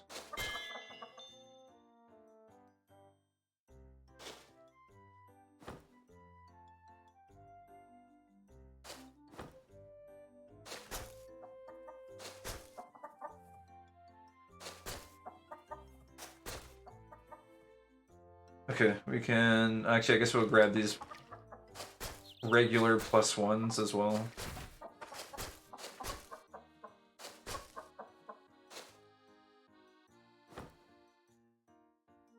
Alright, and then we can harvest the rest of these.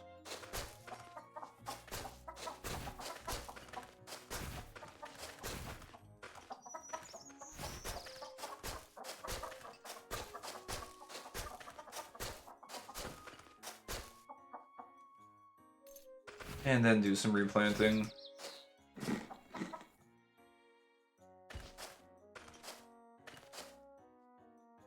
I guess 6 for some of these is fine.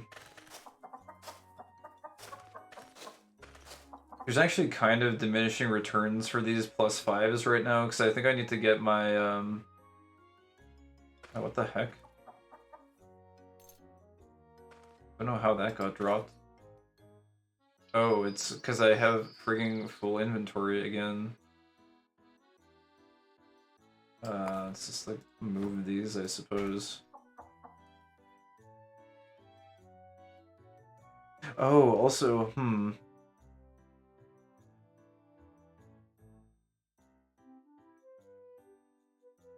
I could say, oh, there's something we can do with the cooler box. We can say,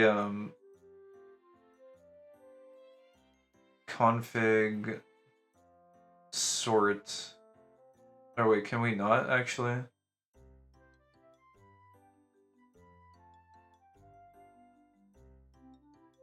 Oh, I don't think we might not be able to do it because it's a chest that we're carrying. Oh, yeah, the option is not here actually. I was gonna say distribution stack items. But it's not an option, it's only an option in chests, I think. Let me check. Config distribution. Oh, auto dump, yeah. There's no auto dump option. If we could do this, if we could say stack items within this container, if we could do that for the cooler box, then we could automatically restack our mushrooms in the cooler box directly. But because we're carrying it around, it means there's no auto dump option for us, so unfortunately we can't do that. That's kind of too bad. Oh well. I wonder if setting up a shop to sell stuff to NPC is better than shipping. Haven't found much info about high tourism value / setting up shop income value. Probably because they take a long time to set up decent stuff. It's funny you say that because that's actually my next plan for what I'm gonna do. Down here in the base, actually I think I can zoom this out with the map tool. Yeah, but basically this gigantic empty area here in the middle, I'm gonna turn that into a giant bazaar where I sell individual items because that was something I was kind of interested in trying. I don't think I've seen any information about whether or not that's profitable, but it was just something I was interested in doing just from like, I guess like the RP perspective or whatever. It sounded really cool that you could have an item shop that you could set individual prices for and sell the individual items. And so part of what I'm even planning on doing as well is possibly like going to maybe even some of the guilds, like the Mages Guild, for example, where I can get a heavy discount on items, like rods and books, and then bringing them back to my base and then selling them for a big markup to see if I can just generate a margin that way. So, like, basically just flipping items by using the negotiation skill to get a huge discount and then selling them to people that come to visit. That's kind of my, like, mid-game plan once we get all of this garbage set up. Or cleaned up, because as you can see, we were literally living in a tent right now with like Amazon boxes stacked into the sky, but it's going to be cleaned up soonish. We're getting there. It's a process. And part of that process today was just getting the UI and the auto sorting sorted out, because I think in the long term, even though we've spent like 7 hours on this today, I will probably be able to recoup those 7 hours over the course of, I don't know, like 10 streams or something. I'll probably get that time back. So, we'll see. But yeah, I guess we'll find out together whether or not selling items individually is even worth it, or if it's just a huge waste of time. I have no idea. But it sounds like it would be fun to try it out. But yeah, we'll see. Also, I need to re-zoom in. I guess actually, I'm gonna be honest, I kind of like this zoomed out view a lot. It's kind of cool.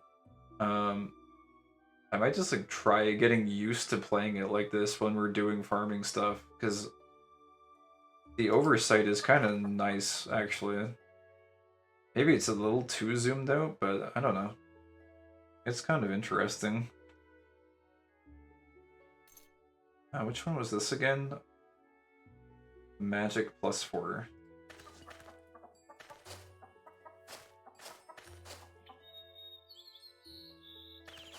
Then this was the endurance +5. And then this one is will +3.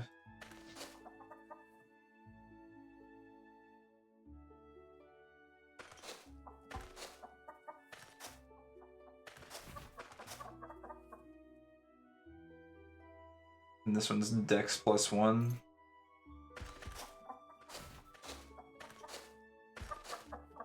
So we're looking at like what, 5, 10, 15, 20-ish, 25, 27-ish. I don't know. We plant like actually we've only got 11 of these +1 ones, so I guess we can just plant these.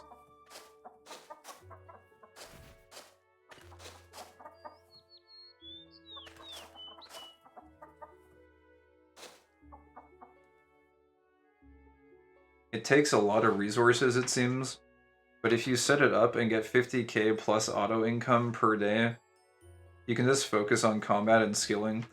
Yeah, that's the thing, because it's like if you set up a really efficient auto dump system and you can get I guess you wouldn't even need to get NPCs to move things. It's like if you just put your auto dump system to where it's refilling certain items that are profitable regularly, it could be really fast, yeah. I don't know. There's a lot of unknowns about it, but it should be fun to try it out in any case. And if it ends up sucking, then, I mean, whatever. We can always just do something else instead. But yeah, okay, so that's seeds taken care of. And I don't know if I can really get used to this. It's really hard to see everything. I feel like I'm like too far away from the action.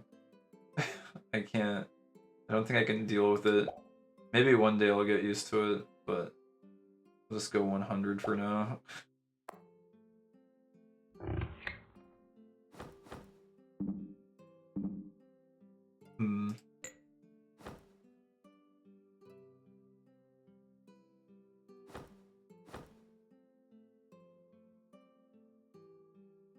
I guess I could also just like stack these mushroom beers in the cooler box.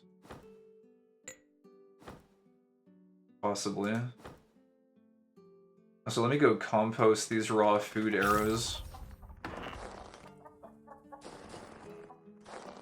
I will probably never end up actually shooting these.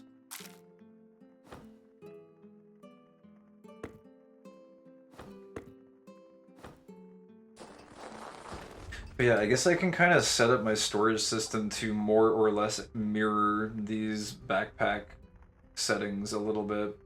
I don't know what I had everything set to originally, but I think they were somewhat similar to this. I think the only difference here is I do have an extra chest for like processed resource items, like walls and floors and like furniture and stuff. Whereas in this backpack, I actually cluster furniture together just because you do sometimes find like random like wall torches and like figures of various creatures. Skill up, writing. Nice. Let's see here. Oh, that one is still rotting apparently.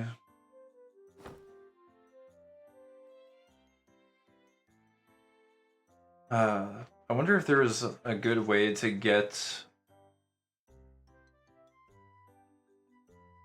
our mushrooms into these brewery barrels fast. Because it's raw food, but I don't want all raw food to go in there. I think this would probably go back to... I would have to set up a really good filter with our raw food filter first. Because I wouldn't want like the corpses or whatever to get auto flung into the brewery barrels. But it's also a little bit tough to isolate mushrooms because they're raw food, and I think that's the only thing they're categorized as. So we would need to set the auto dump to raw food on the barrels. But we would need to have a preemptive dump on our meat.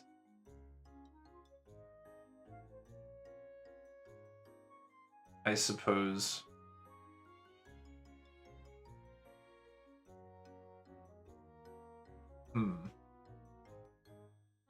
And the thing is, I don't necessarily even want to dump the meat because it goes rotten. So it's like,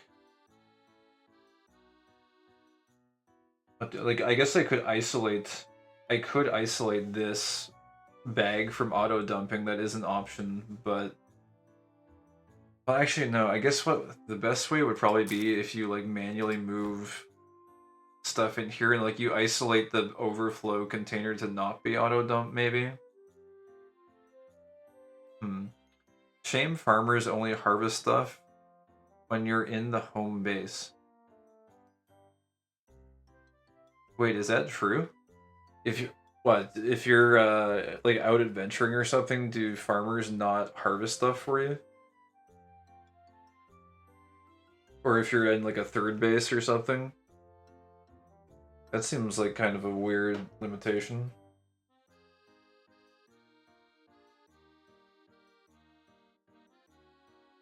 I don't know, I'm gonna have to think about this brewery barrel puzzle a little bit, because I don't think I'm gonna solve it today, but... You have to be there? That kind of sucks. I was under the impression that if you had like the farming policy or whatever, if you went and like left your base, they would like keep farming for you over time. I thought that was how it worked.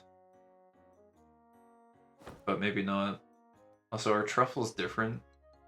It's just made of raw food. There isn't like a mushroom subcategory, is there? Food. Food stuff. Oh, look at that. There actually is. Okay. Well then problem solved. I didn't realize that there was a specific mushroom subcategory. Well, that makes it really easy then. It's weird because a lot of these items actually you can't actually access their subcategories, but it looks like luckily mushrooms can be accessed, so then this is really easy to solve then. You just set your cooler box to not be included in auto dump. Oh, it's already excluded from auto dumping.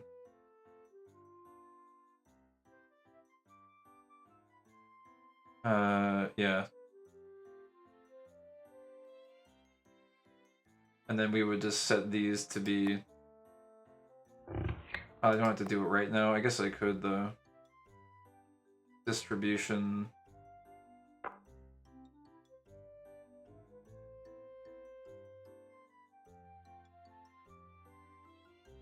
Where the heck is advanced?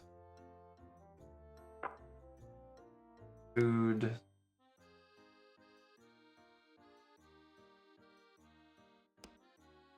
Mushroom. Although I guess too, well, we would want fish flakes. I don't even remember what fish flakes are. There's something. I'm sure we could figure it out when we get some fish. But yeah, we'll just do mushroom auto dump for now. And then... Geez, I don't even know what priority we would set this to. I'll sort that out later. But yeah, we would just like copy the settings, I guess. I'm guessing once you're not in the base, the game closes the instance, so time cannot advance. I don't know. Because like other things happen in your base when you're away. Like I left my base for a month, for example, and there's just like heaps of garbage everywhere, so it's like time still advances, I think. But I don't know, maybe there's some specific quirks with farming. I think farming has a lot of quirks with it in this game in particular. It seems like there's a lot of that. You need to have like a lot of policies and like a sign and stuff. So I don't know. There might be some complications happening or something. Anyways,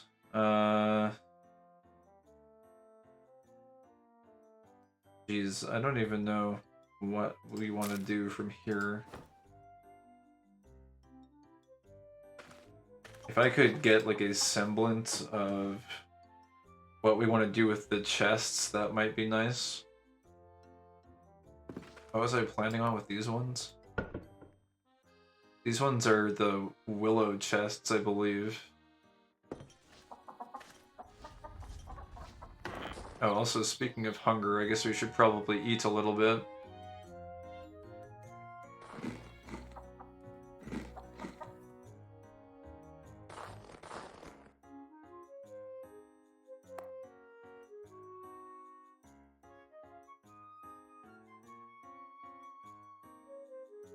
This was like a manual box, I believe, for the most part, so don't need to do anything with this, really.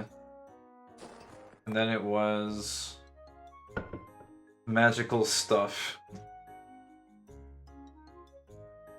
So I guess we would want to make a magical chest of some sort. And then after the magical chest, I think it was just monster drops. Dungeon drops, really.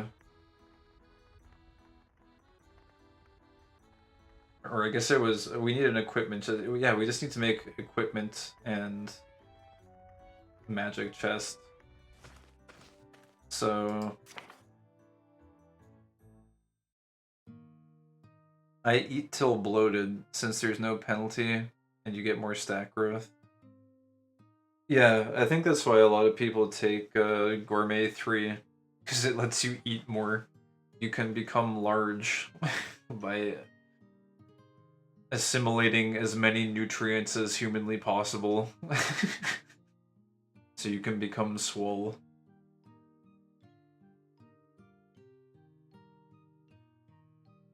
I think it gives you like a little speed penalty or something, doesn't it? I'm not sure though. I think it makes you become whoa big, like in Metal Slug.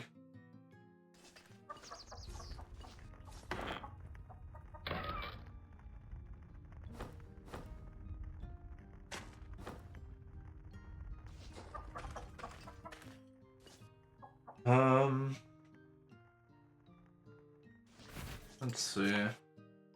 What kinds of wood do we have here?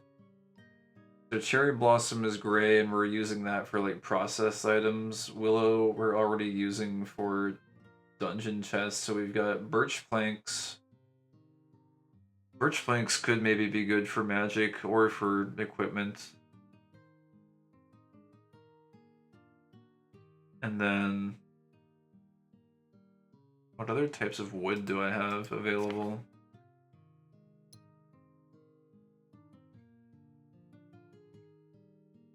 We've got fir logs. I wish I had more bamboo. Got some poplar logs. We got palulu logs. Palulu is kind of premium. It's kind of primo. Bamboo logs. Where do we get these?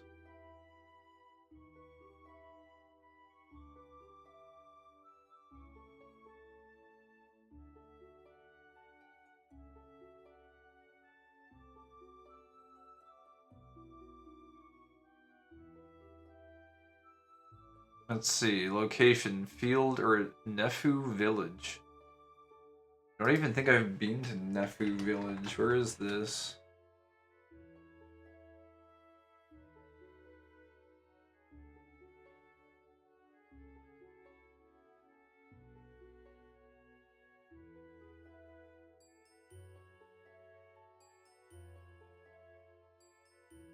It doesn't really say where it is. Huh.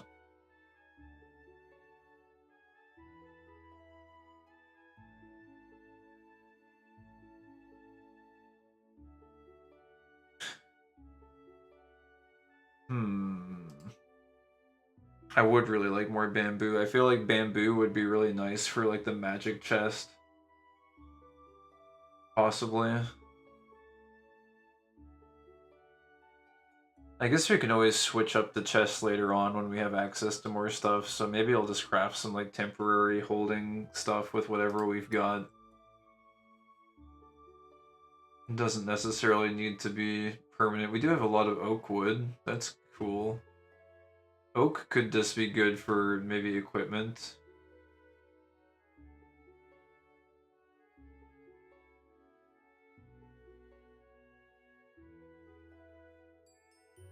Do oak for equipment and then birch for magic maybe?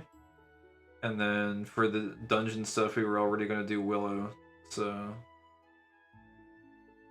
Yeah, I guess that would work actually. We'll do that. Can you use dye on placed items? I don't know. I haven't gotten to dye yet. I think I'm pretty close to dye tech. Not too far away from it. I did get a loom today. I think I can actually literally buy a dye thingo. Whatever it is, the dye processing machine. I can buy that, but I haven't purchased it yet. I'm not at that level of customization yet. It's kind of like super end game once you've got everything set up, I think. Unless you like really want to make stuff look nice. Oh, we got this cedar too. I wonder, we could like saw up some cedar just to see what it looks like. I haven't really tried it. Don't know what shade it is. Cedar logs. So through a big stack. About 21 of them.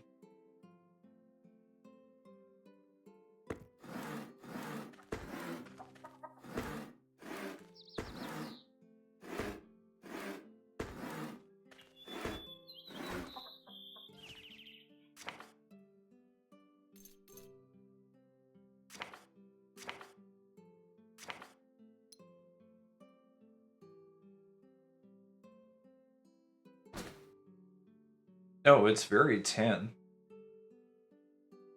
That could be actually a nice color for equipment. It's a very tan box. What about, where's the oak? Let's see. Oak is just very, very traditional. White for magic I think would be really cool. These white magic boxes. I guess it's a toss-up between oak and cedar for the equipment. I'll probably just go with oak, I think, because it's just very classic. Classic oak chest. And then do I want to... I guess I'll make the magic chests. We'll go like magic, equipment, and then dungeon drops. That could be cool. Let me, I gotta move these chests over though.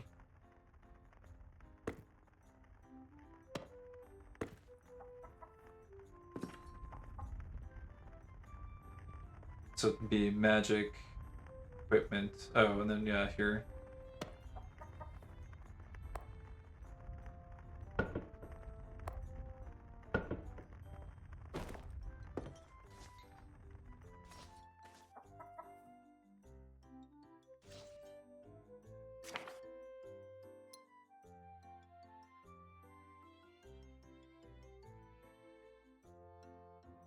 Actually, I might do, I don't know, equipment and then magic. I don't know.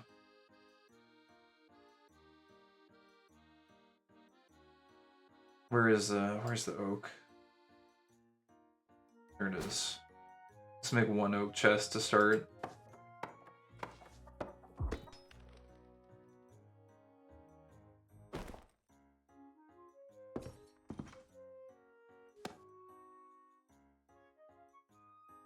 Processed 1, and then these are resources 1, 2, and 3, and then this one we can make.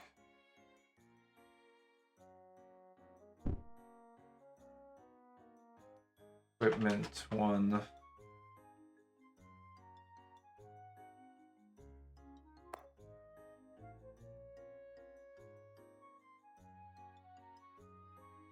Oh, I don't think it's saved.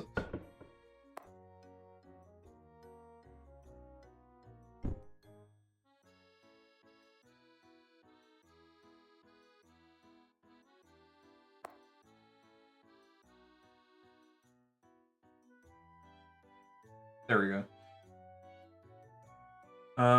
Actually, I guess copying the name now is kind of pointless because I'm gonna need to copy the settings that I had set up previously. And we'll just do Birch. How's our stamina? We're almost out of stamina. That's okay.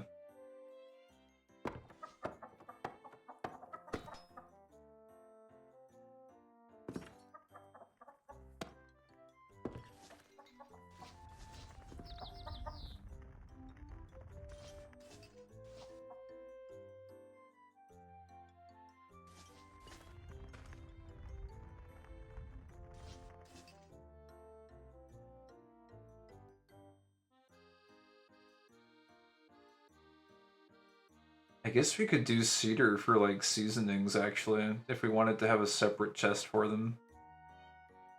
That way you wouldn't have like potions and seasoning in the same place.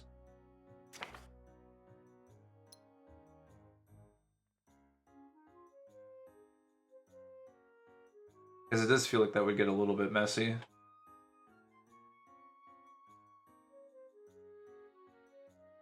I could also really use a chest for seeds as well.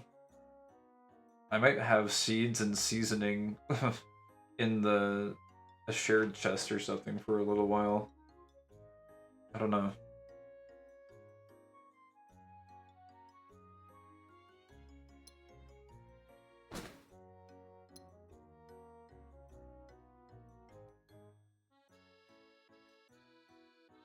I guess it doesn't really matter. We can sort it out later. Let me copy some settings here. I think actually, wait, I think we're actually almost ready to do auto dumping. We're pretty close. Like this one is already primed, right? Yeah, it's set for resources. Oh, we needed to do though, we were gonna do textiles and stuff in here as well now. We were gonna expand this one to include body parts and textiles.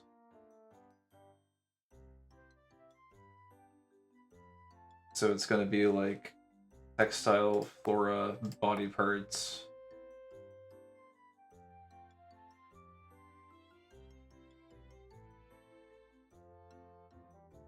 I think so, right? Let me check this one.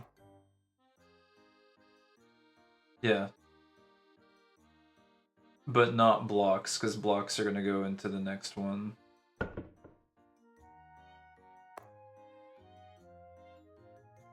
Oh, I didn't set this one up yet.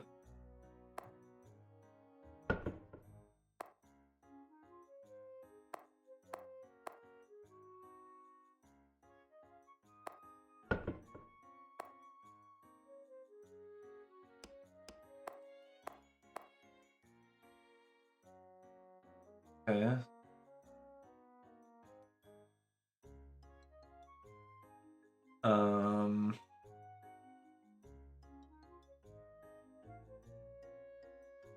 That seems good. And then we were gonna be filtering out... Wait a second, I didn't do...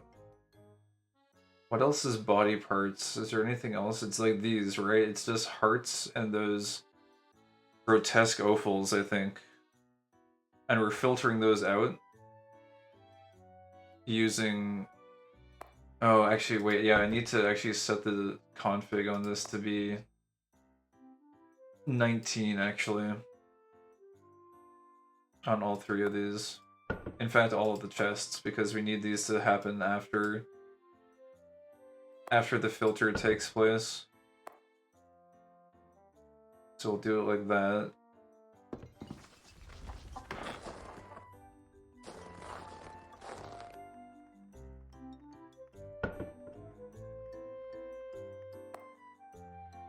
Yeah, okay, it's like that.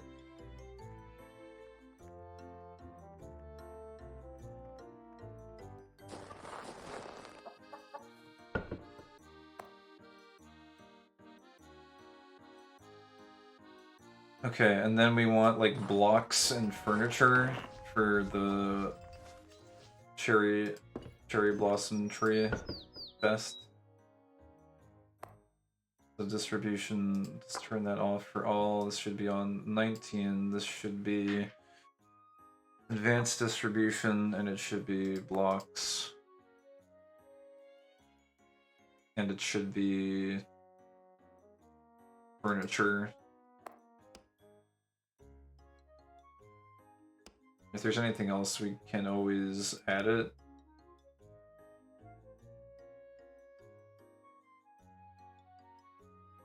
Oh, the only thing is going to be, though...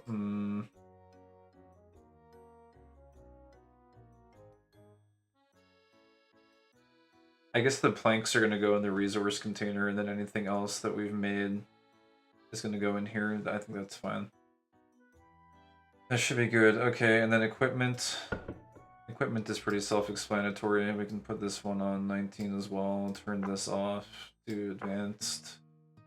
Just like all weapons, all armor. I think that one is fine. I don't think it needs anything complicated, right? Oh, we were gonna consider junk. I'll probably just hang on to the junk and manually clear that out, though. That should be fine. Oh, wait a second. The auto dump settings may not be... Are they correct on these ones? Let me make sure the distribution setting is set up on these. No, it's not. Distribution settings of this container. And then this one also. Put items using the distribution settings of this container. Yeah, that's good. Alright. So that's for the equipment one, and then we need a magic one. Which is just gonna be... I can probably just manually do this one as well, I think. I don't think I need to reference anything. It's just books. And... I believe... It's like... tool rod, right? Yeah. Auto dump.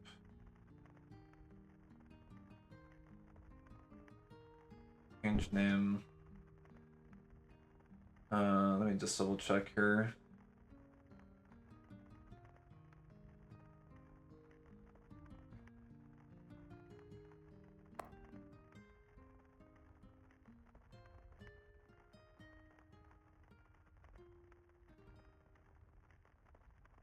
I think it's not selecting the right one here. 1 second. We'll do... There it is. It's books, and then tool rod, and that's it? Okay.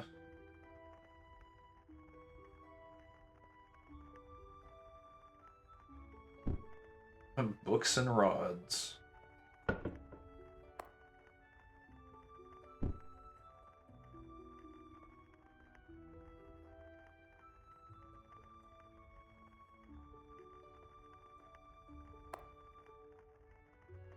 Auto dump, match settings. Okay, that one should be good. And then this one is gonna be... I guess just like, we'll call it potions. Because I think that should more or less cover everything. I guess we could also dump junk in here too. We could just call it dungeon junk, but I guess like potions and dungeon might also work. Or potions and junk.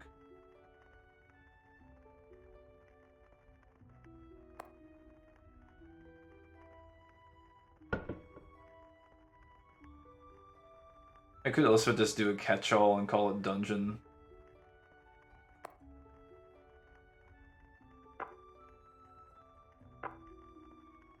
But this one we wanted to do like...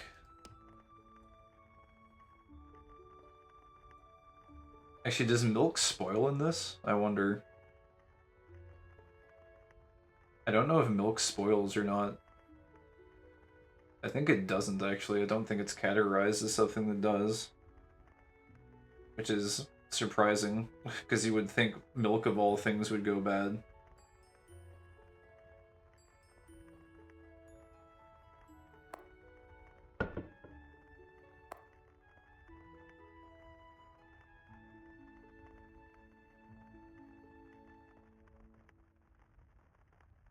Hmm.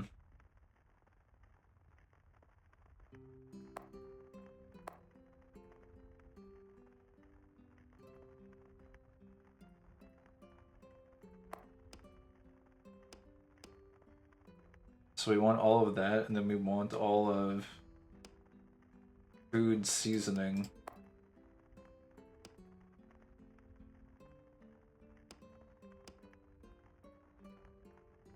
And then I guess we'll like sort out junk manually, maybe. It's like here, I think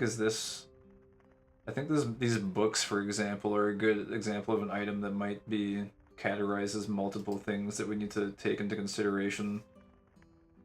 Oh, actually, no, a book pile is not categorized as books, apparently. It is only categorized as junk. So, hmm.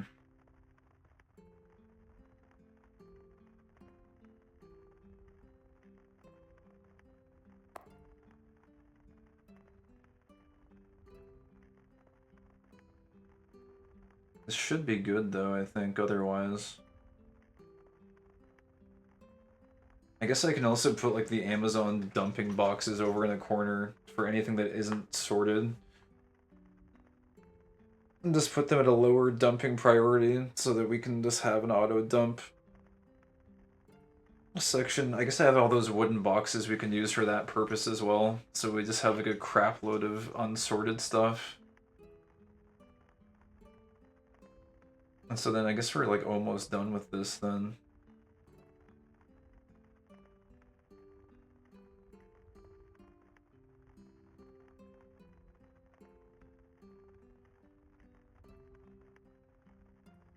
I guess the only question is, do I want to have a separate chest for the seasoning? Because there are like an absolutely crazy number of seasoning items.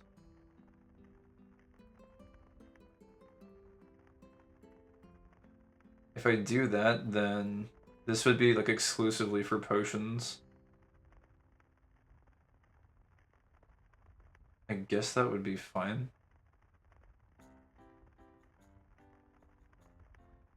So we do like a cedar chest then for seasoning.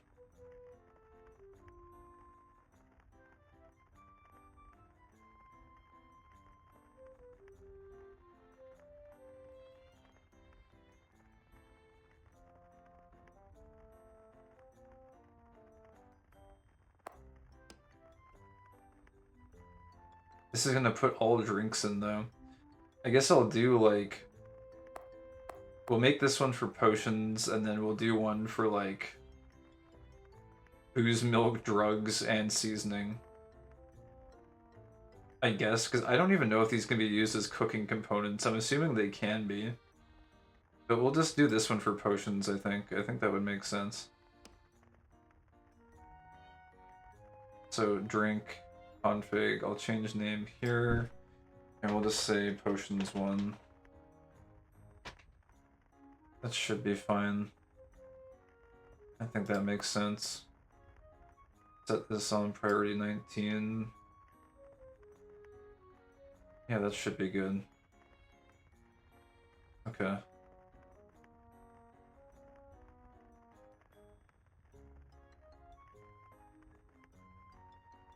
Alright. So let me make a cedar chest really quick. Oh, I guess also we can just do this really quick. Let me copy the settings over. Copy container. Then we want to paste the container. Let's change the name.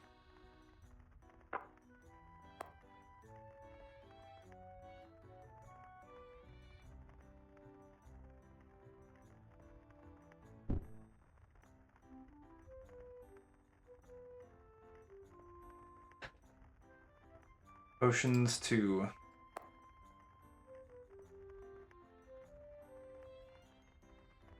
Okay. Yeah, cedar time. Cedar chest. I guess there's no use warning you. Alright, do as you please, kitty. You have been playing for 8 hours. Oh no. Whatever shall I do?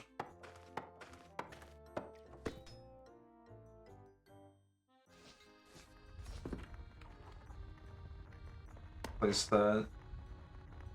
And then this one we want to do distribution 19,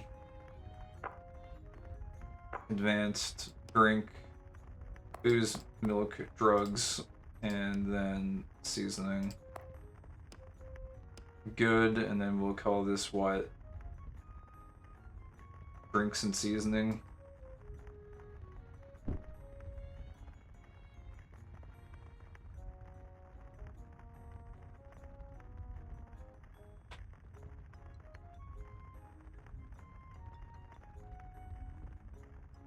It didn't save for some reason.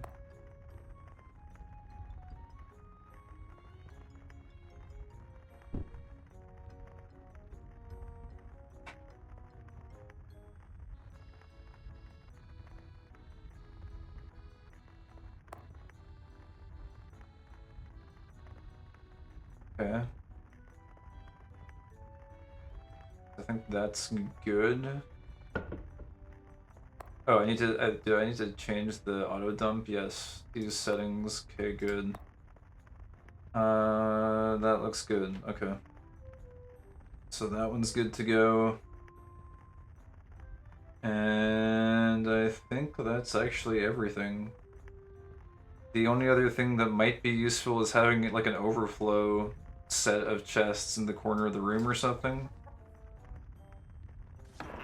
One thing I might do is actually manually dump some of this stuff just to make it a little bit easier on myself.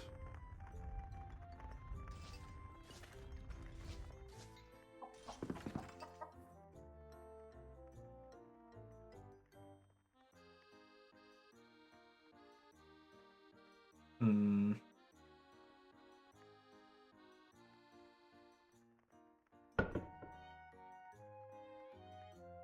For some reason, I feel like I want to put equipment, like I want to put magic first and then equipment and then potions.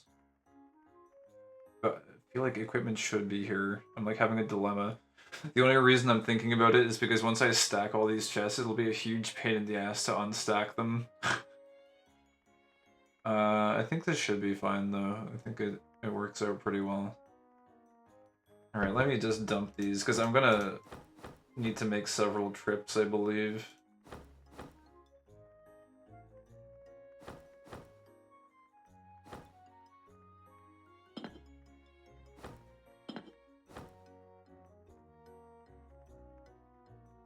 Chunks of sea sand.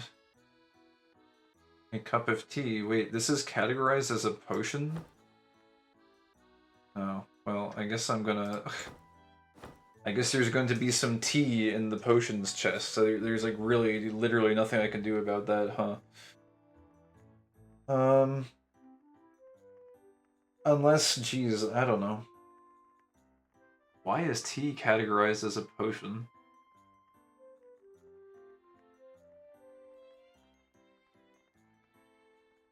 That's really strange.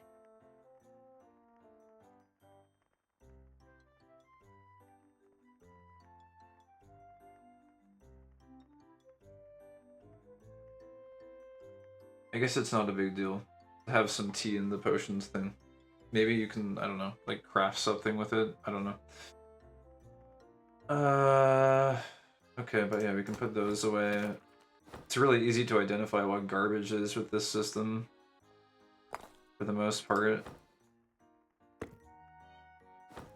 But yeah, so I think actually, like, if I were to go right now even to my equipment chest, my current equipment chest, I believe are these. So this should just start, like, populating my blue bar, right? Yeah. Oh, that's so nice. That is very, very wonderful.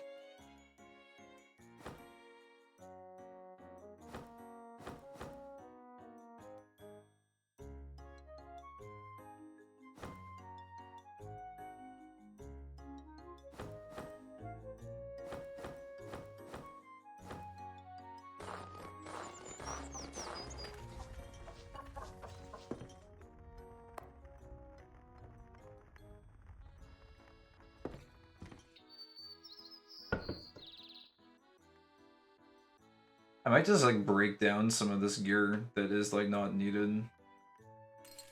Maybe I'll just do that right now. Like, I kind of want to...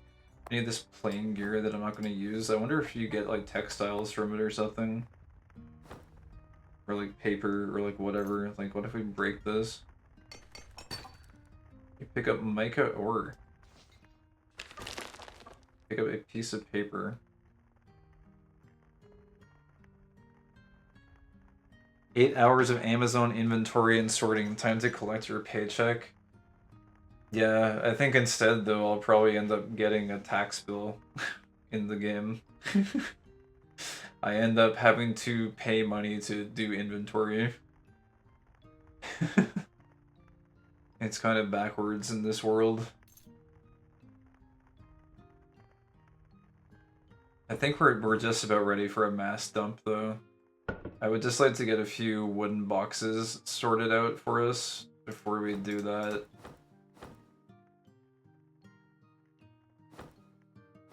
But yeah, we'll keep all the random weapons. If it's unidentified armor, we'll keep it. If it's plain armor, I'm gonna just dismantle it because I don't think it has any use at all. So like these... No, actually, the grass shirt and grass gloves and grass shoes I might keep as nostalgia pieces. I think the nostalgia bin is up at the top here. Yeah. Put these in as nostalgia pieces, I guess. To remember our humble beginnings as friggin' grass unga bunga cavemen. And then we wanna... I guess the jewelry is worth keeping. I don't know if you can like enchant gear or anything, but these seem to sell for quite a bit, so...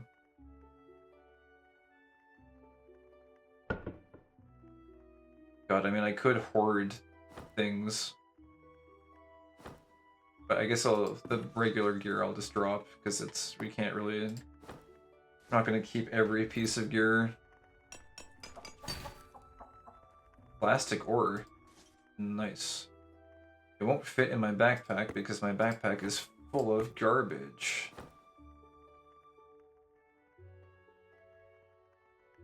It should fit now. There we go.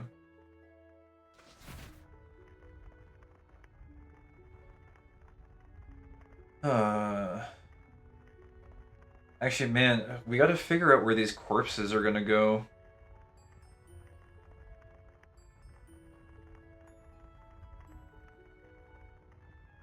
I think the only solution would be to say that the overflow doesn't get auto-dumped. I think that's the only way to solve it. Because I just don't, there's no chest that the meat should go in. It's this, I generally will carry meat around with me until it goes relatively stale and then either cook it or like sacrifice it to a god. So I kind of generally always want to have a stockpile of meat on me so that if I do run across a god altar that I'm worshipping, I have the meat on me to worship or provide sacrifice. Which is actually, it's almost making me question whether or not I should be putting the meat in this category, now that I think about it.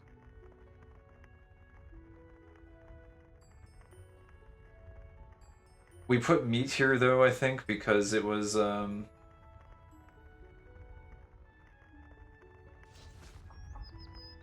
guess I didn't know where else to put it, but... If we do body parts... This is collecting body parts, right? Let me see here. Distribution... Meat and fish. Oh, that's true. There's fish, too.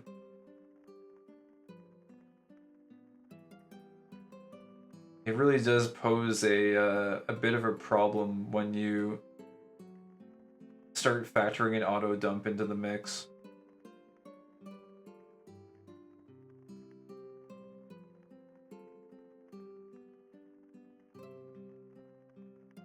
I guess one thing I could do, though, actually... It's a little bit of a pain in the ass, but... If in our main auto dump... like this tower of boxes or whatever, if I say to auto dump everything but manually uncheck meat on every single box, then meat will never be auto dumped. So it's a little bit of a pain in the ass, but we can do that. And then that way we can continue to use this setup, I think. A little bit annoying, but I think that might be the best way to do it.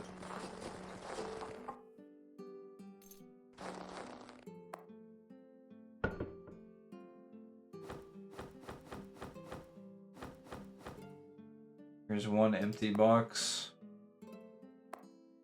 Oh my god, how much gear did I stash in here, man? Such a freaking hoarder. It's problematic. I guess we can break down a lot of this stuff. A lot of this is... I don't know if I should hang on to the blessed stuff. I might hang on to the blessed items just because I don't know if there will be... I don't know if there's a purpose for them.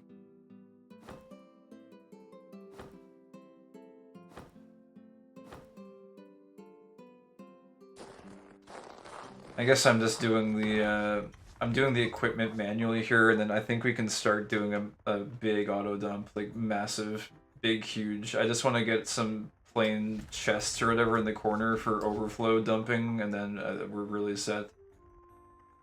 I'm just realizing now, I think there's a light at the end of this tunnel. Alright. Let's put in all the unidentified stuff. Weapons are good. Because people just ask for random weapons for no reason. Makeshift arrows might be good. I don't know if people ask for those. And jewelry is fine. And then we'll smash anything that is not necessary.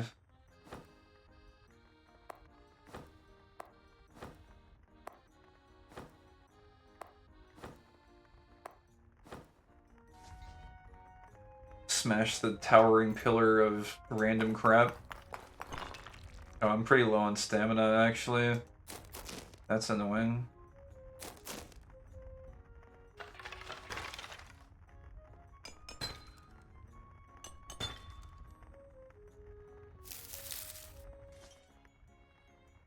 You don't have space in your backpack.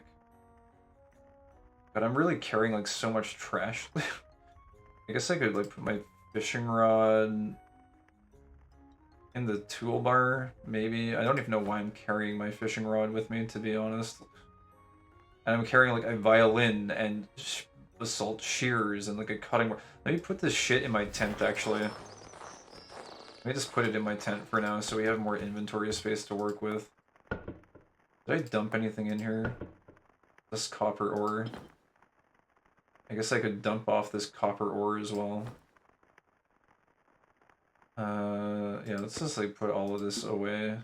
I gotta mark it all as unimportant.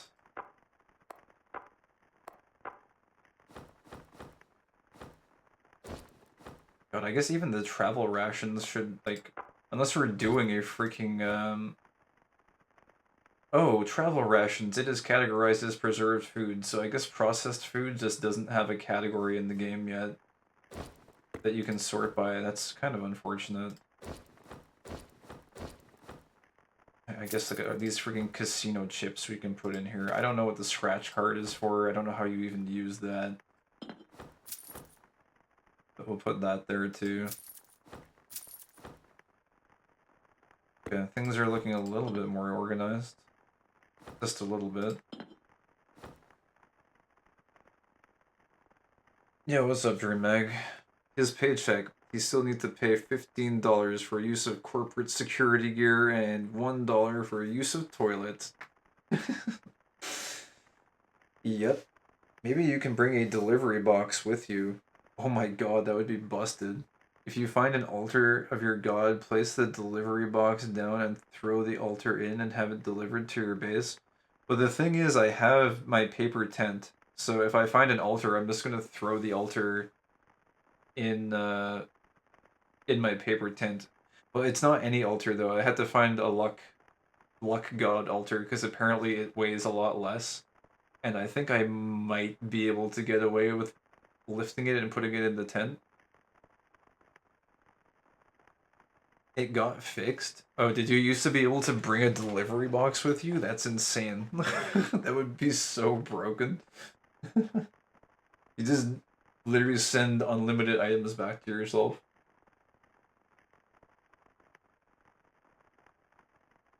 Because some dude showed everyone that you can steal the big columns with it.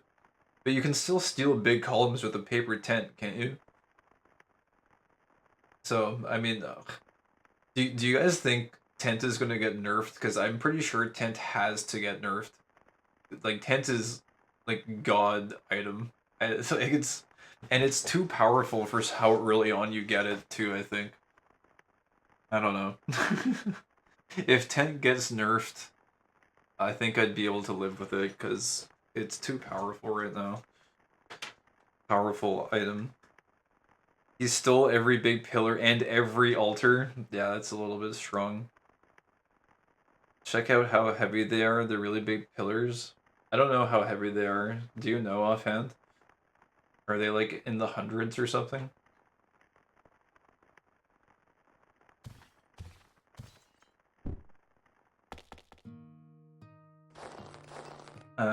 We gotta put the ore away, but then we'll have a lot of space. Put this in here.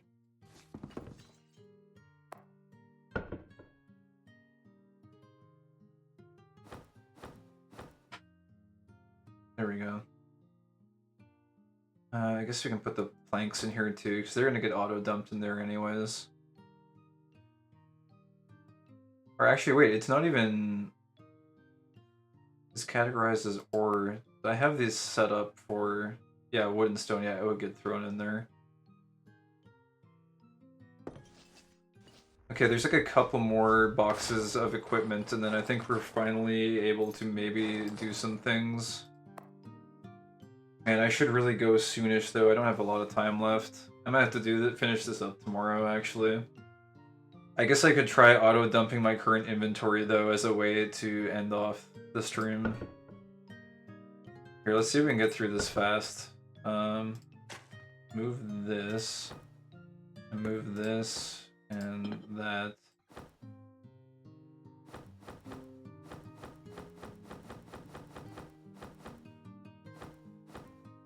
Okay, so 1 and 2 are empty now. Then we just want to dump some gear in here. Oh, I guess we'll have to go up to the next chest. Which, oh, I don't have. I need to make one more, and we're tired, so we need to go sleep. Shit. Damn sleep. Let me waste some stamina on this. Okay, there we go.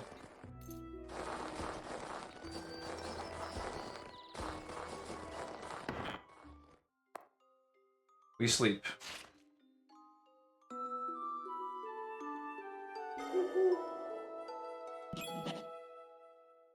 We are hungry. We eat food. Nom nom nom. Oh, wait a second. Did I learned... You improve the recipe of trash bin. Okay. We have a very advanced trash bin, apparently. Wait. The real big pillars are 33? That's a small one. The pillars from neutral ground got nerfed to be 33 weight. You can bring 3 at level 1, sell for easy money. They were heavier than 1200 altars before. The real big pillars are in place, named the neutral grounds.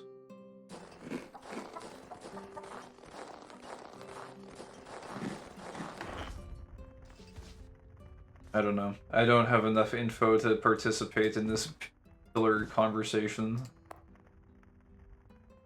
Oh yeah, that's right. We need to make one more oak chest. 2 oak planks.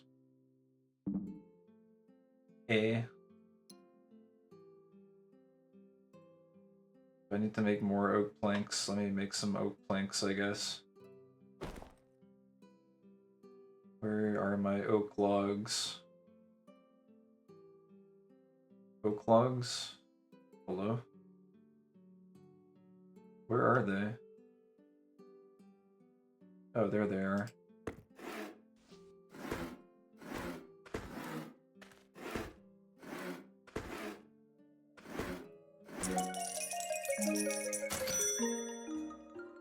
A small sum of monies.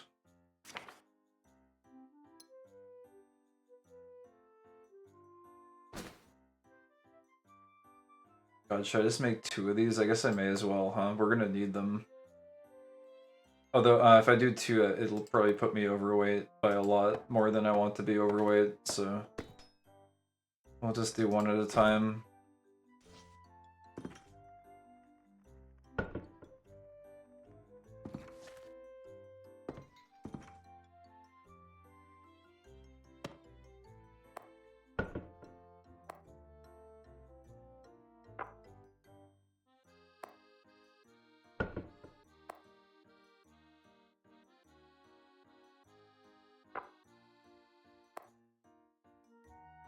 Alright, we'll just do change name.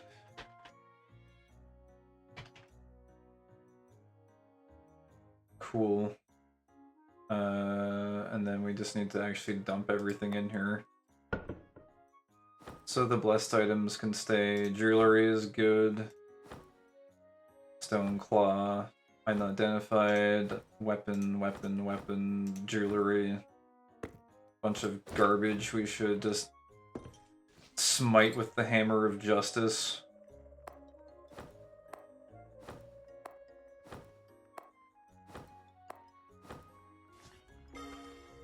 Did I just pray by accident? Whoops.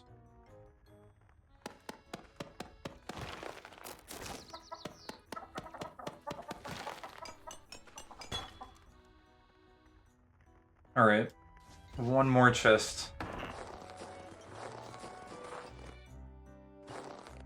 Just 1 more. Oh, wait a second.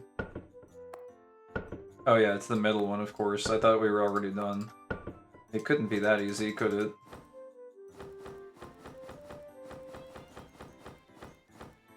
Oh my god, how much garbage is there?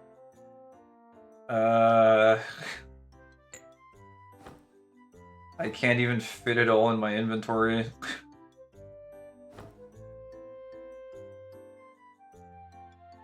Let me go deal with this. So much. I guess I can just dump a little bit and then go get those last few.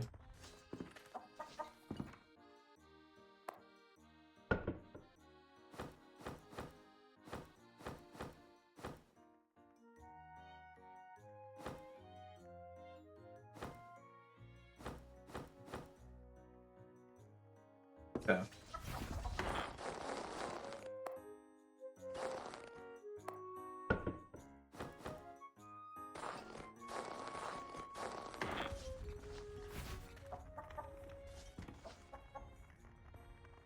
Enough Garbo to have a dedicated wiki page.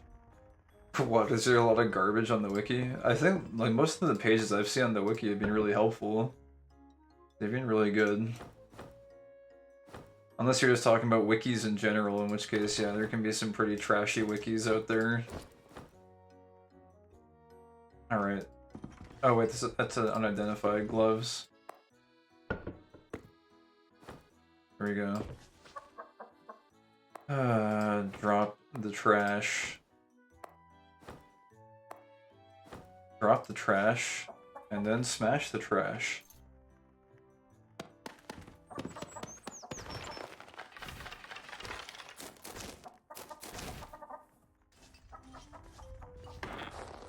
And I think that's finally everything. Okay, yes, so we can now, if we make room in our inventory here really quick,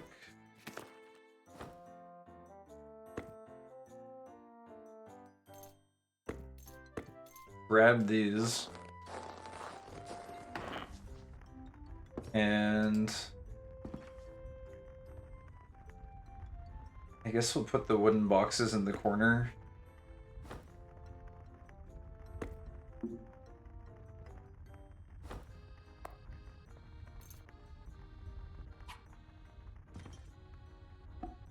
Apparently I can't put anything there. Is this like an occupied tile, I guess? I can't even walk there, so I guess it has to be here.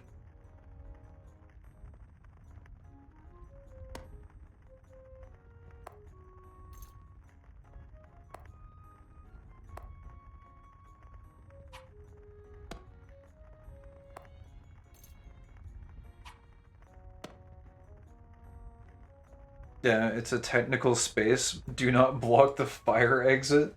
Yeah, the fire exit, which is like in the corner of the room. I don't know. Why does fire need to exit? Why does fire need exit? This is a good question. Let's see, so we actually want to repurpose these wooden boxes. These used to be ammo dump, weapon dump. But we actually want this to be... We want to uncheck everything, right? No. No, we want all. We want literally everything except... Oh no, we gotta... Advanced distribution. I have to check literally every single one.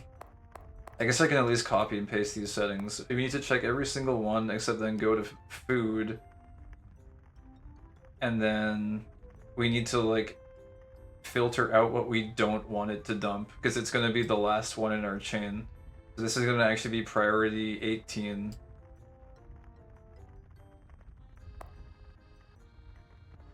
But we want food. Actually, we just don't want food going in here, period, the end. Like, because food will always go bad, so... Yeah, we just don't want any food. Just don't. No food. Now that I think about it. But everything else is fair game. Except, do I want, like, currency to get dumped? That's kind of a problem also. Maybe not currency either. But anything else is fair game. Maybe not DNA. Because DNA is kind of high quality, although even then, I guess it's fine if it goes in here. Because we can always go in and like fish it out later. Also for corpses. Oh yeah. Yeah, I guess because, well, this counts as food though, doesn't it? I think the corpses count as food. Oh no, it is yeah, it's categorized as meat, so I think it will not go in, I'm pretty sure. I could be wrong though, let me double check.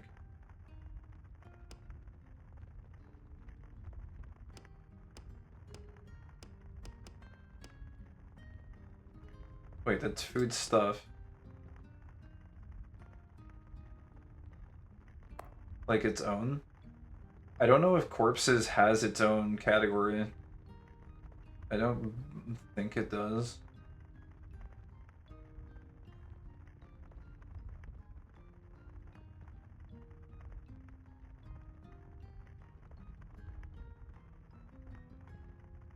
They do check up body parts. Body parts, I don't think they're the same as corpses. I don't think corpses count as body parts. I don't think so. I could be wrong on that. Maybe they do, but it's not written on the corpse text that they're classified as body parts.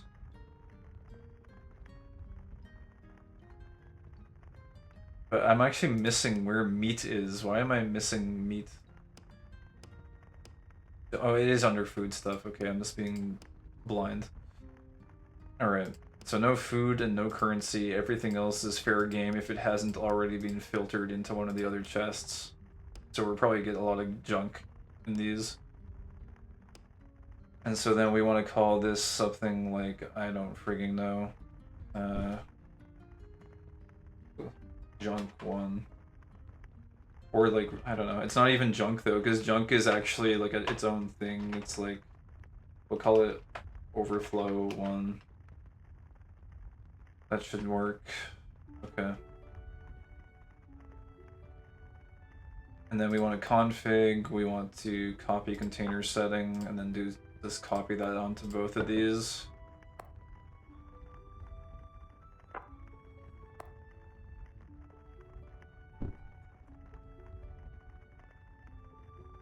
Okay. And then paste it again, and then we just change name again. Cool. Alright, so we got 3 overflow chests. I think we can take this for a spin. So it's gonna be the hearts and the grotesque offals should disappear from our inventory, and then we should run over here and dump all of our stuff. Our whole inventory should basically get emptied for the most part, I think. Our currency shouldn't disappear, but I think all of this stuff should. And then I think we can start just like scaling this sorting process. I think so. Let's give it a test. Let's see what happens.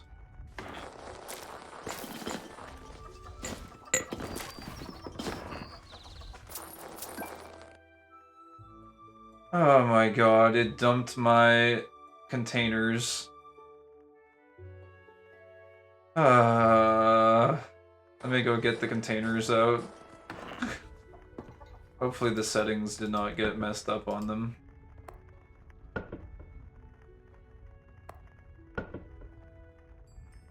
Drinks and seasoning.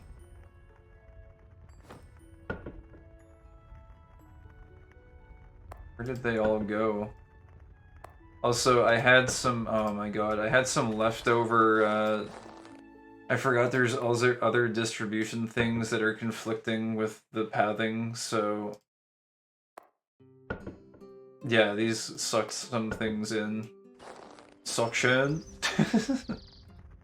I seen a dude using big carts for that. He put them atop one another and it looked as scuffed as you can imagine.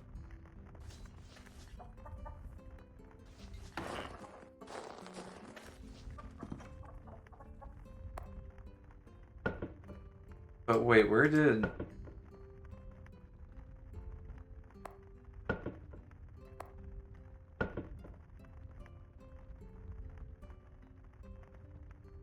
Where did the other packages go? Why did only one package go in here?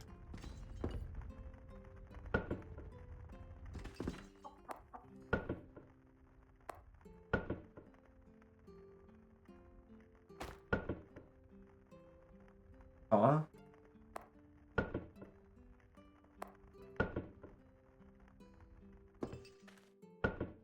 Oh, they went in here, but...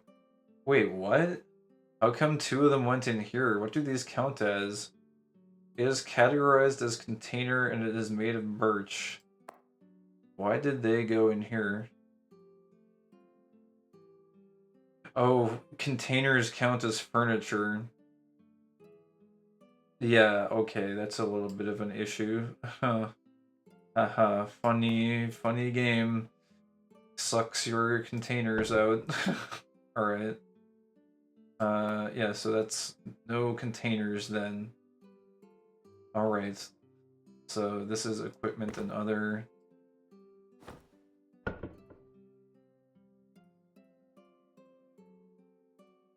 Drinks and seasoning should be there. Equipment and others should go there, and then books and rods.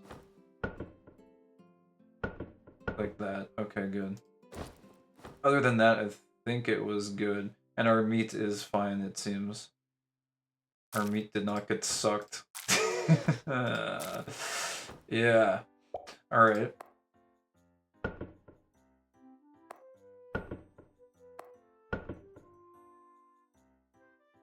I wish we could have a basement and have multiple floors like the giant tree village.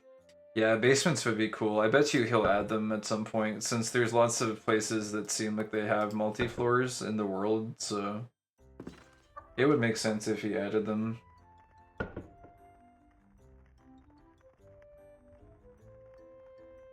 All of these got sucked. Good. And then these potions. There is a tea in there for whatever reason. That's okay. If they're gonna call tea a potion, then it is what it is. For now, just use big tents. I guess you could use that, yeah, as like a placeholder for like multiple floors.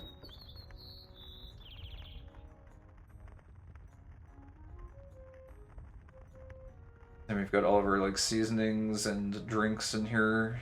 Tea really should, I think, be categorized as a drink. It seems kind of weird that it's not. I think that might even be a mistake, possibly, but I don't know. Maybe you can brew tea with seasonings or something.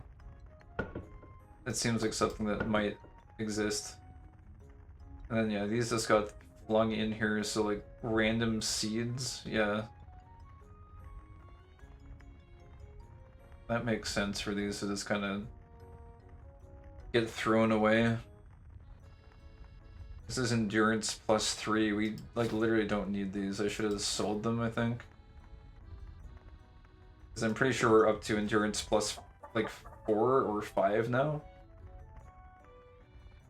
Something like that. I guess I could actually check. Or actually, do I have some on me even? No, I do not.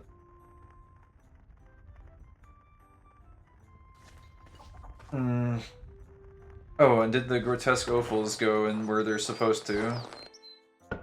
Yes, they did. Very good. So we can just keep those there. I gotta still do testing to see if these will rot. I don't know if anyone knows if like rotting food eventually just disappears completely. But I guess it's mostly just for like organizational dumping purposes up front that these will go here, and then if I give a crap about them, I'll take them out and like turn them into bait or like turn them into fertilizer or something. Whatever we want to do with them. Okay, there's a light at the end of the tunnel though. We're really, really close to having this sorted out. It might look like a huge mess. And it is a huge mess, but it's one that we can deal with pretty efficiently here soon. So that is good.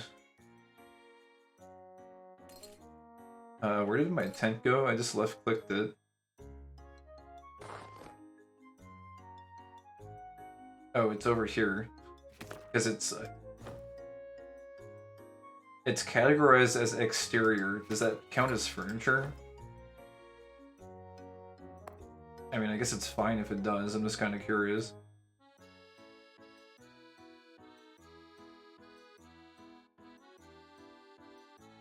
I don't know why it went into that, Oh, here, furniture. Exterior, yeah. I didn't realize it counted as a furniture piece. Actually, that is, that's kind of important to note, too. I guess there's so many little nuances with these categories, but, like... God, we, like, don't want containers to get taken out of here. So furniture, no containers, and no exterior. No containers, no exterior, because if you do, you will lose your tent.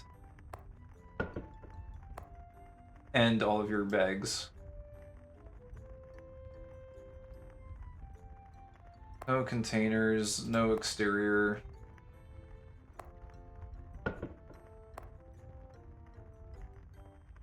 And no containers, no exterior, and I had to do that on the furniture one as well.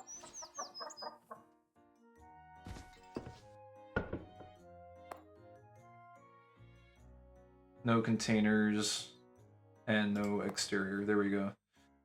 Okay. 56 gold bars for big tent.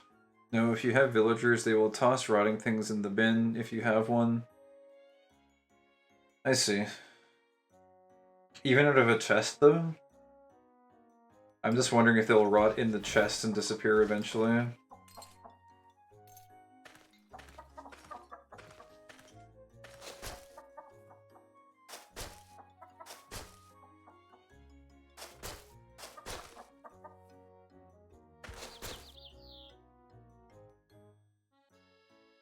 Mag +4.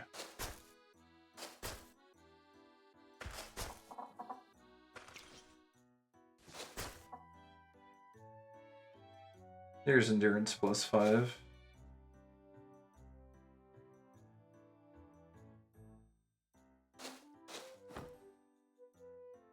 Oh, we only got one back. Sag.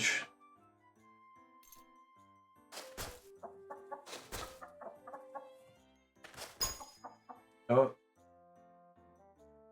Dex +2. Nice.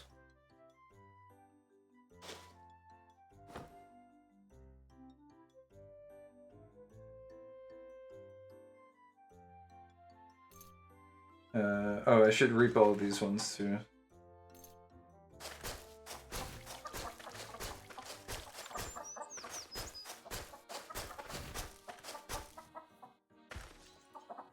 Okay, put this here. And we gather.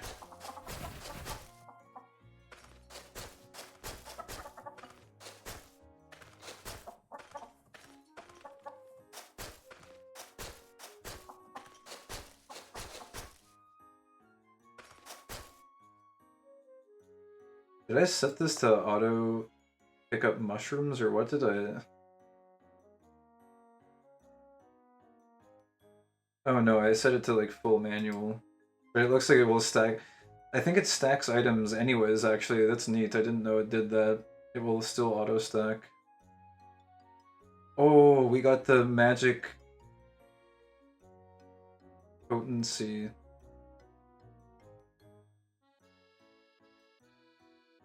Magic potency is actually showing up on the mushrooms now. That's big.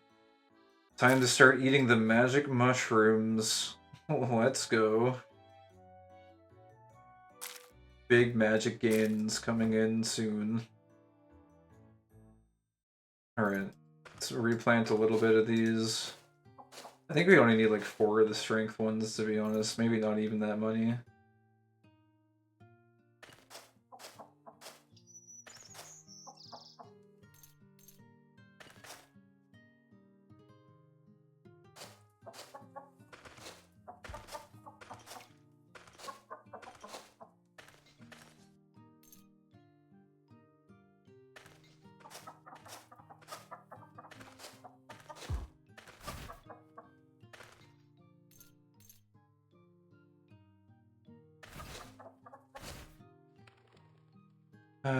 Quick maths.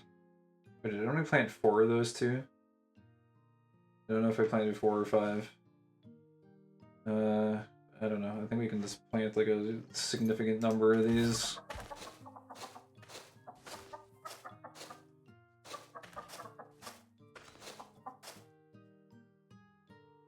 Ah, that's probably fine.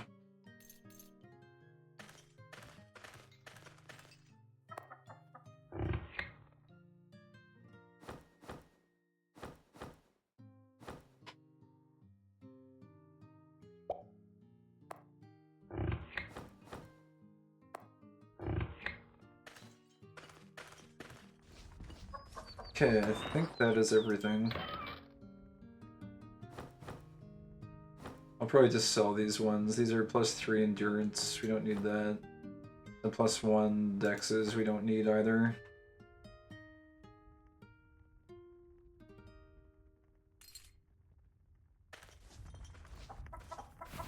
But yeah, I think that's it for me for today. I'm actually pretty late. I should actually really get going, so... I guess I won't actually go to sleep in game because I still have stamina, but...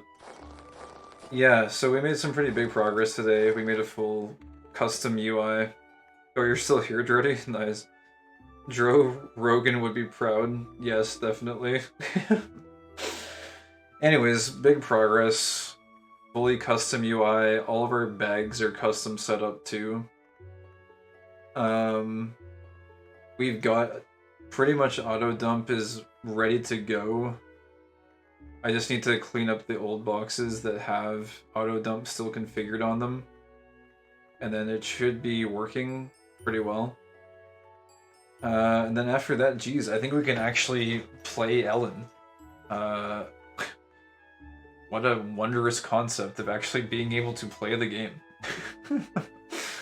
I'm actually kind of half joking though, because I think this like whole inventory management element is kind of a big aspect of it, so I'm enjoying it quite a bit, even though it's very tedious.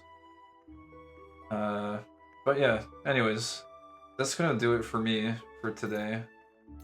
I don't know if there's anyone on who I know who's playing, who we could maybe raid into, just to give them some extra viewers. There are so many Japanese streams of this game.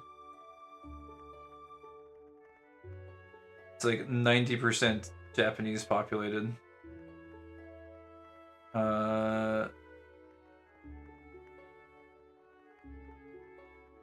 Oh wow, I don't even know if there's even a single English streamer online actually that we could even raid into. That's kind of surprising actually. Not even one? Oh, that's too bad. Well, anyways. Let me see if there's anyone. Is there anyone else cool I could just raid for fun? There's not really a lot. It's okay. I just have some random streamers. That's okay. I guess no raid today because there's no one else streaming. But yeah, thank you guys for hanging out. And I guess hopefully you found the Microsoft spreadsheet / Amazon warehouse management session interesting. We're almost done with this part. We'll get moving on to like actual game and progression, and maybe opening eventually our little store. We can do some science and see if it's actually worth it to try and flip items. See if it's any good. Oh, hey, wait, we made some HP gains today, apparently. We're up to 66 HP. I don't know how we gained HP. I guess just by, like, walking back and forth. Or something. That's interesting. Anyways, he thinks he's done with the item auto dump. We'll see. We'll see how much more time investment it takes to get things sorted out. But yeah, as always, I'm terrible at ending stream, so we'll try and wrap up the auto dump tomorrow and then see where we go from there. But yeah, thank you guys again for hanging out. You guys make this game awesome to play. And yeah, we'll see you guys around and see you next time. Bye-bye.